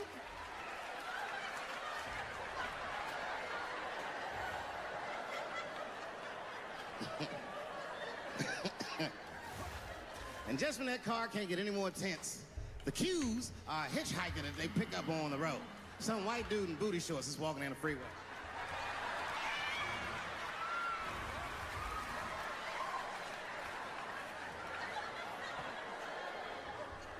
The G's see him. That guy might be one of us. Hey, are you okay? Need some help? And he come over there with them booty shorts leaning on the window. Hey, what's going on, fellas? Lady? Whatever pronoun makes you feel comfortable in the back.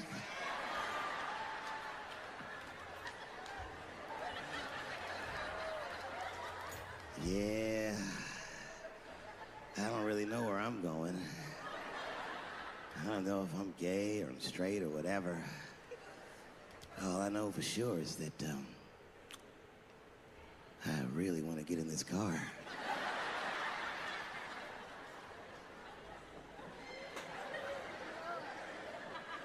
And they make him get in and sit in between the B's and the T's. I feel bad for T's, but they're so confusing. And it's not all my fault. I feel like they need to take some responsibility for my jokes. Because I didn't come up with this idea on my own. This idea that a person can be born in the wrong body. But they have to admit, that's a fucking hilarious predicament. It's really fucking funny. If it happened to me, you'd laugh, wouldn't you? That wouldn't be funny if it happened to me? I think it would be. What if it did? What if I was Chinese, but born in this nigga body? That's not funny. Holy shit. I got every black person in London in one room and shit. And I ain't see no police outside. This is a different place. What's happening, y'all? England even got, I've seen homeless white people in England. Woo! Yeah! We don't have that shit in America. Do you have any money? That's tickety money, please. This has been a very educational trip. I'm rich, bitch. You can't smoke in here.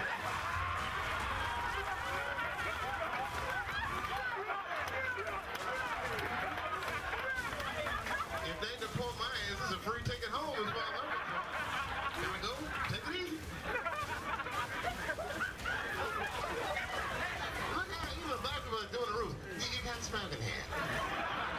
She probably got a bag full of weed and shit in her purse. Talking about what I can't do. I haven't been over to Brixton yet. Everyone's like, you gotta come over to Brixton. It's like, why would I come all the way from the hood in America to see the hood in England? I'll meet y'all in the courts. Where it's safe and shit. I don't know if the hood here is like the hood in America, but you know, you hear black dudes be like, yeah, I'm from the streets, I'm from the hood. I'm like, I'm sorry to hear that, son. I'm sorry. Been through all that trauma and distress and shit. It's scary in the hood. I used to go in the ghetto. Uh-oh, here comes a man, and he's like, look, he's gonna have to put that goddamn cigarette out. It's part of my, sir, it's part of my show.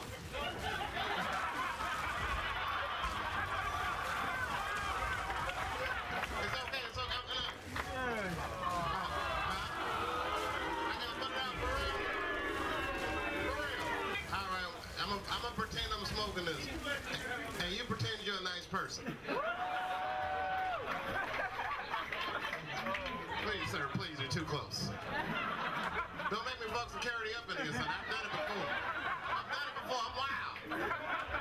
My kids was here too, King Bears. What, nigga? Take my shirt off in this moment. Finally found it. That lost temple. It's set in the cliffside, overlooking the Chimeral wetlands. When I entered, it wasn't the forgotten treasure trove that I expected it to be. Someone watches over the temple. His incense is still ringing in my ears after I've left. But no matter. At least I'm still alive. Just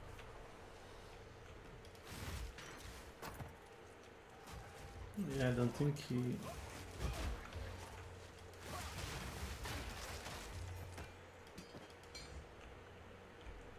Yeah.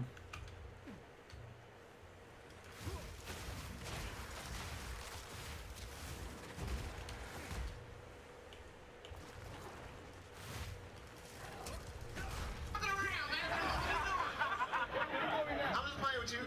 All right, well, I gotta leave soon because I ain't had no babysitter. I'm sorry, man. I got shit to do. I got dreams too.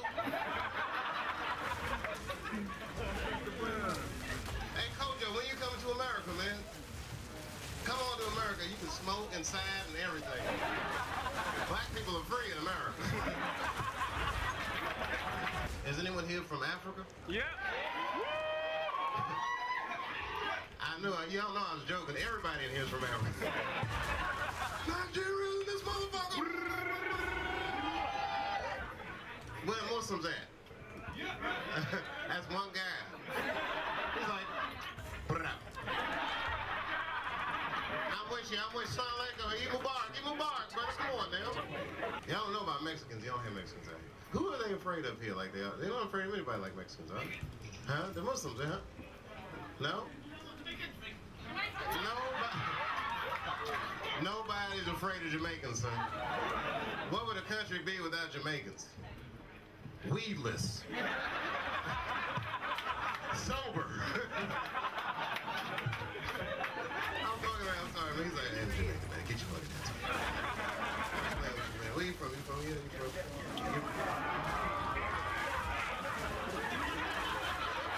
Did y'all hear that shit on my trip? Is there like a rugby match in the back or something? Oh. You're from where? Oh, you're from Nigeria, man. Man, y'all just happy because you paid the World Bank off and shit. America can't even do that shit. God damn. Y'all done paid off the global loan shark. Anyway, I don't know what's going on. shit. Oprah, no, dude, trust me. That's the last thing I want YouTube. Y'all YouTubing the shit out of me too. I gotta keep my poise. Y'all see that guy get tasered at John Kerry's speech on YouTube? That shit was the greatest shit of all time. People like, that you taser me, man! Help! He was like, help! And 900 people were like, no. We're not gonna help you. And the best part about it was you could hear John Kerry talking over the whole incident. Did you hear that shit? He was hearing in the background, blah, blah, blah, blah, blah, blah, blah, blah, blah. Did y'all hear what he asked John Kerry to get himself tasered? Did you hear the question? You didn't hear the question? He was like, is it not true, Senator Kerry?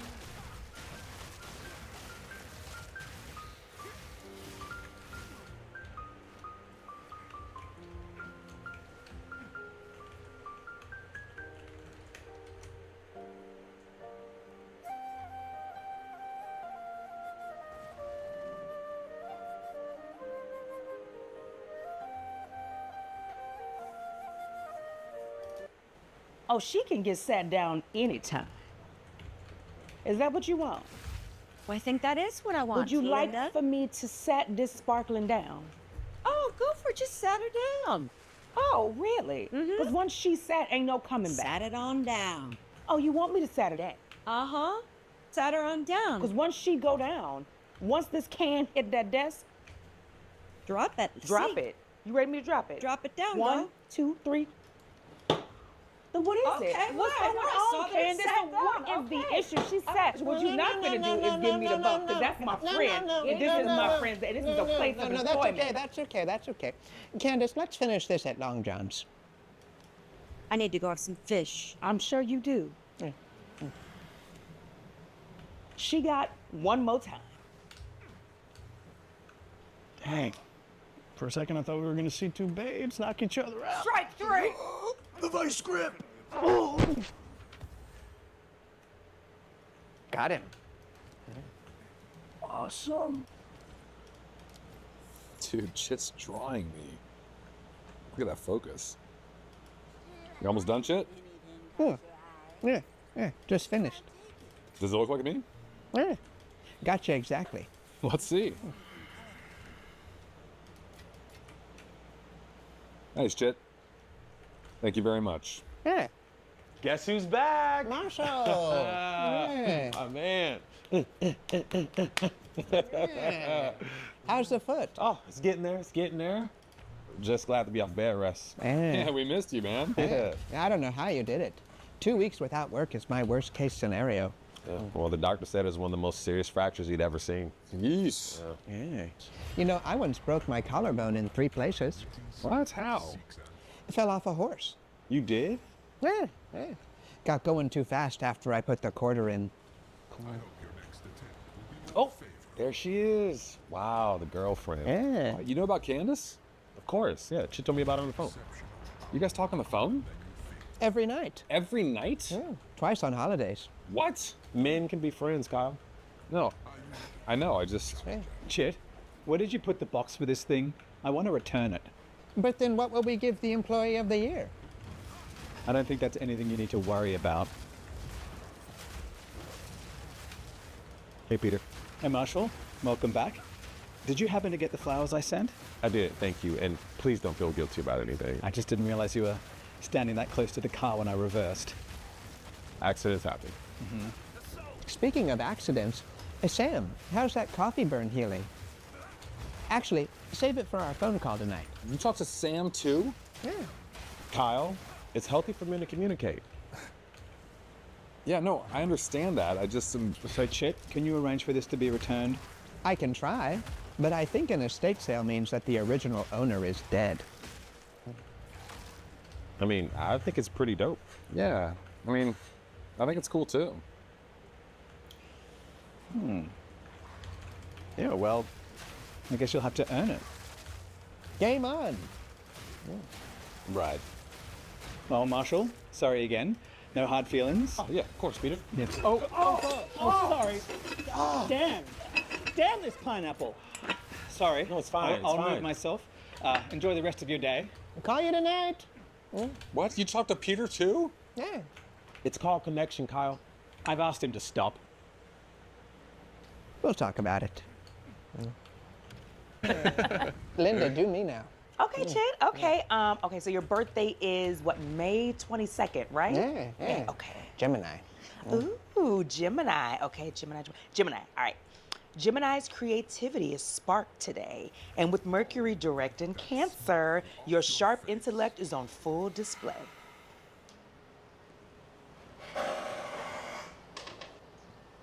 What? Whoa. Ooh. Uh-oh. Holy shit. Is that an earthquake? Ooh. What do we do? My computer is shaking. No. Ooh. Sam. Ooh. Shit. What do we do? Careful, Chit. Oh.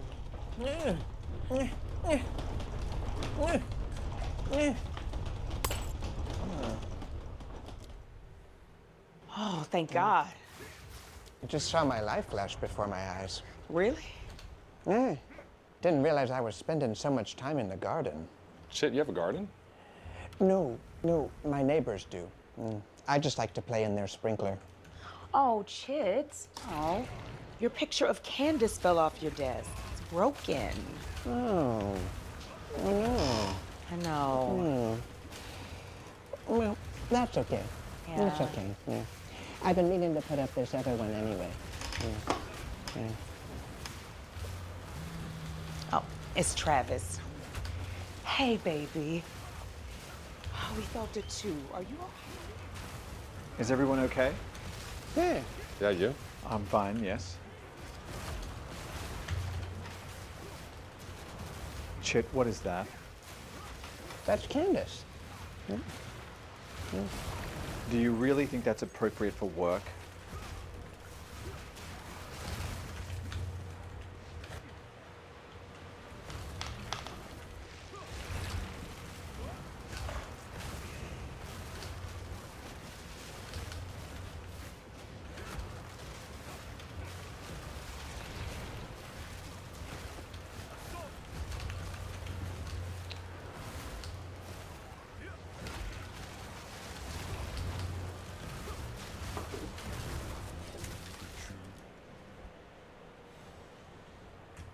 Thank you.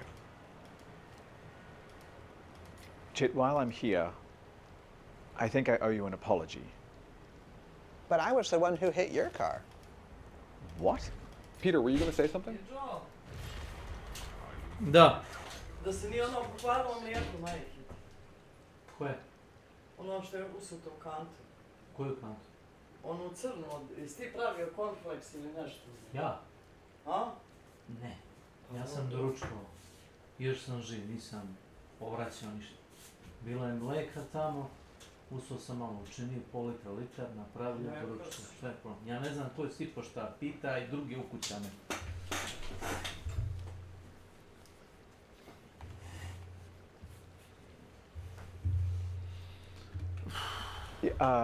Yes.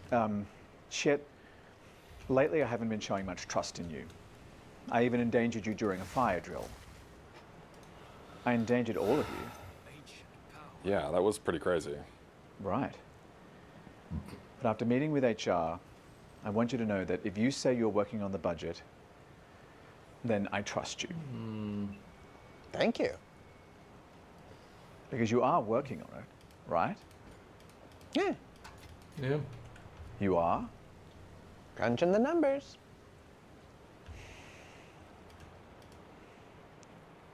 Great. It is great. Whoa, I don't think I've ever seen Peter apologize. Yeah. Right, Sam? What? Oh my God! Hey, Chit. Yeah. Hey, no episode today, huh? Yeah. Can't work on Labor Day. It's against the law. Well, I don't know if that's... Juice? No, I'm good.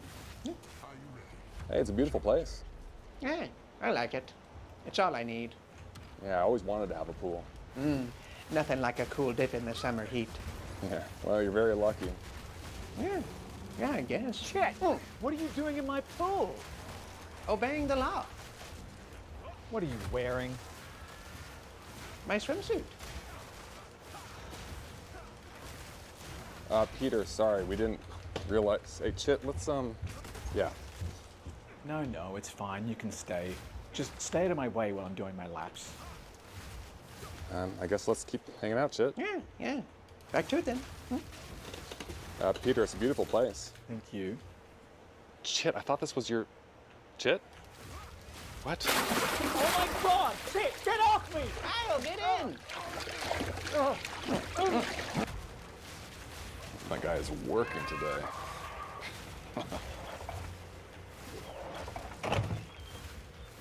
Chet, turn that off.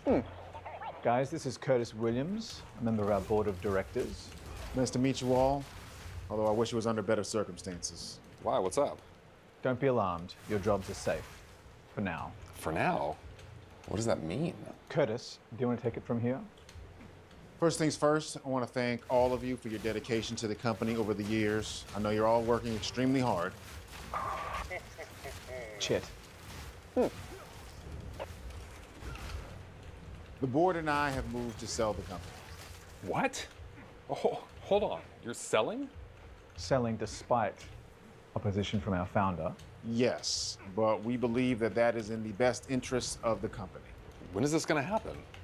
We anticipate in a few weeks. Oh, this is bad timing. I just broke ground on my new fire pit. Yeah. I know there's another news you wanted to hear. It's gonna be great for parties. Yeah, Chit, I know. I'm just trying to... Curtis, you like s'mores? Chit. Sam, I know you do. Hey, what are you guys doing next weekend? Chet. Curtis, thank you for coming in person. I'll walk you out. Don't give up so I can't believe this. This is a hostile takeover. Yeah. I say we fight. Chit, what? Yeah. This job is the best thing that's ever happened to us. Yeah. Let's make a plan to stop it. You think we can? Yeah. This is the lion's den. If not us, who? Yeah. You know what? You're right. Yeah. I mean, this is our house. Yeah. This is the lion's den. Yeah. Yeah, if we put our heads together, we can think of something. Yeah. Yeah. You know, Chit's right. If we work together, we can totally get... Chit! Yeah. Yeah.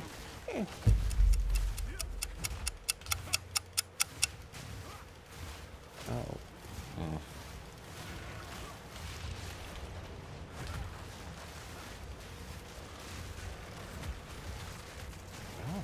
Guys, reminder that Richard's retirement party's tomorrow. Can I count on you both to be there? Yeah. It'll be a nice break from all this work. Right. Well, I thought it would be fun if the party was 90s themed, since Richard started here in 1997. Oh, Peter, that's a great idea. Yeah, one of your best. Yeah, I'm pretty pleased. So find a 90s outfit and I'll see you tomorrow. Okay, sounds good. That'll be a lot of fun. What? How did you already restack the... Any questions? Yeah, no. Yeah. Back to it then.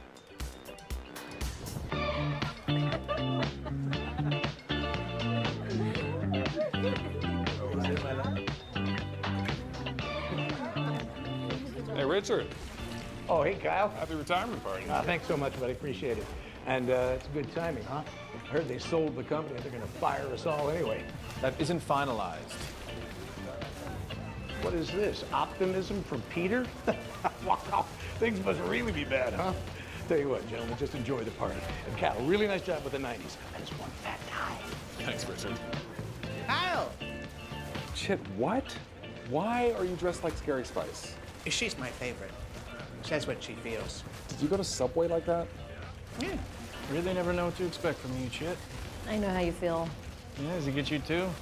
Almost every day.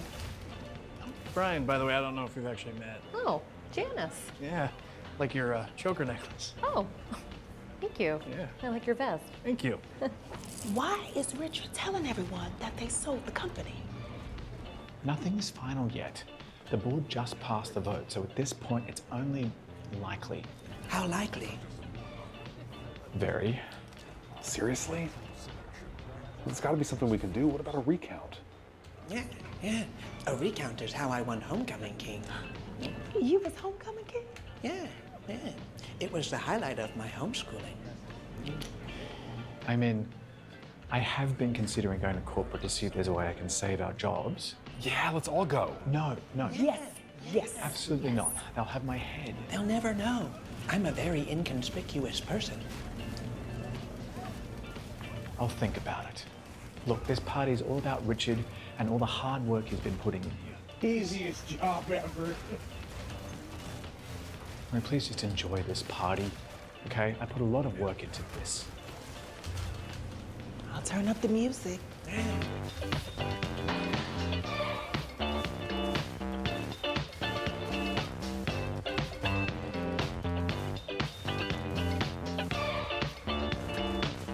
Kyle! You're not dancing, man. Yeah, I'm gonna get in there. Okay, because it's not a party. Shit! Have fun in my job. Oh, Richard, thank you. I'm really have some big shoes to fill, but I'm looking forward. Press fall! Huh?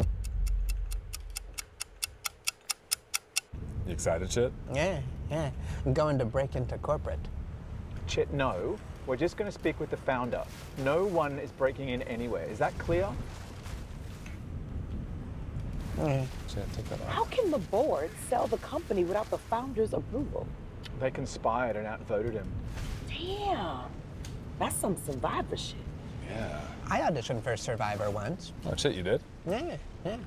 Almost got on, too. But at the last minute, I was poached by the producers of Wipeout. But that's why we're going, right? Is to help them fight? All we can do is express our concerns and try and get more information. And I really should be doing this alone. And we're a team. Like Ocean's 11, but hotter. Yeah, I'm sure Sam's fine in the office by himself. Jeez! What is this guy doing? He's cut me off twice now. Honk your horn. Chit, what? Honk your horn. Do you mean honk? Honk is the result. Punk is the action. What? You got a punk to make a honk. Punk. Like that. Uh-oh, he's getting out. Chit, this is why I didn't want to honk. You mean punk? Chit. Don't roll down your window. He looks angry. Well, just don't make eye contact. This is not working. It's not working. It's still there. No, Chit, don't. I mean, who the f do you... Sorry. What? Chit, how did you do that? Go, evil face. Got him. That's enough. I'm so stressed. I don't want to hear another sound until we get to corporate.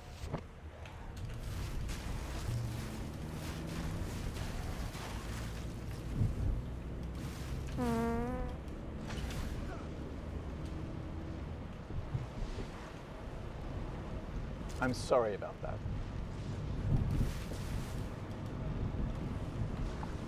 Peter punked.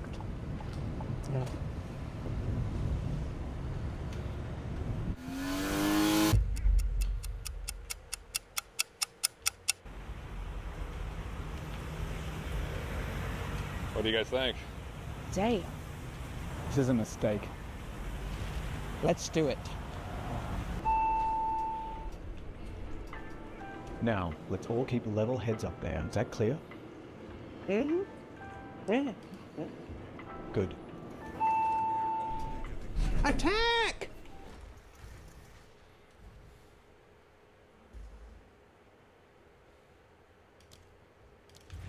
Spreads within your veins.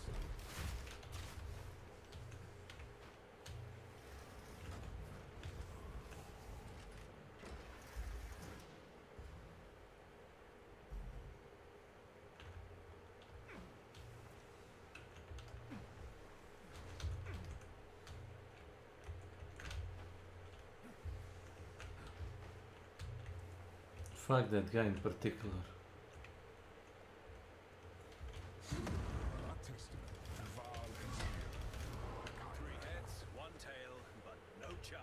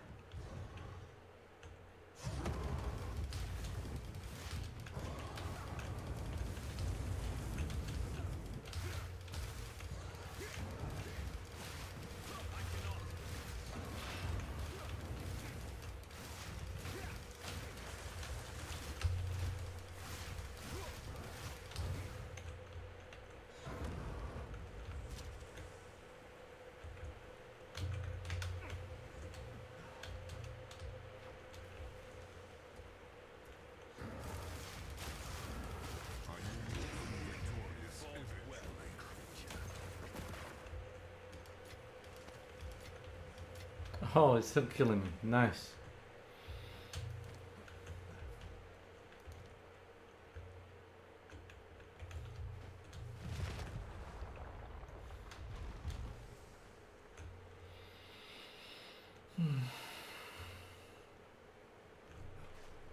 Chet, come here.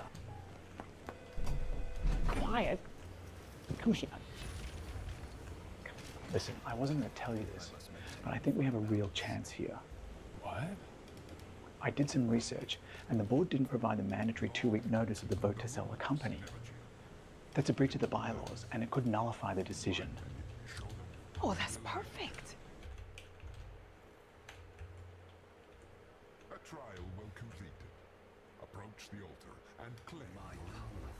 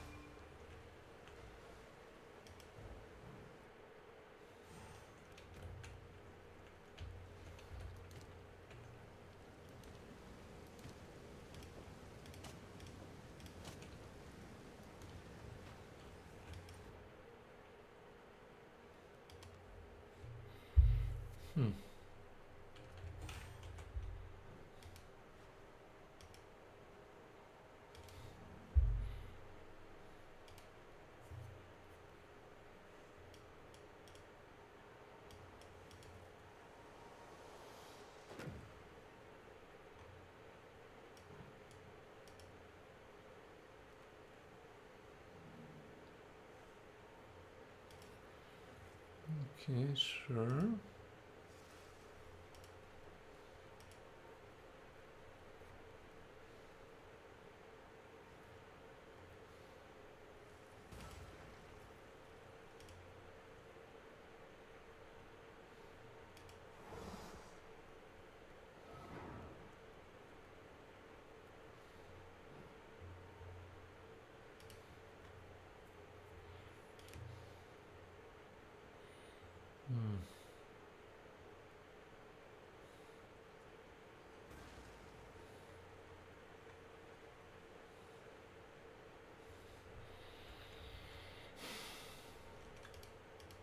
We just have to get the founder to submit a formal objection before the sale is final. Well, then let's go get him. Well, that'll be the hard part. I'm not afraid of a challenge. Once I played the back half of Pumbaa in The Lion King. Not now, Chip. Yeah. It's Curtis from the board. What? Quick. Quick, get inside. Quick. Go, go. If he suspects us, he could derail the whole thing. Oh, shit. Well, what do we do? We don't have to do anything. We just sit here and then he'll never even know that we... What? Shit!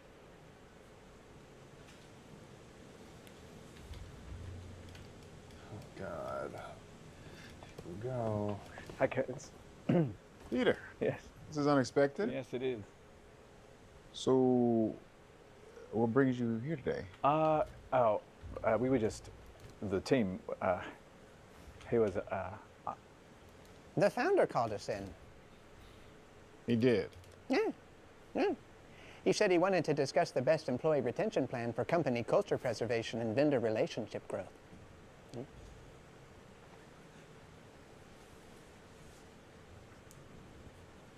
Okay, well, very well then.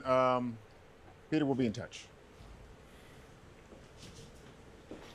Chit, how did you know to say that? It's written on that whiteboard over there.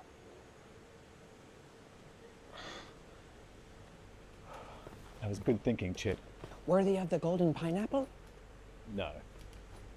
My heart is pounding. Mine does that anytime I listen to the Seabiscuit soundtrack. Where is this office? Can I help you? Yes, we're looking for the founder's office. I'm his assistant. You need something? We're here to discuss company policy and employee retention. Okay, I'm bored. Yeah, it's this one. Okay. Here we go. Sir? Oh my God.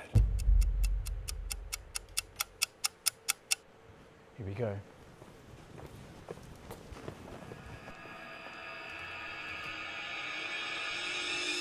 Oh my God. Chit? Eh. You're the founder? No. Just testing out this desk chair. Think I'm due for an upgrade. Who the hell are you? I'm Chit. Who the hell are you? Sir, I'm Peter Mason, the manager of your Centerville branch. Well, hello, Peter. I'm very sorry for this intrusion. We, of course, have the utmost respect for your privacy. Your vasectomy's been rescheduled. Sir, you can still stop the board from selling this company. Are you aware that the bylaws state you can... Am I aware? You see, I'm the founder. I wrote the damn bylaws. Is that a yes? So you're just letting them take it? Why shouldn't I? This company isn't the same as when I started it, when I was 22 and gorgeous. What? Back then it was like family. You know, the employees were my children, and I was their classically handsome father. But everything's changed. You know, not everything. Hey. Anyway, you're too late. They sold the company this morning to Trust Corps. They're gutting the place. So we came all this way for nothing? Not nothing. Look at that view. Sir, please. Yeah, don't try to make me feel bad. But we're just trying to keep I know the what branch... you're trying to do. You're trying to make me feel bad. You know, I'm looking forward to this, yeah? I finally get to catch up on The Masked Singer. So you don't even care what happens to us? Linda. No. I want to hear. What the hell are you still doing in my chair? Let's go. Founder, you dead wrong. Some of us do still see this job as family. That's right. We have each other's backs. Oh, yeah? Well, good for you. Fall! Ah! What? So you're saying that we're all getting fired? I'm saying that you're all being let go by our new owner, Trust Corps. And I know this is all sudden, but they've asked for an expedited transition. What does that mean? It means that today's our last day.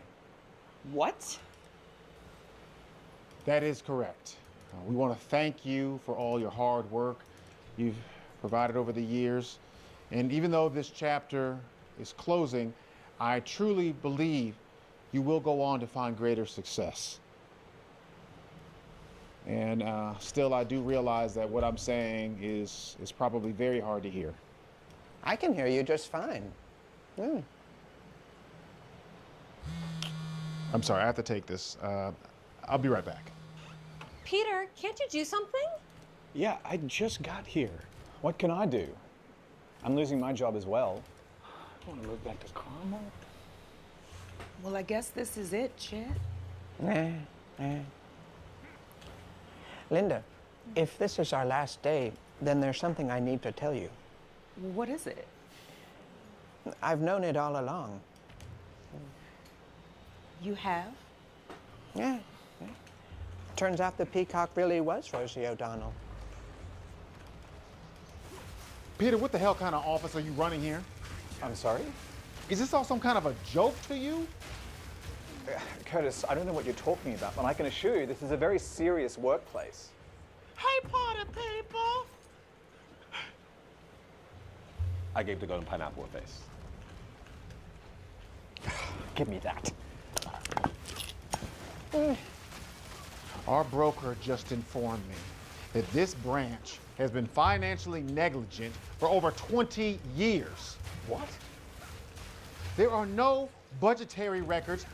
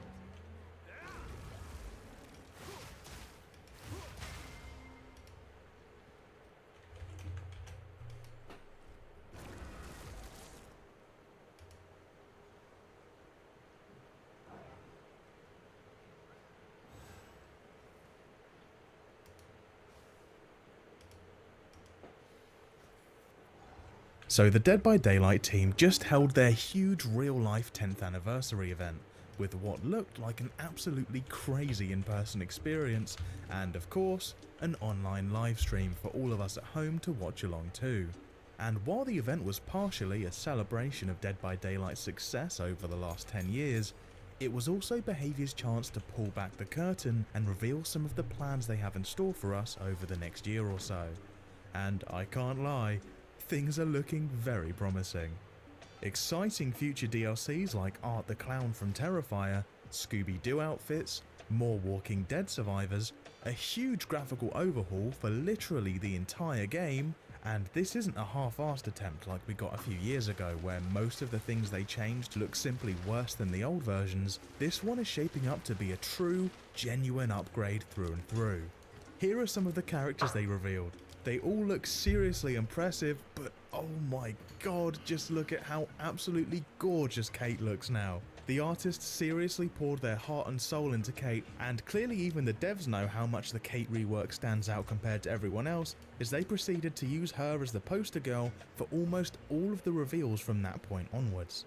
And while all of that looks very exciting, there's another juicy goodie they revealed that I want to talk about today. So, something we want to do, and we have wanted to do for as long as we can remember really, is to give you tools to be able to create new things. So, in addition to the visual updates, we will officially be opening up Dead by Daylight to what we call sandbox modding.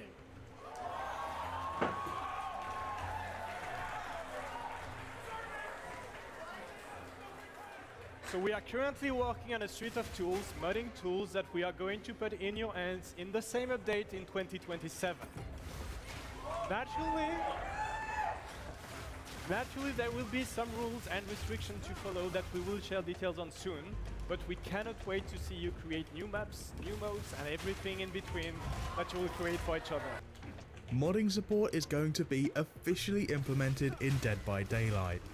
While they didn't have much to say other than it's coming, since it's still a very long way away, there's still so much for us to talk about, as modding support will be absolutely huge, beyond game-changing, or at least could be.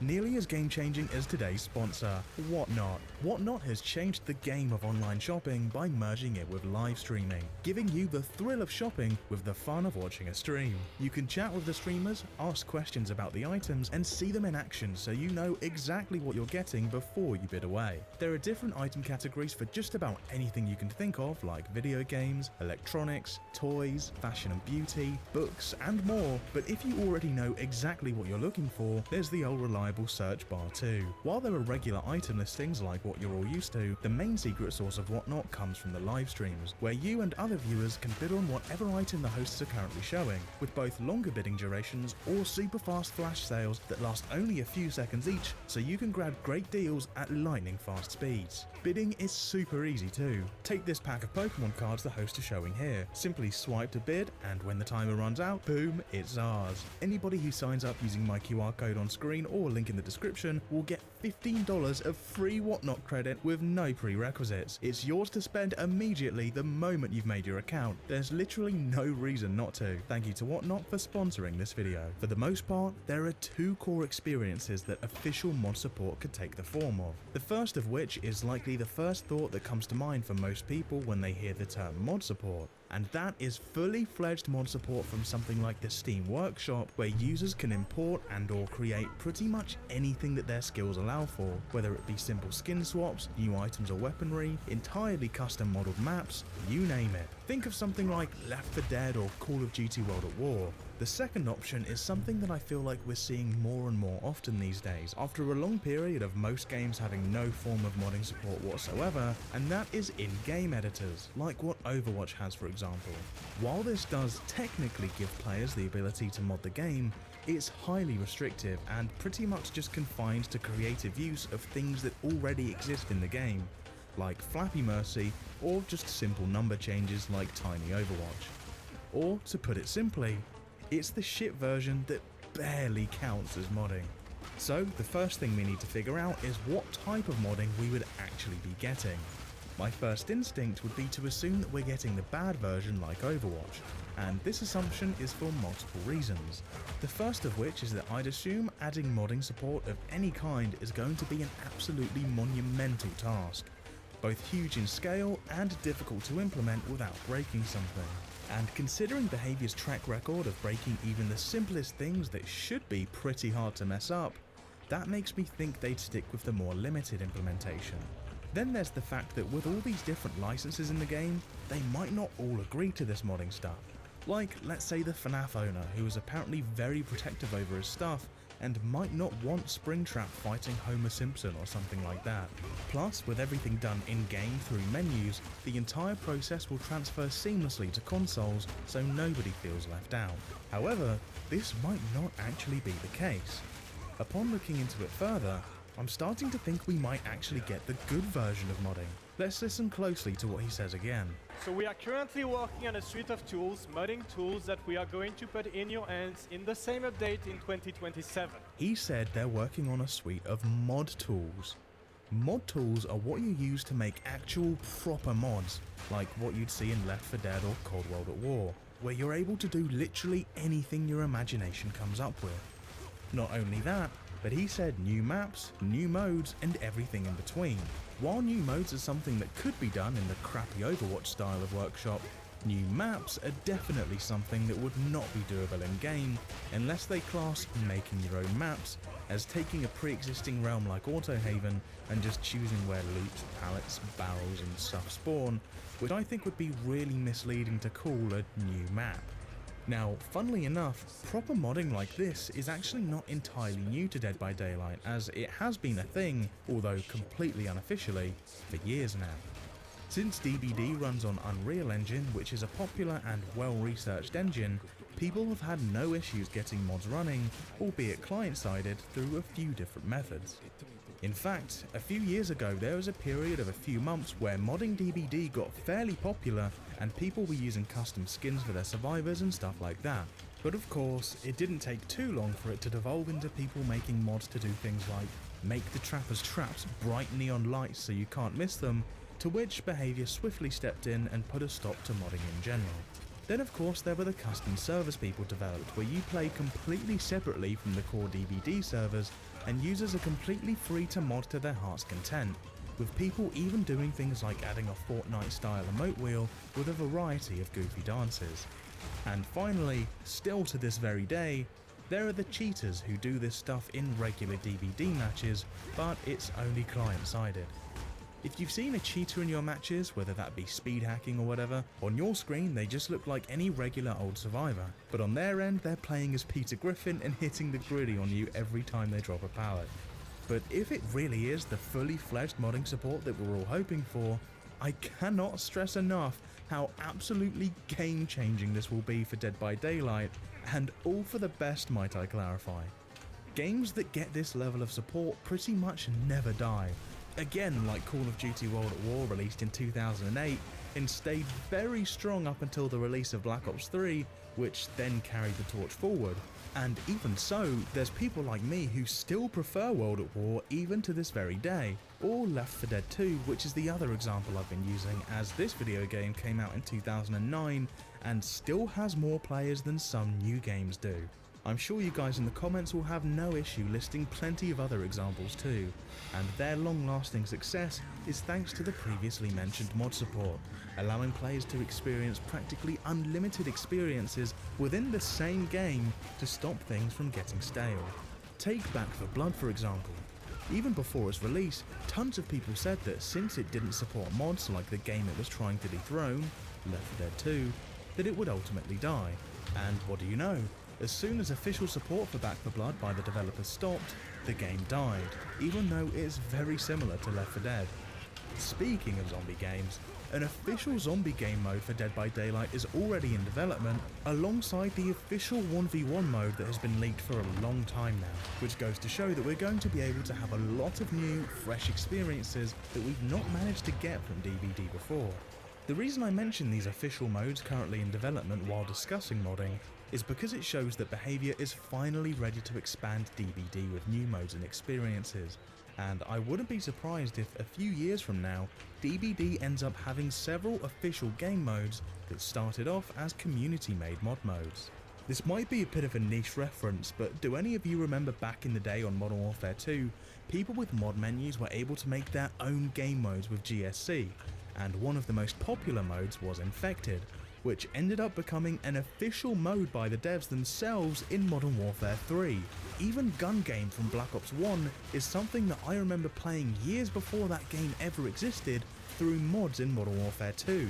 So if somebody uses DBD's mod tools to make a really fun game mode and ends up becoming one of the community's most beloved modes, I wouldn't be surprised if we saw Behaviour themselves officially implement it. But the potential beauty of mod tools won't just stop at wacky creations. While Behaviour is finally showing some love to the competitive side of the community with their 1v1 mode, I think that the mod tools have potential to be the thing that really pushes the game's balance forward, as us players can take a crack at doing some rebalancing, and if it's done well enough, again, people will fall in love with it, and Behaviour will likely end up implementing those balance changes. For instance, I don't know about you, but it wouldn't have taken me 6 years to reduce the Blight's movement speed if I had mod tools that allow for these kind of changes. Or even for rework ideas, if we were skilled enough with the mod tools, we could just cobble together a demo of our proposed reworks instead of trying to convey it through text. Then, through testing it with friends and then the wider community, we could see if it's actually a good idea or not. Plus, there's also the thing that mod tools most often end up being used for: goofy, jokey fun. Assuming it allows for it, I'm sure it won't be long until somebody recreates Rust and makes a Deathslinger quickscope match mod, or a hillbilly racing map, or something even as simple as regular plain old DBD with an emote wheel. In fact, now that I think about it, the potential outcomes from successful mods go beyond just getting added as an official alternative game mode, but even potentially transcending Dead by Daylight entirely. There are quite a few games like Dota and Counter-Strike that started off as mere mods of pre-existing games, where they became extremely popular and ended up progressing into hugely successful standalone games. And since DBD is such a drastically different starting point than all of those other games, the potential spin-offs from DBD mods could be incredibly unique and end up as their own games too. Again, assuming that we get proper mod tools, the possibilities would be almost limitless. It's worth noting that even in their initial announcement, they did say there would be some rules and limitations with the mod tools, but I really hope we do get genuine mod tools and not some pathetic junk that technically counts as mod tools.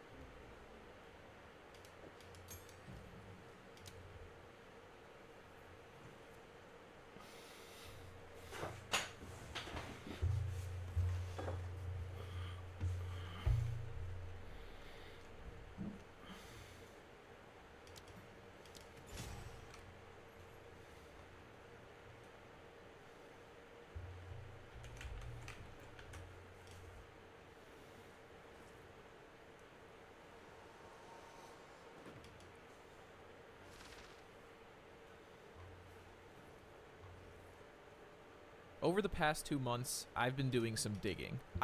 So the Dead by Daylight team just held their huge... I gave the golden pineapple a face.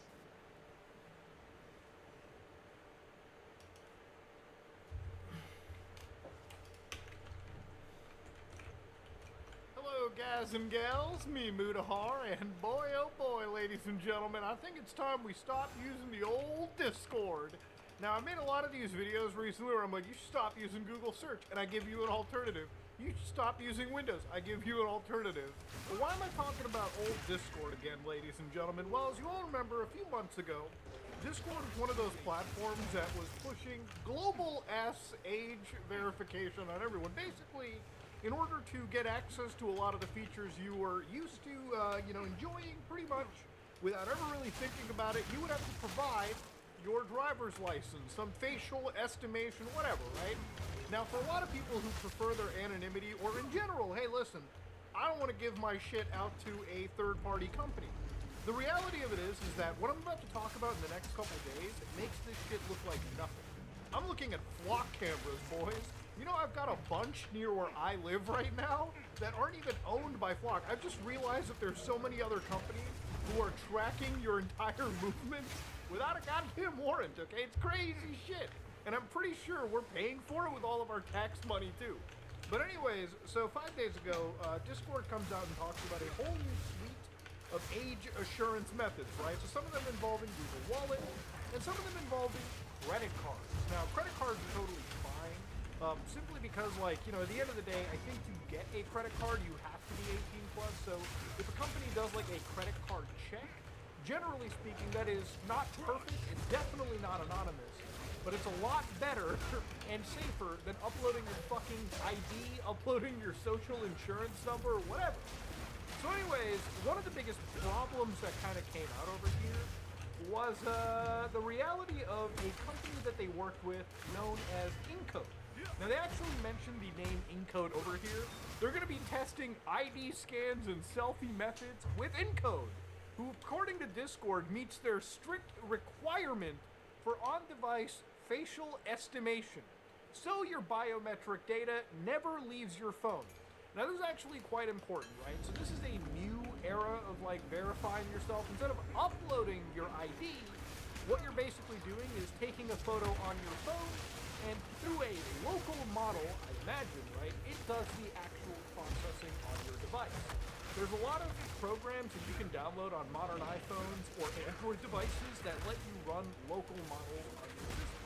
And surprisingly, those local models can also analyze images. Are they perfect? No. But that's where these companies come in, who have special models that I guess are dedicated to better working in this specific field, right?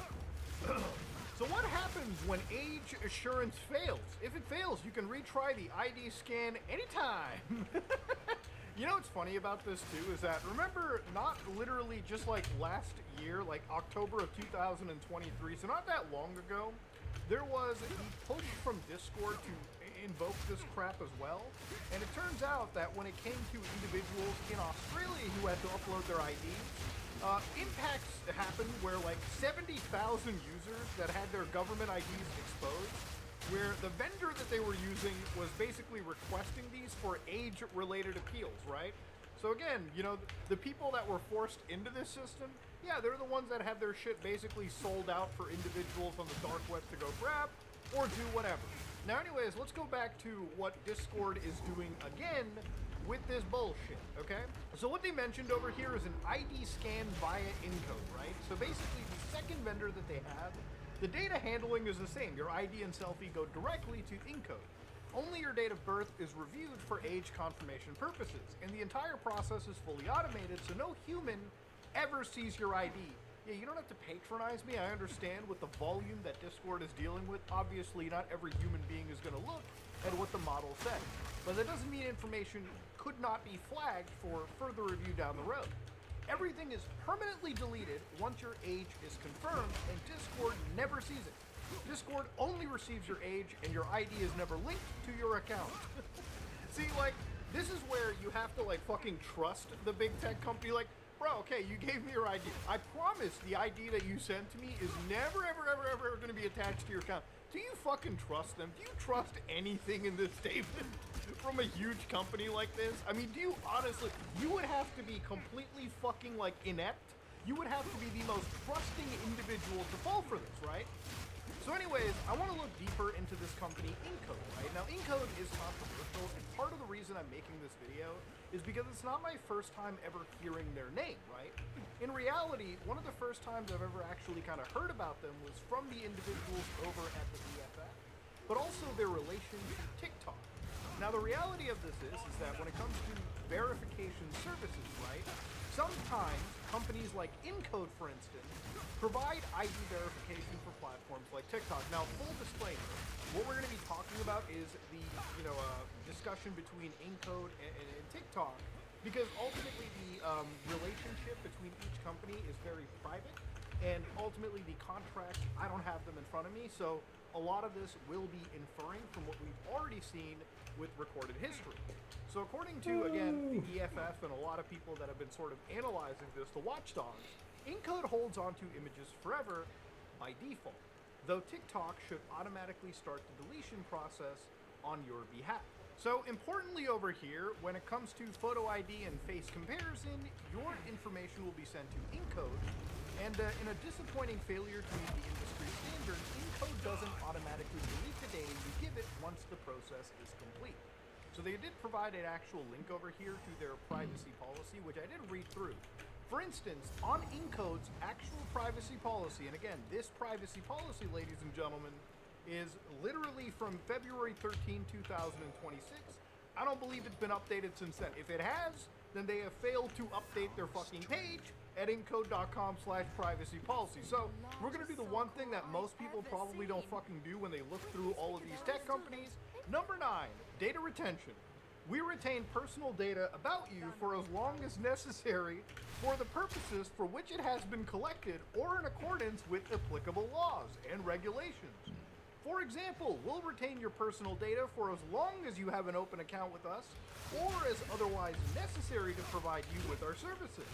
In some cases, we retain personal data for longer when we have an ongoing legitimate need to. For example, to comply with legal, tax, accounting obligations, disputes, or collect fees owed, or where it is otherwise permitted or required by applicable law, rule, or regulation. Because these needs can vary for different data types in the context of different services, actual retention periods can vary significantly based on criteria such as whether your personal data is reasonably necessary to manage our operation, to manage your relationship with us, or to satisfy another purpose for which we collected the personal data. Whether your personal data is reasonably necessary to carry out a disclosed purpose that is reasonably compatible with the context in which we collected the data.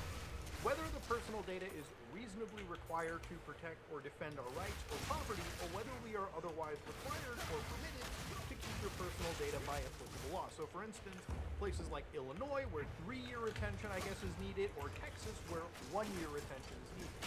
So where personal data is used for more than one purpose, we may retain it until the purpose which the related period expires. So no, this is one of those situations where even if you're Discord, I think Discord themselves are putting a lot of trust in all these companies to basically be deleting things after, like, their use. Now, whether they follow through, again, I would have to see the exact agreement Discord would have had with companies like Encode. But again, just inferring on the past relationships and just reading this, I'm not having a great fucking time. So, of course, there's different rules for different states, but importantly, I wanted to see what they use your information for, right? Like, is there actually, like, some examples of what they're collecting and what they're using? So here, what personal data does Encode collect, and why does Encode collect it?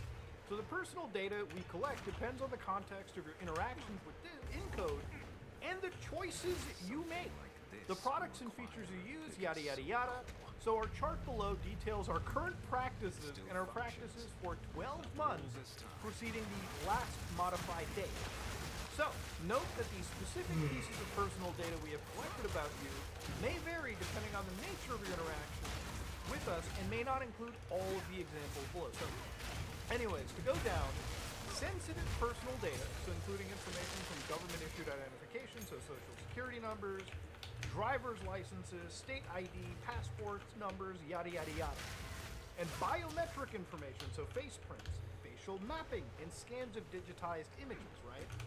So, again, that's the information. So again, face scans, your fucking ID, yada yada yada. So purposes for collection, use, and disclosure. So in their own fucking privacy policy, they said that basically it's to provide services you ask for, so including operating and maintaining our products, and to train the AI/machine learning models we use in operating and improving our services. I mean, like, dog. Like, come on, man. 1-800, are you fucking serious, my boy?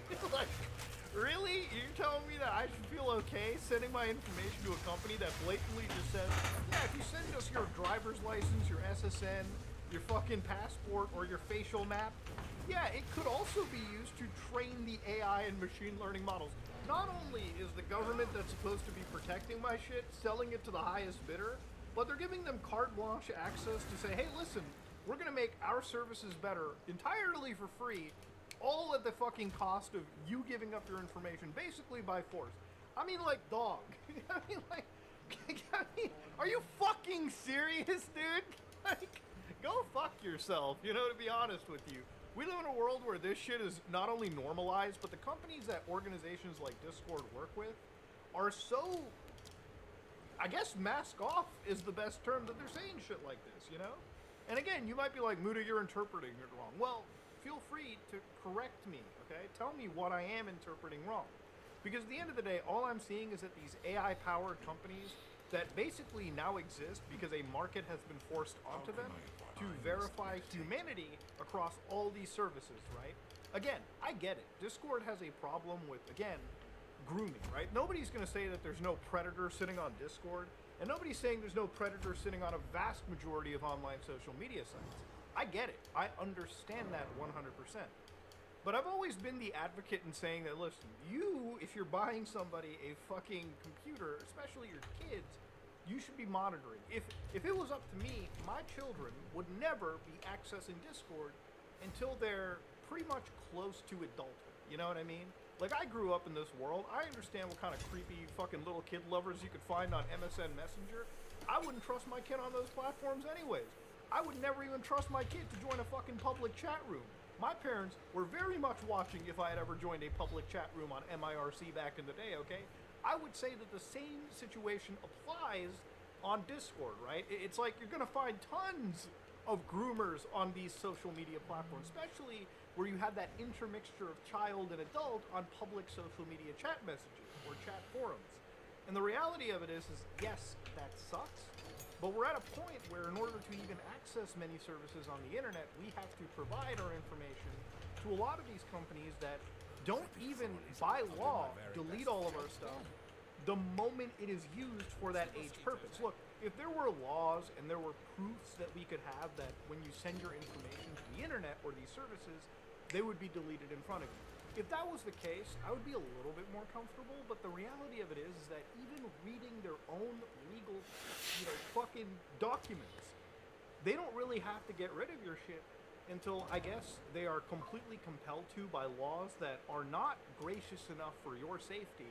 And ultimately, at the end of the day, it's such a vague, a lot of vague terms are used in this situation where it seems like for a while, whether it be up to a year, 3 years, or maybe even more, who fucking knows, your stuff can be removed. Unless Discord is going through every single, verification and making sure that your shit is safe from this company that they're working with or partnered with, which honestly is one of those things where I don't even know if Discord is fucking trusted entirely.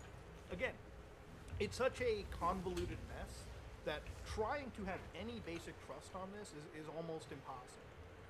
Now, you might be like, well, Muda, what option do we have? The reality of it is I'm not going to sit down Discord's throat and basically say, oh, it's entirely their fault. But I am going to say that Discord is definitely large enough to be able to combat this, be able to at least raise some awareness, or be able to at least offer some pushback to these governments. But I get it. I understand.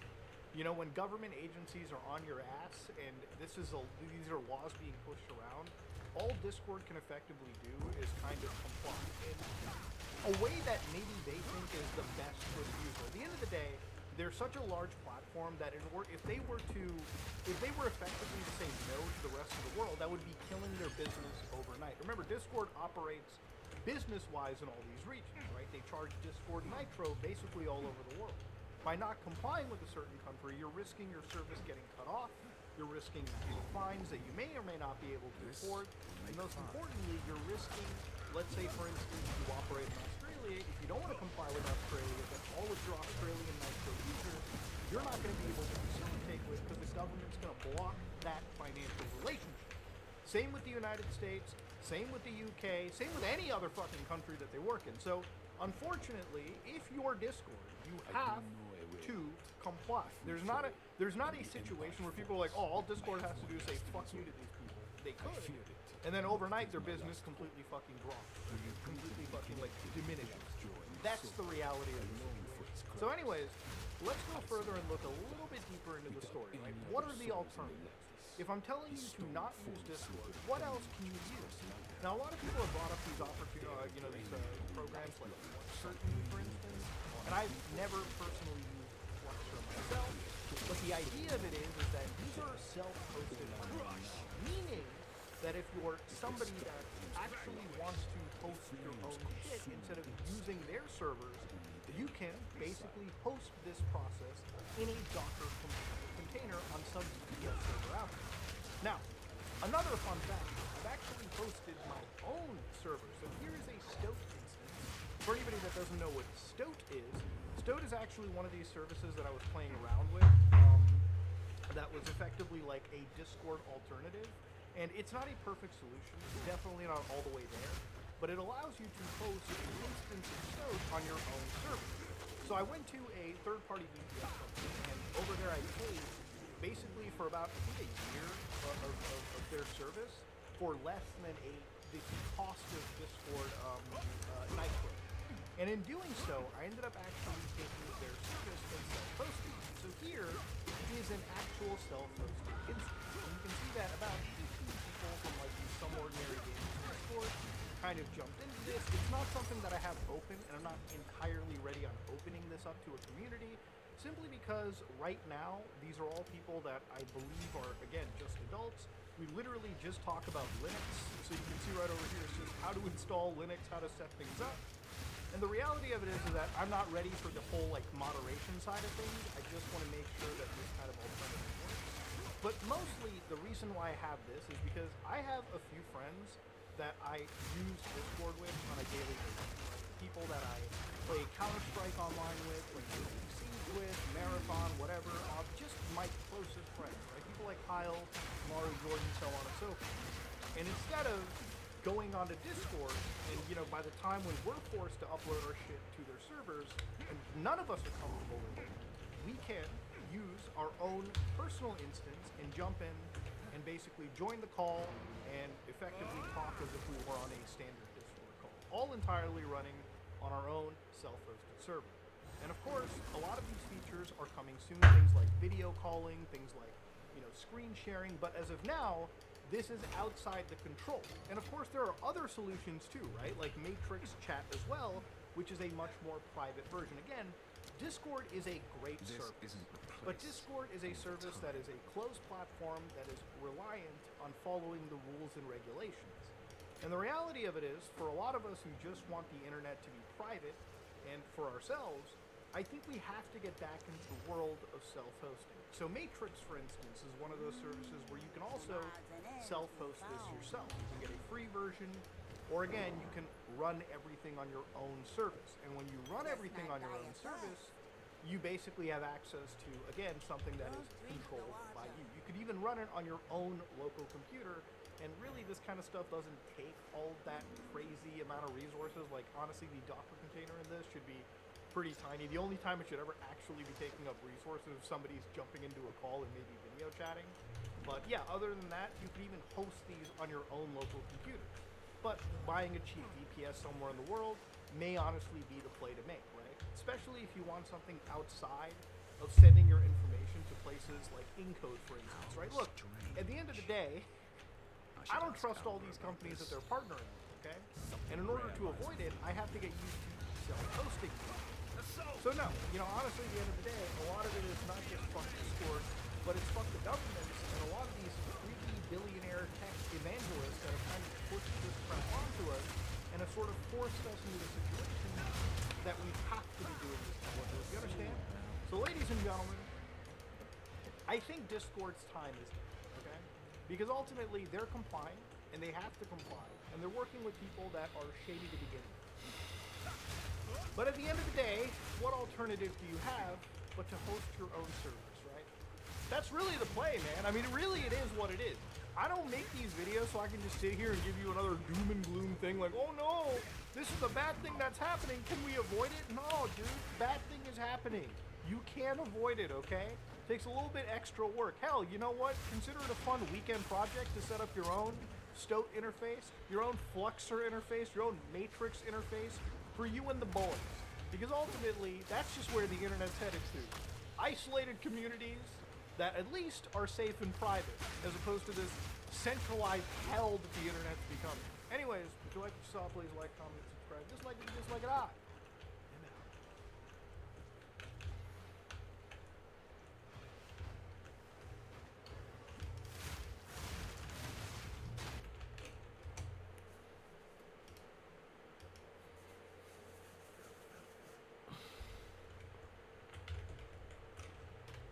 So we're going to keep on doing some solo queue Survivor gaming, but the challenge is I am not allowed at any point to complain about teammates. No complaining from me about these games, and we'll see how much solo queue wishes to test me, but I am going to be the model of positivity, just understanding that DBD is a game for all skill levels, and you know, I don't know everything, so the way that I want the game to go isn't necessarily how the game should go. Understand that, and we'll get through this an absolute breeze. Groaning Storehouse Macmillan, good stuff team, let's get it going. I've gone the wrong way. Nurse. What an interesting challenge this will be. Now, we've had some fun nurse loops recently. It's all about line of sight denial. It's about running unexpected lines. It's a different way to play the game, but an interesting way to play the game, as I think they might be on us here. Keep on going. Yep, so.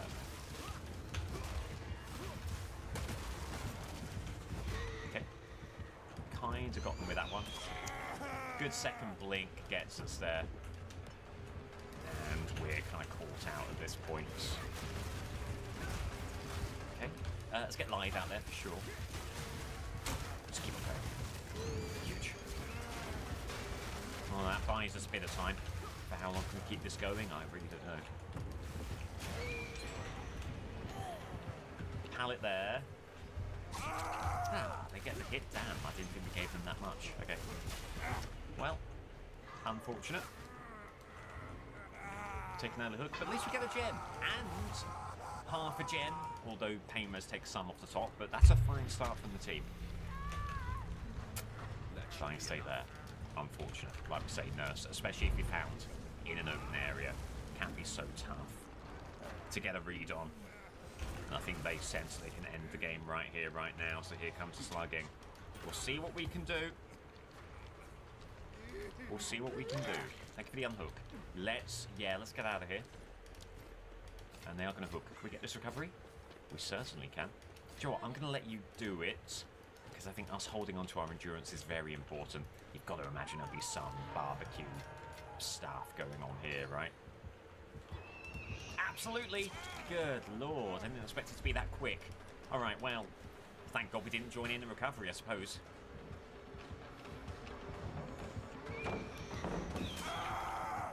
Unlucky. Bright idea, just Nurse is able to too quickly counter what you want to do. Tough. Well, the team gets the reset. We're on the gen, briefly. Very briefly. Yep. I see we'll make it. We're not going to have any time for the heal, I guess. I don't know, do we try and help out with this gen? Oof, Surge, I presume. There as well, we're going to go. I'm in real trouble now. And body blocking Nurse, I mean, good luck, right? I'm so sorry, Tae Young.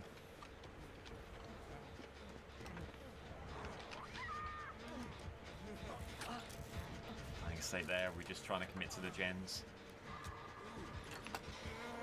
I don't really know what we're doing here. We'll work on this for now. May as well get our toolbox out there. They're on us. Whoa. That was an odd set of blinks there.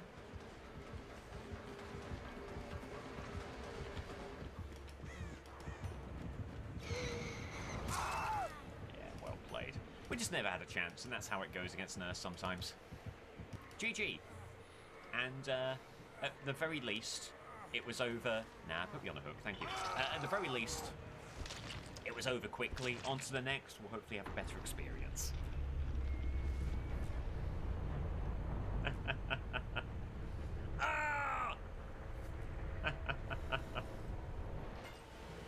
Marvellous.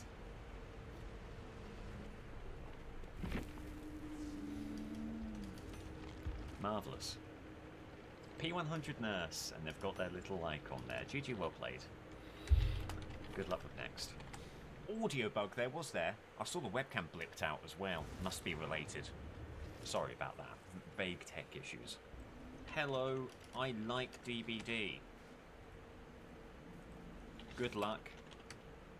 See, isn't that nice? Just been playing my own games. How have yours been? Mine have been a real challenge that I've been excited to tackle.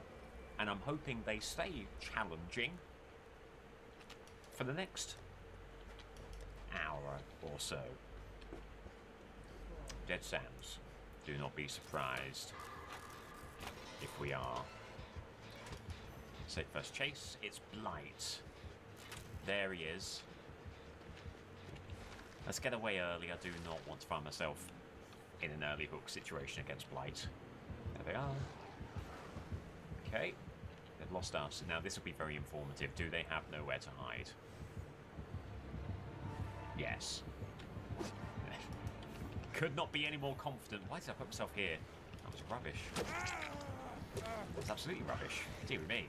Must do better than that. Alright, you off. Okay, fair enough. I'm over here. Can I take a heal? I'd love a heal. Thank you. Thank you so much. Thank you.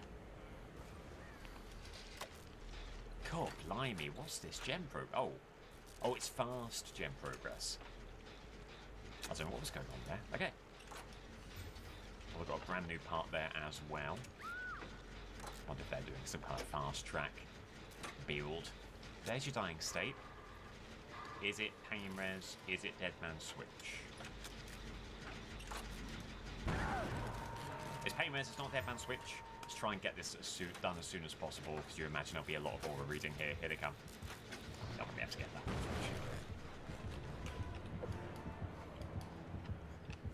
Damn shame. So close. Okay. So this time, pallet here. Well played. Fake. Just barely got hit there. Oh, I've never seen enough. This could be a ploy, then I'll be coming right back. Nope. Looking to keep that gen pressured, it seems. There's the unhook. Get the toolbox out there just on the off chance we can get this before pain res, but I doubt it. Although pain res might hit on that gen rather than this one. Shame. Right, and presumably barbecue will bring them right back here again. Maybe not. Maybe not. Then again, maybe. Then again, maybe not. Jesus, you're right. Terrifying. Right. Yeah, let's get the gen. Adjor, listen. You're going to have to heal me because we need to go in for the save. Alright. Listen, you've got other priorities and I respect it. That's fine. I'll go in for the unhook while injured and maybe it'll be okay. They've taken a dying state. Disappointing? No. There's an element of vindication there for sure. Get the unhook. We can start the heal. Are we able to finish this? There's no way, I'm sorry, we've got to go. We've got to go. That's going to get back on us. They went wayward and thank God. Stopping back. Well played. Do we still get a window here? We do. Just very sluggish to turn the corner there. Ooh, but the whiff. Hold that line. Come back around. Well played. They do it again. They do it again. Alright, well, no doubt, very, very, very tough start to this one. Good news is we have burnt through all of their pain res stacks, I believe. We know about one up nowhere to hide, so we can counter that accordingly. Looks like the team is going to move in for the save. We do need to find a way to get on a gen and just get some kind of positive things happening for the team. Let's give to pain. We can try the heal. That healing speed is absolutely extraordinary. Looks like we'll just have enough time. Time very, very fleeting though for getting the save, so in we go immediately here. Oh wow, hang on. You lost him somehow. Deary me. What's the play here? Try and get this gen moving.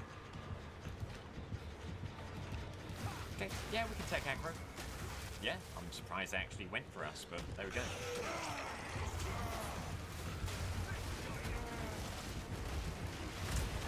I don't know where they are. There they are. Good lord. Okay, they give us the window. Nice. Oh, I hate that they got that. They got that rush there, but thankfully we were able to circumvent it. And they've seen enough, okay. There we go, decent loot. Can that be a turning point for this team? I don't know. I don't know. We can stop the gem regressing. Try and commit here. We have some hook states still to give, not as many as we'd like at a 5-gen spot like this. State, okay. Gem pops, can we get a heal on you? We're gonna have time for this heal. Oh, the bubble. Oh, the bubble. Oh boy. It's an unfortunate situation there. Too many gamers, not enough tile. Can you get to the pallet at least? Yep.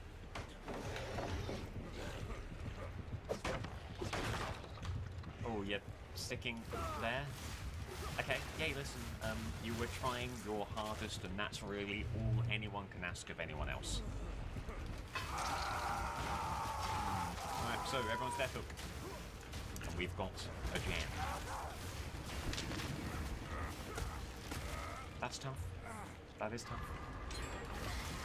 There you go, there's a second gem. Alright, well, the unhook, there it is. And the heal.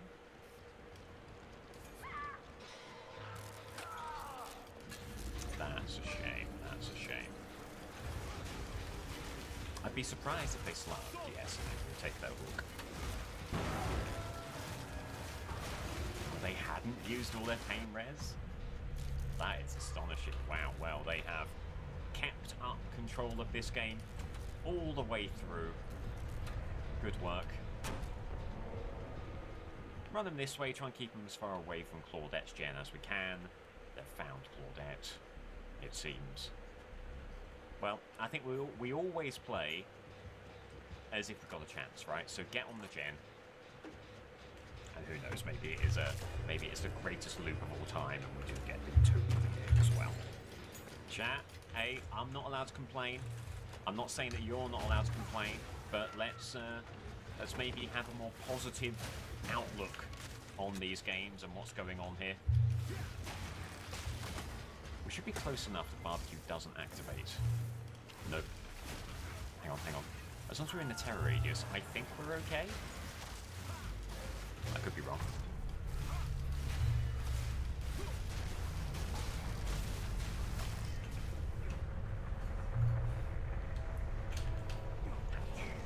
Oh, I heard it.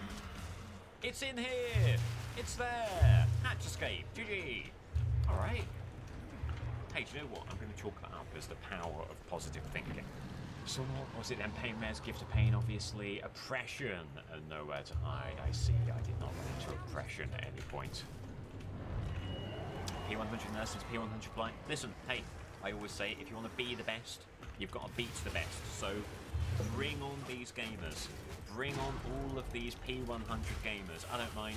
2 solo queue games, 2 very tough ones, not a single complaint has been uttered by me. And I'll tell you what, if we're not complaining during those 2 games, I think we're in a good spot. RPD. Alright. Artist. Okay, well, we were playing Artist on RPD, now we're going against Artist on RPD. I wish them all the best. Oh, but that just misses. That's gutting. That's really unfortunate. Finding a way, trying to find a way to not only break line of sight, but to get verticality here. Oh, God, the headset's gone. The headset's gone.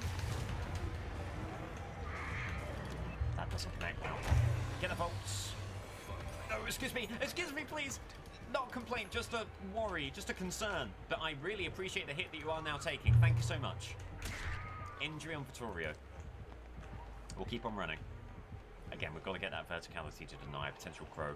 There's a dying state. Okay.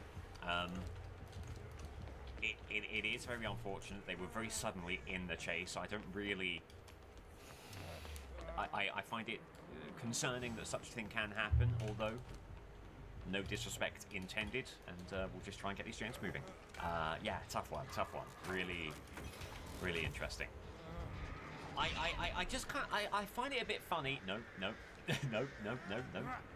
Can't say that. Nope. Keep it moving. There's an artist. Okay, we'll try and get the unhook. Risky, but there might be an opening that we won't have later. Can't do it. We were wise to pivot away. That missing is a huge spot of luck.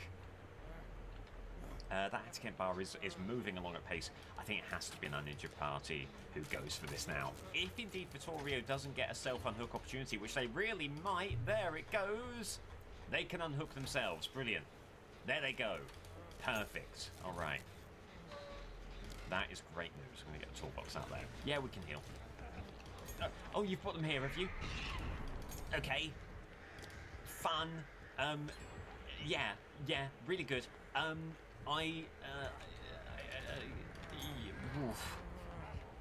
Alright, let's split up a little bit here, because I'm not 100% sure on where Artist has gone at this point. There they are, okay. Ooh. They just spotted us at the wrong time, but we've got plenty of distance on them here, in fact. Yeah, just send it. That not connecting is huge.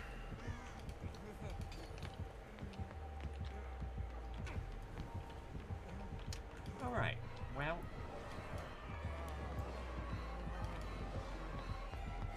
keep on moving. They set up a crow. Oof. We get the pallet? We do.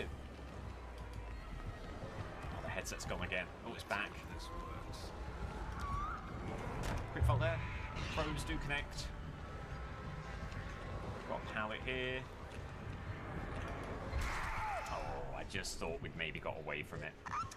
Alright, listen, here's the thing. Artist taken directly to us. It's better that we take a hook than Vittorio taking a hook and potentially being in a death hook situation there. So they made the call to hand Artist to us, and I think there was a very good argument that that's the best thing to have done for the sake of the team. What a gutting pain res to take there.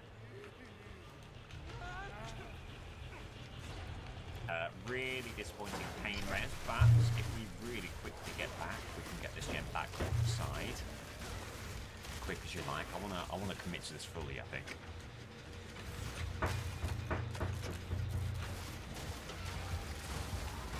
Unfortunately, not quite able to commit in the way that we would like.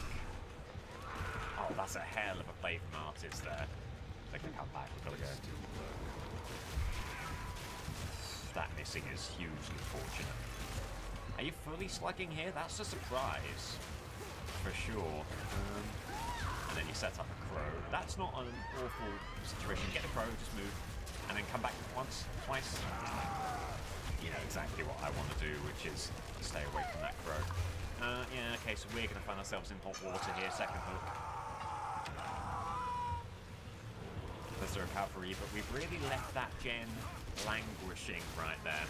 We're in a really good spot, a far better position than we have been in either of the previous two games. Do we have the will and the wherewithal to stick the gems? I would appreciate the heal. I will appreciate a heal here. Another great game. Oh, it's brilliant. It's really good. I think there has been some good loops, some good time taken. Artist has made some good plays. They're no slouch. But I think this team has what it takes. I do. I see a lot of potential in this team. This team is a rough diamond, just ready to be shaped into a beautiful gem. And it starts here, on the generator. You've got a crow. Be careful.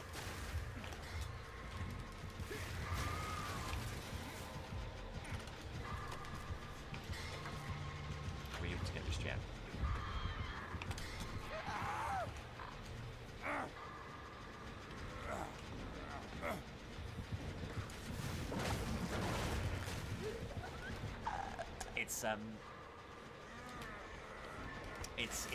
It's a shame, isn't it?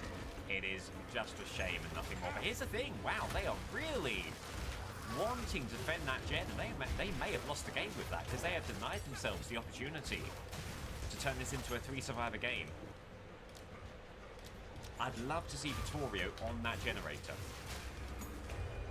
Don't get me. I'd love to see you on that generator. I'd love to see you on that generator, please. Thank you so much. Yeah. No, the gen. No, the gen. I'd love to see you on the generator.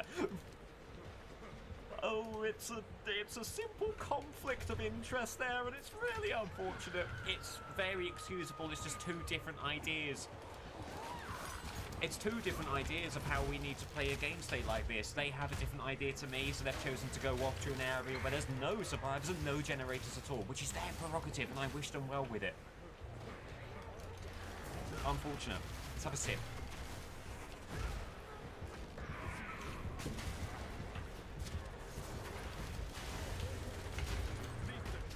Dustin has the crows, the injury.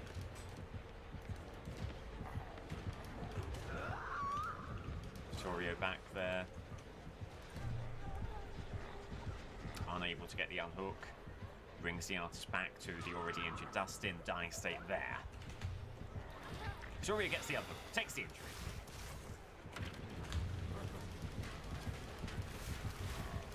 Meg running off a sprint burst. Gets the recovery on us. Which is really disappointing. Now we are trapped here. Get out.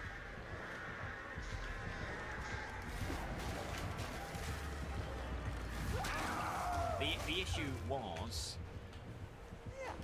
we were unhookable, having been slugged twice.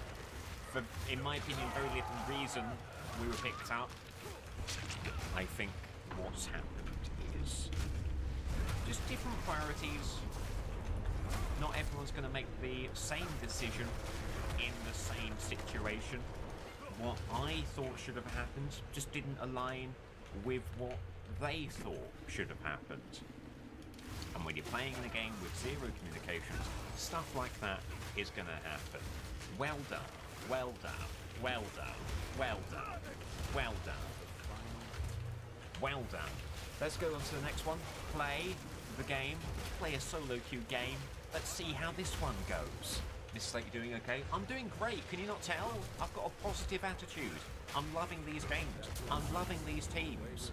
It would be boring if we lived life and everyone did something completely predictably, you know? The joy of humanity is in the spontaneity of others. And we're seeing that spontaneity today. Oh yes, we are. Everyone's feeling very spontaneous today. Okay, Nostromo. This mechanism hums, tuned with the stone land. Nice life, bro. Thank you. I'm very happy with it. It's Trickster, and it's first chase. Wow. Very excited to take first chase against Trickster. I was just thinking, actually, that we've received too little aggro so far today, so I'm glad that's being rectified. We're in a horrible spot. We've got to use the pallet for protection, but our days may be numbered here. Unfortunate. Up we go. Alright. We at least have a lot of gem movement. If only I could have found a way to take a half-decent chase, that would have meant something.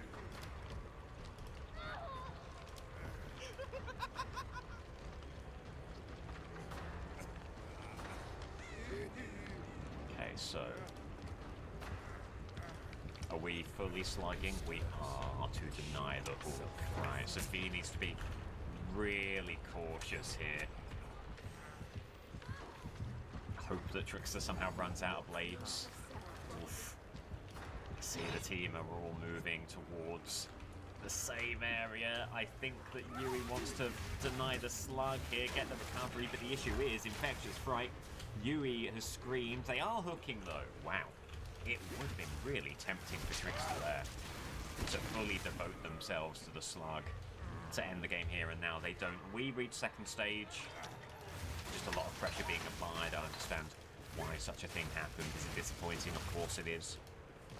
But these things happen. These things happen in DBD. We have to recover from the adversity. And, you know, put simply, we need to make a play. I'm not going to free up the hook. I've fallen down. Let's get back up. Okay, thank you, Yui. Don't look at me. Let's get this gem. This gem should be close enough for a bit of commitment.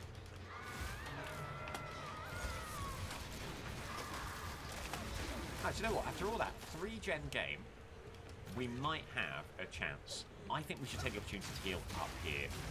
I don't believe the Trickster will head this way now that gem has gone. Yeah, lovely reset here. We're saving the Deathhook Survivor until last for the reset. No, we're not. They just need a demand. So look, you, but I commentate like it's a post-match interview for a manager who's getting sacked in the morning. Listen, I asked all I could of the team. I think times like this, it makes you question your love for the beautiful game. Party's over. I disagree. I think the party's only just begun.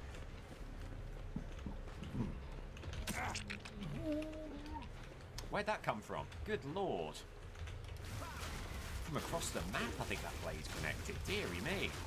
Right, on the gen. On the gen. There's the unhook. They're hopefully holding Trickster's attention. This might actually be a decent game.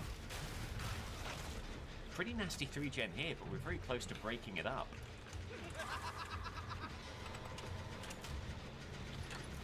We did the gen? Massive, okay.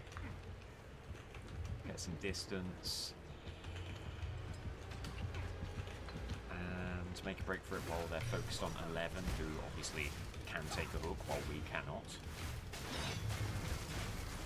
There's a bit of progress here.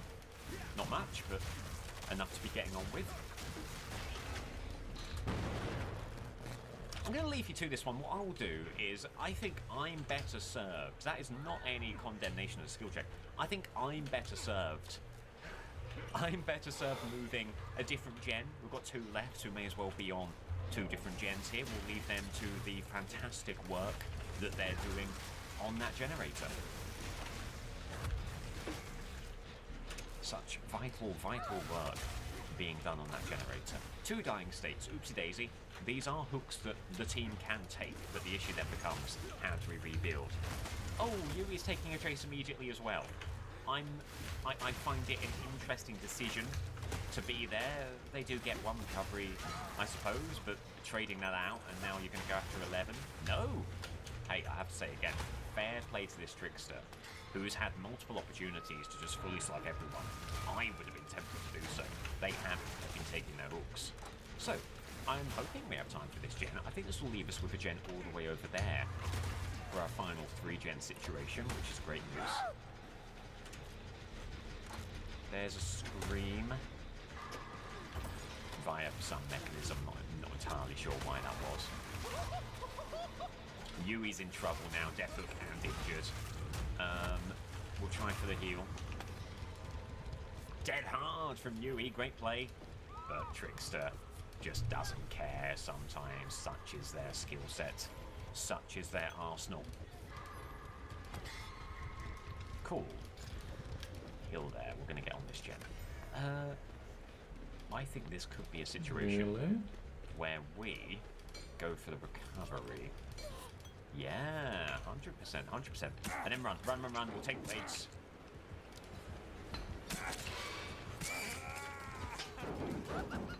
We found ourselves in a very vulnerable spot right now. Ooh, but they leave us. That is a real surprise. I thought that would be them going in on us and us taking our leave from this game, but apparently not. Ah, they're right back to Yui, and there's a dying state again. Damn shame. And they will take the hook this time.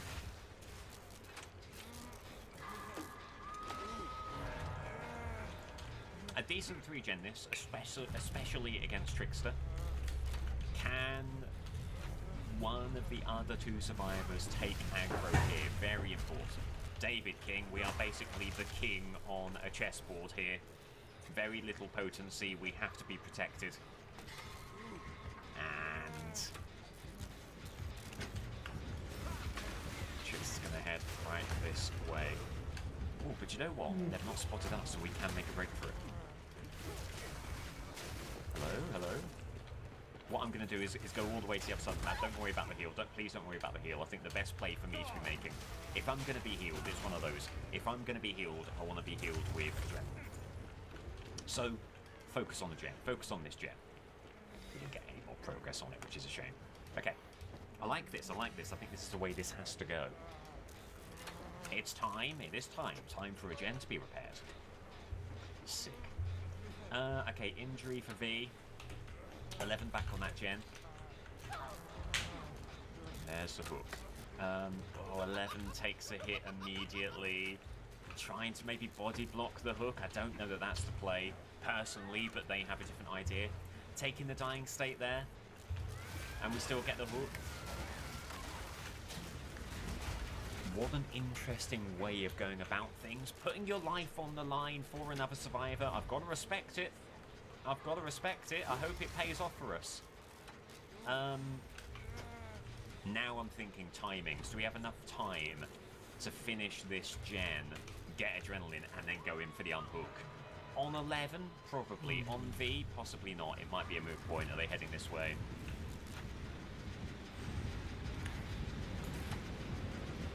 It's dreadfully disappointing, of course it is. Have you got... How many blades have you got? Well, it doesn't really matter.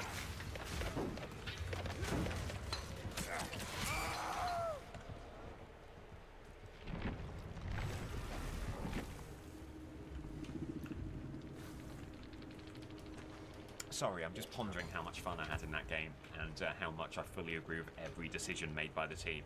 GG well played, good luck with next. I think if you want my completely unemotional analysis of that game, yeah, we can't be taking that dying state. We needed, with how the gens were looking, we just needed people up and about, drawing aggro or just staying up for the end game. That's not the way that it went, and what more can be said, you know? I feel like Trickster played a very fair game then. Yeah, Trickster could have gone all in on slugging for the 4K pretty much immediately because that was an option put on the table by the team. They didn't. Fair play to them. But the game had a horrible game as Chucky here earlier this stream. Okay, here's a pretty quick injury. Who is it? It's another Blight. They really are getting those Blight games out there while they can, huh? Interesting. Well, the going's good. I'm so sorry. I nabbed your position. We can have to gen to yourself if you like. I'm gonna steer clear of that situation. No, we're fine. That's where you're going. Ooh. Any means necessary over there for Sable. Did you catch that? Good stuff. Not quite the move we needed, unfortunately, and we're in a horrible spot in this room. This is very rushable for Blight.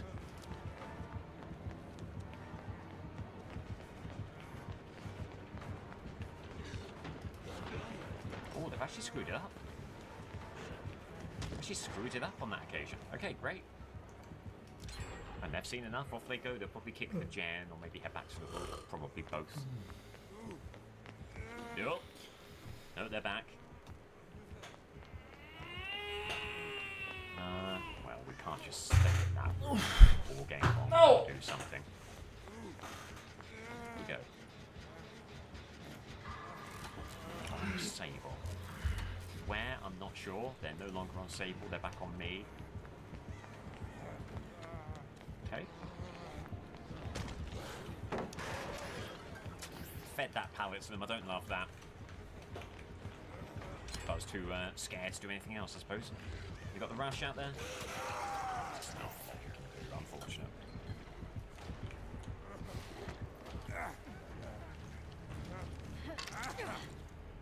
This gen is so close. Was someone able to get back on it? Is farm on this gen? Yes, great. Well, do you know what then? Joe, it might be good for us to get a downstairs gen at this point. Yeah, I feel like this gen could be good. Let's do it. Although, I don't know. Whatever. Just get the gen. Just get the gen. Damn, there goes Ace. Very unfortunate. Dying state there.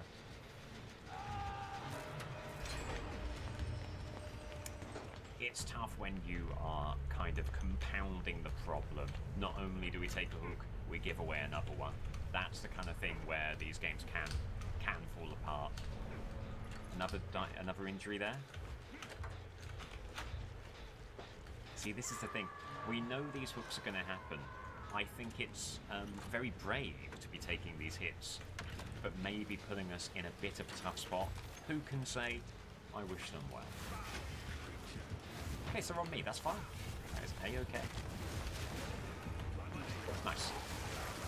Sent them flying with that one. Got ourselves a pallet here. Drop that. So then you rush. Then you rush. Then you rush.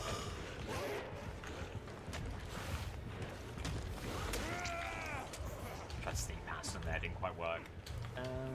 Do you get the rush back before we get to this pallet? Sable resets the pallet mid-loop. That is an absolute godsend.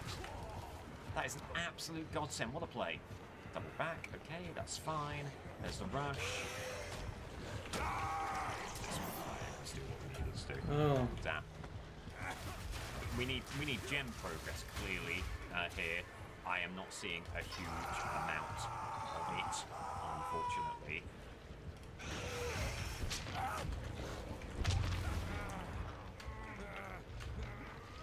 But there's still plenty of time left to do so. You would hope that there is going to be a way to get the unhook here. Looks like they are going to commit to fun. Let's get out of here.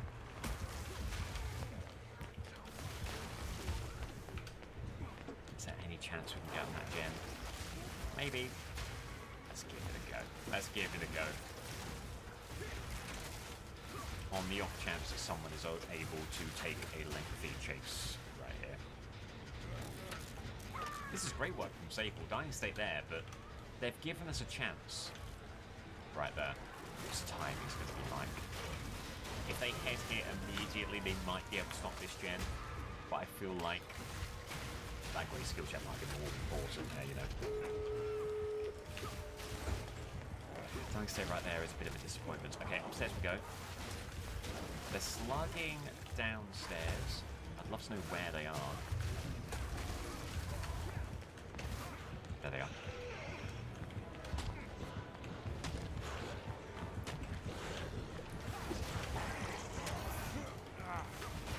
We're still going to get injured. There's Unbreakable for fuck. Okay, that actually changes things because now we don't have to go in for the unhook immediately. We can hold that thought. I don't know what we're doing. Buying time. I guess we're just buying time. This is tough. Is there any way we can make them move overall time here? Yeah, fair enough. Fair enough. It is what it is. They're shaking their head, but I think what we've done there has possibly allowed for a 2-e. Why is Fung running away from the gate? I don't know about that. I find that very confusing. Alright. Hey, listen. It was their choice to do that for whatever reason. It was the wrong one, clearly. Is you able to buy time? Yeah, but why not the 2-e there? I can't complain, so I'm moving on. I'm moving on. What fascinating play has been made across the board. What a great Blight as well. So good with all of the stuff they were doing. Enjoy the nerf, Sunshine. Right. Have one game where you can only complain. No. Freddy. Alright. Spotted him nice and early. We can set up on the tile.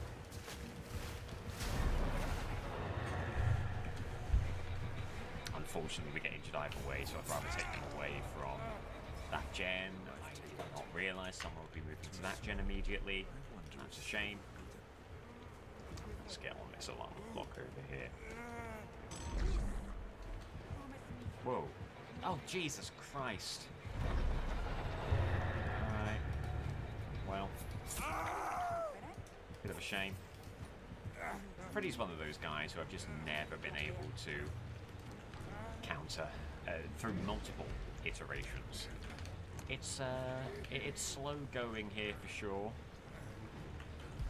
Lots of survivors very far away. Someone's moving in. Someone's moving in. Good stuff.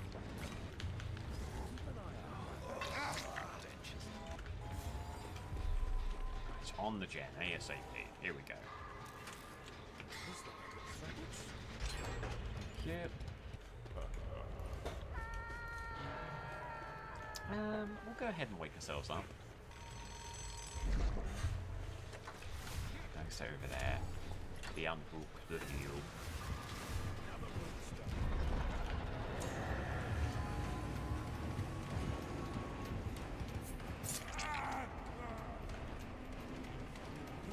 That's a shame. And do I see anything we can use? We've got a pallet here.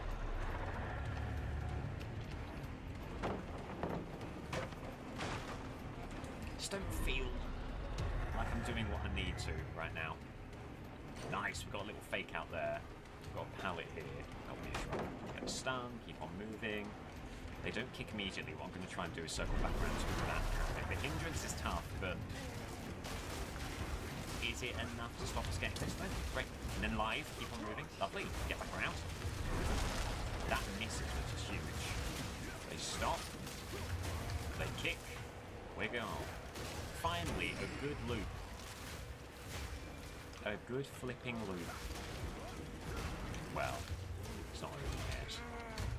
That's the neat thing about my loops. I never actually escape the chase, I just delay it.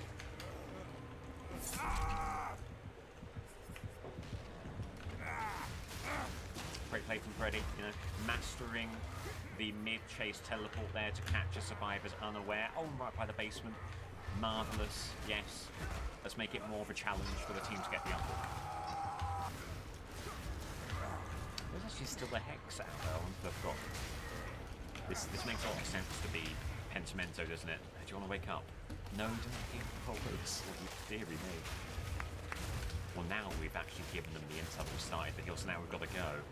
That was a disappointing situation, but it's understandable. And we'll move on. We'll move on. Let's get this, Jen. And I'll take it here. No, you need to wake up as well. The team. Deary me. Not everyone knows about Freddy's base kit, right? And because we momentarily tapped the heal, we gave Freddy the intel that we were healing here. Let's get out of here. Ooh, tough stuff, isn't it? Tough stuff. There's some surprising mistakes being made for what I would believe would be the MMR that we're dealing with, but maybe not. Thanks so much for the heal. Appreciate it. Very, very kind. 2 gens left. We have every chance of making this a really successful game. We just need to keep our head in the game and make the right plays. Thank you, Gabriel. Just wake up. Wake me up. Thanks so much. Yeah. Oh, marvellous. Okay. And there we go. The wake up and the rest of the heal. Thanks so much. Thank you. Bye. Another gen over here. Okay. So if Elodie is able to get on that gen. Ooh. No, Elodie forced away from that gen, unfortunately.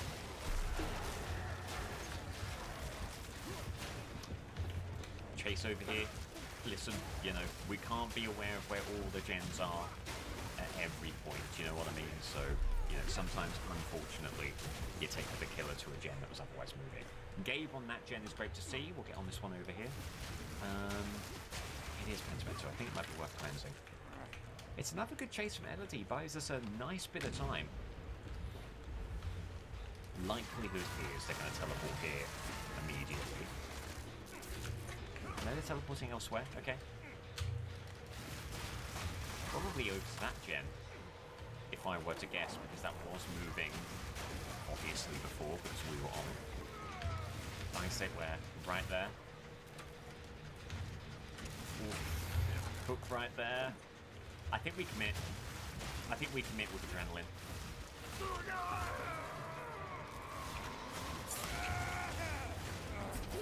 Absolutely massive. Oh, and the stun. I'm not going to unhook just yet. Yes, okay. Keep on running, keep on running. It really easily could be no-ed. That's a fake pallet. Really easily could be no-ed here. We'll soon find out. Imagine if that were the case. It's not no-ed, okay. We've not got live. We can keep on running. No pallet here is a damn shame. They're going to teleport ahead of us. What's the plan? What's the plan? Do we try and get this gate open? They'll probably head back here. But we can start the gate. How much time can the team buy here? Don't get grabbed. Don't get grabbed. Okay. 10 seconds? Do we get 10 seconds?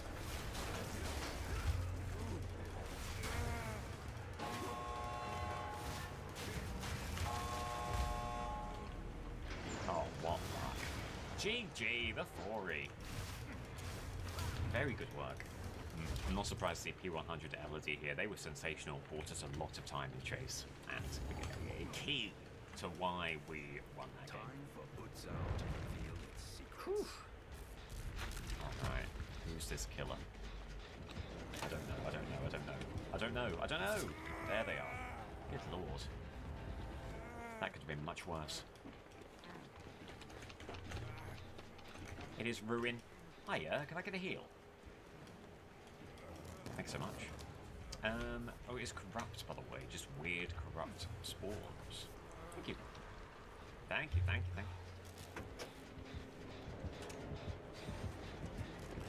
I'm not seeing this ghosty at all.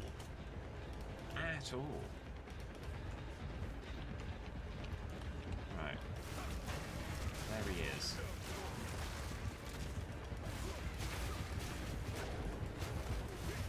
Nice. Got him with the fake out there. Very good. Very decent move there. Nice. Great reveal. Great reveal. Deny the exposed. And have they seen enough at that point? Yes, they have. Good move. Thank you. Thank you. Oh, gotta go.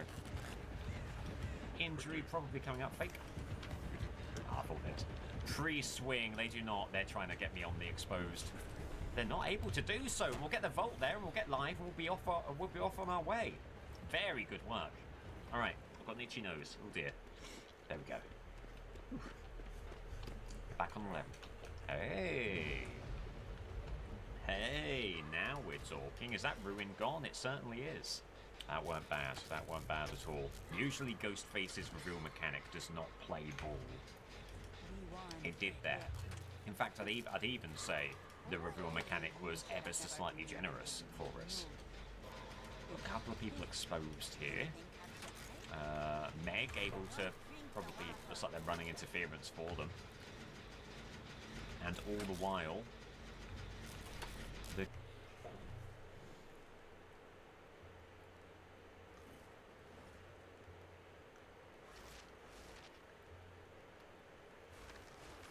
I know what I wanted to do. I had no idea how enormous this ziggurat really is.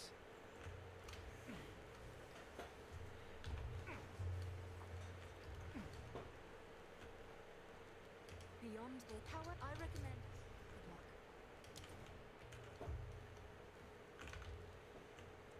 Hello there. Hello.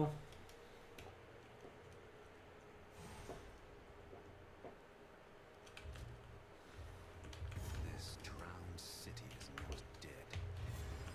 Something moved.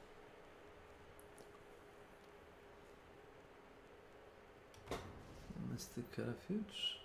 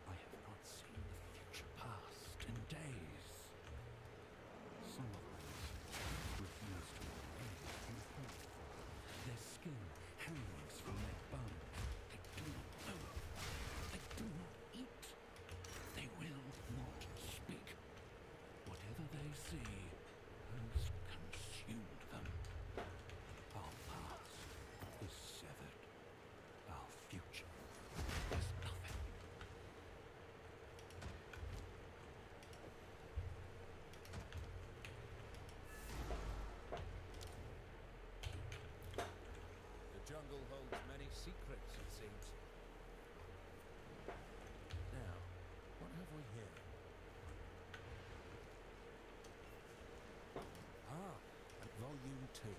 After a prosperous reign, Aldur, the first king of Kalgur, Midgard quickly fractured, and her people fell into. To unite them anew, Aldor's rune fathers banded together to smith their greatest and most. Ambition is a double-edged sword. We need to finish the tale. There must no more, so. Are we done here? Are we done in here? Strange. I imagine. Yes. Right. Time to get out of here.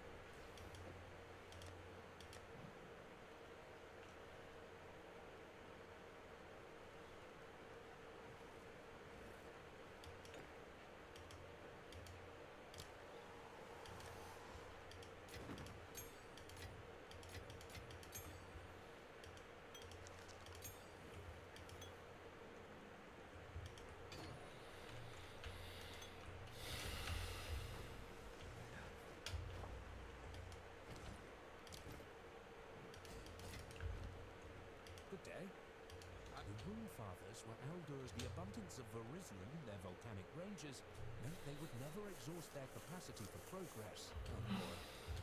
If it crawls, so treasure in particular. Look for buildings with monkey statues on them. If you spy something like that, if you see us.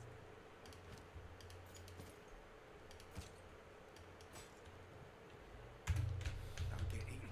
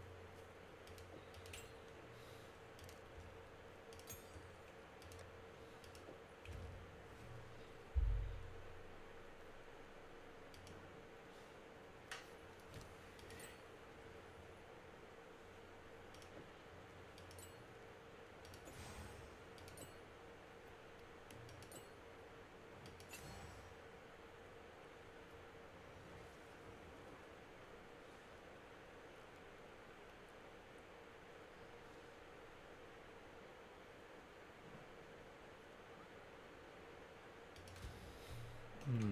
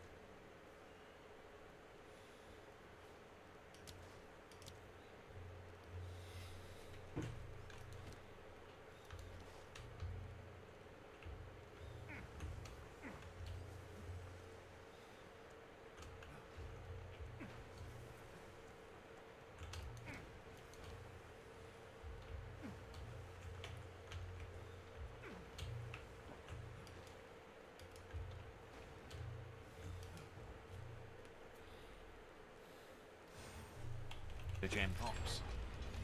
And I see value in getting after either of these two downstairs gens. You really want to keep that gen. That gen is so important in the end game on this map. Basically outright denies a 3-gen. Oops. I didn't need to do that. That was entirely my fault. Do you know what? It might be toolbox time. Got to be really careful here. In fact, I might get on this side of the gen just to make us less grabbable. You know, you're not grabbing me off this gen unless you have extendo arms through the window. Chase. Yunjin takes an injury. Still no hooks yet. This is such an amazing spot for us. And the gen pops. Meg's very close at hand. We could run some interference at this point for Yunjin. Maybe make use of adrenaline. Nah, they've got all the way over there. I think we're best positioned to get on the gate ASAP. So here we go. Just nice stay there.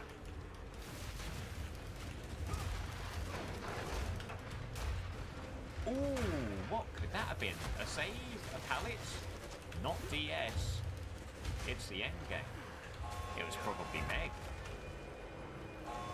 They're on the chase right there. Ghosty on us, we're out. Meg takes an injury. Meg, be a bit careful. Meg, be a bit careful. Do you not want to heal? Why you're in there, Meg? Why'd you go in there? Have you got inner healing?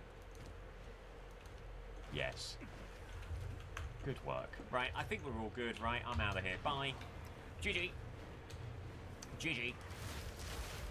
Big respect to Ghosty. Horrible map for Ghosty. Ghosty is in a really underpowered position. With all that in mind, I wish them well. See, they've got the old nurse. In fact, this could be the nurse we went against, you know. The nurse had the eye, had the prestige banner. It's possible. GG well played. And then Seiya Suzuki back, hopefully Friday, I heard. Oh, dear me. That would be helpful. Oh, God. Another first chase? Yeah, I was trying to say that probably isn't going to work for you.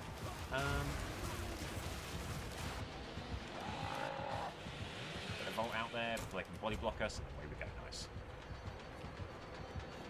So this pallet, he's still on us. Like I said, we never win chase, we just delay it. Into the room. Don't need drop right. No, fake. Okay. Good stuff. Good stuff there.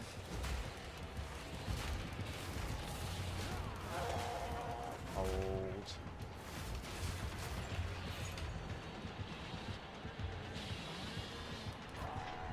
Nice.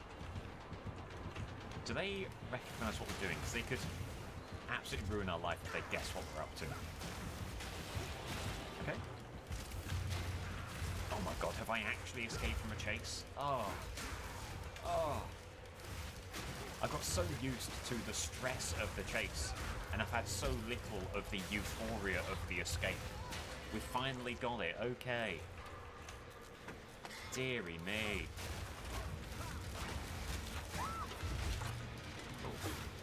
But too immediate.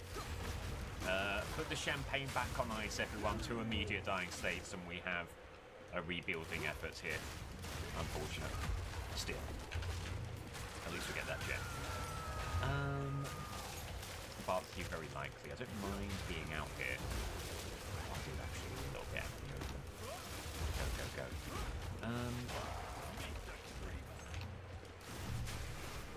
Yeah, if I'm Billy, I'm not straying far from these hooks, and I'm at least forcing trades if I can.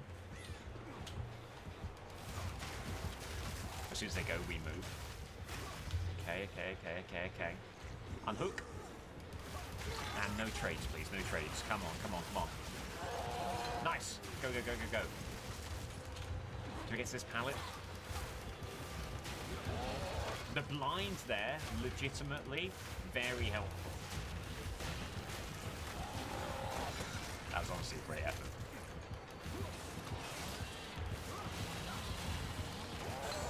Okay, I'm looking for a way to be sprung out of here. I'm going to go for it. Nice. Turn enough corners such that they can't do much against us. Oh.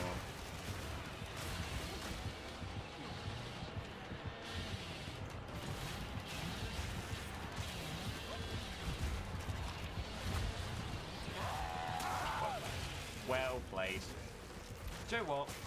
Considering the 2 hooks at that stage, to get almost a full reset and some gem progress, yeah, it's not bad. It's not bad. Oh, but it was the injured party right there. Like, my. It was almost a complaint. No? Listen, hey, we're all trying our best, and, you know, Billy's bringing this one back, so fair play to them. I caught myself. I did catch myself.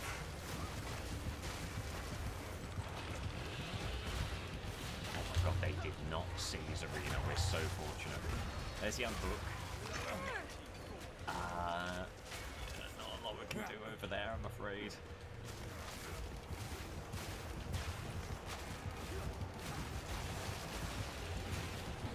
There's the unhook.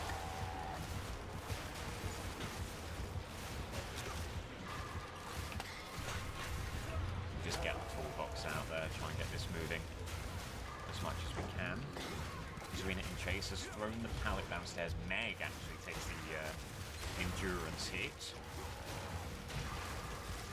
And Billy's away. Okay, Jen completes and Shaq. I'm really nervous about this. They've broken the pallet downstairs. This is so nerve-wracking, but I think it is useful for us to be here. And we do get the gem. Where's that dying state over there? Not a lot we can do about that.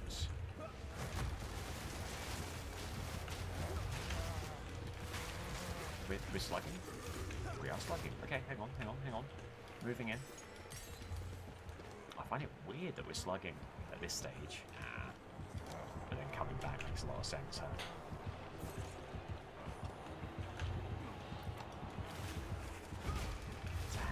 Damn, and they'll get that hook. Not a lot we could have done. Well, we've got a gen here. We'll get this moving for now. We've got a pallet, we've got a window. All the tools at our disposal that we like to see. Hello. Yeah, just stick the gens for now. Appreciate it. Maybe a heal. But I am worried about that 3 gen. I am really worried about that 3 gen. Zarina, I'm going to leave you to it. I'm going to get over here because I think if we end up with that 3 gen without any progress on any of them, we're doomed. Like I say, whereabouts? All the way over there. Okay, good. There's another gem. Yeah, there's another gem with a lot of progress, right? I'm glad we pivoted. It's 50 now, but that's fine.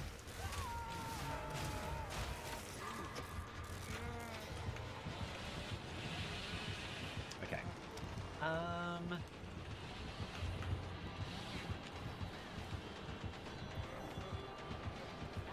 Good lord. I'm gonna vault live, my word! Push up and don't roll, run. We're done. Oh my god, I think it got vacuumed into that pallet there. Sure we've all seen that as Billy.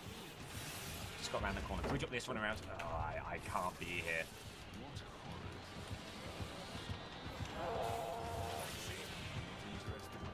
Keep on running. Pallet up ahead. Run. Vault. Get around. Okay. Clean lines. The vault there, but that gives us enough time to get to this pallet, even with bamboozle. Saw what they were going for. We were able to counter.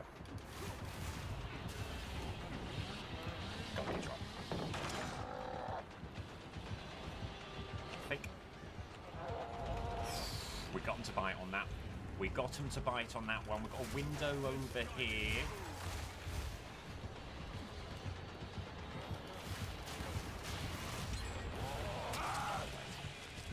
But we buy enough time. We get the gen over there. I'm still worried about this 3 gen, and we take the hook in an unfortunate location. I don't know. I'm worried. I think we need maybe a smidgen more urgency, perhaps, not to tell you your business. It doesn't have to be for me, but for the gens at least.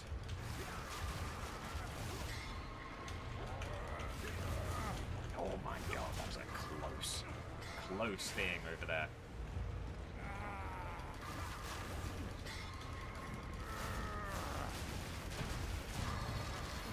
So much, I hate this gem progressing under my nose.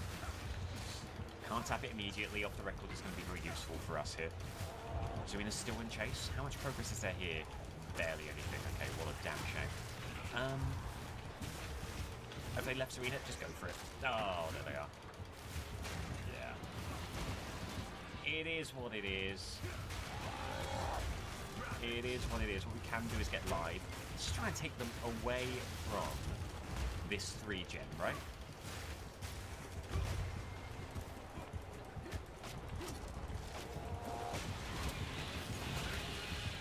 Right.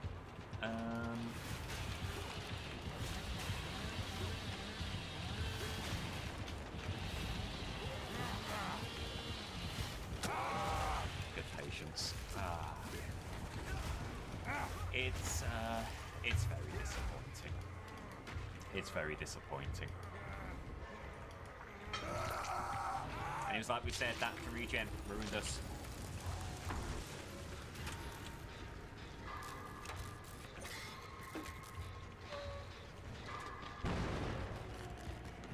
Alright. First chase. Wow. Marvellous.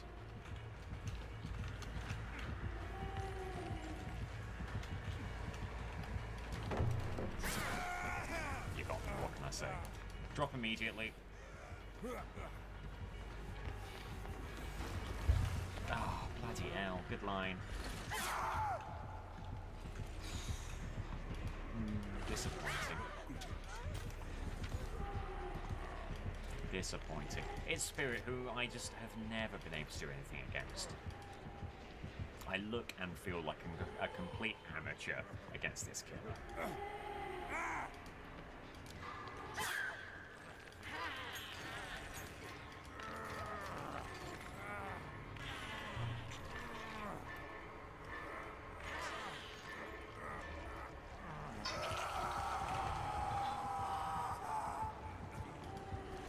Oh, for f***'s sake. Nice try, Nancy. Really good. Who was that? Who was that? Gremlins in the system.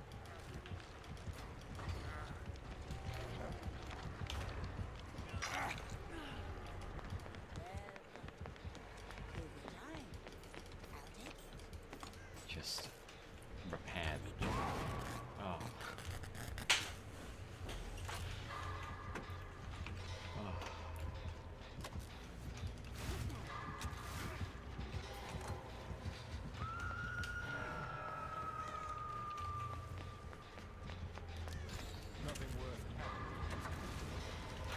Alright, off they are.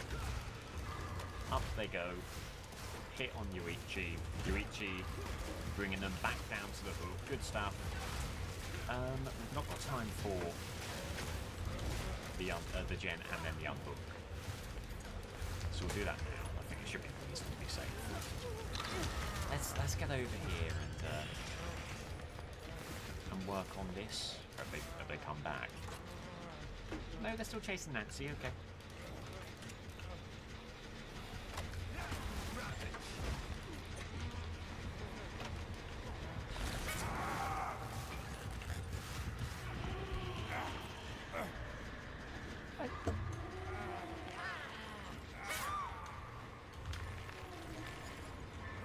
Clearly he should have come off the gen and run away, but I have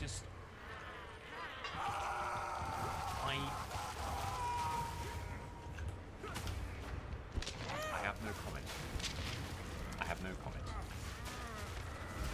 I have no comment about that one. Solo Q can't complain about teammates. Seems harder than any streak or challenge ever attempted. It's pretty tough. I almost broke it there. That's okay. I mean, what is there to say? Quite right. We're healing, are we? Interesting. Okay. You appear very confident you can heal and also get the unhook here, and I respect that level of confidence. Lord, give me the confidence of a solo queue teammate. Hello. Thank you ever so much. I really appreciate this. Let's get out.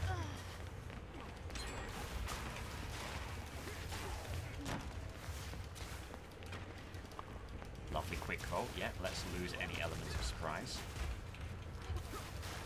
Reveal me, fair enough.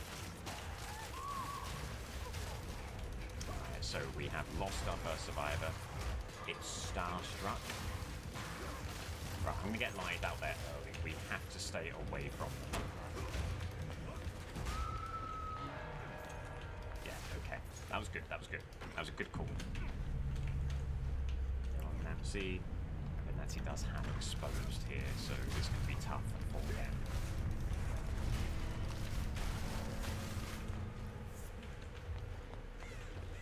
Alright. Oh my god, look at that poor, poor Jen. Deary me.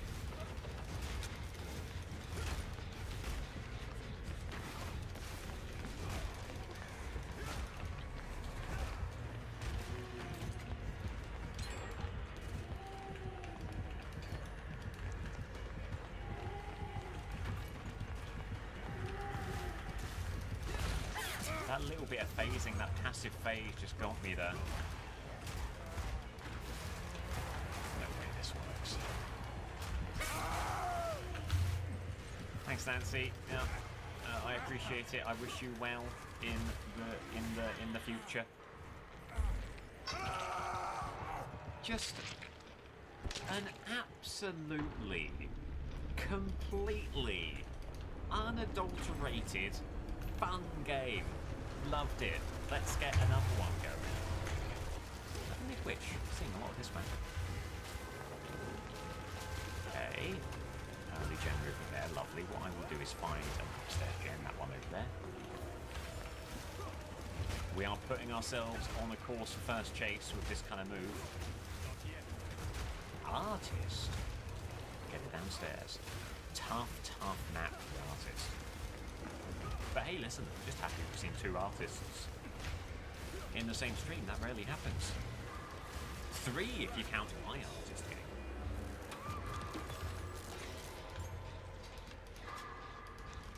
That's a quick dying state. Good work by the artist there. Could that possibly have been? I didn't see whether they were injured, but it could have been the iridescent add-on where you are exposed after you repel the crow. Could be that. They were injured. Okay, fair enough. It's not that. Got ya. Jane taking chase. I think they're down below us here. Seen a few artists bring that add-on in lately. It can be a good one. It's a very short amount of exposed, but I mean, any amount of exposed from an add-on is pretty powerful.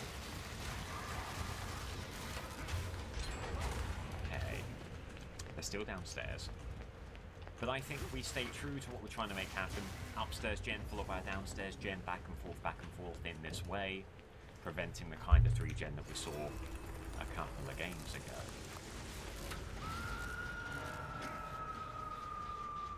Let me do a little bit of this action. Oh, step and switch, okay.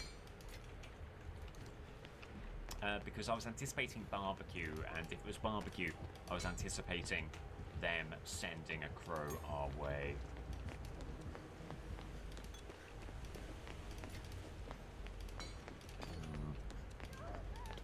Alright, dead man switch, I see. Oh, there's the unhook. Should we just get this moving? Why not?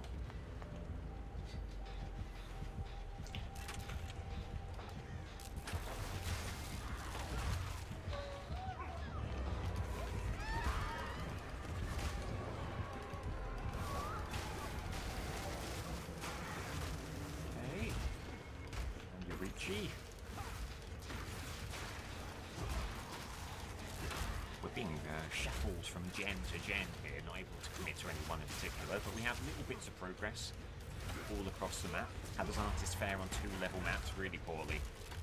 You much prefer a single plane as artist. You've got an Idle Crow? How's that happened then? Well, you know, real life obligations, maybe there was a package at the door, we simply don't know. I'm glad you're here helping us right now. Do not come off this gen. Dead man switch, there we go. So it seems like it's dead man switch. I'm not seeing any pain res. They might just be getting really unlucky with their pain response.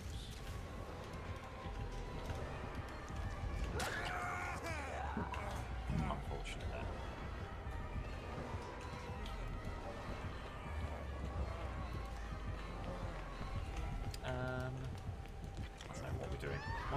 them roughly here. Oh, good crow. Good crow.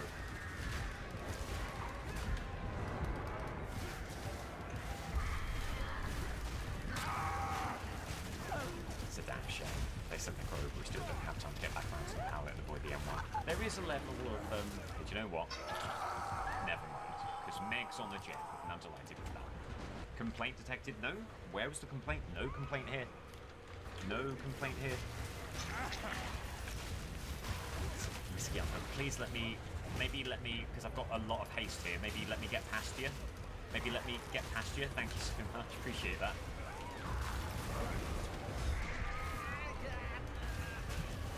Alright, well now I've got to take a hit for you. Oh, that was sick. We didn't actually force the hit. But we did slow them down nicely. And they're going to keep on taking that chase. Okay, that was really good. Really good. Unfortunately, still, the dying stay right there. 2 gens left, I believe. Yeah, that is a shame. Drop down, just to make sure we're not crowable immediately. Oh god, they're down. Where would they be? Not 100% sure. Let's head back up. I guess we'll just move in for the save.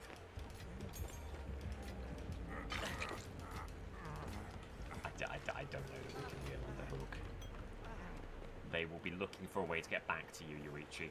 Oh, Yuichi's gone into a locker, probably in a healing, which is great. A great perk for that situation. Oh, but I think it is Iron Maiden. Good stuff. Well, not good for Yuichi, but good that we know it. And I respect an artist who knows about the Iron Maiden tech. No, absolutely not, thank you, but no. No. All on the gens here, my good friends, thank you. That's going to be trouble.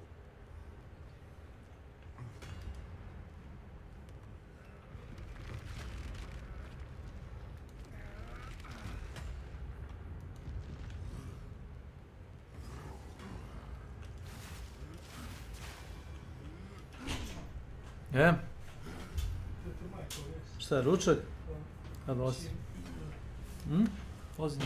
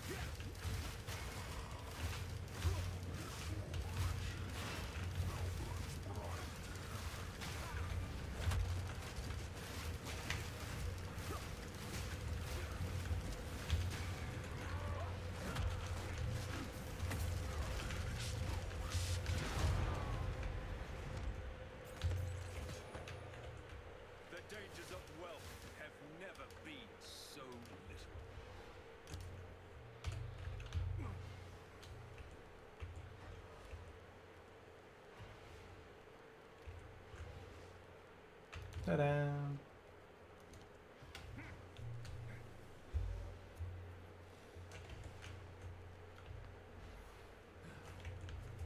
Not bad. Not bad at all. Pew!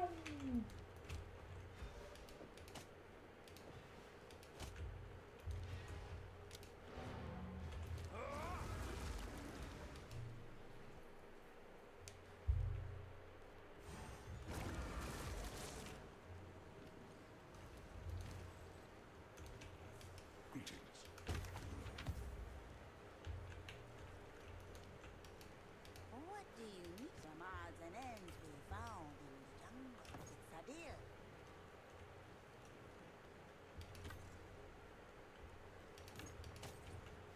Be wary.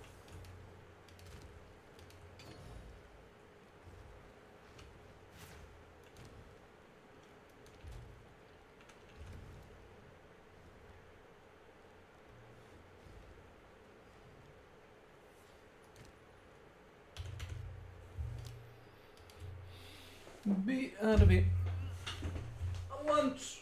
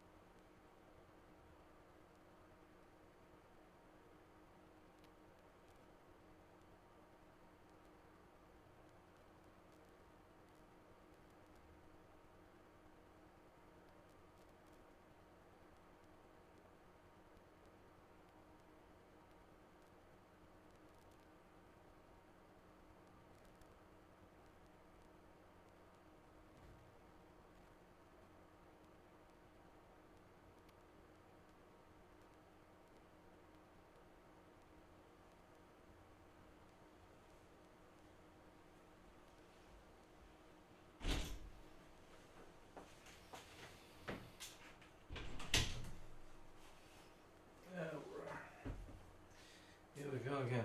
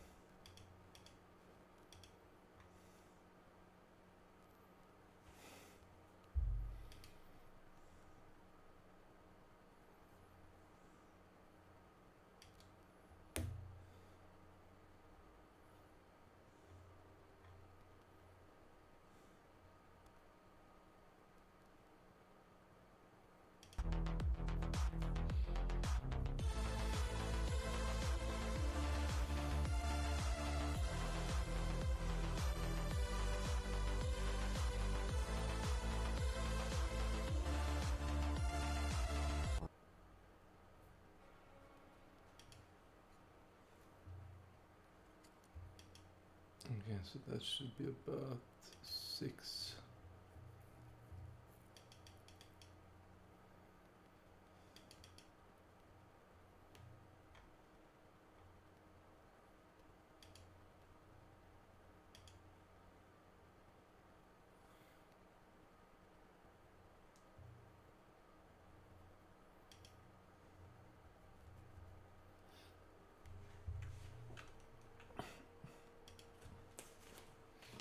I'm gonna fuck you up, stupid fly.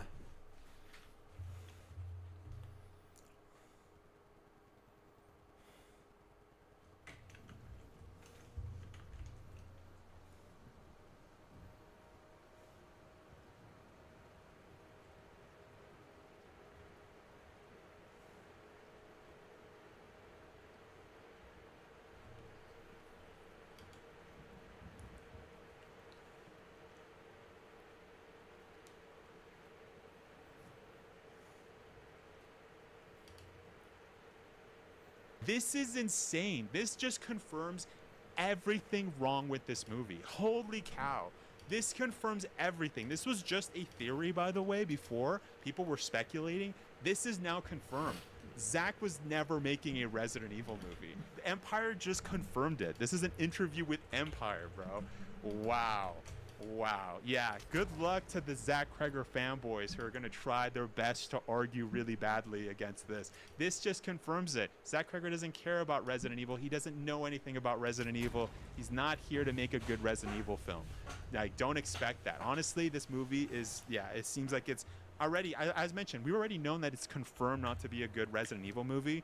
The fact that he says, oh, it just happens to be a Resident Evil. Oh, as if yeah, all your movies are just Resident Evil are ready as a just base. Yeah, you don't need to worry about the lore, because when Zach Kreger makes a movie, you can bet your butt it's Resident Evil.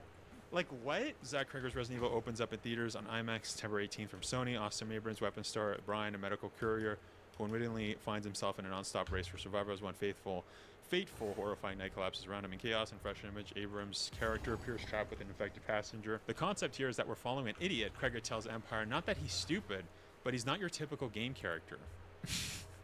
With no combat skills whatsoever and completely inept at survival, Brian is very much an everyman who happens to be burdened with this kind of sacred mission that's going to take him in the heart of everything. It's kind of like Frodo going into Mordor.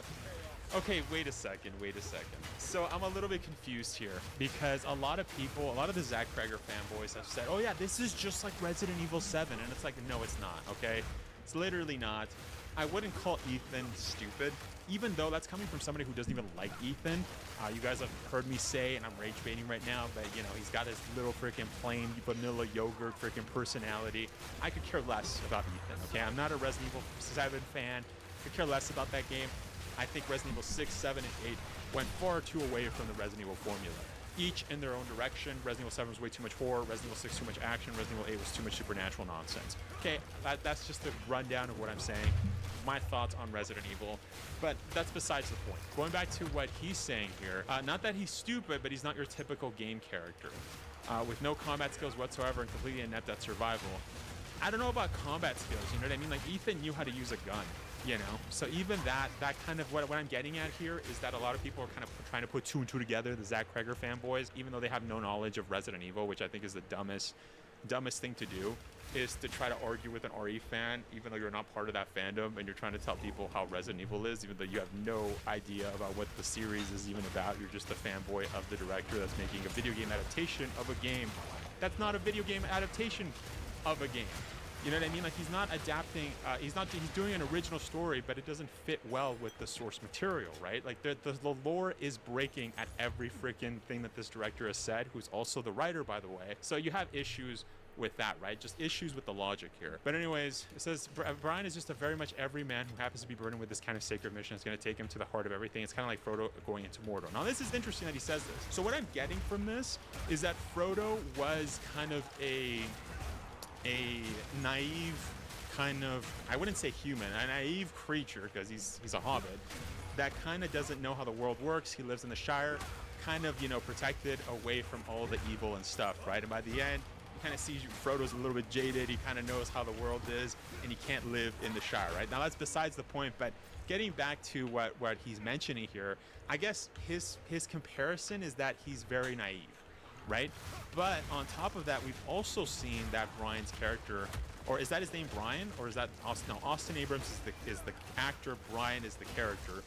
Brian, we also saw that he shoots and he misses, right? The guns. Now, as an American, Brian is obviously an American, not me, I'm not American, but you know what I mean? Like, I don't know, Ethan could at least shoot guns, you know? So it's like, I don't know if that's like, it's such a simple thing to be like, oh yeah, he's just an everyman.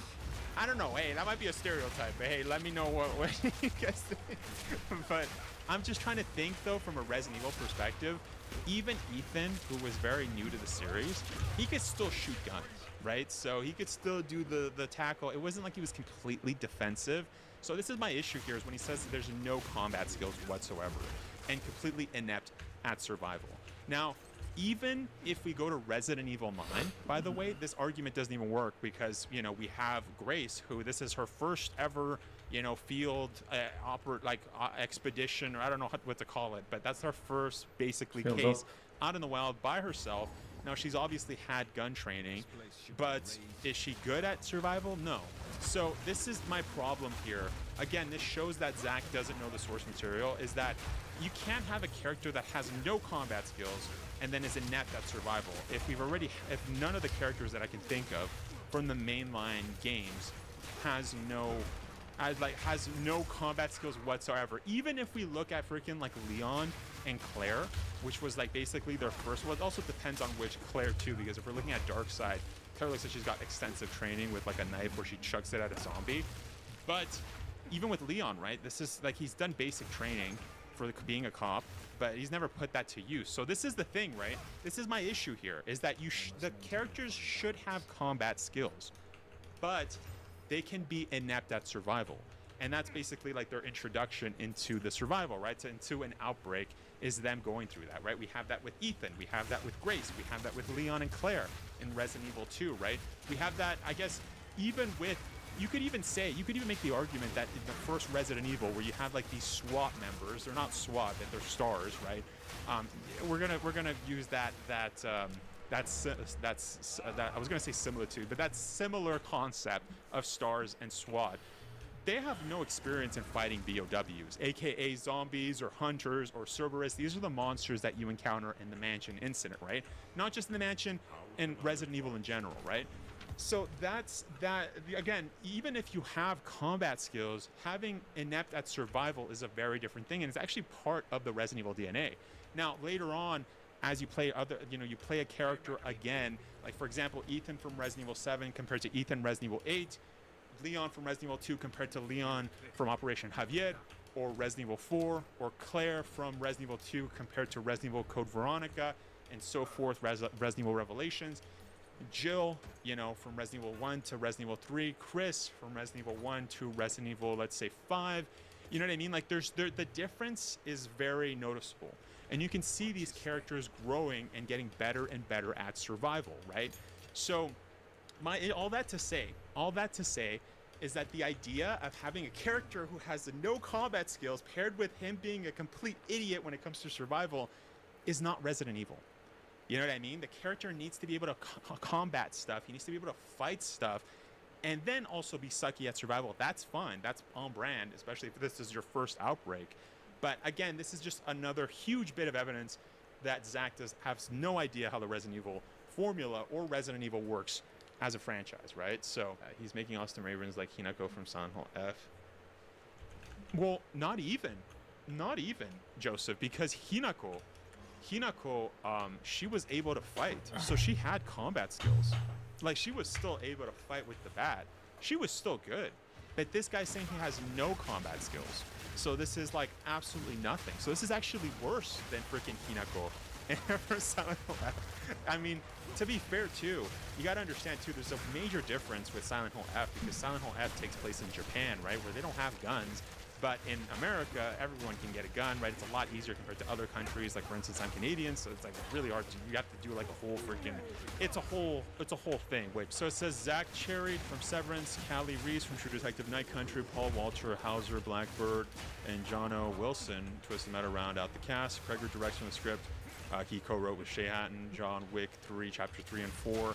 That's interesting. I didn't know that Shay Hatton was from there. I mean, again, that doesn't make that's besides the point too. As I've stated several times, it doesn't matter if you think Zach Kreger is a good director. It doesn't matter if all of these actors are good actors. It doesn't matter if Shay is a good writer, right? It doesn't matter their previous work. If they don't understand the source material, which is Kreger is a co-writer, by the way. If he was just a director, I wouldn't be so hard on him. But since he's outright calling himself a Resident Evil fan, and he's coming up with this nonsense in interviews and talking about all this nonsense that, yeah, I'm a Resident Evil fan, and he can't even answer a simple Resident Evil answer. Like, can't even give us something that makes sense cohesively with the Resident Evil brand. It's clear that this guy is literally a tourist. He's literally like he's pretending, which is crazy to say. I'm not somebody that goes there, but based on everything we've seen, it's very clear, right? Anyways, I just wanted to point that out because some people are like, oh, well, Kreger's an amazing director. He did this movie. Oh, Shay Hatton did John Wick Chapter 3 and 4. Great, that's fine. That's fine, but that's besides the point. You know what I mean? They don't have experience in making a video game adaptation, which is what they're supposed to do if they're going to make a Resident Evil movie. You know what I mean? Now, that's not saying they have to directly adapt the video game. They just have to adapt the source material. It can be something original, but it has to stick with the lore. And so far, with everything Zach has stated, with everything we've seen, it's clear, there's evidence, hard evidence that this is not going to be the case. Now, he says it feels like one gigantic sequence. He said one of the film's structure, things pop off about 5 minutes in and it basically stays like that until the end. What I love about the games is that you move from set piece to set piece. Every location has a unique challenge. So again, I'm borrowing from the games directly in that rhythm where you're just running through a gauntlet. Okay, he said that in his little teaser. That's literally with every game. You go from one set piece to another set piece. That's just one location to another location. Oh wait, thank you, detective. Holy cow, you solved the case. Yeah, you're telling me that in a video game or even in a movie, you go from one spot to, like, what? I don't understand. Like, again, it seems like he's really, and again, I don't want to be mean. Welcome to my channel. Discord.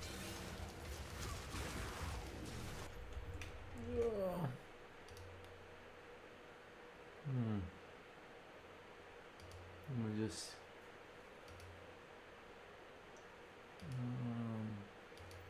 nema nikog.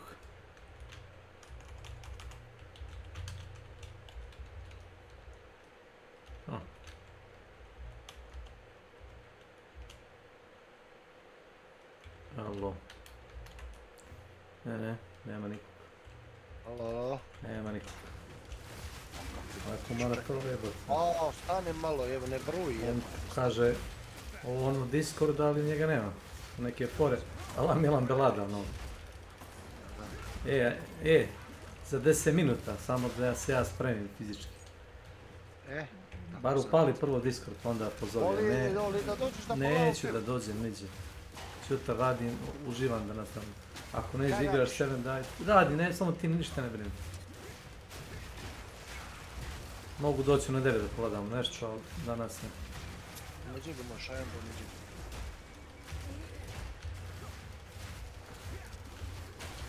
Ćemo ba 7 dice. Ako ćeš da zaspeš, jebi ga, ne moramo. Spavat.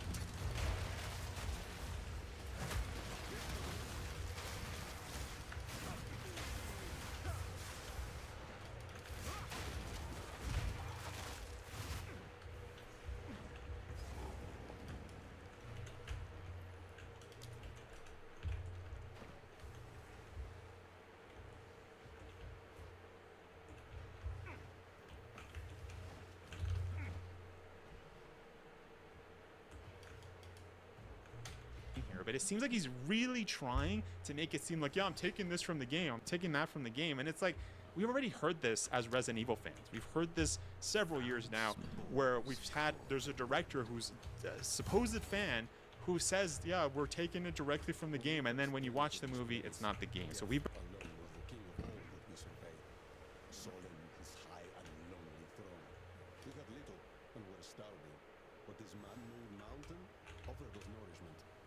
Eating the caps and stems brought us grand visions of a thriving world. It was a promise of things to be. This, then, will be our new home until our promised land is made real.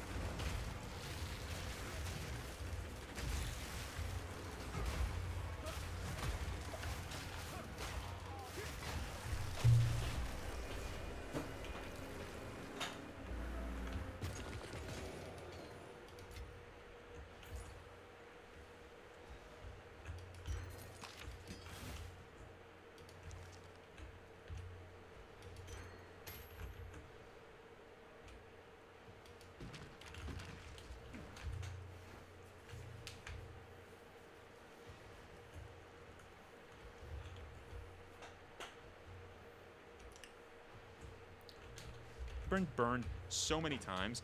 I am not buying into this nonsense at all, especially if this is being produced by the same German company who owns the sole rights to making live-action Resident Evil movies, aka Constantine Films. So again, I just want to make that very clear. This seems like PR talk.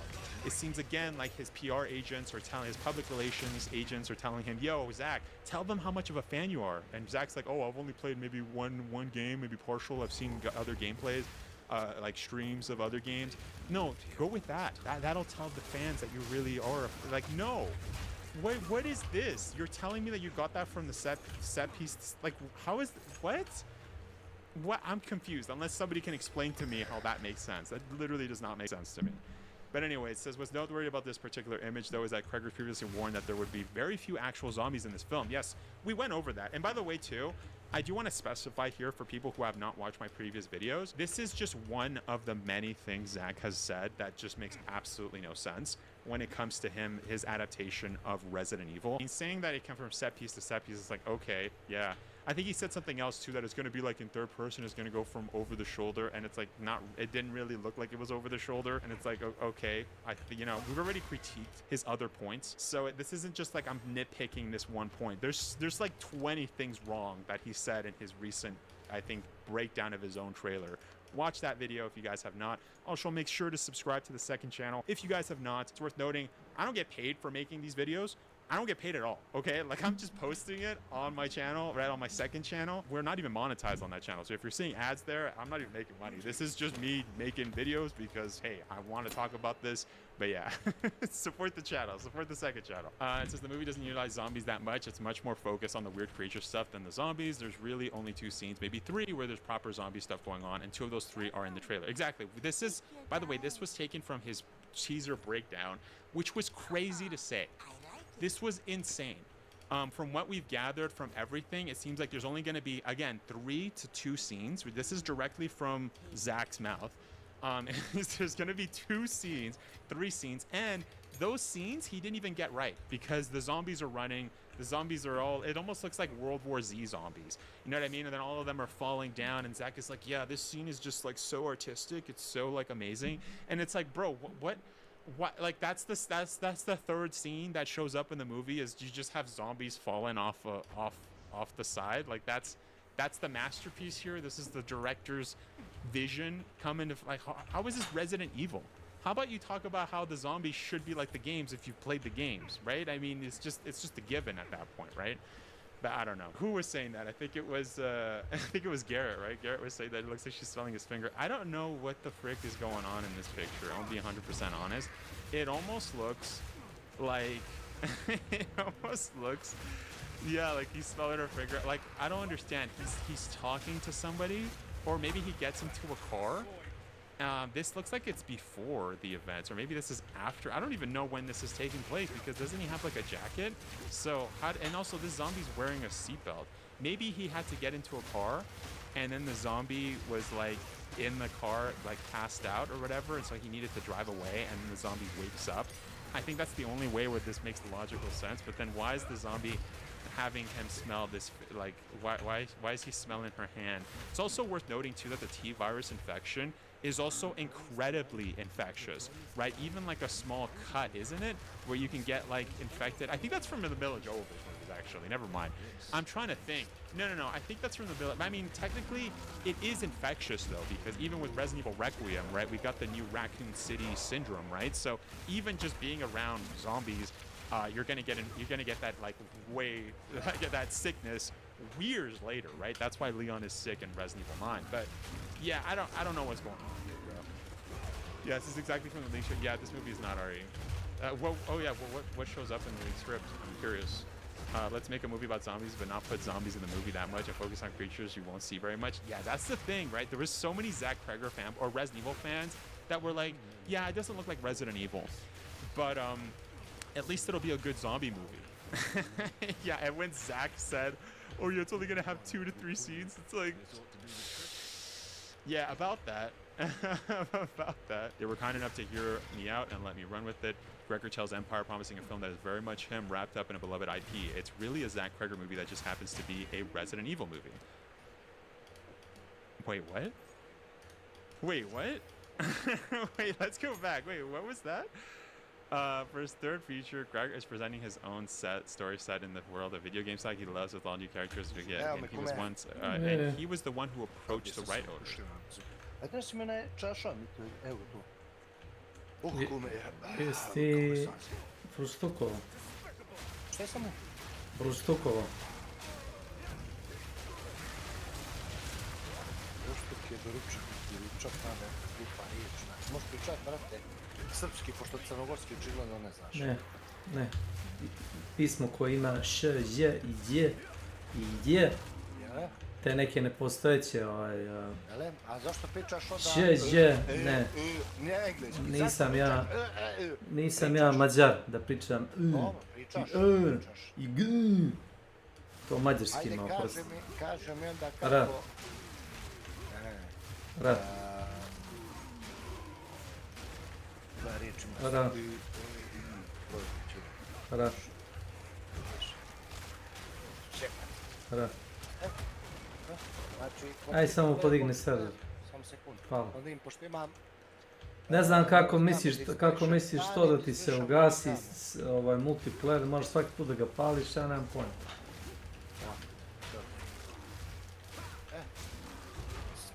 Za razliku od onoga smeća od ovoga projekta zomboida, ne moramo varat pokoj.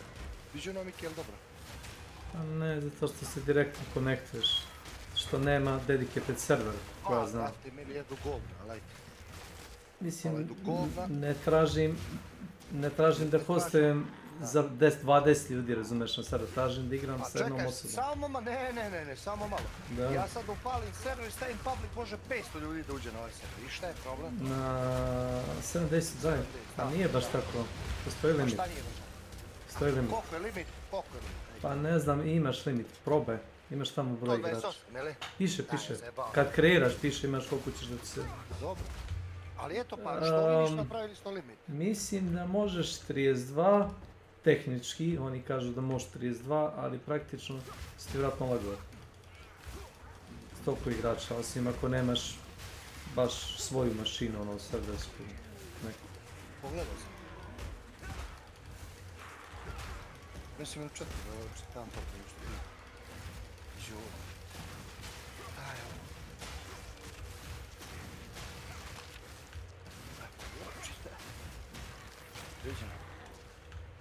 Gdje se rađe? On ulazi. Tamo sam ima... Ja sam imao napravili malu mapu, kad sam se setio. Nije ti bilo postalo jasno da... Ne znam zašto si to kreira, jebote. Ja? Pa ti si... Ti si kreira, nisam ja. Ti si host, ti si Ilanja. Ono što si ti napravio, ne ja što sam pravio. Ja, evo ga. Nema se. Wolverine odbrana, ajde. Odbrana od kaosa, pišem ti. Wolverine. Pogledaj men, Ivo. Demike. To apsolutno isto gleda kao ono što bilo na Ivo. Ivo, pogledaj mi sad mnogi, molim te.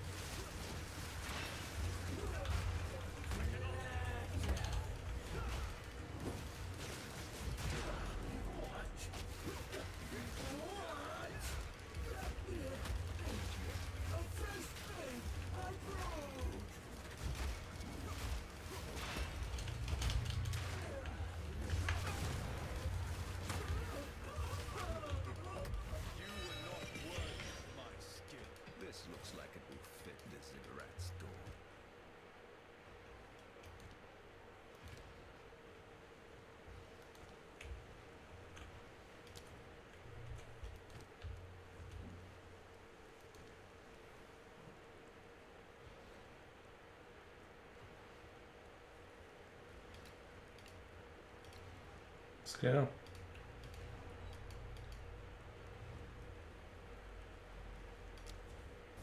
Bora.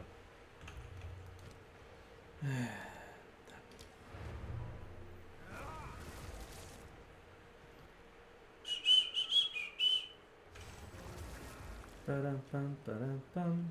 Go Tetris.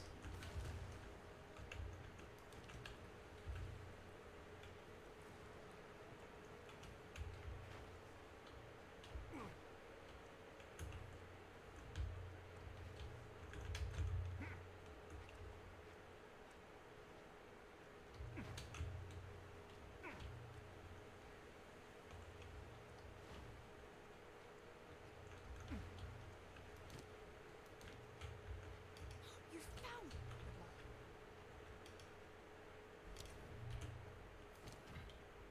At long last.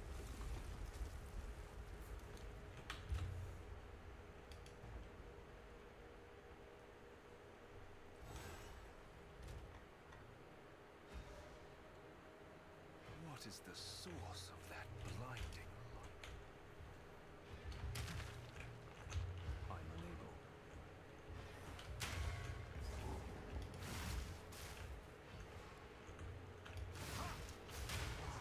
Assault!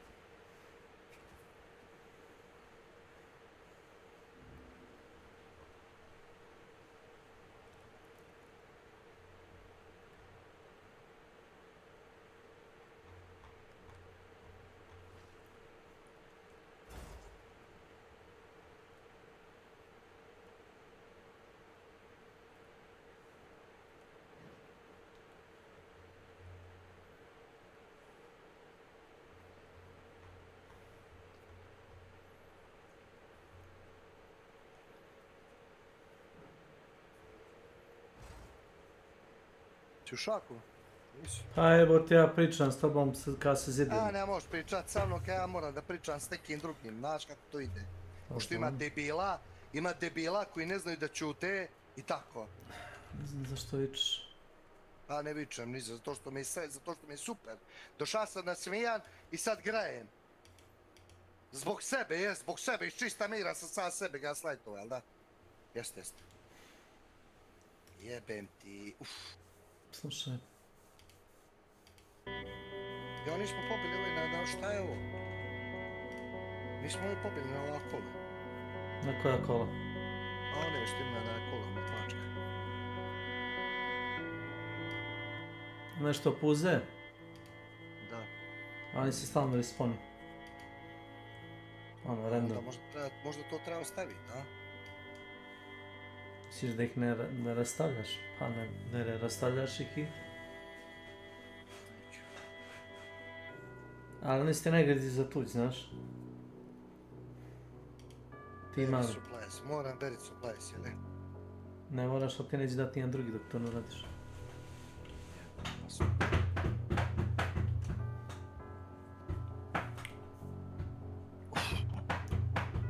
To ti je bukvalno najlakši quest i daje hranu svaki put.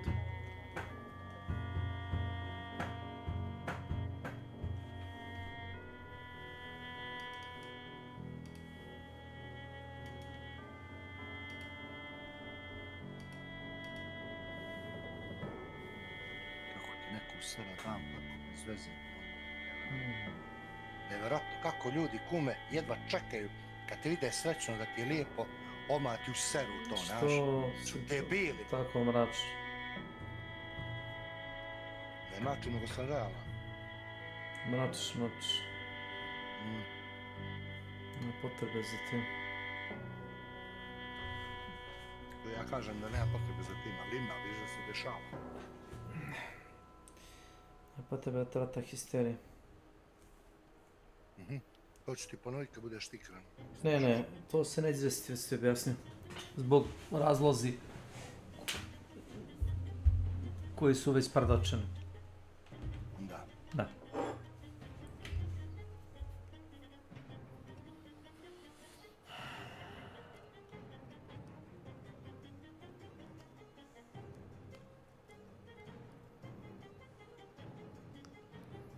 Provali su neki. Mali ubrusa, daj mi jedan ubrus.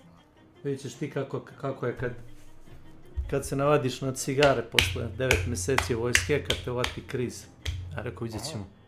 Bilo je toga. Kad su se grebali za cigari i krizirale, razumeš. I meni to bilo smešno. Sa 13 godina sam zapalio cigaretu. Tako, 10 do 13. Jedno, dovoljno. Dovoljno da vidim da... A to pasivno, koliko sam se dima navukao od pušača, to je druga stvar. Sad će pa većina sad pušača prešao na onaj vibe, a ono je smeće. Ono je grđe od cigara. A, ono je otrok ubije. Polako.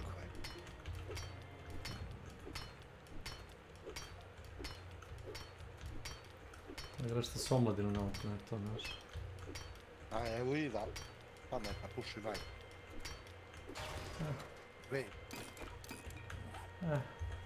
To ti je start, znaš, da ih da mame. Ti si ovo pušao vej. Nije ona, svi to radi. Ali ako to svi rade, ne moram to ja da radim, znaš. Veći si karakter ako to ne radiš. Našao sam ram od bicikla, ako mi veruješ. Pa ti fali još? A ne znam, 2 točka i ručke.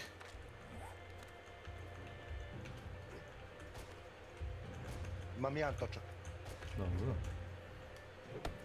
Volan fali. I jedan točak.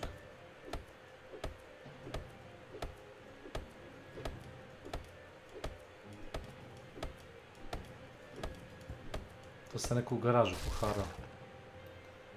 Ujeboc. Ovo neću čitao. Ovo ima 4 zvezdice, znaš, ova garaža. Zato sam i našao ovo što sam našao ovdje, znaš.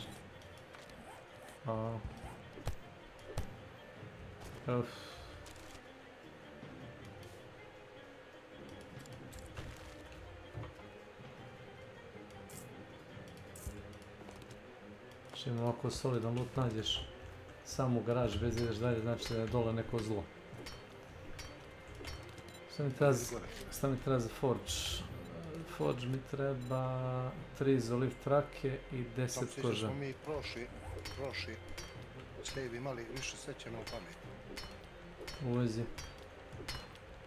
Sve što smo dobijali. To ti je na vez game, sve ti je blizu. Pa našao sam i sad Unreal. Level 4. Si zaboravio? Rekao sam ti. Imaš ga tamo u sanduku.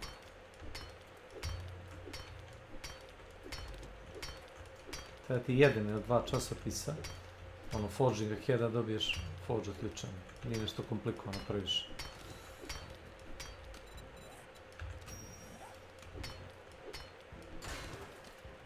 Dobro, imam 12 shot pipe-o.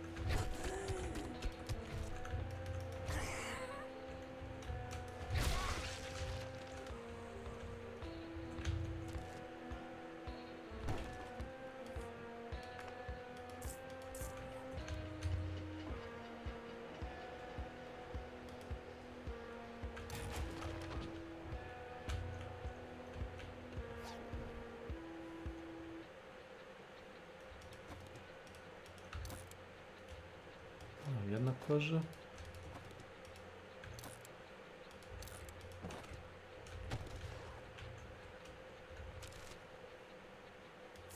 Seme krompira može.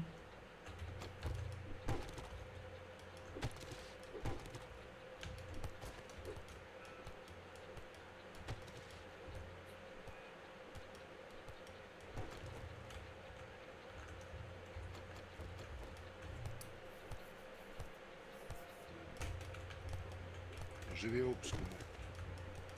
Šta je, zabipćalo par puta, o? Valjda struje. To si meni dešalo par puta danas, ali jako kratko. Ima ispod sekunde, samo bip!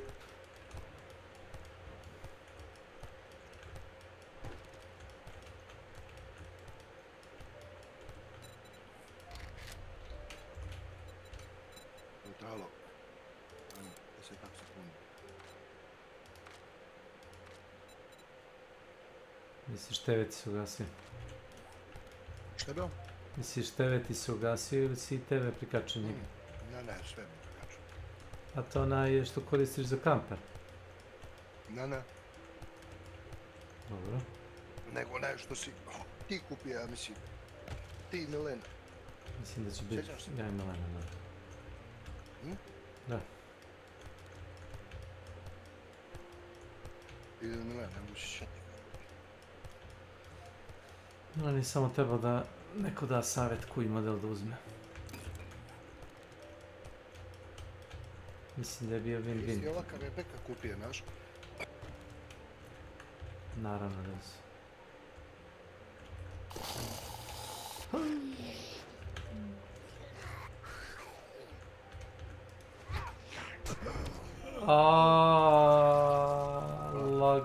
Lag! Lag, bre! Mlatno sam uprazno promašio i... Znači, bukvalno nisam ni bio blizu. Mlatno sam unazad, promašio sam i povukao se nazad metar da me ne dokači i ono kao dobio sam hit marker. A rekao, vaše.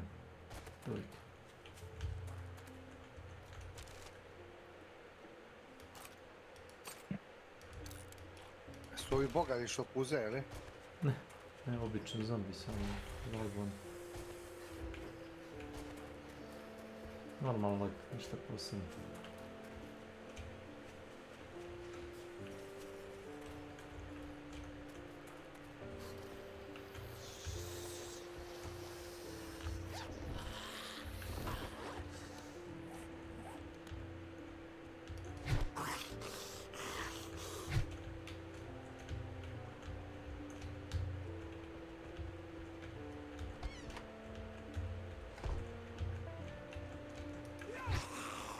Vidio. Sad sam ga udario i krenuo je da baulja unapred, znaš? Ne znam kako da ti objasnim. Uradio ono animaciju, ono kad je kao nokovan, ali nokovo se unapred, ka meni. Ne od mene u rikvec, nego ka meni. Wow.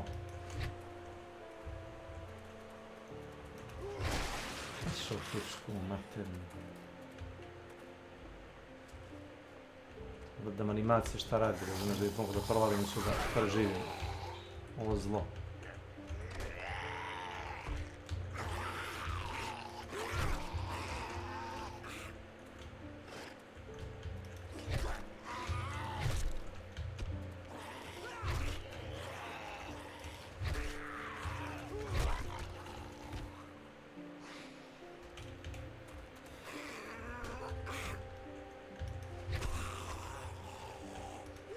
Ovaj mali Azijat je najopasniji, znaš.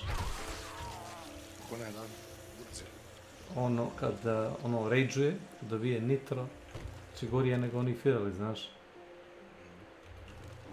Nema puno healtha, ali brže trči nego i oni, kad poludi.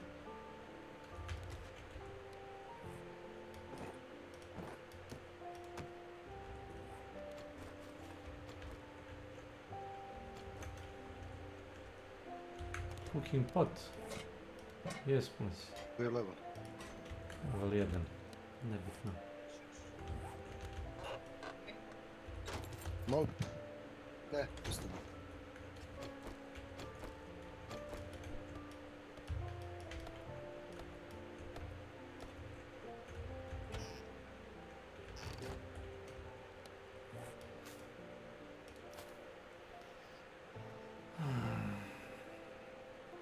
Can of Chili nemoj da koristiš. Naravno da neću. Prvo savjet. To je najstartniji koji dobiješ. Tad sam pogledao šta imam, skontao sam da taj apsolutno ne smijem da diram. Nemaš Can of Chili? No, a startuje se Can of Chili. Je li majke? Jebi ga sad. To je nešto će ga pojavili. Da. Nisi ni pogledao šta je. Ja sam pogledao, razmišljao sam da. Mišljao sam bio da ga pojedem, ali...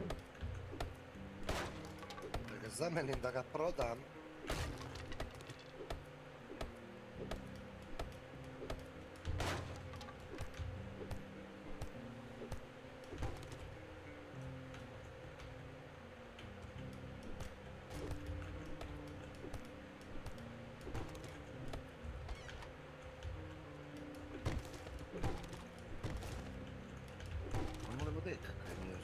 Nemamo vode jebote.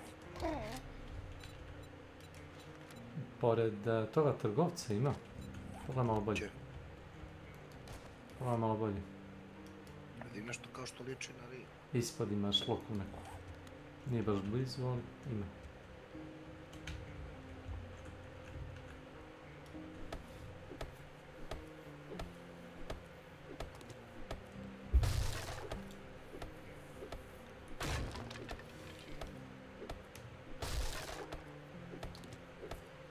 Neka velika lokacija. Gdje sam ja trenutno?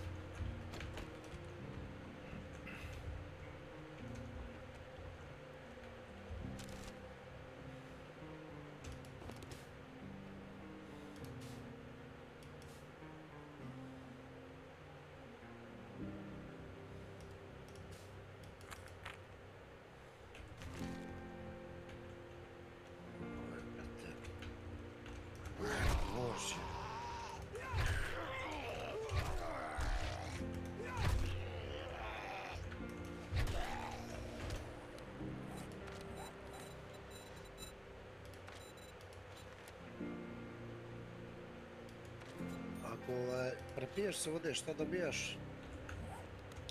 Ne dobiješ ništa ako se prepiješ vode, nego dobiješ proliv. Šta proliv radi to? Gubiš vodu. Bukvalno nema point.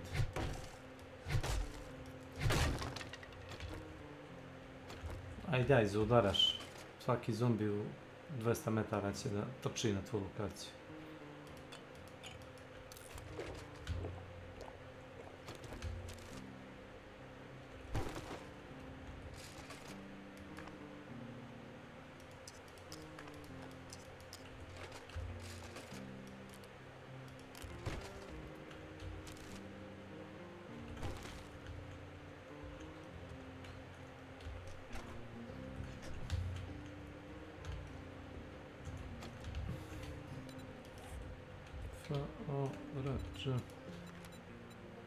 Palim još malo kože i 3 izole trake.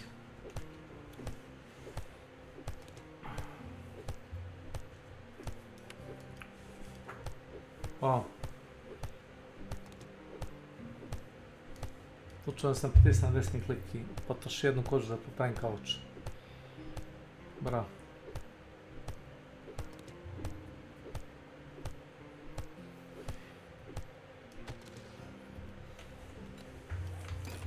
Ti je cooking pot. Kod mene. Daj to stavila na uglasu da... Evo odmah. Evo ovo iste sekunde, evo stavljam. Hvala ti. Jel postavljen? Jes, evo aj sad krenem da kuvaš. Dobar si čovjek, dobar si Aj čovjek. skuva na malo vode, aj. Ka Radomir, znaš Kosović, on ima te Radomir. I aj daj. No, apsolutno nema veze gdje si, šta radiš. Ajde. Ajde. Evo. Pametan čovjek.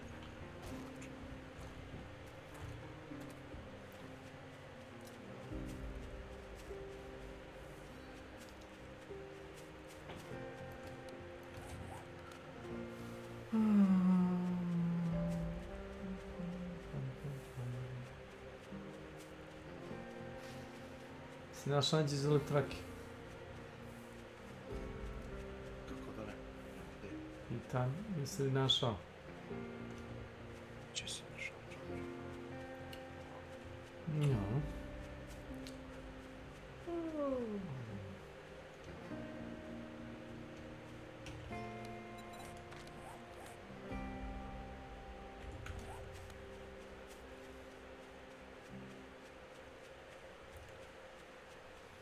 Si iskopao do blago, startno jesi.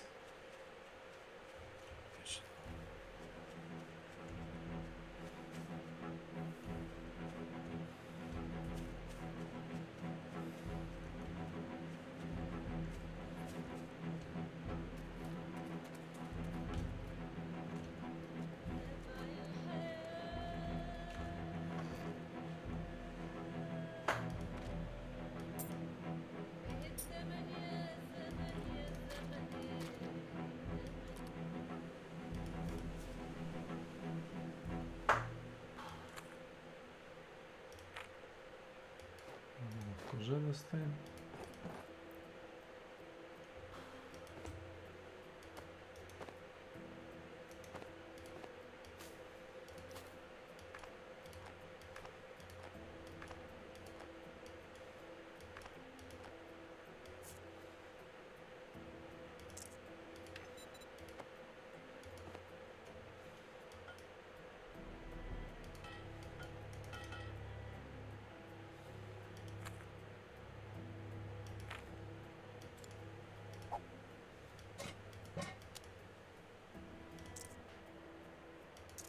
Ima trošiš apsolutno krompir. Što kaže kako? Ne treba cooking pot. Eto prvo ognjište. Ne cooking pot.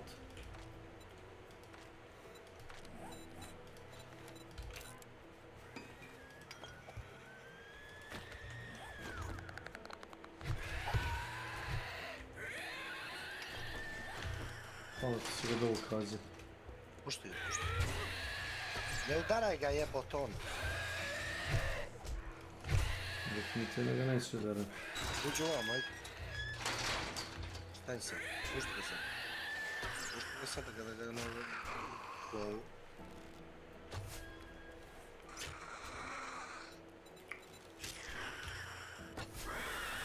To je da se ne mrdaš, brate, ne mogu u boss tako.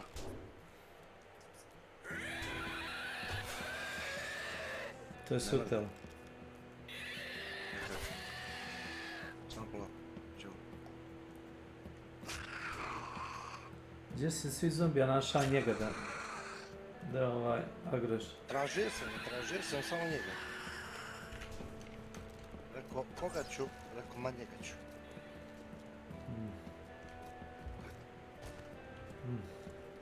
Listen, you son of a bitch. If you ain't out the goddamn door when I close, I'll shoot you for trespassing. Treba nam 200 novčića za 3 duct tape. Zašto? Ništa.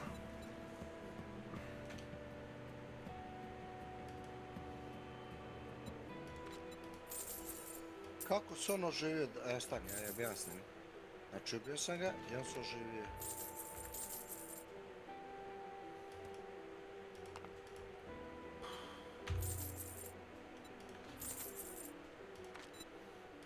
Nisu živi, nisi sigurno.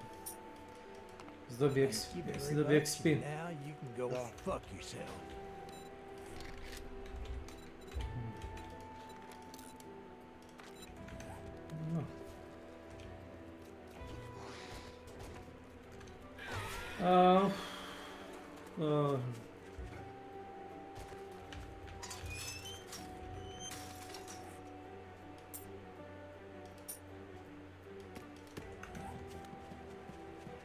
Naši pera malo. Ne, ali ako nađem, sačuvat ću ti.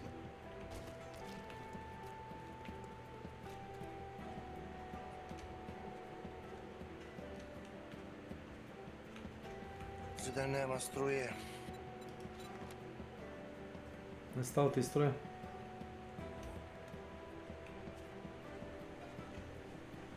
Vele? Nekome, i dalje ne struje. Pa daj onda obustavi, pa ćemo nastaviti kad dođe struje. Jo, kume, brate, ti si glublji od mene, a? Mrka si nema struje. Rekao, imam struje, čovječa, pričamo, kume, Ane Perović auto. Auto je nema struje, razumiješ? Ali ja nemam pera sad, imaš i malo perija. Imaš ovdje... Mene od drveta, daj mi drveta malo. Da ti dam drvet?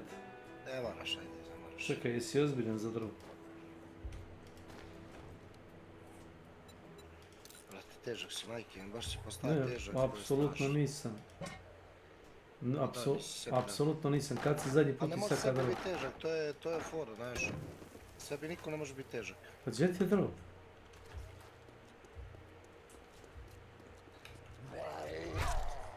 Vidio sam.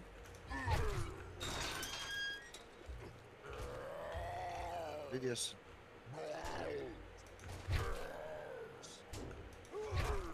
Što ste sabili?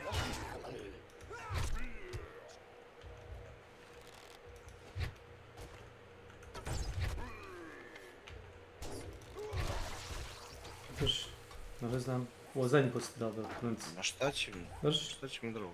Drži. Ne treba mi čeč. Kako god.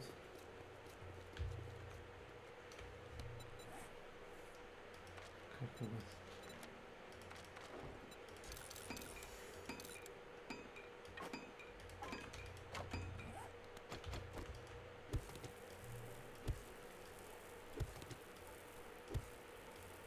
Treba si skuvat jednu onu pitu. Kako se zove onaj hleb. Kom bre, tako možeš.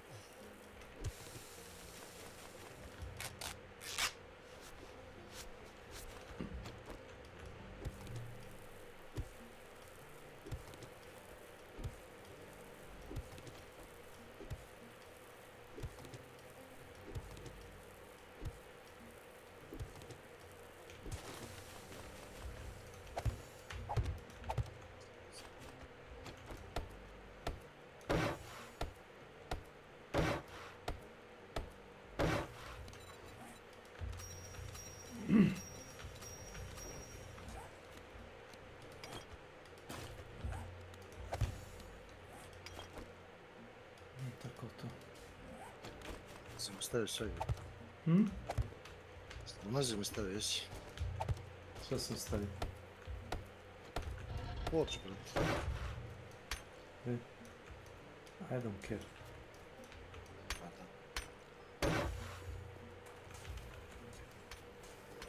Treba da trpamo Forge, milion Nema kože, potrebe. milion drveta.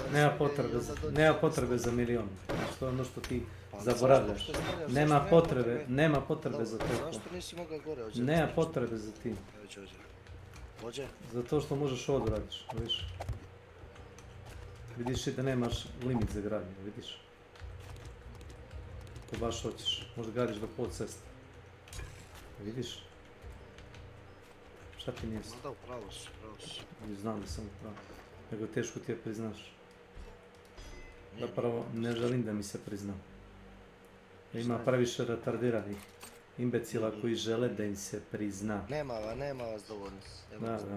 Da, ne znam koji su to nastavni. Ima previše imbecila koji žele da im se nešto prizna. Ja sam alergičan da mi se priznava nešto i da se vodim među, kao da sam govedo. Ne znam šta ti Advanced Bellows. Advanced Bellows treba ti Workstation 8. Ja, dobro.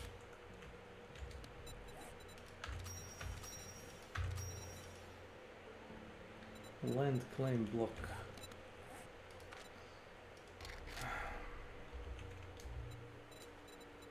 Nije lam nego land. Land.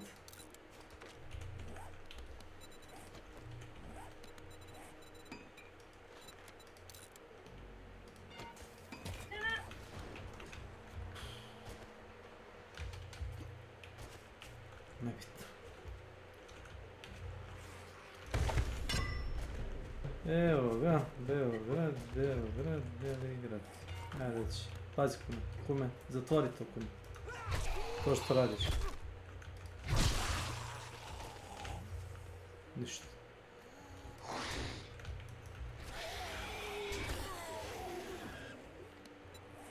Osobno ja bio krika bi ga ovaj pendračio. Sad je mnogo manji taj blok gdje je trgovac, ako nisi primetio, znaš. Mnogo manji.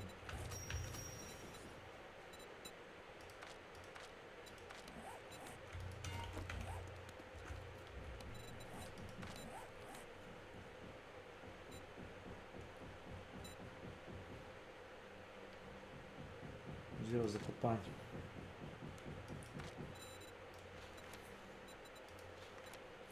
Tamo je percepcija 2.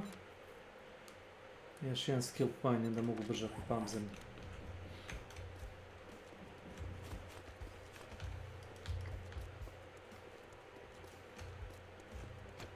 Tež sa mnom doradimo ovaj quest za kopanje. Preteknem. Šta ja znam. Gledajte još. To što rekao, ako preteknem.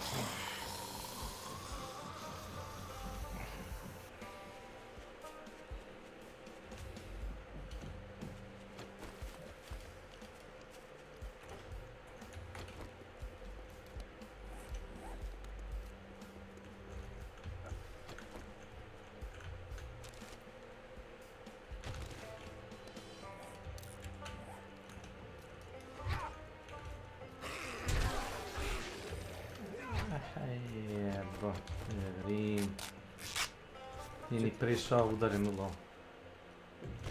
Zato što sam skočim u loku. Da skočiš u loku. Pa vidiš i debuff koji se pravi svaki put kad pojedeš nešto. Ne vidiš? Nema nikakve debuffove sad. Nekako tu bio. Kad pojedeš nešto pravi ti se ono kao crveni najnovost. Neka baza ovdje. Ovdje? Ne znam koja je baza, već sam bio tamo. Da, idem prema ovome big site.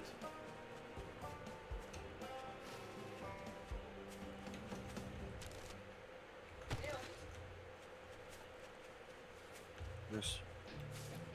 Peri.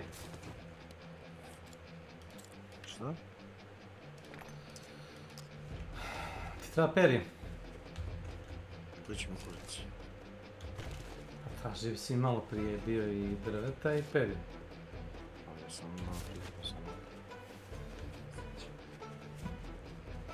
No.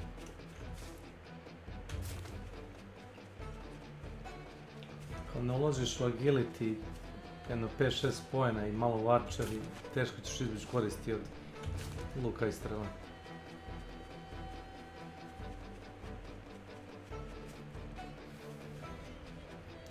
To smanjio headshot multiplayer sa 150% na 100%. Sjećam da jesi. Jesi. Da, navisi. Jelej kumara! Ne znam.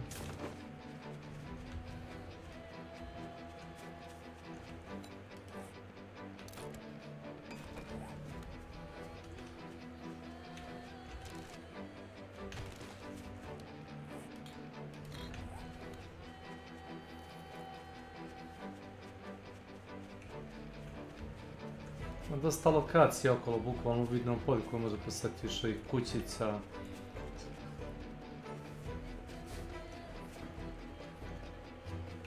Ođe.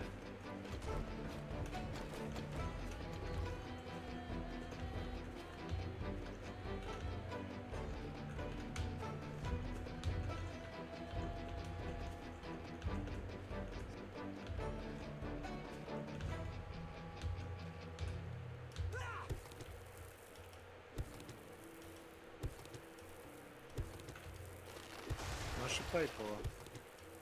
Imam. Treba jedan.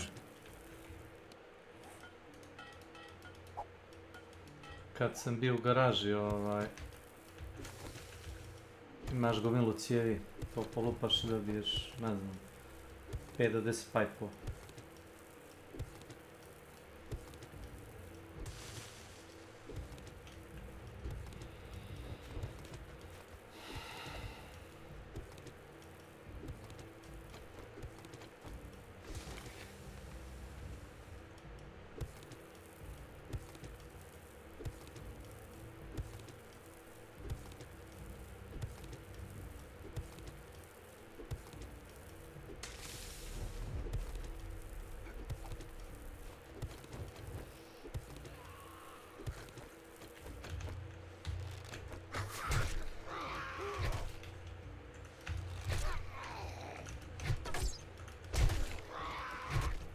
Smirit više majku ti jebem.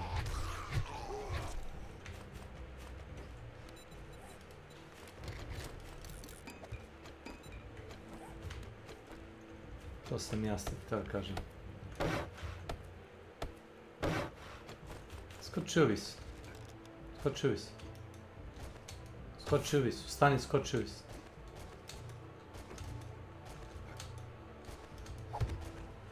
Dobro, stani tu.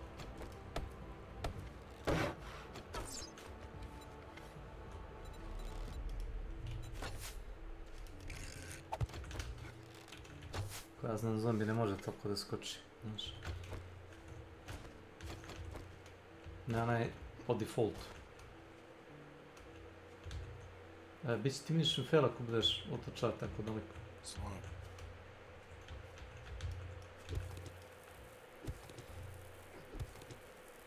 Drži ovo. Stani.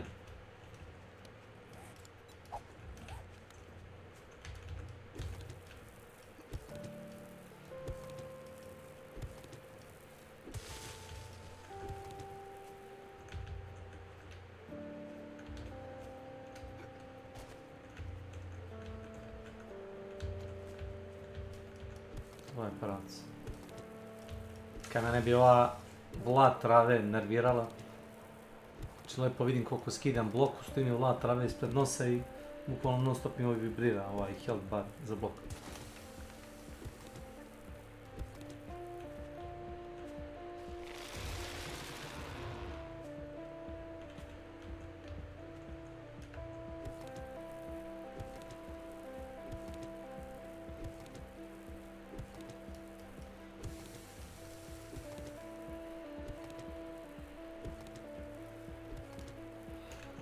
Ajde, priđi.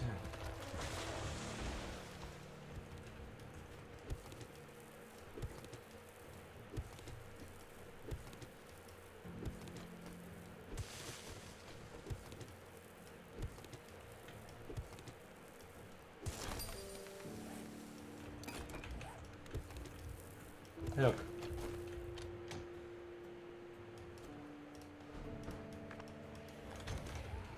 Kurac.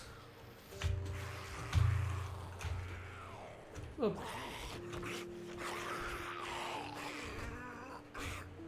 Ispod.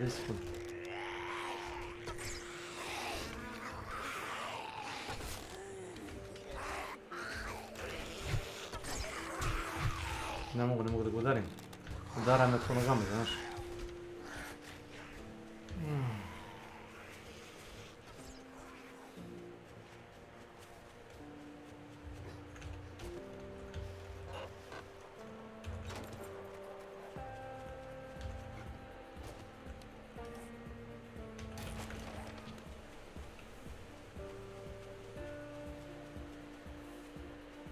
Ti zombi su ti opcijeni. Poenta ti samo zgrabiš onaj sandučić dole. Bitno da si ti otišao, da. A skoči i utekni. Kako da utekne, majke? Pa 3 zombija su tamo. Pa pogodi bar jednog da mogu da udarim drugo. Evo, pogodio sam. Dobro si pobjegao.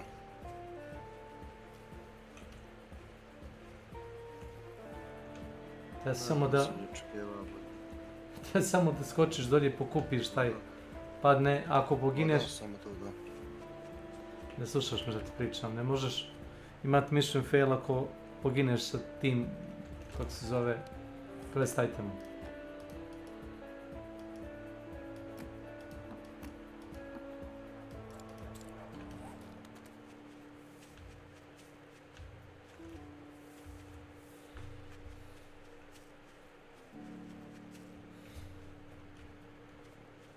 Se respawnalo? Daj ne.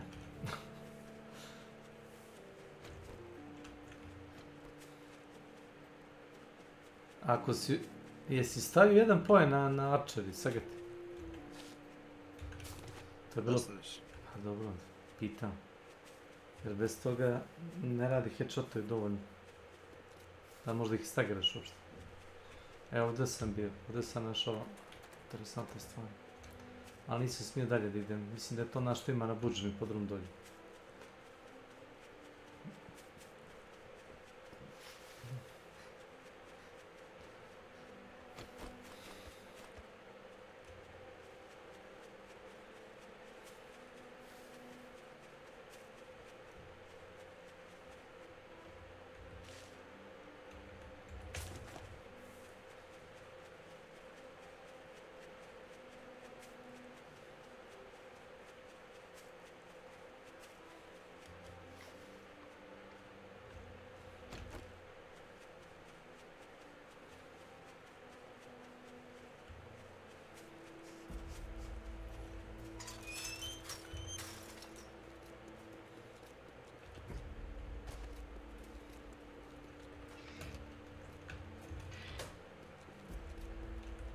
I'll sell you goods, but if you cross me, you'll meet the wrong end of my 44.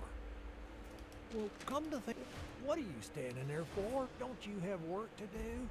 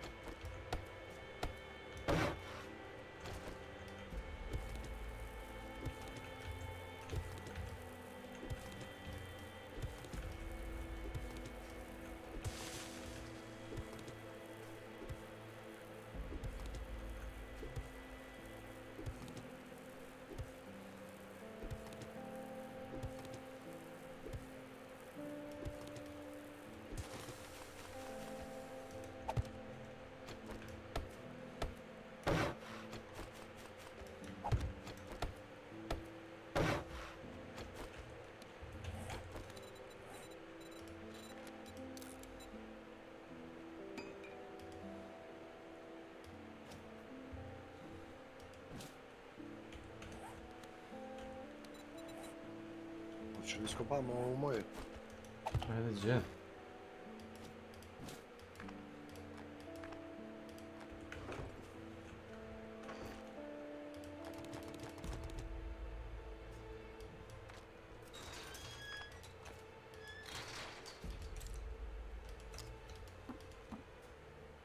Šta radiš, ne znam. Kada si prvi put u životu uzeo da igraš igricu, majke. Ja? Što? Aj, probaj da ne otvaraš ovo. Či da vidim da li postoji fora, možda dobiješ više knjige kad uzmeš onaj skill, ono da dobiješ random. Koji je to baš? Intelligence. Bookworm. Znači, imaš šansu da nađeš knjigu.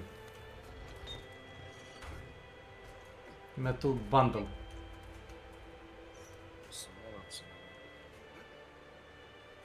Šta je sad, Afka? Ajmo. Ajde. Koliko ti je daleko to? 270.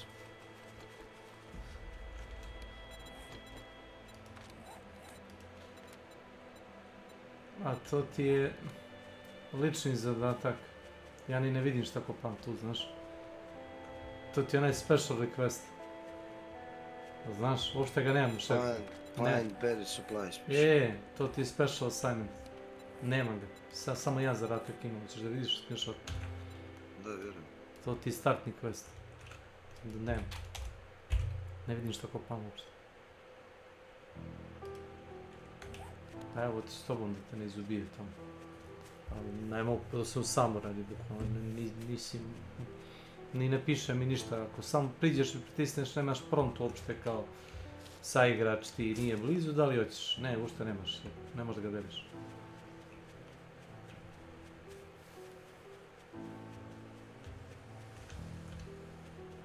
Da si ovoga iz bubeca.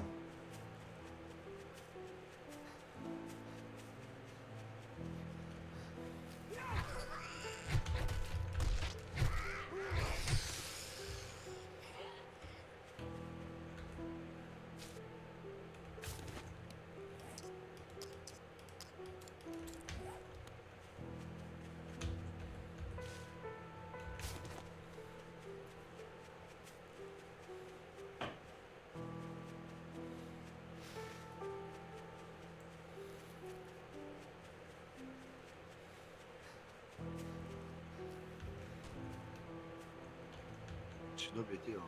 Ne, nemam ja ništa od toga. Slobodno ga start. Bači me startao sam, bači me šao. Da ti bacim na šov? Da. Dobro, izvoli. Znam, to ti ispod časti, eto sveti.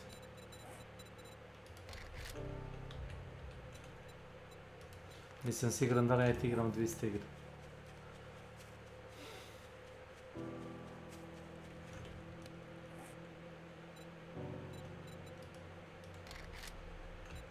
A moguće da na shop skida podnosi. Ti napravi bolje. Ili lutuj bolje.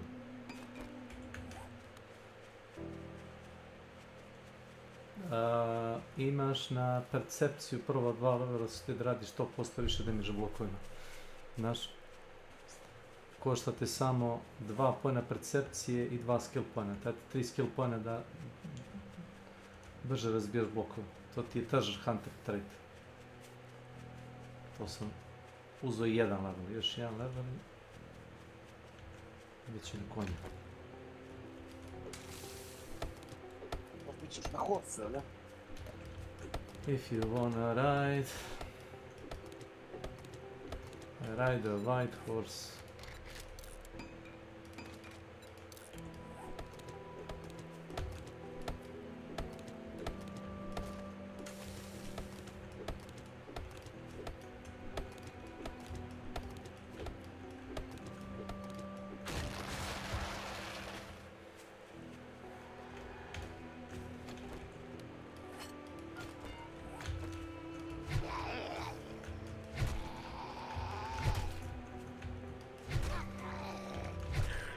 Kad udarim zobje moram isto tu ko pritisnem nazad, znaš.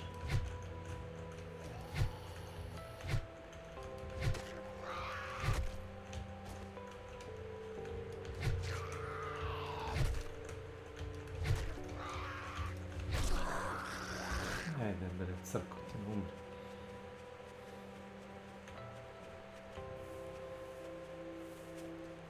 U groblje. Spala zjuda.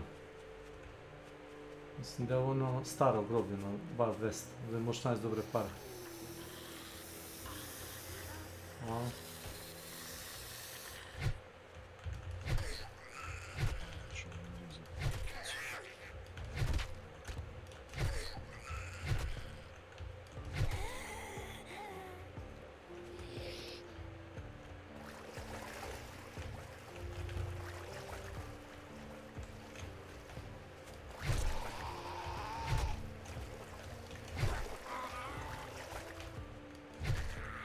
Ovo ti je cool POI, a ovo na Naves Geni mislim da sam možda jednom video. Jednom ili nijednom.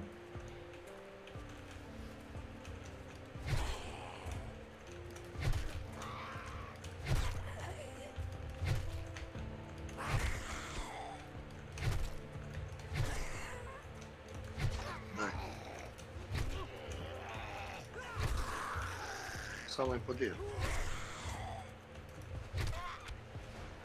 Da. Da li je nam jarat po dede, Milena?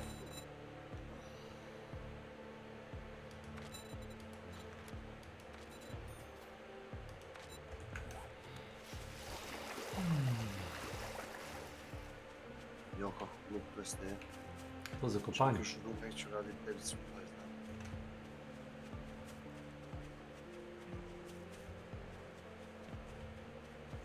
Pa, dobiješ hrane. Samo kupica.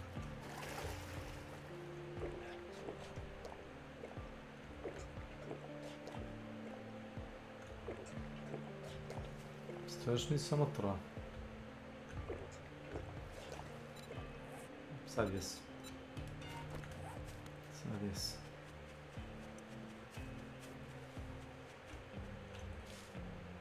Ja više ima tu je muzej. Sviđa to, niš? Bazen pored. Pa toga, trader ima bez muzej. Čisti šazal, ajde. Imaš groblje ovdje. Ne, imaš groblje ovdje, potopljeno. Groblje onako malo razvaljeno.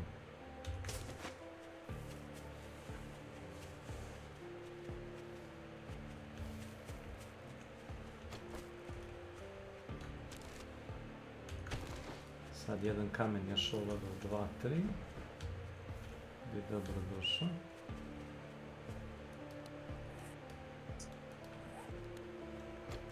Ćeš da radiš ovaj Digberry treasure?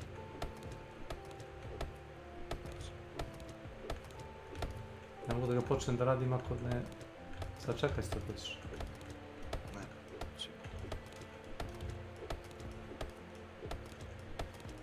Dobro. Daje 3 skill knjige, znaš? Najviše bili supplies.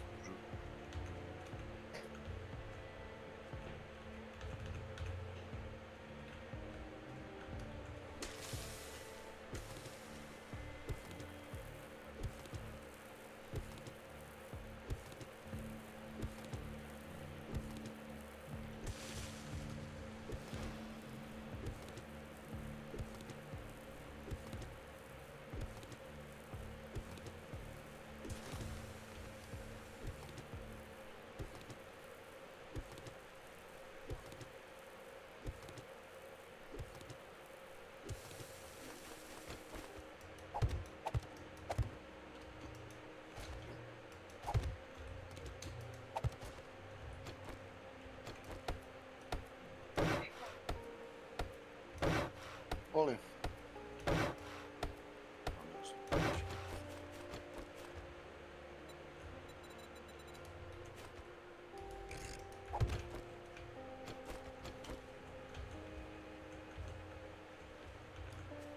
Ćeš samo ovaj clear zombies. Sam da iskopamo, daj mi tipa 3 sekundi.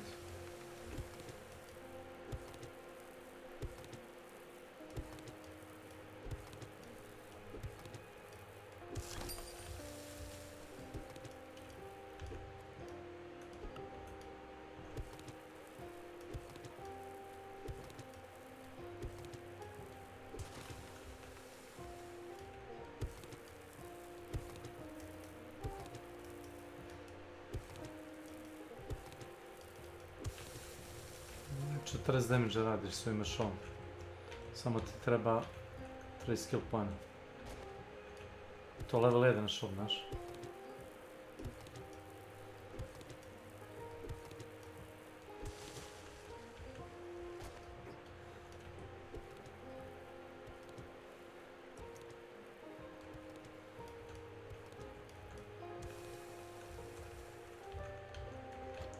Op.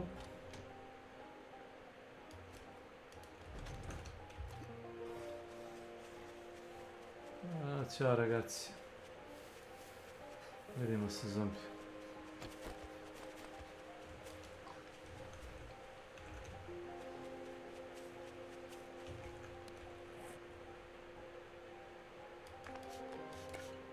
Dobio sam ono za barter, znaš? Ono piće.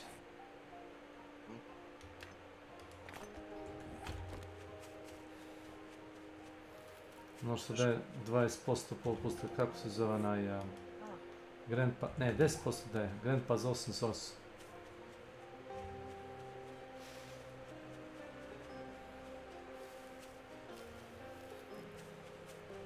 Gdje si dobio fetch and clear?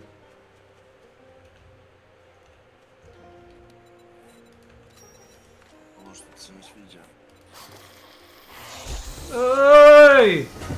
Ej, jebote, otvorio sam inventar da pogledam koji quest radiš i instant su mi dotrčali s leđa, znaš? Čuo sam ih pre nego što će me udariti. Ja nemam još uvijek penal, nema veze. Ne znam koji level je ti daje penal, ali... Sad, čao.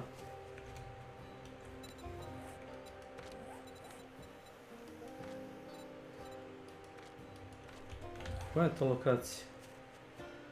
Što ti kažem, mi se ne sviđa. Veliko mara. Ono što se mi sviđa.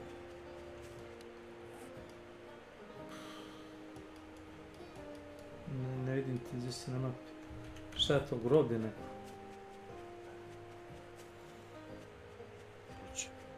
To na kući sa 4 zvezdica na Wright Residence.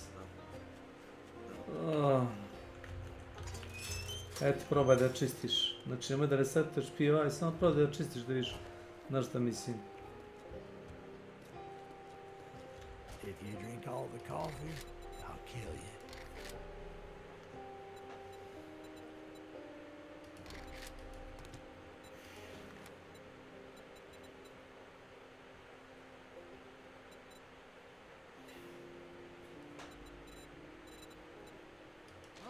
Look who's tired. Well, good luck.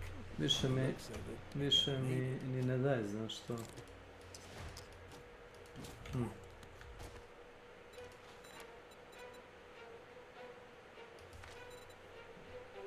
Živa kad delo knjiga.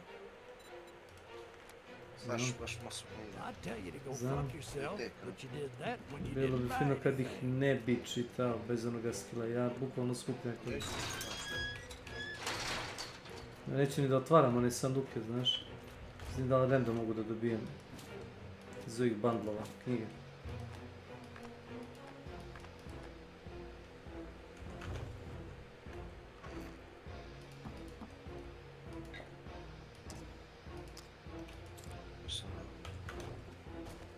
Stižem. Gdje si našao biblioteku na spratu?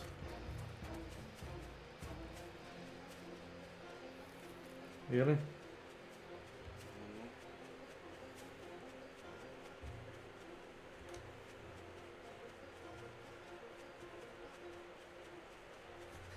Što nisam pogledaj mali bolji pendarak.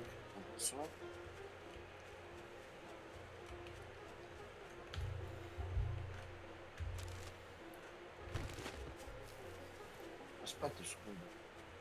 A? Evo, pun inventar. A uzet ću ti nešto. Ja sam napunio, da sam za to 2 sanduka. Jedan sam samo trpao knjige. To nije ta kuća. Da, jest. Ne, ja sam našao ovu više. Ovako. Ne ide to. Ovako će.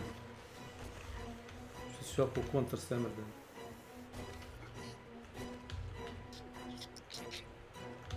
Iđo. A ovi su oni radioaktivni zombi, ne? Ovo ti je garantovano gubiš experience s ovim glupostima. Bravo.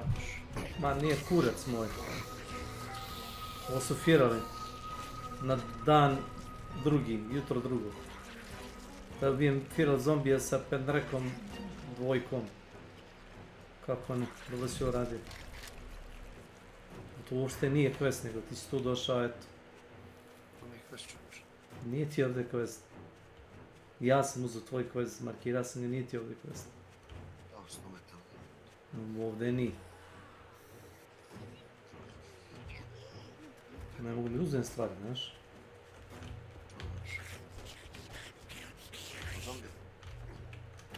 Evo ti pogledaj.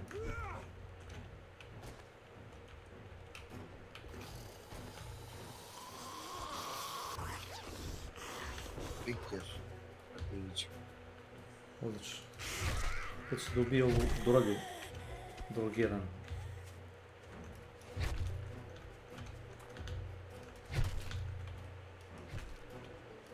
Mrtva je. Nisam vidio XP onaj. Da, ovdje imaš podrum, da. Znam da ima. Neće ti sigurno dati, kad si ovako mali level, u level 4 pi ovaj quest. Sprdaj.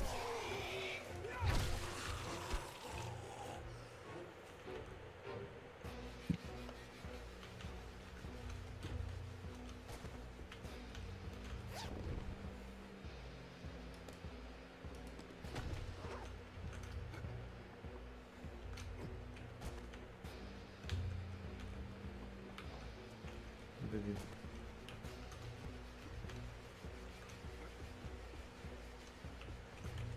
A znam uz nije quest.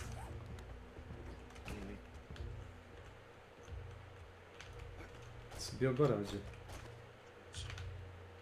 Da ti vam. Vamo tom krga. A? Nešto? Možeš malo sa strane skočiti. Ovdje.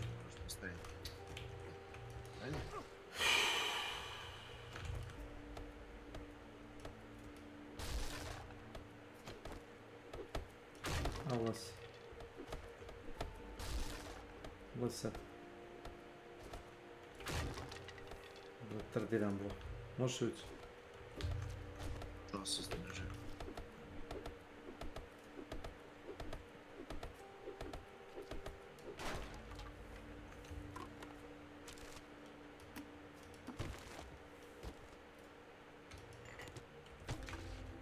Šta je recept? A, ono za biciklo. Odlično. Biciklo, motor. Da, već ima. Šta je ovdje? A, znam ja šta tu. Ne bi ti, neš moći izaći. Bez bloka neš moći izaći.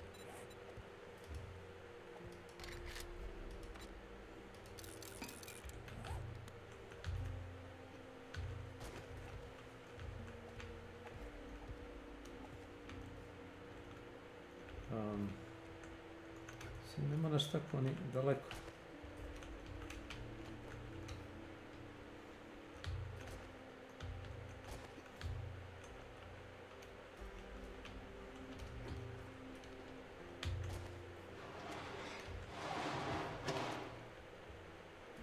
Viš.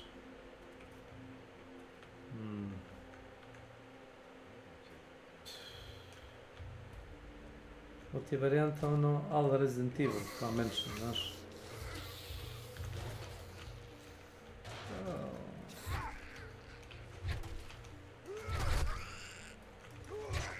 Druga strana. Da, već. Ne znam. Wow. Ajde, trči. Pošto nam puni staminu, jebote. Stani, stamina, alo. Imam ja stamina. Vidim. Ali neću da mašem bez veze, viš. Udarim u prsa, ne žadijem ništa.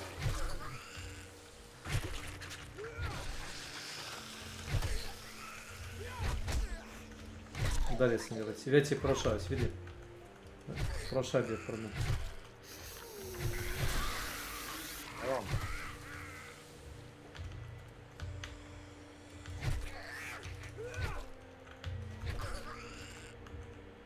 Živi.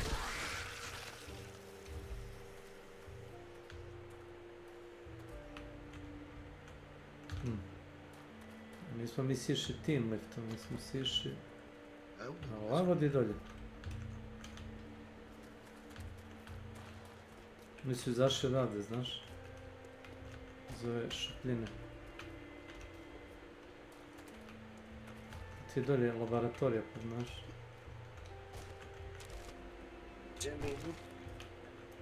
Ne znam gdje ti je luta, ali vidit ćeš kad ideš na dosta zombi, vidit ćeš gdje ti je luta.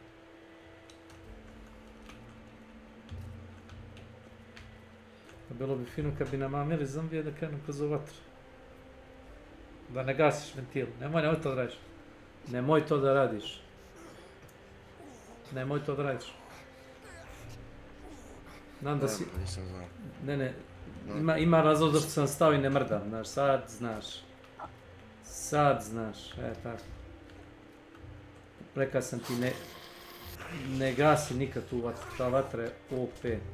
Ja sam 1000 puta mišljao da nekako eksploitujem, da napravim sebi bazu pored toga, znaš. Na ulaz. Samo da, nešto da ja mogu da prođem preko toga, oni da misle da je kao prečica, da je to prženja.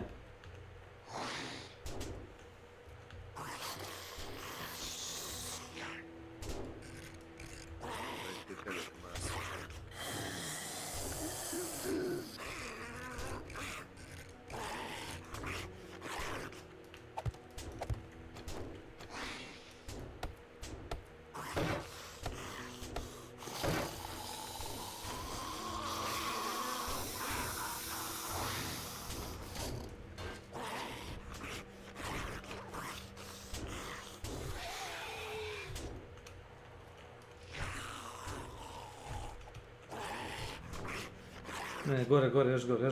Mora, znaš koliko je taj plamen, činiti se da je mali, da ne možeš da prođeš. Kao što si mislio da možeš da prođeš.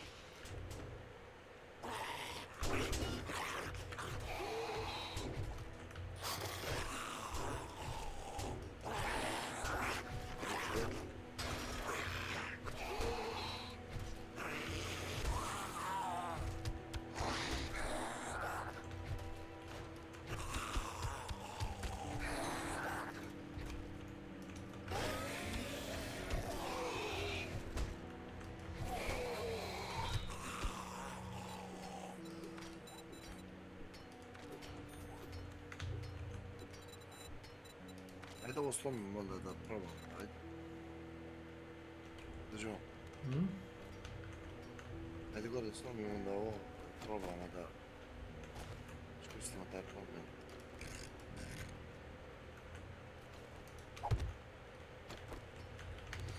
Onda ti za početak da uradiš ovako nešto. A ne to. Ja nemam drveta. Nemam.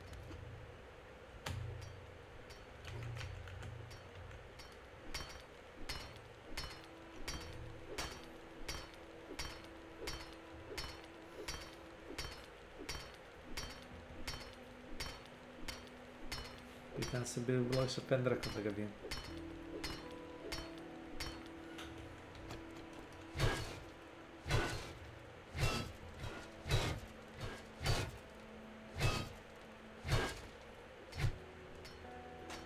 Ne? Block damage mu nije dobar.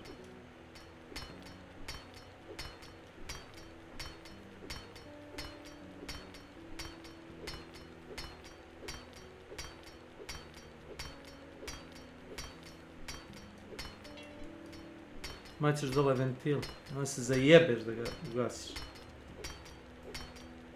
Ugasiš taj plamen, ne možda upališ više. Jer je skriptovano da ga ti ugasiš da bi kao mogo da izađeš, ali... To sam vidio da imaš tako eksplodirane cevi, na primjer u mrtvačnici. Isto tako imaš da ugasiš plamen, što bi gasio plamen. Vidim, znači treba malo... Hop, ovako.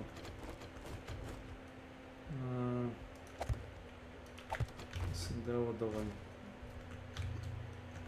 Ne s te strane, a?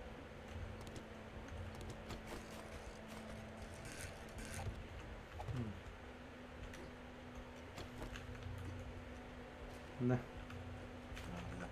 Nego moraš onda stući blok iznad. Znaš, ovaj mora se stuče. Vidim nešto je plan.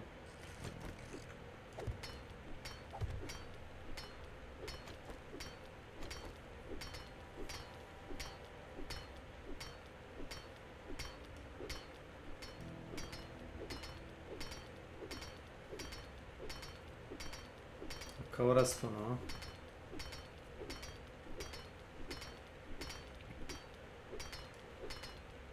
Kad uzmeš drveno koplje.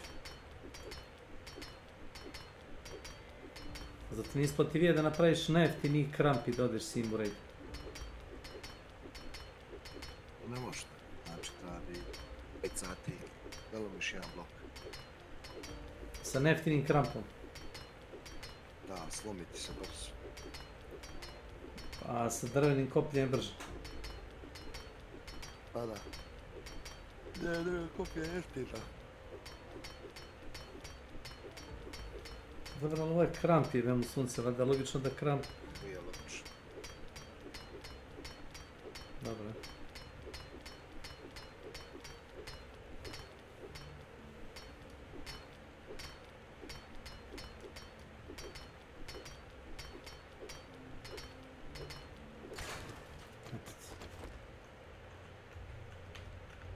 Sad teorijski možeš napraviti neki... Ne, to je visoko. Treba ti... Ovo ti je sigurna varijanta da pređeš preko. To vam treba. Samo...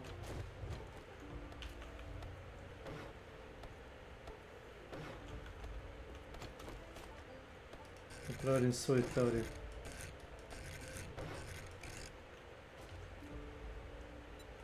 Ja sam naučen.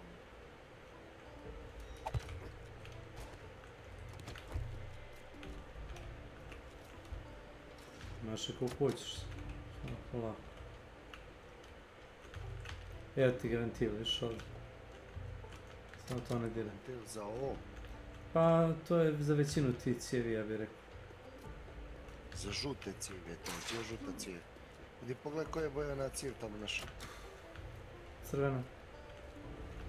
Znači žuta može, aj stavim tamo gledaj će se ukazati. Ne možeš upaliti više. Zajedeš. Dobro, gledaj tamo, ide. Evo ih. Aj tamo.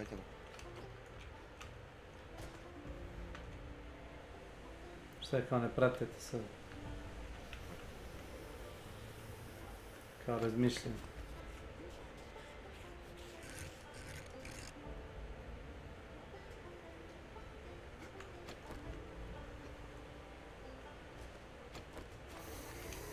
Hoće da dumre, a?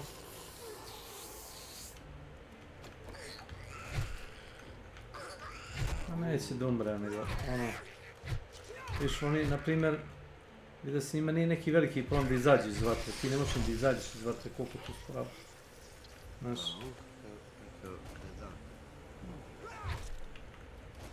Viš malo je usporen, nije baš full, ali usporen, nisi vidio. Ono je smeći.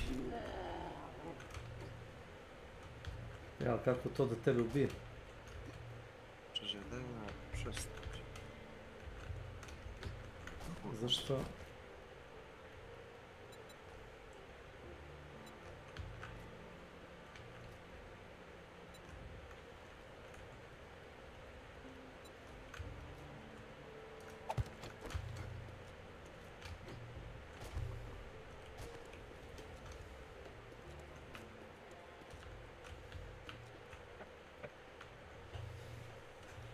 Znači ti si utulio žuti ventil, da? Gdje je plavi, zeleni, to? To nemamo još. O. Evo ih još zombi.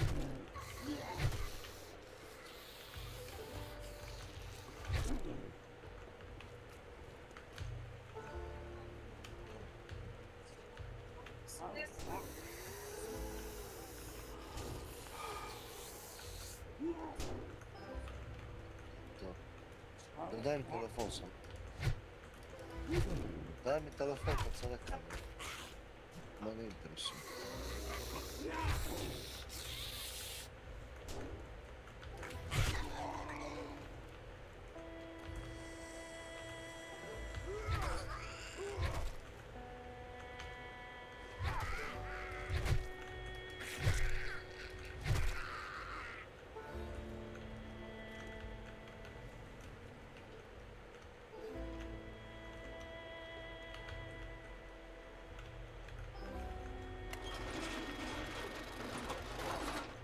Šta si uradio? Plavi. Ja ne. To ti je plavi, onaj ti crveni. Imaš još zeleni ventil. Tu ga nađeš. Evo dođe.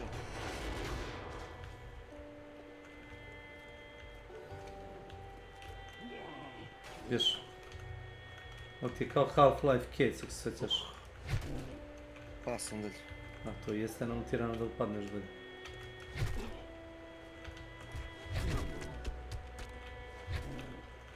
U Half-Life 1 si imao ovakve varijante, znaš? Čugasio sam zeleni. Ostaviš crveni, a crveni ne moraš. Ovamo, ne. Ovamo, to je ovo za ovo dalje, vidiš. I sad bi teoretski moglo da se prođe. Ne interesuje me. Evo dođe ko mi ima otvorena vrata.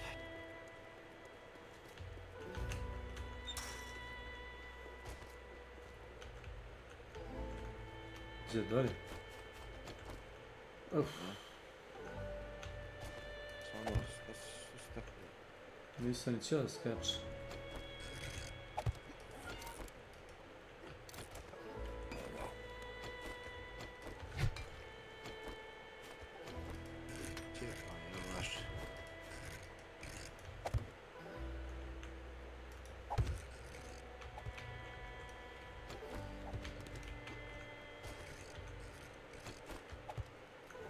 Gdje?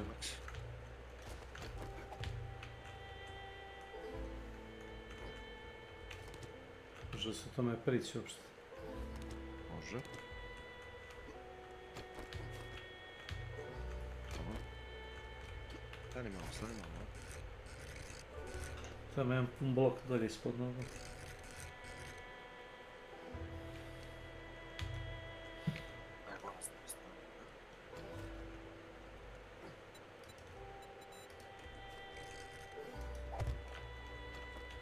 Evo, ovo je dosta.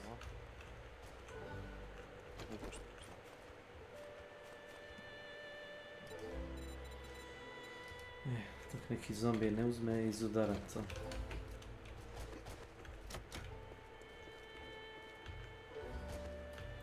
Neki haos kad pritisnemo Evo ga crveni ovdje.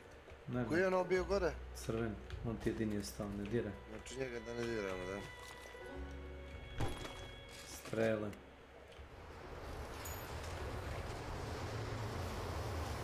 Naos. Bjež.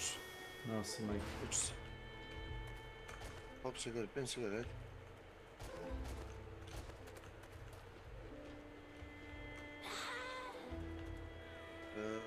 Morao sam da mi izmakne moj ispunjega. Naos sam i to.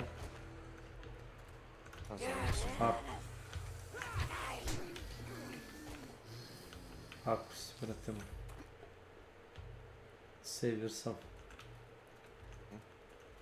Znači, ne mislimo da izađeš. Ne, potrebe. Ne misli sam. Nema potrebe. Misli sam, ajde. Ajde, dođi vam.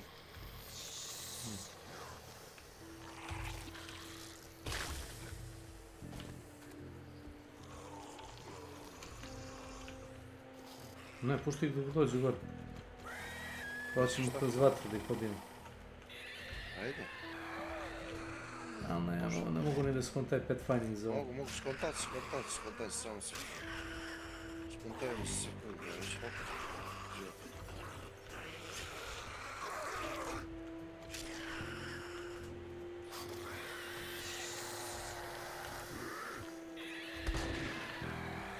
Viš gore, trči ovaj. Živo. Moj da reloaduješ to. Samo otvori. Ček.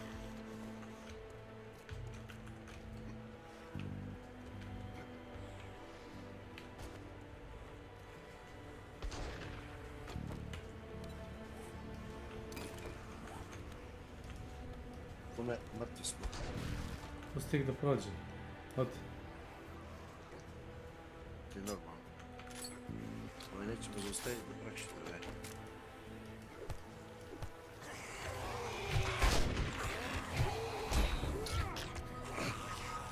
Vatra mu skida jedan damage.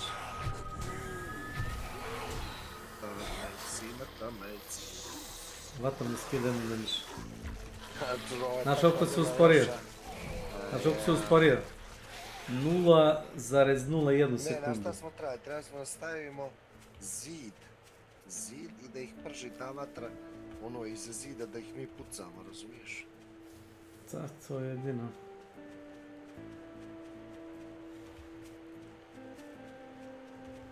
Što mi bijemo Fear od zombija na drugi dan? Zato što volim. Ne baš.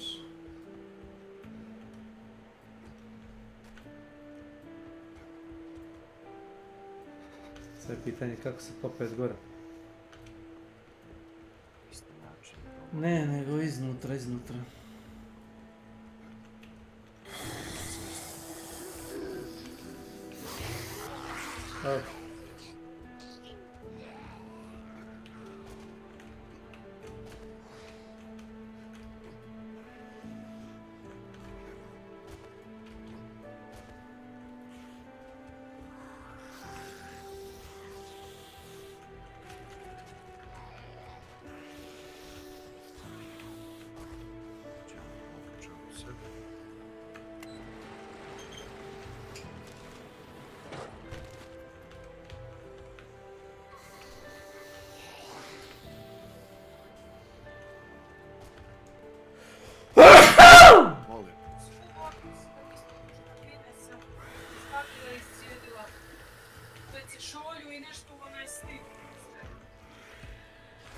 Nešto je... Bukvalno, koliko sam izvukla. Jedno, ako nisam 50 puta, bukvalno, uvukla sam ti rizik.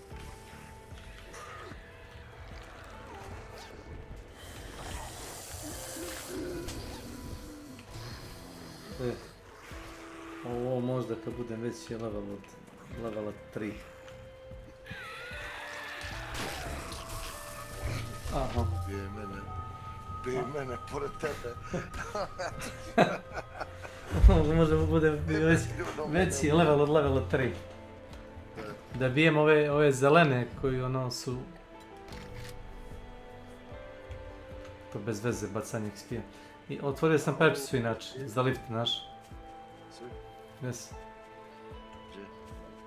Obiđeš kući, imaš garažu otvorenu, kroz garažu uđeš dole. Čekaj, kaži, stan tu. Tu sam isto, stan. Levo, idi levo.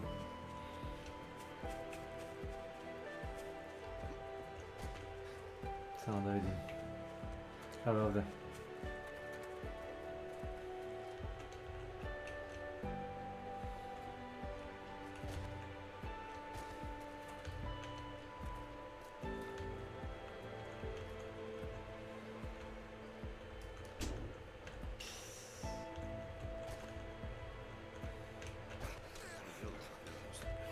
Ne s te visine.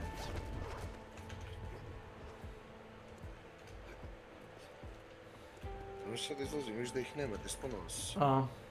Vidi tamo opet, paš vidi.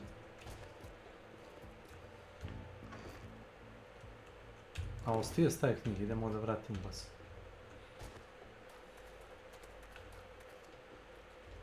Nije to ništa respawnao. Nosi moje knjige.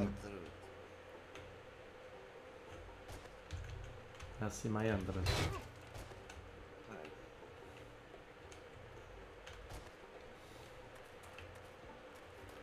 Zombije, brate, stoje ovdje uz zide, svidio? Znam, pa tu te čekaju u šteku, evo ti objasnim. To firali ludilo.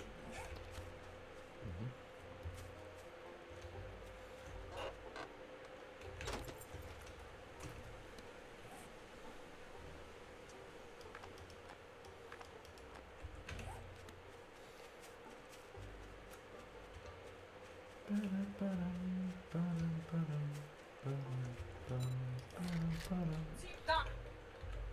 Šta si se kilo? Ajde bre ti!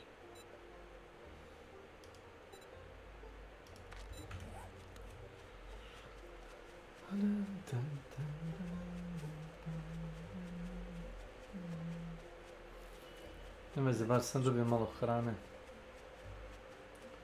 A ti šta planiraš da radiš, ne znam. Ja sam izvukao ove knjige što si ostavio tamo.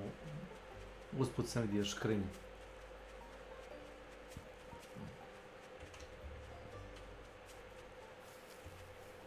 Što ti ima pedrek, nema? Ovo radi minimum damage.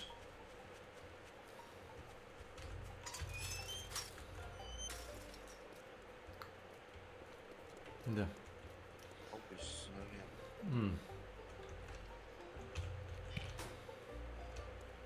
Afternoon. If you bring me a cold one, I might give you a discount. Pa daj, pa je baton level 1 za 300. Kako da If you ne? don't like my food, you can always Uaj get ga dumpster bre. diving. Matori konj. Molim? To? Većao sam. Šta ako se vratilo? Dobro, jesi ti šta je? A sale is a sale. Ja sam Even problem. if it is to a scumbag like you. Umoj da kuvaš kartolu. Kupio sam krompire. Sam.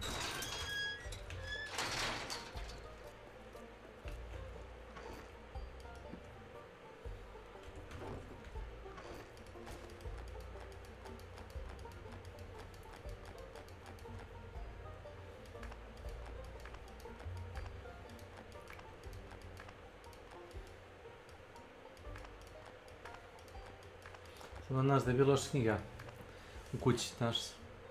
Nisi ima snage da se igra žmurke sa zombijima. Zapalilo me vatra, ću izgledat.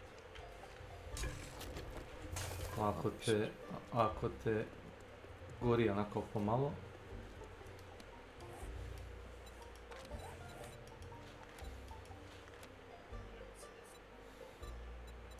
Gdje je tvoj zadatak? A istina mi zadatak, gledaj. Na istoj lokaciji, idem tamo.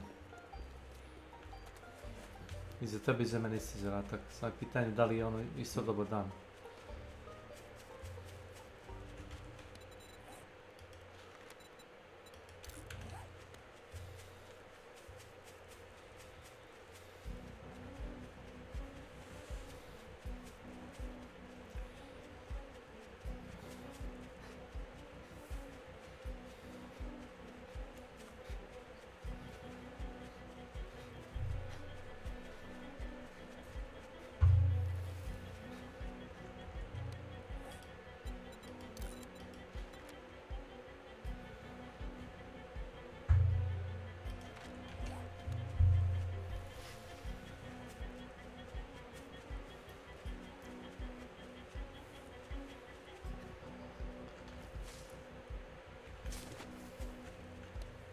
Nego opet to je što pljuje jebate. Čeli da poginem opa. 3 kjelta. Knjige sam drpio. Kažem, ti imaš na drugom spratu jednu kućicu, jednu sobu da imaš... Čega si umro? Na vjeru sam. Od smrti sam umro. Mrt.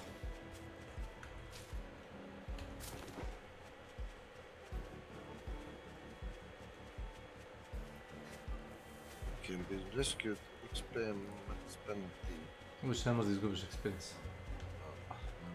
za sad. Ne možeš više. Ako ne zaradiš ništa XP-a, više ne možeš ići unutra.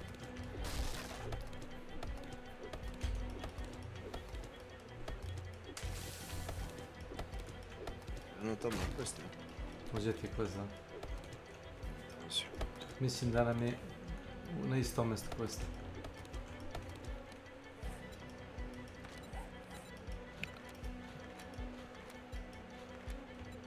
Piše Johnson Cabin. Johnson i Johnson.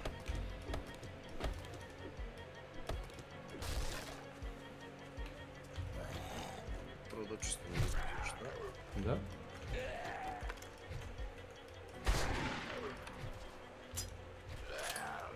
Bez veze ne trošiš municiju na ovaj rasfak.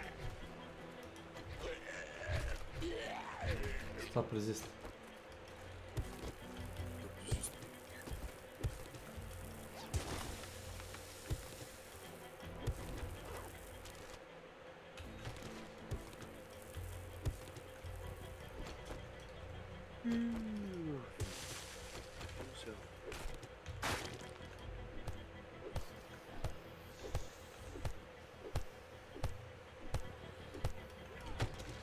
Pa si mogu da dobiješ gumu kad lupaš ove gumilice sa starim gumama. Random si mogu da dobiješ.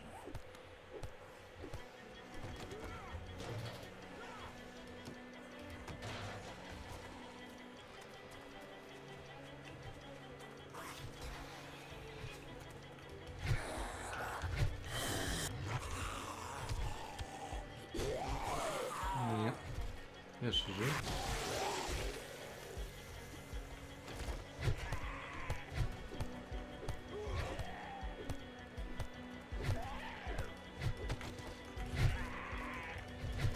Ulo.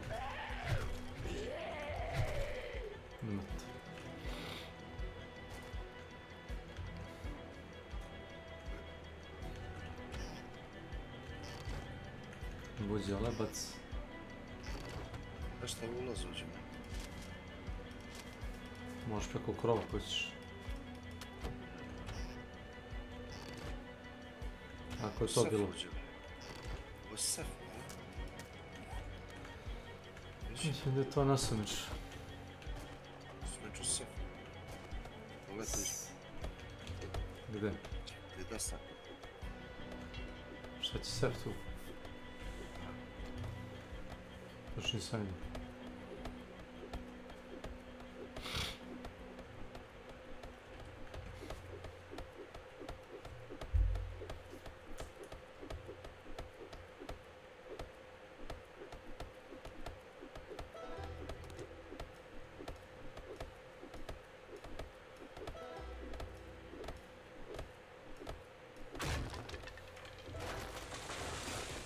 Što da isečeš?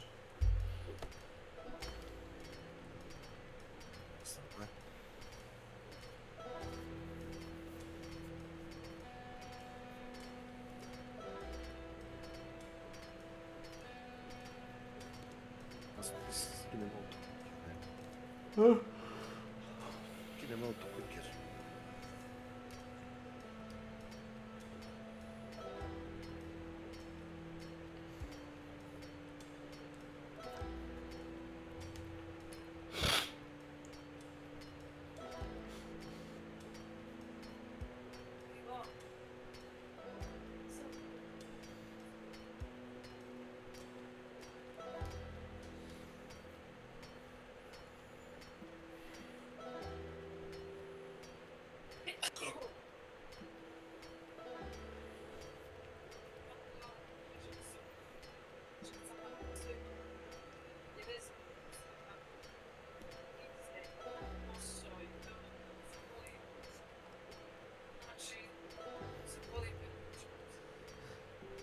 Znaš kad bi razbio sef da ga biješ kamenom.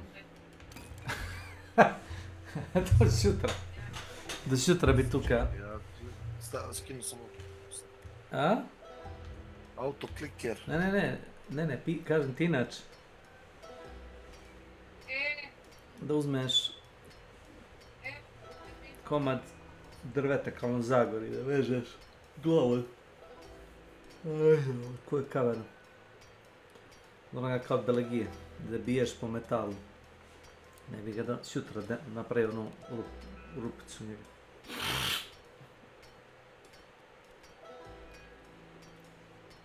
Ja ću stanem na pola dok ti to uradiš.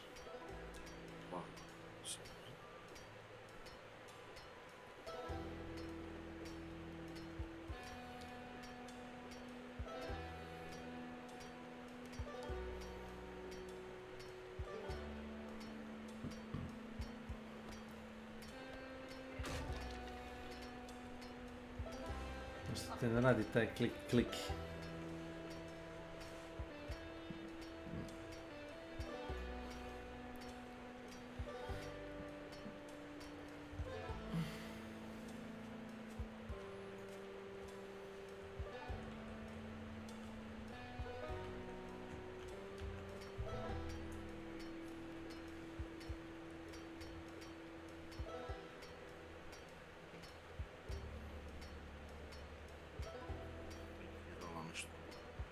Kubana, došao sam do pola, hajde.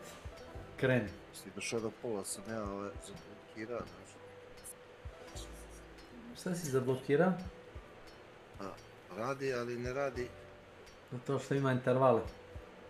Možeš staviti... Nego stavim je u... Jao, pogledaj ovaj pakao. Staje paljen na drugi monitor. Možda ga ugasit ćemo. Pa stavit mu hotkey, nikad ga ne staviš da moraš da klikneš u box da ga zastaviš. Staje zarobljen u tome, razumiješ? Pa gdje klika u program samo. Da. Pa možda ga zostaviš sa hotkeyem.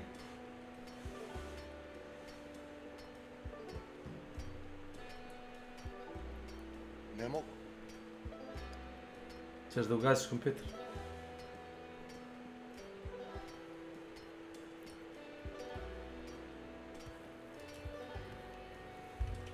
Ako man. Si ugasio?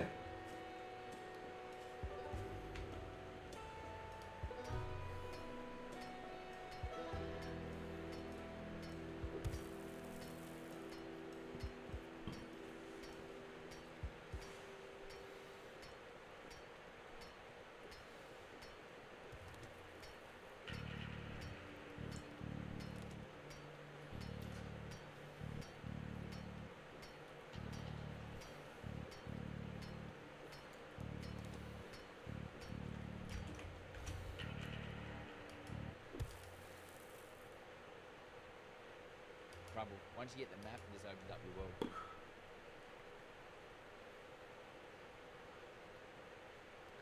If we don't get this bloody in-game soon,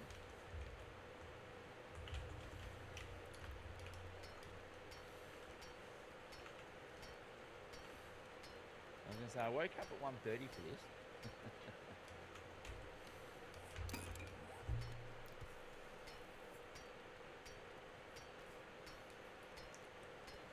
Lava Drips TV. Appa Game. Gion. Ugasi si kompjuter. Can you see that?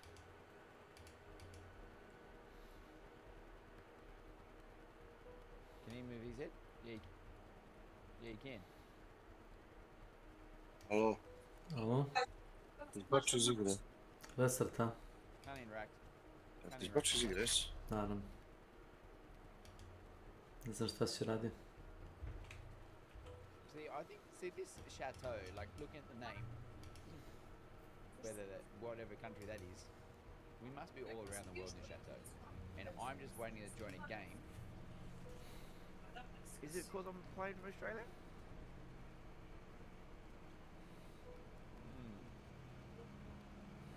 Sure.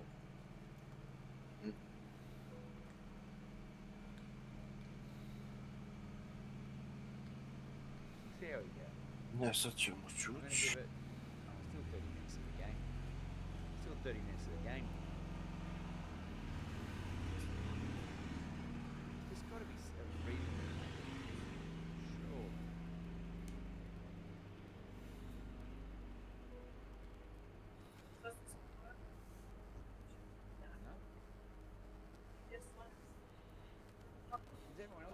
Let me just refresh the old the Twitch browser.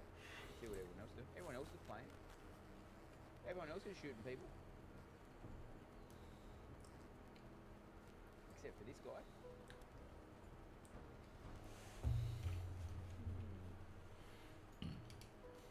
Getting worse and worse. Well, the outfitter's craft is among the most distinguished if one has taste. Renault insists I supply his extractors with armor and bags. No small responsibility, I assure you. Naturally, I require fine textiles. Scavengers fetch them for me. Filthy Frank, for example, a revolting little creature. You'll find him writhing in the animal pen by the gate. His epithet is well earned. 2 professions only. Any more is a gluttony. Consult the others. Weigh your choices, though needless to say, the proper choice is obvious. We're gonna need more coin. I want to make some big old fat backpacks. Damn, look at that fucking thing.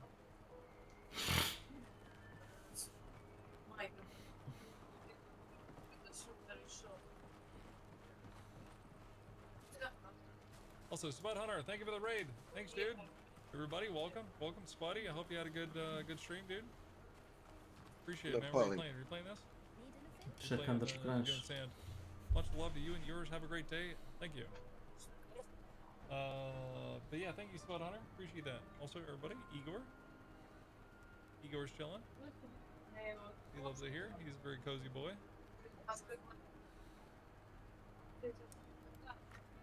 Cozy boy. Ja, ima, hvala na pitanju.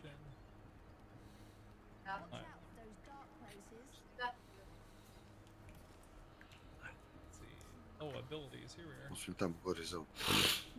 Passive, tactical. Okay. Džepom. Silently for 30 seconds. Vidim se.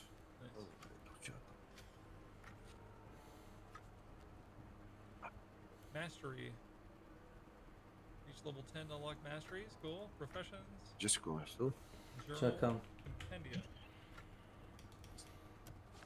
Radi je još. Kad si se zakočio prvi put. I love these maps too, it's cool.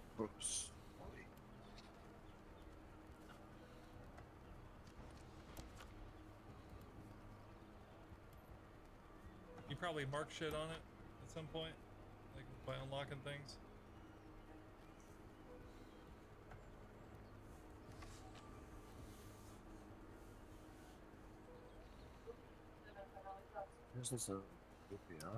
Leave behind on sentiment.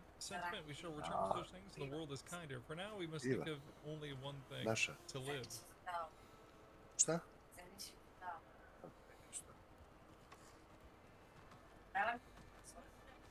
Press B for the breads. Copper deposit. Expanding upon. Želiš da ne smrdi kada se pomiriš? Ali miriš ili smrdi? Kažem, čekaj si.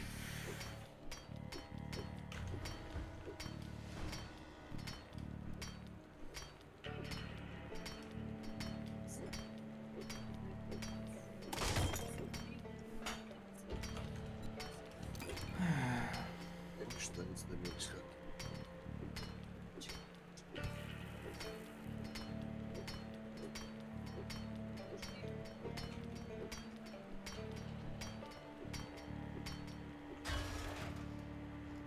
Zvon. Samo sam bio da znam da vidim šta smo ulupali sat vremena. Mogu smo to, brate? Ne. Eto ti opet. Ja to nikad nisam pravio, Ma. To treba počitati samo da ga kao, da ga markira, da ga i može praviti. Dođi na krov gore. Dobro. Pa da, stan će, sam te.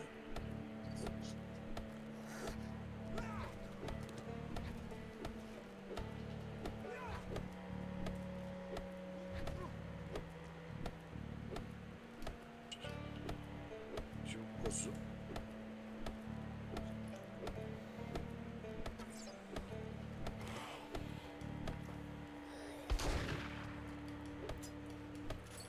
imaš run and gun, ima da te svaki put unakazi igra koliko sporo se krećeš. Nemoj da reloaduješ ispred neprijatelja. Ti bukvalno zakoči koliko sporo se kreći. To je to što radiš.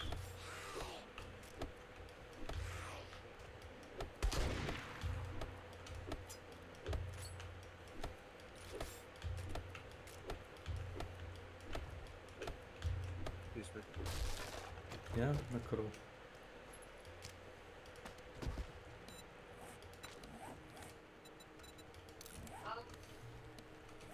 Našao sam armor fitting mode.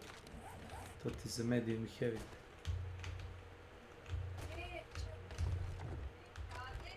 Ti si već lutao.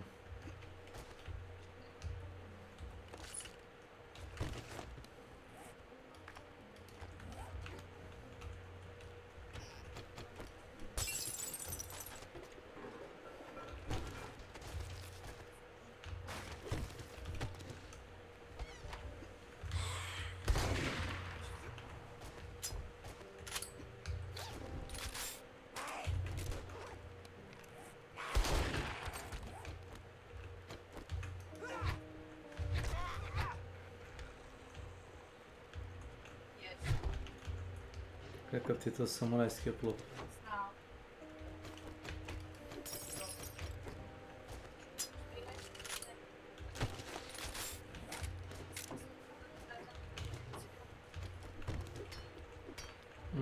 Nemoj besansko. Dugo će ti trajati, dobit ćeš skrap metala.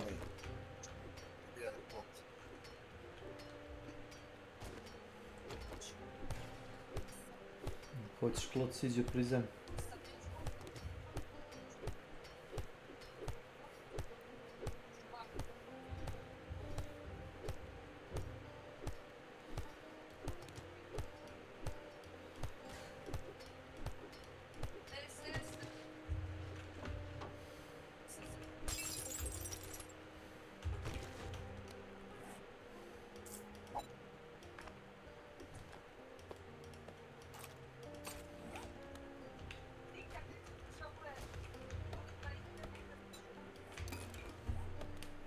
Si gledaš tim ovdje?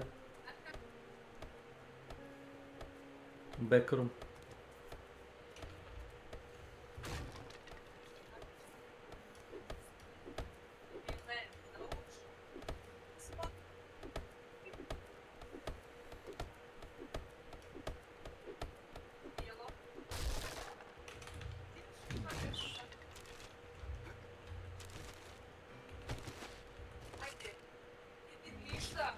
Painkiller, drži. Stani. Evo ti. Čekaj. Zatvori mi. Stani. Si uzeo?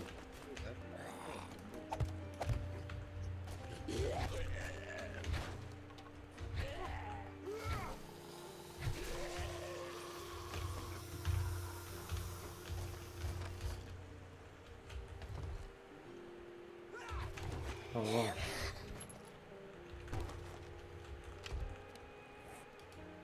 Just need one.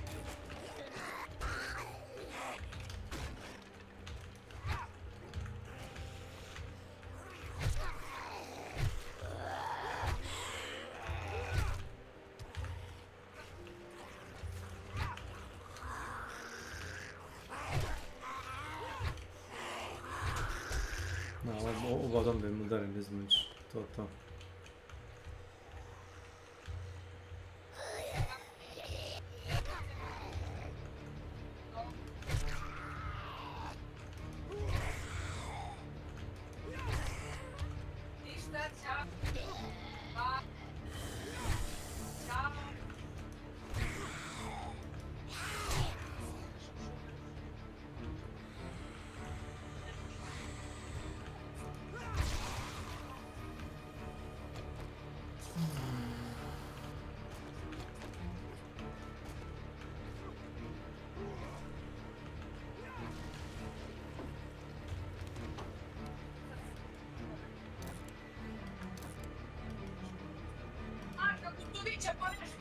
Što je Milena bre debilu? Pa šta ti njoj govoriš? šta imaš da se pravdaš? Ma nebitno da li si rekla i nisi, nema šta da joj pričaš. Komara. Evo ti puška. Čuti, Čuješ? ne interesuje. Meni kažeš. Ej, znači.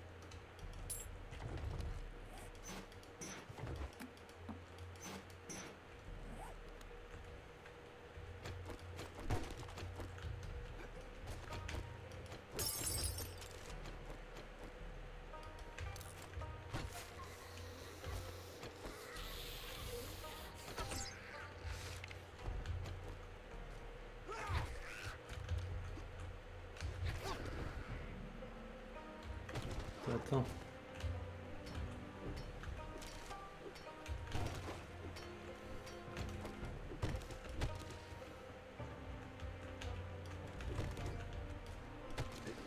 Da ti aktiviraš jedno ovdje se čeka. Ne, meni piše clear.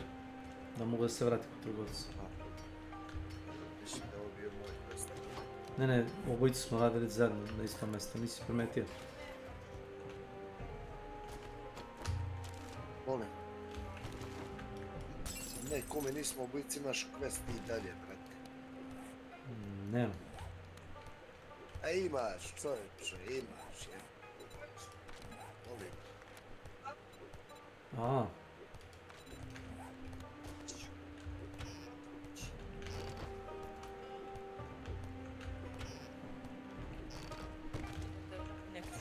Ajde.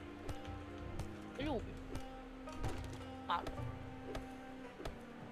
Se ovaj partner sviđa? Najljepše. Da si mi ti kupila? Ti si mi ga kupila? Kupila si mi? Tako? Imaš. Otišla sam, ajde. Sada idem da Nismo iskopali secret stash gore na krovu. Na krovu sto zgori, ispod dimnjaka. Ispod onoga jednoga crepa gore.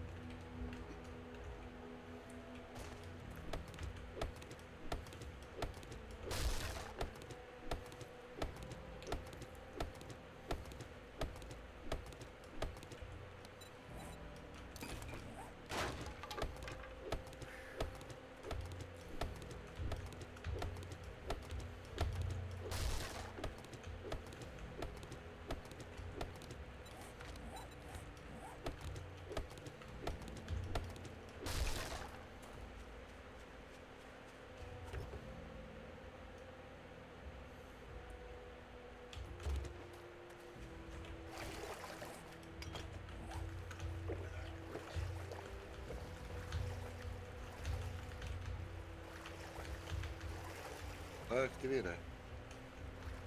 Pivo da, jelebet. Šta?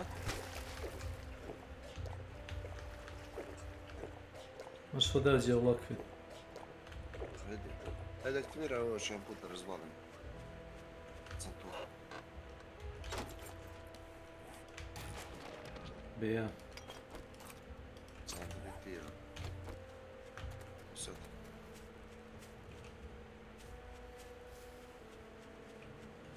Si uzeo vlak gore.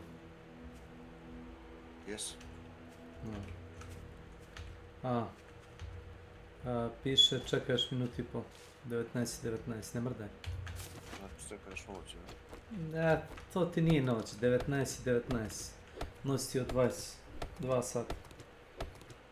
Teoretski ako završiš za 2-3 minuta quest, neće ti novatiti noć.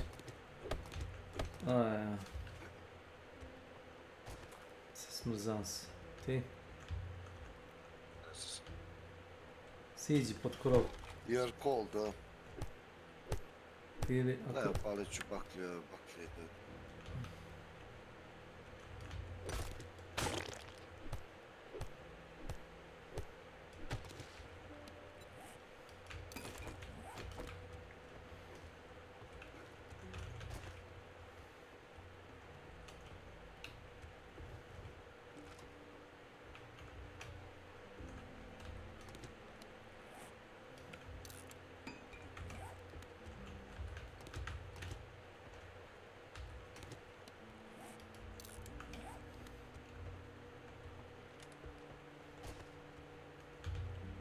30 sekundi. Ne 30 sekundi, minut.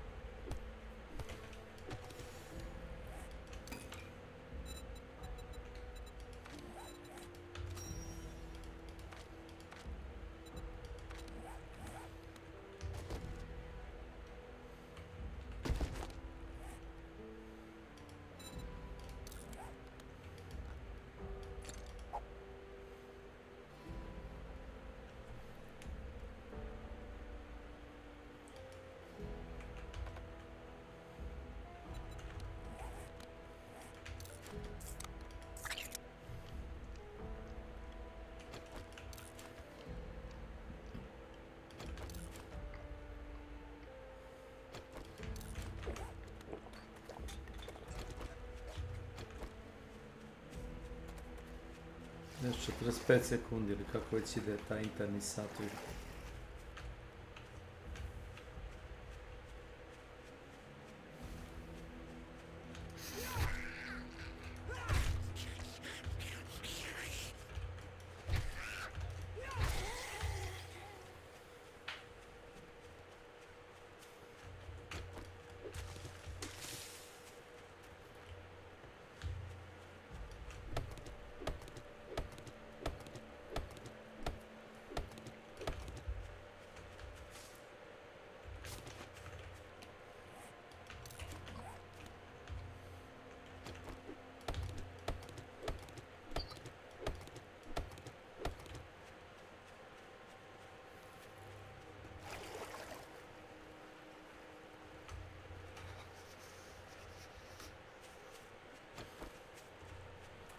Dvadeset sekundi.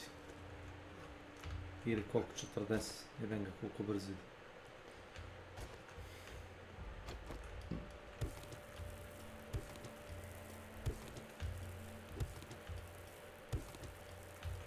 Pazi da te ne iznenade ti zombi tamo. Daj si prema što uključiš. Na krov. Smrzavaš se bez veze. A 19. 19.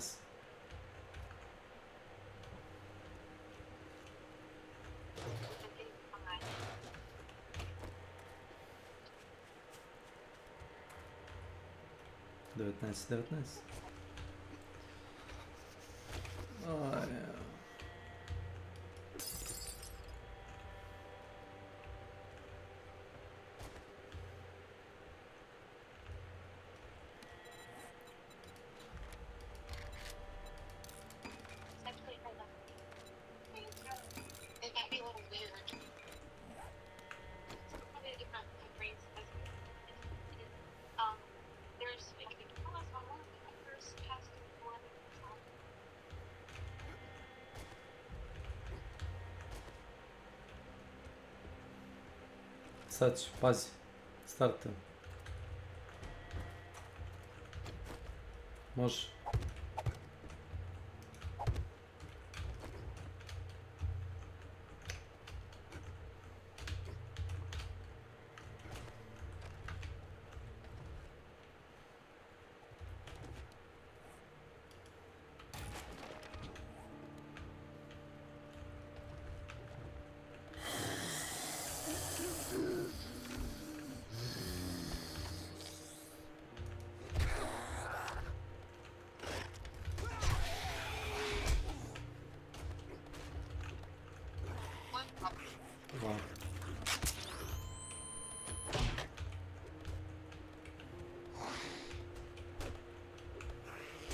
Među!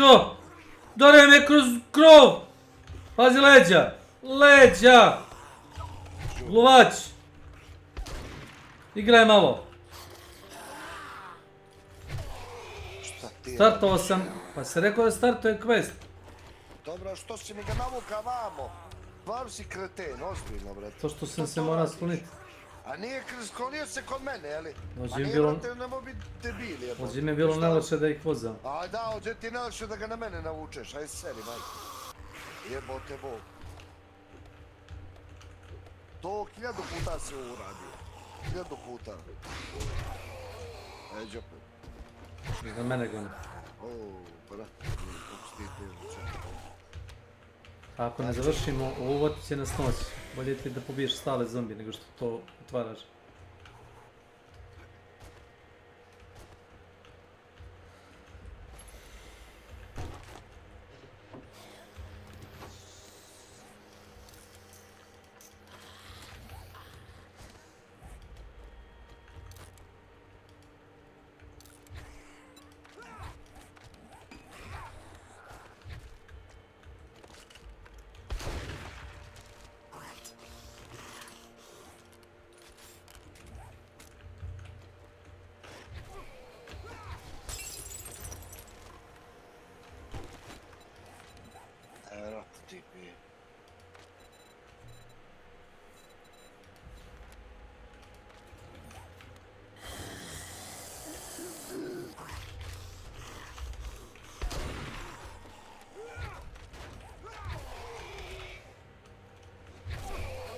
Čekaj, ja sam sad ubio 3 zombija, šta ti radiš? Ovog se ubije.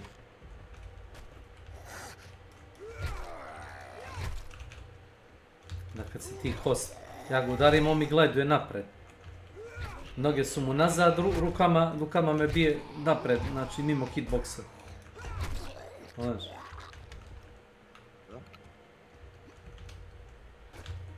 Šta ja radim?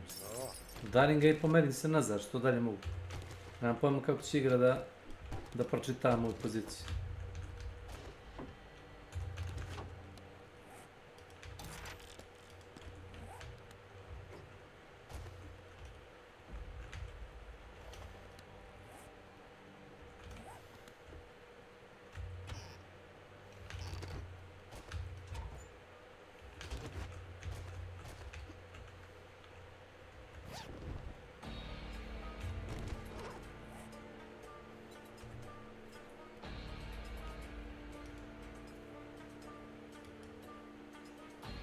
Drži ergonomic mod. Gdje si? Čuješ? Drži on.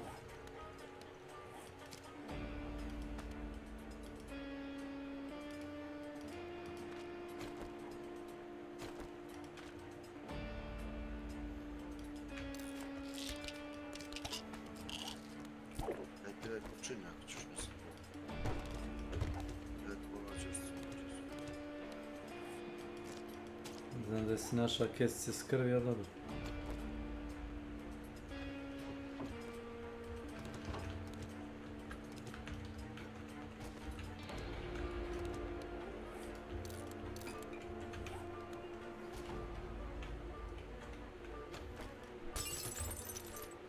Moraš da naćiš one...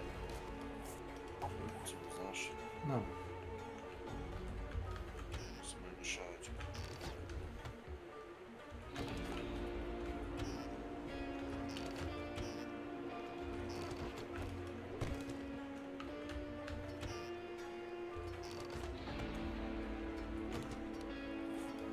Dobar ovaj auto.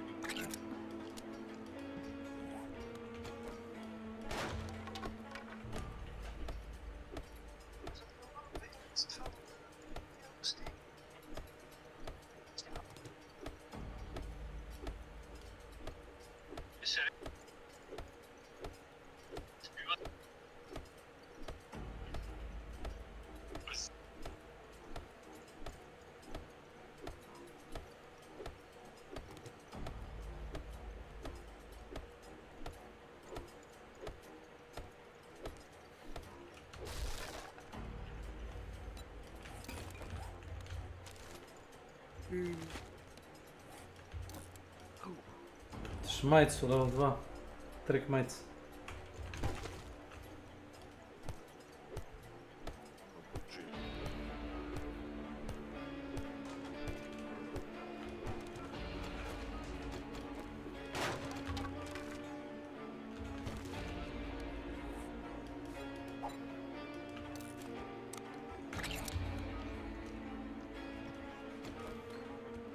oko 20 dobija. Ne. Ne.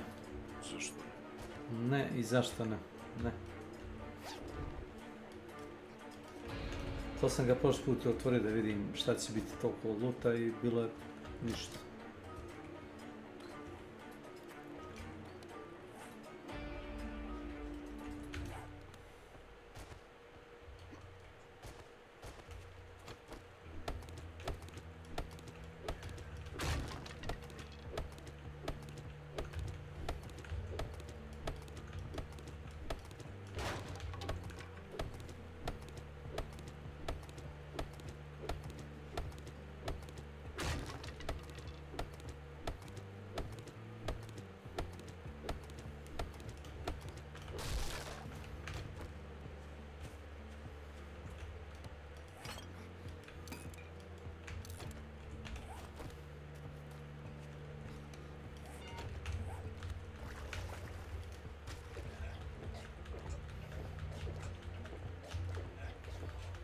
Ti naprijed je gotovo.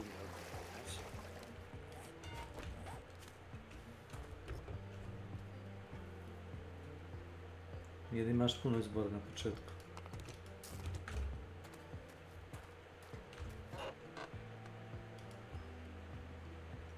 Dođi vam. Gdje si? Si uteka? Odi. Odi sa mnom do... Odi. Ne mogu s tobom, moram do WC-a, dođi vam, uzmi ovo! Gdje si ti, čuču? Dolje ispred, pogledaj gdje je taj kursor jebeni. Ima te ne vidim, gore dolje, gdje si? Siđi dolje na prizemlje, ispred kuće. A na prizemlju sam, čuču. Na prizemlje.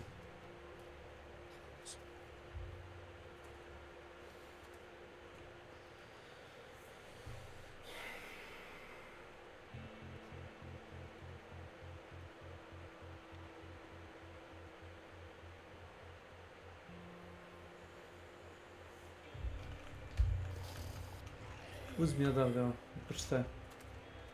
Se već zamajavaš tim strelom.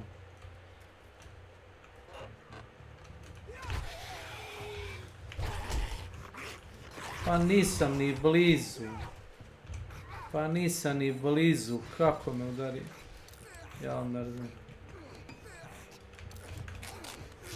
Ni blizu nisam, razumiješ. Jebi mi sunce. Treba da nerfuju ovu igru 200%. Ta stage zombi da samo džogire, da ne trče uopšte.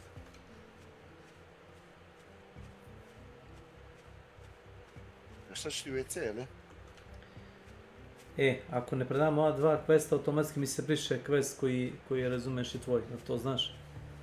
Čekaj, sad ćemo to da uradimo. Ne, nemoj to da radiš. Što ja moram da... Nemoj to da radiš. Moram da pođem na jedno mjesto. Znam da moraš, stani da se vratim u bazu. Ajde idem ja u bazu isto. Punim inventar ovih knjiga i semena i...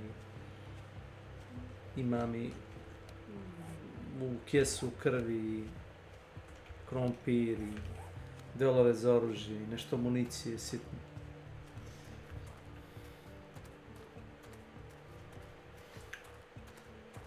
Gdje ideš? Ideš neđe, a? A, moram nešto više. Dobro, ne? Ne pitan za detalje.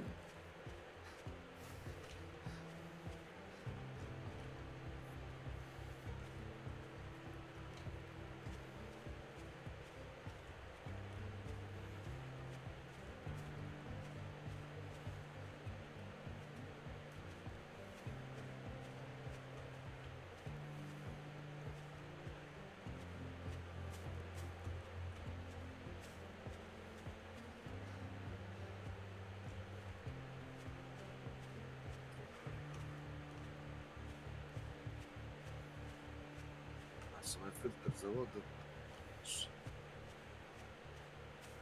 To olakšanje.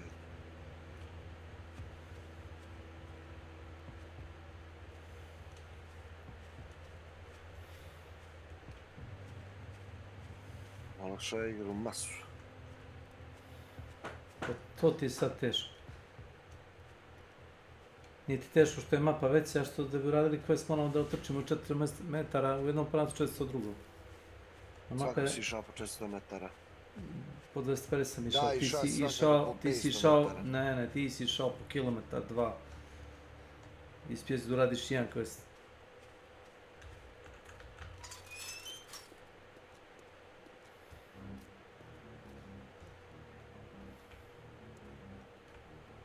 Prošli put sam iskoristio novčić što sam dobio da kupim krompir. Ne znam da krompir ima problem. Možda ga nalazi dovoljno. Uf, daj mi lepak. Odlično.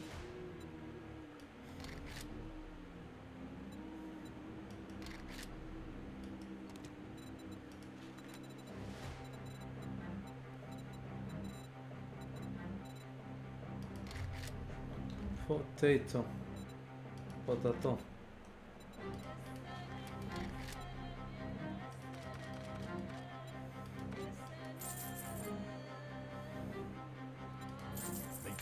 Sav krompir sam uzeo. Nema da kuvaš ovo.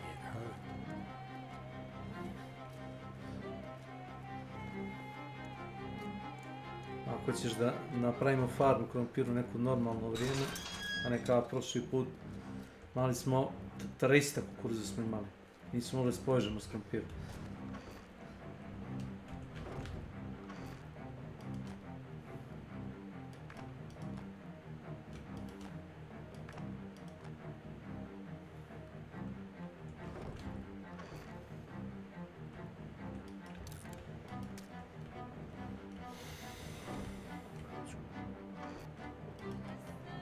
Što slobodno? Kad se vratim s posla, da. Kaj radiš? Kad se vratim s posla, jesam. To je sve što ću ti reći. To ti je dovoljno. Zbači neke stvari. Ja pokušavam da izbacim stvari iz inventara.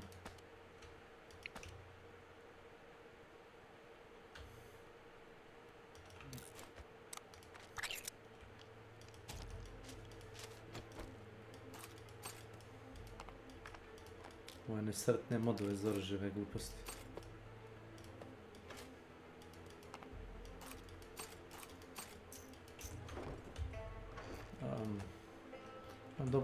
Dobar količina časopisa ovdje, znaš. I krompira sam kupio isto. Potrošio sam do sad 1000 novčića na krompir. Jer ako kupiš mu sve, posle neko vremena dobije novo. Ajde, čujemo se kasnije onda. Ajde.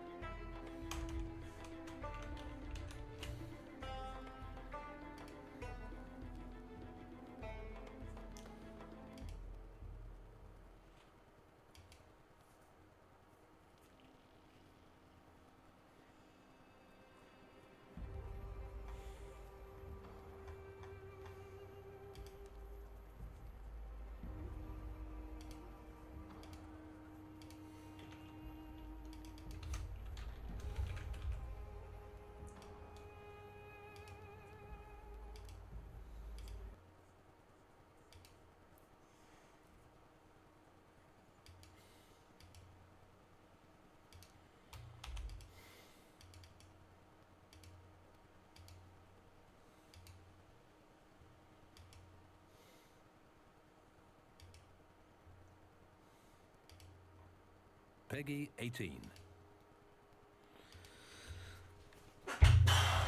Be right back.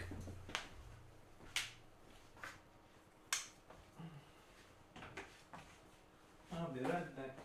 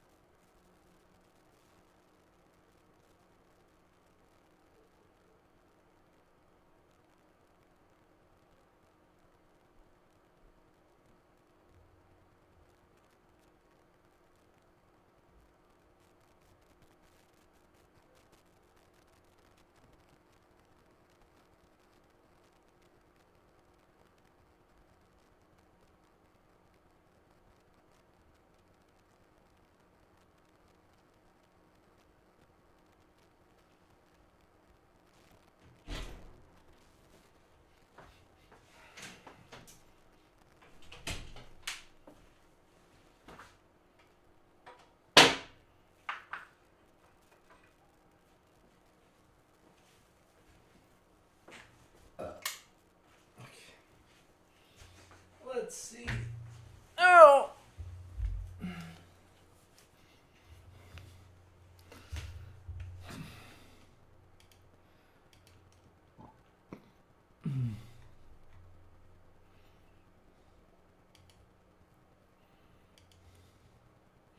Oh. Everybody's dead. Okay. Anyway.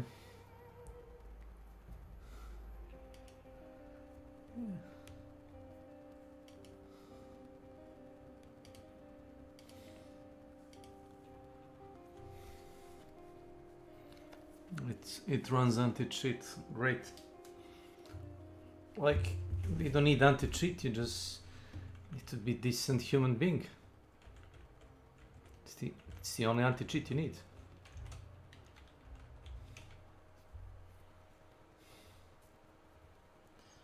It's not a game, Mom! It's my life!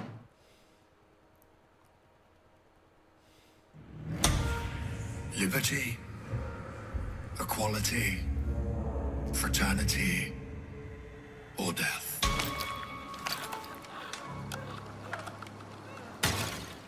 The last, much the easiest to bestow.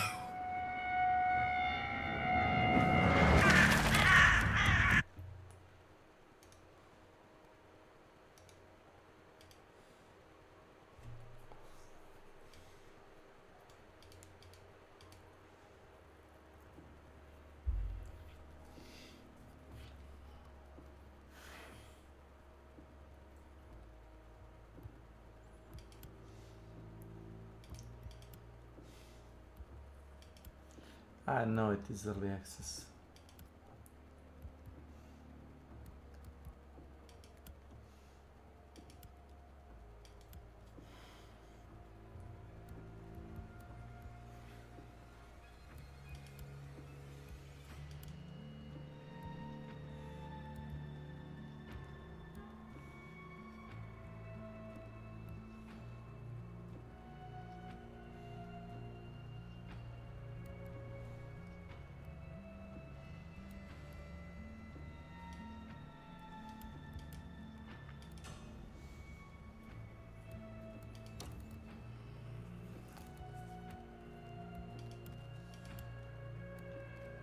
Oh. No.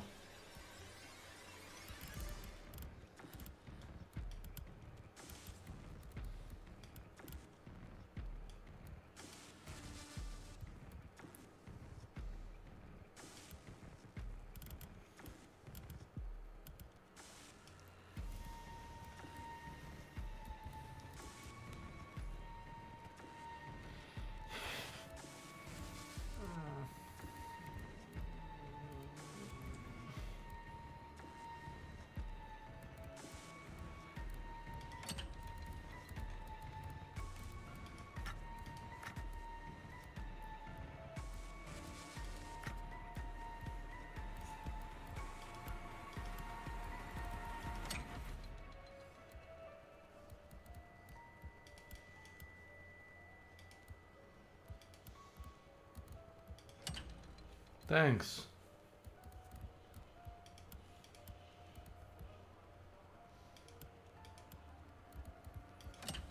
Thanks.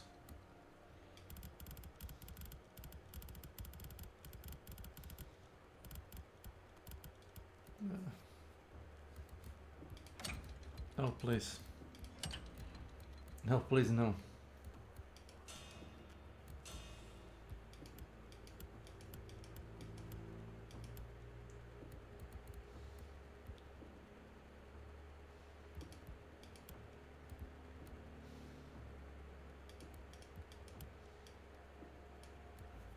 Yeah.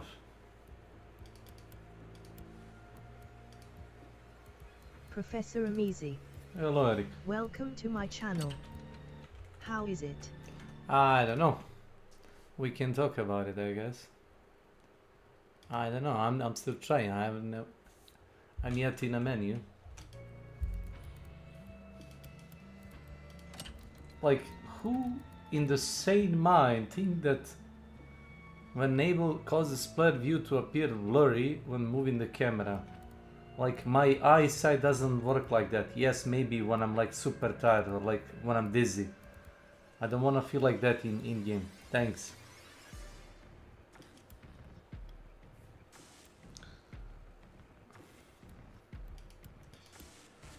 No idea.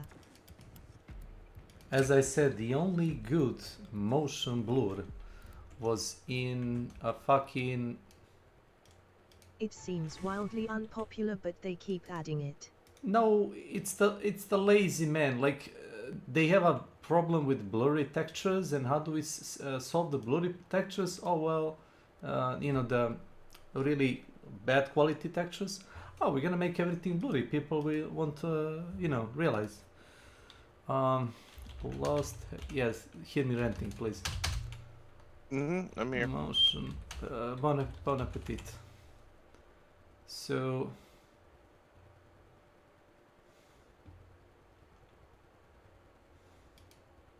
Lost Boy, Planet. Lost Planet. That's a motion. That's what I'm thinking about. It's a blast from the past, game-wise. Yeah, I remembered it because it's a rare example of motion blur being done correct. Yeah, please don't give me prompts. I'm going to, so... No, not you, the fucking thing. I'll do what the fuck I want. You're not my dad. Yeah, Lost Planet 2. Boy, it was a game changer for its day. I mean, it can compete with some of... The only game that has a really like good quality graphics like that is the... What's it called? The freaking... Helldivers, actually. I can compare Lost Planet to Helldivers, actually, in terms of effects. Not the, you know, the texture quality and stuff like that. No. You know, the details, animations, the shooting, the explosions. This is a benchmark. Wow. It's kinda epic quality. I get a feeling they're erasing more and more stuff from internet the more the time goes on. Hey, PlayStation's doing away with physical copies of games. Yeah.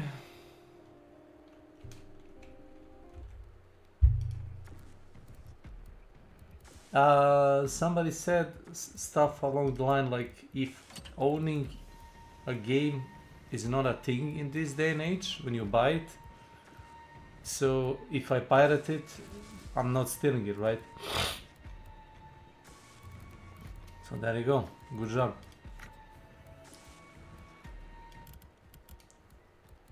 Please don't force me to turn off the music.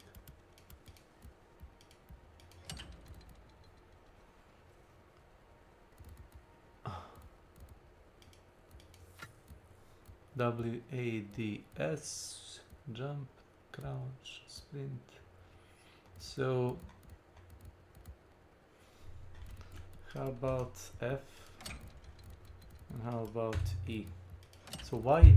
I don't know, I'm kinda old fashioned. I'm used to like the interact being E usually. Q, F, B. So what's the inventory? Tab.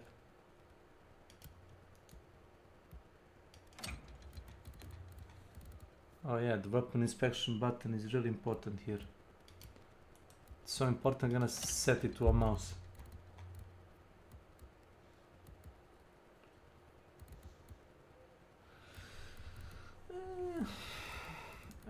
Probably okay. Now.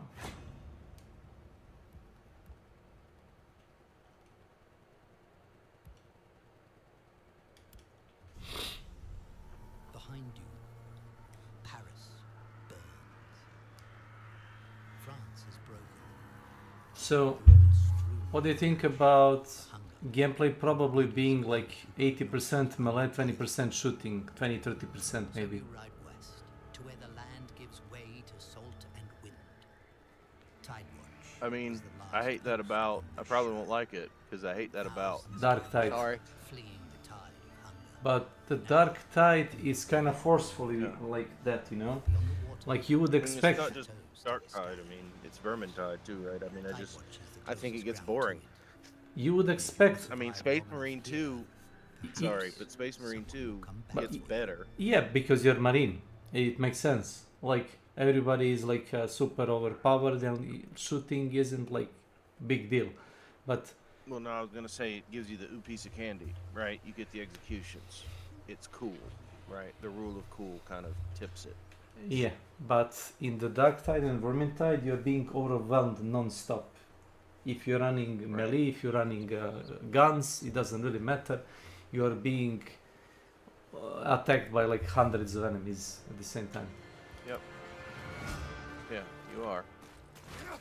And it's frustrating and it's exhausting and yeah, I mean, what to say? Oh my god. I mean, I don't know. I have mitigated expectations for all games anymore. You are? Yeah, sure. Most suck. And most people are annoying about games because every 6 months they say stupid shit like, this is the best game ever. Oh my god, you're not playing this game? Oh wow, this is an amazing game. And it's just, it's for the most part, most of them don't really, if anything, they push the bar a little forward, right? And in 3 months they'll be forgotten, or they'll just push back into the general noise. And it's something you'll pick up every 3 months, play for a month, then drop. That's reasonable, by the way. Yeah, and I think it is reasonable. Sure, nobody wants to play it 100% of the time. I mean, there are a few exceptions where you particularly latch onto a game and play the shit out of it. The hunt isn't that interesting to play it every day. Sorry. I mean, I don't think I would have played Hunt as much as I did if I hadn't been streaming, right? For me, it was a business. If it's a job, it's fine. Yeah, I mean, now, I probably would have played Hunt consistently every day, over the course of the last, not even every day, every week, a couple hours every week at least, right? But I wouldn't have played it as much. Oh. I'd probably have more like 2,500 hours in it, probably half of what I have now. But I was in a chat the other day, and I'm a judgy person, and Judgy? when I'm in a certain mood, when I'm in a certain mood, I just can't deal with shit people say. And I was in a chat with this guy, and he was playing, what's that new Valve game that's it's basically a MOBA / shooter. It's like Overwatch. Which one is it? I don't know. The dumbass never told me the name, because that's how our conversation got started. Oh.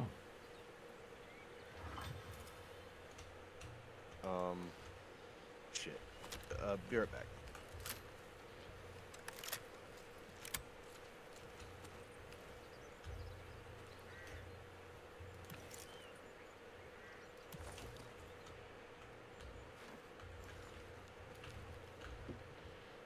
Okay, Deadlock is the name of the game. And Deadlock annoyed me immediately because it did this weird thing where it like semi-released on Steam, and it was so vague in like its page on Valve. It was like, this is a shooter in active development. And I'm like, okay. And it had like 3 photographs, and I'm like, well, this has been as useless as fuck, right? Like, I don't even know to wish list this, right? So. And anyway, it's been opening up to beta, and somebody sent me an invite months ago, and I denied the invite because I didn't want to play it. I didn't care for Overwatch that much. Why would I want to play Deadlock? And I don't like MOBAs that are third person. Just don't like them. And anyway, I got into this chat, and I was like, what's the name of this game again? And the guy was like, it's a special game. You have to have a special invitation to get to it. As if I were somehow asking that, right? And I was like, yeah, I remember I got an invite. I denied it because I wasn't interested. But I'm just wondering what the name is. And he's like, I think this game's going to revolutionize this industry. And I'm like, oh my god. What is gonna What a dumb. The game that is saying? The name of the game is Deadlock. I never heard What? it. Of what? Yeah, I know, but he's like the gameplay in this is gonna Is he? change this whole genre. Is and I'm he? like, Is you're he? a fucking idiot. Is he a corporate shill? Or is he paid I to don't. I like? think he's just a fucking idiot, right? Like I mean, he's young for one, and you know young people, right? Like in your early 20s, like you dumb, you say stupid shit. It's not like he's lived long enough to know. But I mean, look at this joke of a fucking Steam page, right? Like, I'll send it to you because it's just a fucking joke of a fucking Steam page.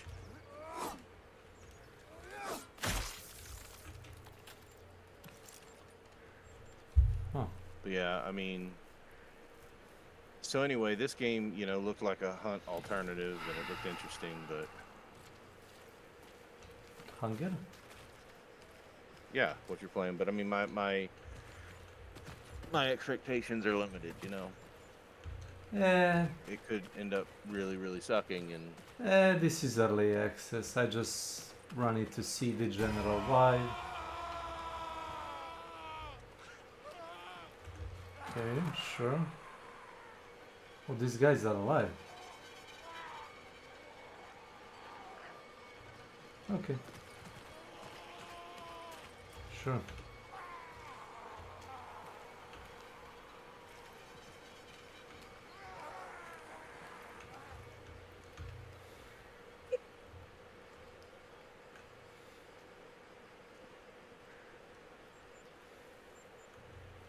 So it says basically shoot the head. I see. Do I have to shoot it? Can I just smack him to the head?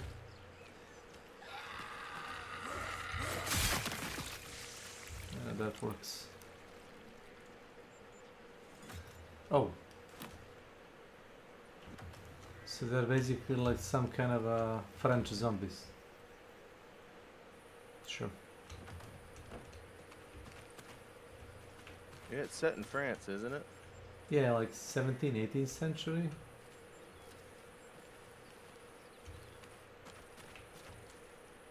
Keys. Keys. Oh, I see. It says bronze key. Small simple key. Sure. Nope. It's not destructible. Oh, you open a door. Yeah. Okay, the sound is interesting. I mean, I already hate the fact that you have to get in and loot things. I hate games that force me to do that. It's like Fortnite. I spend like the first 15 minutes just finding a fucking loadout, or 10 minutes finding a loadout. And I'm like, just give me the game, man. You don't even have to do that. But you're gonna be in minority if you don't do that.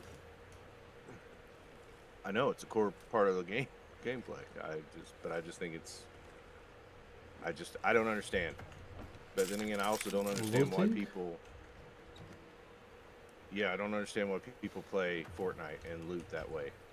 Right? It's one thing to loot. It's a really fast game, fast-paced game. It doesn't really make sense for the game that's like per match based without like inventory and crafting.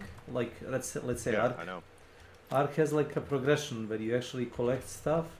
You took them out of the game. You use them to make ammo, bullets, armors, which makes sense. If they do something similar to Hunt Showdown, it would make sense.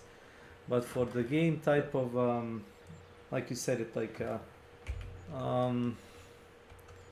Fortnite doesn't make sense. Yeah, I wanted to say DayZ, or even not the DayZ. What's it called? The PUBG. The PUBG is also like that.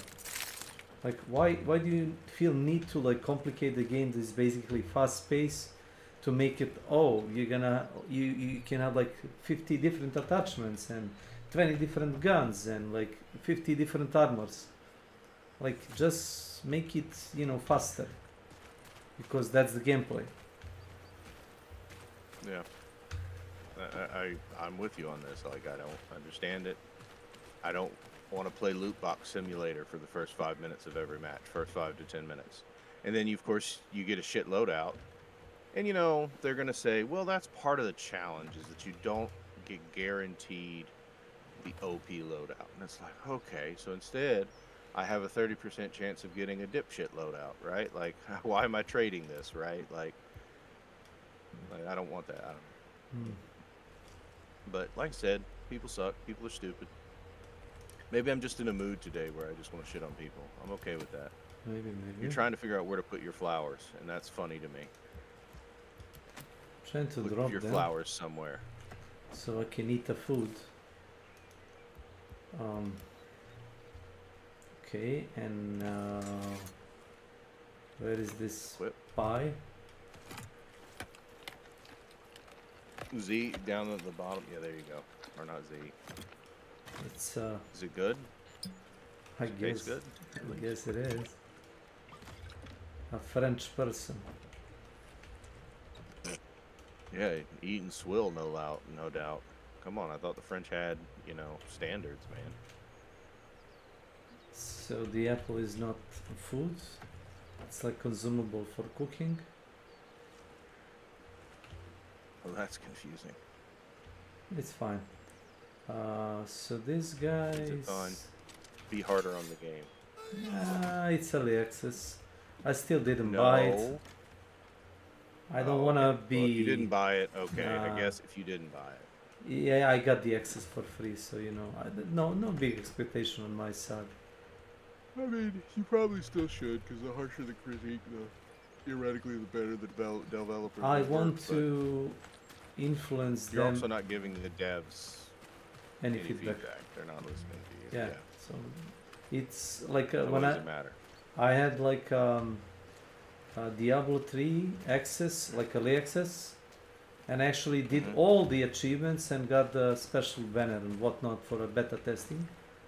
And well, the message that I wrote them for like a bug that I found never got fixed. Yeah. So That's a shame. no, it's fine. Like I'm used to like not giving a shit if you don't. The only exception was when I watched the hunt stream, and I sent a message to Dennis. Did you wrote that thing, love letter to Dennis or something like that? Yeah. What did I do? What? Did you? Yes, I wrote a letter to Dennis. What about it? Yeah, that was funny. I actually wrote him in a dev chat. I wrote him about flashlights because at that point in time they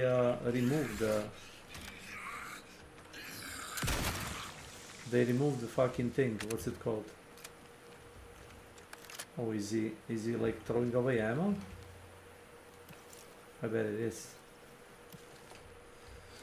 So I wrote him like in a chat, are you planning to do something with a flashlight? Maybe make flashlight like Oh,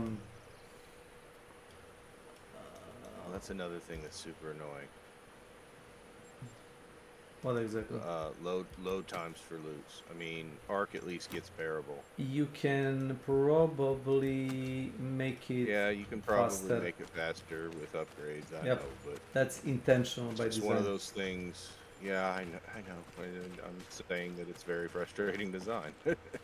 In Arc, it wasn't that bad because Arc wasn't that slow. But that is It was. slow. Try taking a reset of season, but you get back to level 0, and tell me how do you think about looting? Yeah, but the looting in Arc was also a danger, right? Because you make noise when you loot. You know, so in other words, it taking time was a strategic problem or choice. Is it really providing a strategic problem or choice here for you right now? I mean, looting? You're not. Yeah. This is yeah. a I mean, training. it's not doing the same thing that Arc does. When I make the choice to loot in Arc, I'm probably making noise because I'm breaching or, you know, rummaging through something. People can hear you rummage, right? So it's a Yeah. strategic choice. Is that happening here? I don't think so, but, you know, I'm just being critical. I Hey. do like that your sword is purple, though.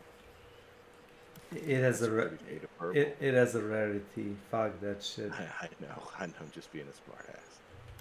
I did like the look of your gun though. When you Yeah, pull it out. it's fine. I would like to see something like this. There is a gun similar design in Hunt. I mean, it reminds me of the Sparks. No, Martini Henry with like a added box. Oh, yeah, the Ironside. Well, actually, what I was thinking about there was more the gun from Ark that shoots the grenades. Hmm. Oh yeah, yeah, the Hull Cracker. Called. Yep. Yeah, I can't remember what it's called. Yeah, Hull Cracker. Yeah, I realized recently that as soon as you start carrying a Hull Cracker, an asshole like zooms in from across the map, and Kills you know, and takes it. yeah, kills you and take it. So I started carrying the what's it called? Hull Crackers aren't even that expensive, so why? It is 15,000-20,000. It is. The thing that it's more expensive is the ammo, and that's what most people don't know.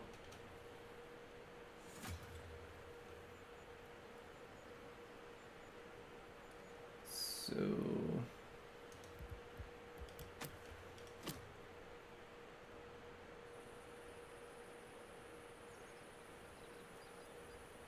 I mean, I guess 20,000-30,000.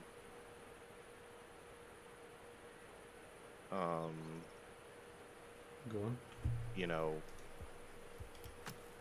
I guess 20,000-30,000. Yeah, it's a lot for some of the Adds people. up after a while, right? Yeah, I mean, I could see it. But it's still not something that I think people should be running across the fucking map trying to kill you. But like, Some people are scum. It's something like the Bobcat. Like, okay, that makes sense because the Bobcat, it's not just expensive; it's hard to get the parts, right? Like that's the thing is the Hull Cracker.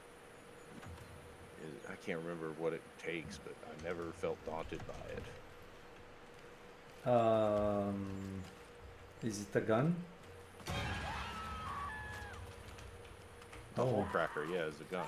Yeah, I said I don't know what it takes to build it, other than money. Oh, but magnetic daunted by it.